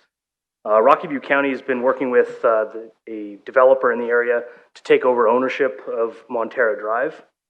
Acquiring Montara Drive will relieve the existing condo corporation of current and future liabilities, as well as provide the county with the legal ability to maintain the road to our typical standards. The road itself is up to county standards and does not have any noted deficiencies, and is recommended that Council direct administration to execute the attached road acquisition transfer agreement. With that, I will take any questions. Thank you. Thank you. Do we have a motion? Councillor Kissel. Yep, I'd like to make that motion, option number 1, that council directs administration to execute the road acquisition and transfer agreement as described in attachment A. Councillor Hanson. Sorry, I just had one question. You seem to recall there being a bridge on this road. Is that part of the acquisition? Through Mr. Chair, yes it is. And obviously it's in good shape, or you would have mentioned something, right? Correct. Thank you. Call the question. All in favor? That is carried, and we go to 13, D13.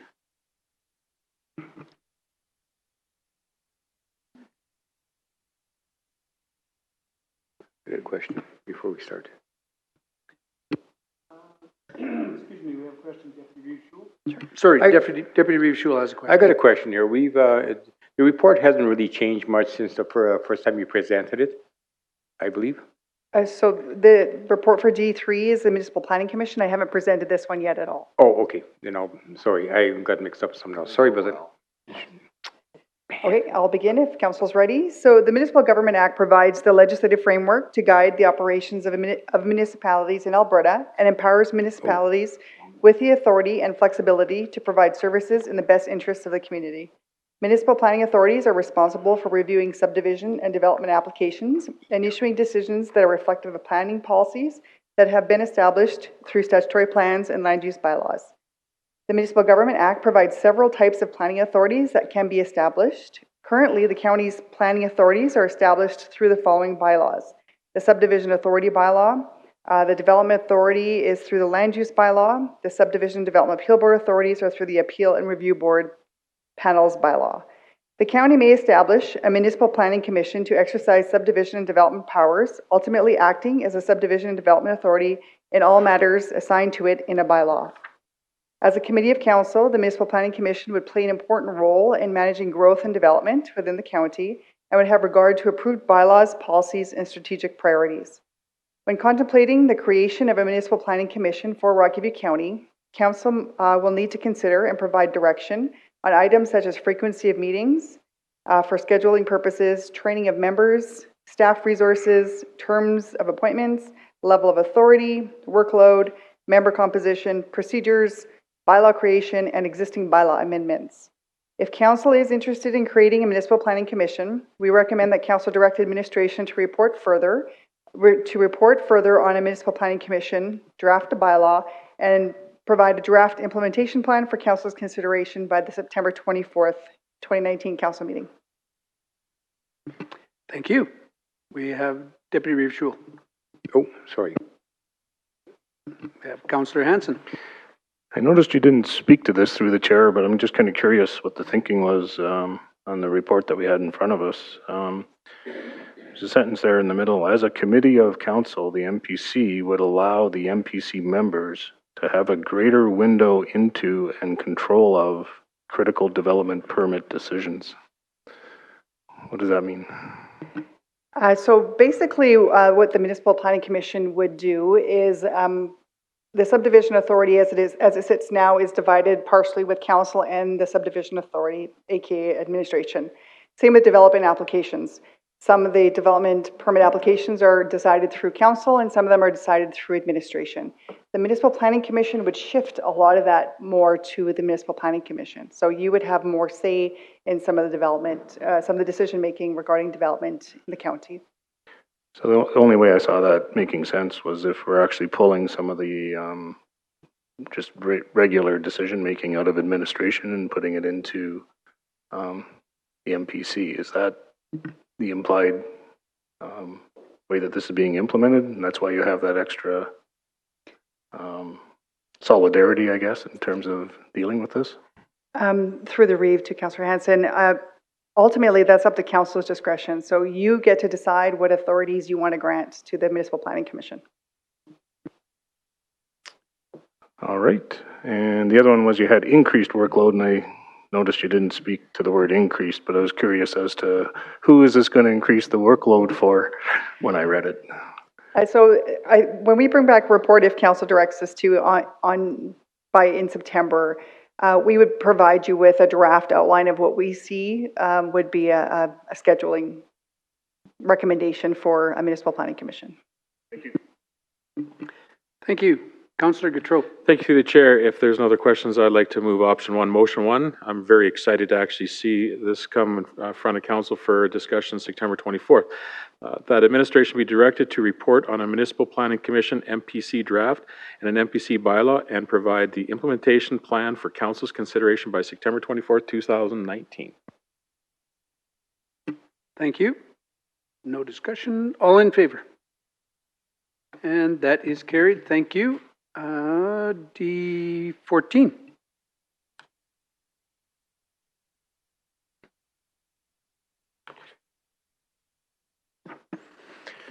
Raven Council, good evening. It's Randy Smith, Manager of Fire Services and Emergency Management. Very pleased to bring a budget adjustment forward, not asking for money, but telling you that we received some money, and these grants were received after the regular budget process for 2019. We received monies for 3 programs. through the FRIA program, and that is Bragg Creek Provincial Park, looking at vegetation management, and that's just a step-off program where we can then go after the province to start looking after their area, as well as a FRIA grant to enhance our Chipper Day. If you recall from last year, we had done a weekend where we allowed residents to bring in their fine fuels from cleaning up their yards, and we chip them. We've got 4 days this year planned. And then we received $137,000 to do, again, a vegetation management study and then actually do the cleanup on county-owned property. And the big one that you have before you is our Regional Resilience Program, the grant from the Red Cross for $1.4 million. Questions? Thank you. And sorry again, you had to wait here all day for this. Councillor Hanson. I'd like to go ahead and move option 1, that the emergency management budget adjustment be approved as per attachment A. Thank you. Councillor McKeiler? Thank you, through the chair. I just wanted to say that I'm glad that Bragg Creek is giving back rather than its usual modus operandi. Thank you. Councillor Gautreau. Yeah, through the chair, just very quickly, I want to actually commend you and administration for actually looking at these grants and putting money back forward for our budget. So I commend you and your and staff. Yeah, I'll echo that as well. Thank you. All in favor? That is carried. Thank you. Let's take a 5-minute break and we'll come back with E2.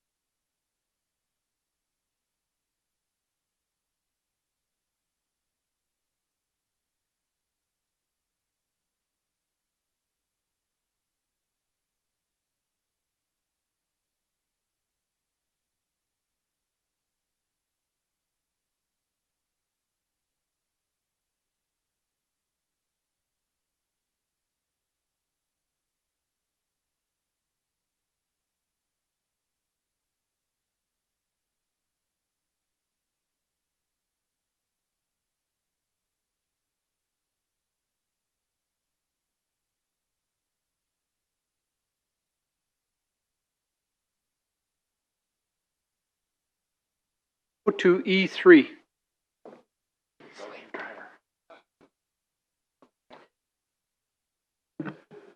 Good evening again, Council. My name is Doug Hafachuk, here to present item E3, the transfer of lands for Rocky View County and designation of a public utility lot. In February 2017, the county entered into a contribution agreement with the Government of Alberta to plan, design, and construct the Bragg Creek Flood Mitigation Project. Inclusive in that agreement was $15.6 million to acquire lands for the flood barrier structures. Under that agreement, the lands are to be under the ownership of Rocky View County, but designated as public utility lots. Council may recall passing bylaws in November and July of 2018, as well as in March of 2019, to formally acquire project lands and designate them as PULs. Similar to those exercises, the bylaw presented today will take additional lands into the county's possessions and designate them as PULs. Doing so enables administration to both expedite registration of the lands, but also release compensation to the landowner. That concludes my report, and I welcome Council's questions. Thank you. Councillor Comanche. If there are no questions, I'd like to make the motions. There is no questions. Okay, with that, E3 option number 1, that bylaw C7916-2019 be given first reading. Excuse me, motion for first reading, Councillor McKeiler? No. Oh, sorry. All in favor? That is carried. Councillor McKeiler. Thank you. I'd like to make motion 2 that bylaw C7916-2019 be given second reading. Motion for second reading. All in favor? That is carried. Councillor Hanson. So I do have a question. If this is delayed because of Sutina, do we still get the landowners paid? Through the chair to Councillor Hanson, all of the land transactions are completed whether or not the project proceeds. At this stage, there's no reason to doubt that the project will continue to advance. All right. With that, I'd like to make a motion that bylaw C7916-2019 be considered for third reading. Consideration of third. All in favor? That is carried. And Councillor Comanche. That bylaw C-7916-2019 be given third and final reading. Third reading. All in favor? That is carried. Councillor Kissel. Yep, that is carried. And we'll go to item E2.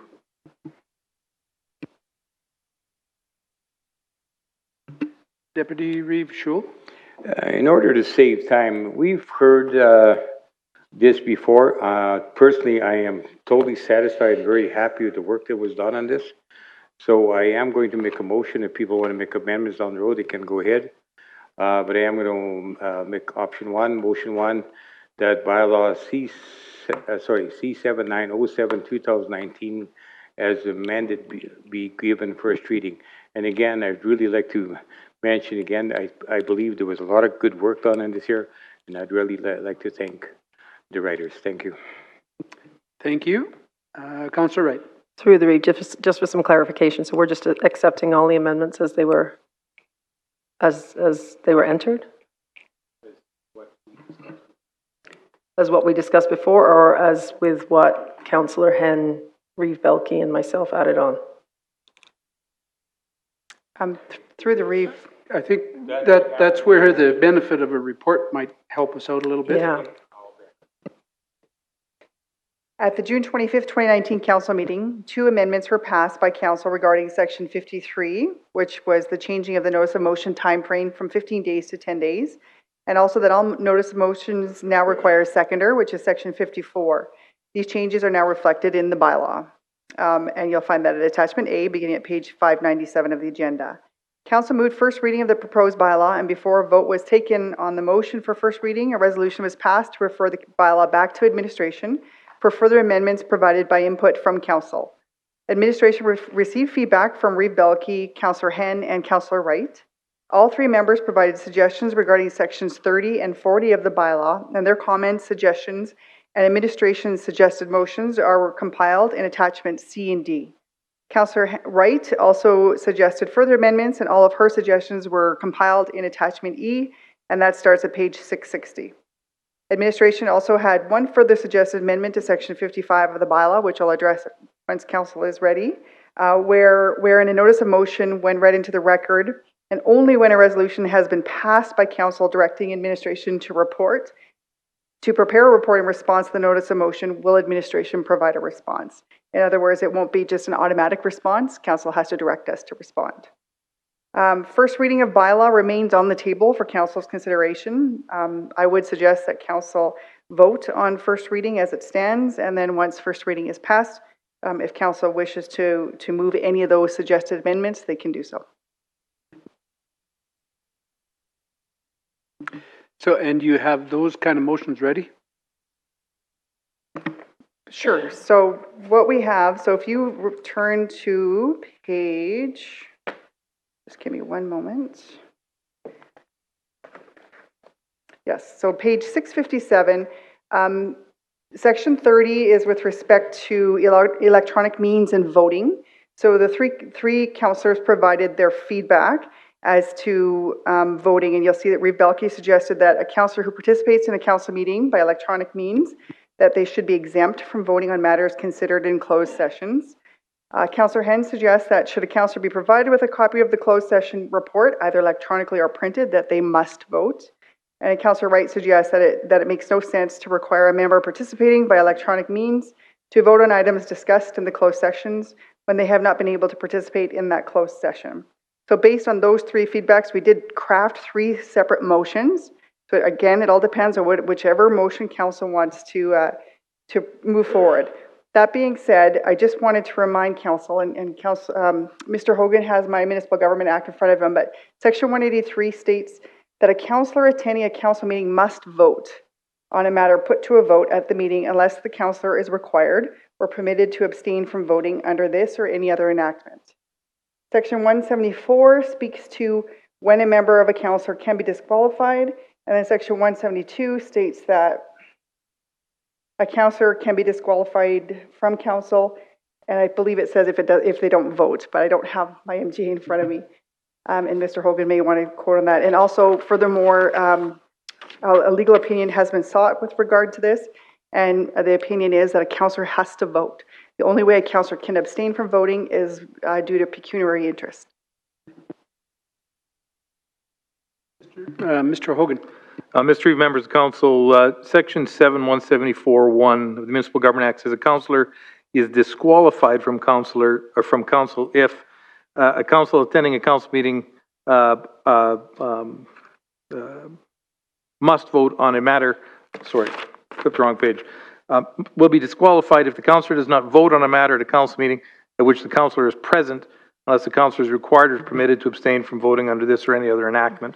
And then as the municipal clerk indicated, 183 essentially mirrors that, saying council must vote. So all three of the proposed motions would be in violation of the Municipal Government Act. That was confirmed with our legal as well, that the bylaw cannot in any way go contrary to the Municipal Government Act.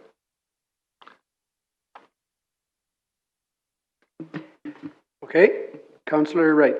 Through the Reeve, so just for some clarification. So it says at which the councillor is present, but if they're not present in the back room when we're doing in camera, no. So like what would happen, so just bear with me here. So if you're in camera, if I'm understanding this correctly, like let's just say I was here and I had to disappear to the washroom because I wasn't well and I missed half a hearing.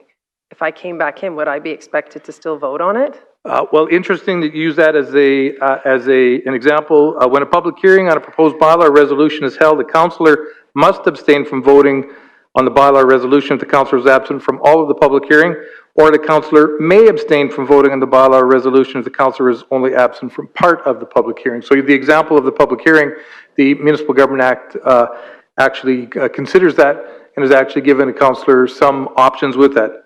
Attending a council meeting, if you are attending via Skype, you are considered to be in the meeting, even if you missed that in-camera session.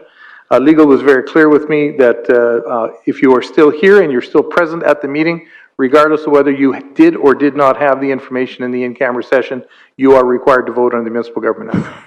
Okay, thank you. Through the chair to Councillor Wright, Section 33 of the proposed bylaw says exactly that. Members participating in a meeting through electronic means are deemed to be present at the meeting but do not count towards quorum. So if that helps. It's that members participating in a meeting through electronic means are deemed to be present at the meeting but do not count towards quorum.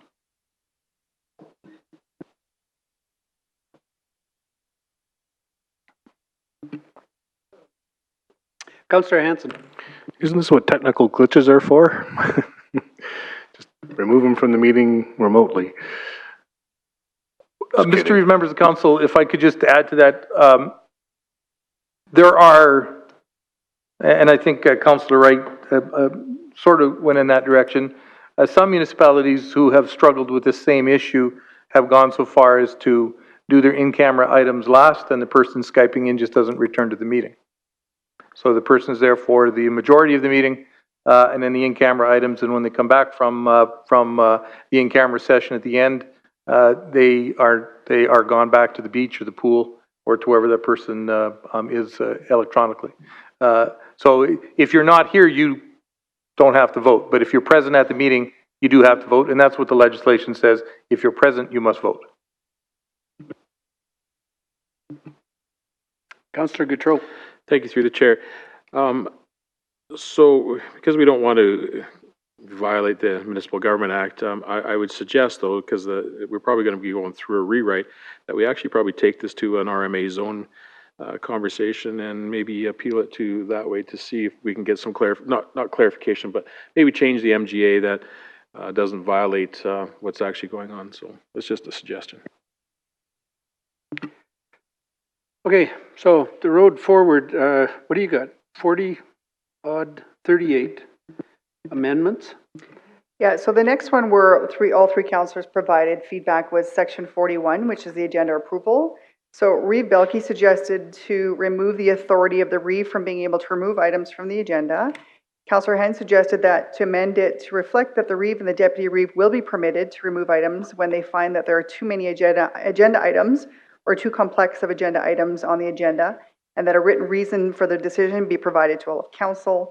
Councillor Wright suggested that the complete removal of the Reeve from being able to remove agenda items, he should not have the sole authority. So we crafted 3 motions based on your feedback, but also on page 659, we took into consideration all of it, and we crafted an even better motion for your consideration. So administration recommends the 2 motions on page 659. So the road forward here, do we want to start at the first one and work our way through? Is that what we're... Mr. Reeve, what I was doing is I started at the 2 sections where 3 council members provided their suggestions. So I thought we'd get rid of those 2 first, and then we would jump into Councillor Wright's amendments. So, and what page is that on? I'm now on page 658 of 745. Of 658, 659. And that 669, I have... 659. 59, oh, okay. Okay, so there was 3 councillors that did that one. So who wants to make this motion? We'll get this one out of the way, or these ones out of the way. And then we'll have to start right at the first and work our way through. Yeah. Councillor Hanson. I'd like to make a motion that section 41(1) of bylaw C-7907-2019 be amended to read as: the agenda for each council meeting is approved by the Reeve prior to distribution, and the Reeve may direct that items be rescheduled to maximize efficiency and effectiveness of each council meeting regarding quantity and complexity of agenda items, and that subsection 41(1)A be added that states, should items be rescheduled, the Reeve will inform council of the item and the reason for rescheduling, and that subsection 41(1)B be added that states, in the absence of the Reeve, the Deputy Reeve will perform approval and rescheduling of agenda items. Okay, I'll call that question. All in favor? Councillor Kissel, recorded vote. In favor. In favor. In favor. In favor. Opposed? In favor. In favor? In favor. In favor. That is carried. Can we go on to the further amendment consideration just below that from Councillor Wright? I'll read fast.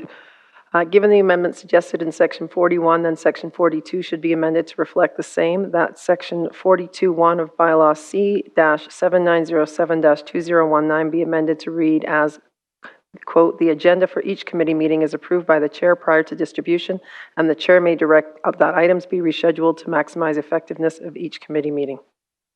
That subsection 42(1)A be added that states, quote, "Should items be rescheduled, the chair will inform the committee of the item and the reason for rescheduling."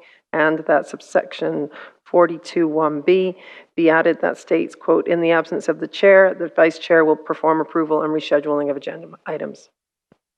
Thank you. Call the question. All in favor? Consistency? In favor. What he said, in favor. In favor? In favor. Opposed? Opposed. Favor. In favor. In favor. That is carried. So let's go all the way back.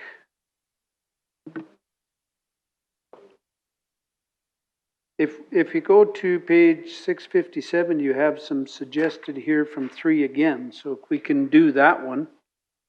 So, Mr. Chair, we discussed the section of section 30 on page 657, but no one moved a motion. Mm-hmm. So we just need a motion. Yeah, so administration recommends that section 30 stay as is, and we gave our reasoning for that. Okay. So, Good. So we'll cross that out. And want me to let's move go then? right back then to, Okay. we should be at page 660, amendment number 1.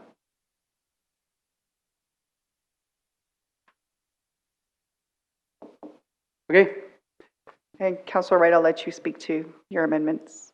Okay, so just on this one, so we have some parts of the Municipal Government Act that are kind of alluded, and if this procedural bylaw is supposed to make things easier, I just thought it would be simpler to say what the actual Municipal Government Act wording was. So where that's applicable, as opposed to making people look through the procedural bylaw and then go scrambling to find the document, I figured it will make it a longer document, but at the end of the day, it'll be more fulsome. So my amendment suggestion was that administration be directed to copy word for word the relevant and specific sections from the Municipal Government Act throughout bylaw C-7907-2019 where applicable.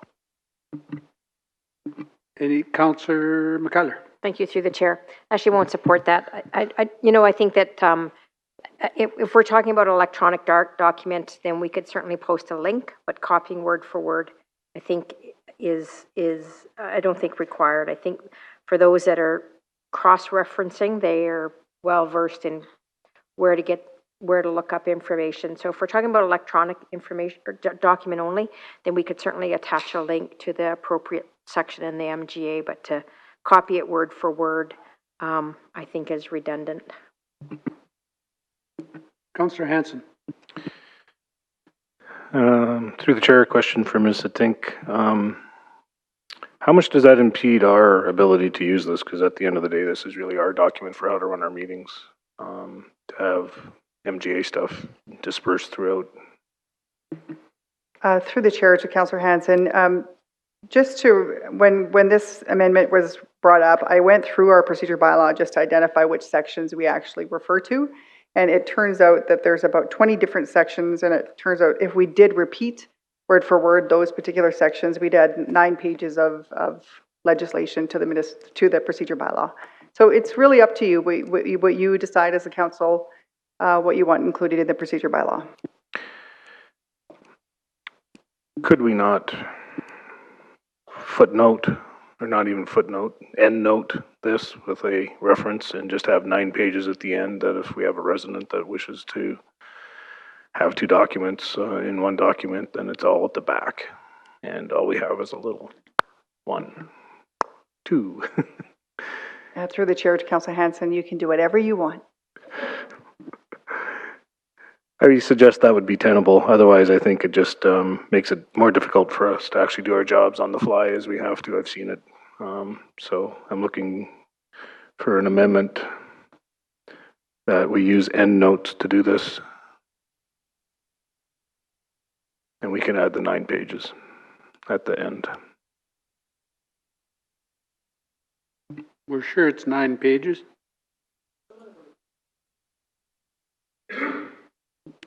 No, I do have 9 pages, and they're not repeated, they're not repeat sections, so there's definitely 9 pages here.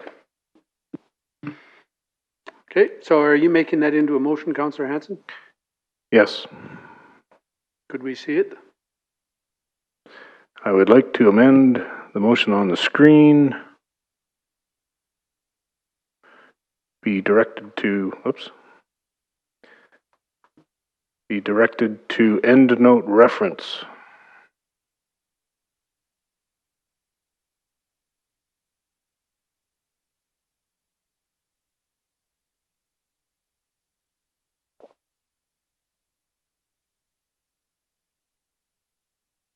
I think that should do it.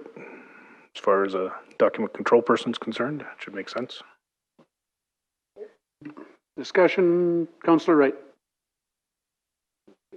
Sorry. Through the Reeve, I just want to, doesn't the original one have the MGA in it? I thought that's where I got it from. Through the Reeve to Councillor Wright, the original procedure bylaw has some sections where it has word for word the MGA, and it actually missed out some sections too. Okay. So we kind of went to the extreme where we just pulled it out and made reference just to the MGA. I thought that was where I got it from, so, okay, thank you. Councillor Gautreau. Thank you. I will not be supporting this. We have a municipal government book. We've all council received one. This is what we work out of. This is our legislation. If the public really wants one, they can download it or get one as well, so I will not be supporting this. Thank you. Councillor Kamachi. Through the chair to Mr. Satink. When we refer to the 9 pages, but in every footnote, does it always, do we only need like 1 page out of the 9, or do we need to have that whole section if you're going to refer back to it? Generally, if we're referring to a section of the Municipal Government Act, we'll do the whole section. Okay, and I'm going to echo Councillor Hanson's little speech there about the fact that this is a document for us, so I will not be supporting this. Okay, seeing no further comment, call the question. All in favor? Recorded vote. Opposed. Opposed. In favor? Opposed? Opposed? Opposed. Opposed? In favor. In favor. And that fails. Good news is number 2 we can skip because they've already got it on there, right? Sorry, what's that? Oh, do we? Sorry, my apologies. Okay, back to the original motion. Councillor Wright. That administration be directed to copy word for word the relevant and specific sections from Municipal Government Act throughout bylaw C-7907-2019 where applicable. All in favor? Sorry, Councillor Gautreau, did you have something? I just won't be supporting this. Okay. All in favor? Councillor Kissel. Opposed. In favor. Opposed? Opposed. Opposed? Opposed? Opposed. Opposed. Opposed. And that fails. Go on to number 2, which I guess... Number 2 is already included, right? Yes, so this is already incorporated in the bylaw. Number 3. Number 3, that section 8.5, the existing, 8.5 of bylaw C-7907-2019 be amended as to read as, when wishing to join in debate, move a motion, or when public hearing, subdivision application, or other matter that deals specifically with the Reeves division, the Reeve shall. Administration suggested motion for, well, what am I doing? Wait a minute. So, you want me to read the administration suggestion? Or do you want me to just? So I crafted we a want to motion. debate all this just because it's so late, and I do recognize that everybody's tired, so. Okay, all right. Sorry, Mr. Raven, to Councillor Wright. So the first suggested motion we have here is, as I suggested, based on your feedback. And then I took your feedback and administration, again, suggested an even better motion, I'll say. And so administration recommends that second motion. Okay. So just admit, so then that section 8.5 of bylaw C-7907-2019 be amended to read as, quote, when wishing to participate in the debate on a question or motion properly before the meeting, the reeve has all the same rights and is subject to the same restrictions as to participate in debate as all other councillors, except when the matter is specifically within the reeve's division. Should the reeve wish to join in debate or make a motion on an item that deals specifically with the reeve's division, the reeve shall. Shall what?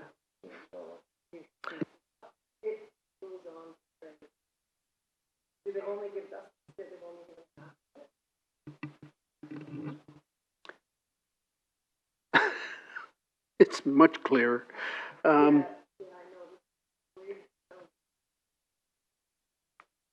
This was the good thing about the policy review committee, this sort of all being done back behind the scenes.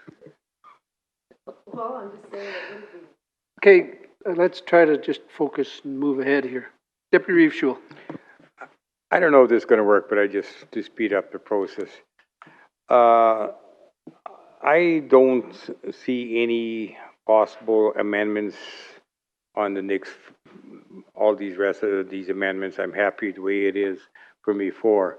Is there a way we can make a motion to see if anybody's interested in any of these, or try to either approve or disqualify all of them at one shot? We're going to be here till midnight and not get anywhere. As much as I'd like to move on, I'm sorry, but I think every motion has a right to be heard, and Yeah, this is our procedural bylaw. Unfortunately, it's what we're bound by. So, and there were some things in it that I thought really could make it tighter, and I didn't even include them all, so. I think what we can do to tighten this up and move it ahead is we'll read the suggested motion and go on with it. And if you don't understand it, you can ask for clarity or vote as your heart content.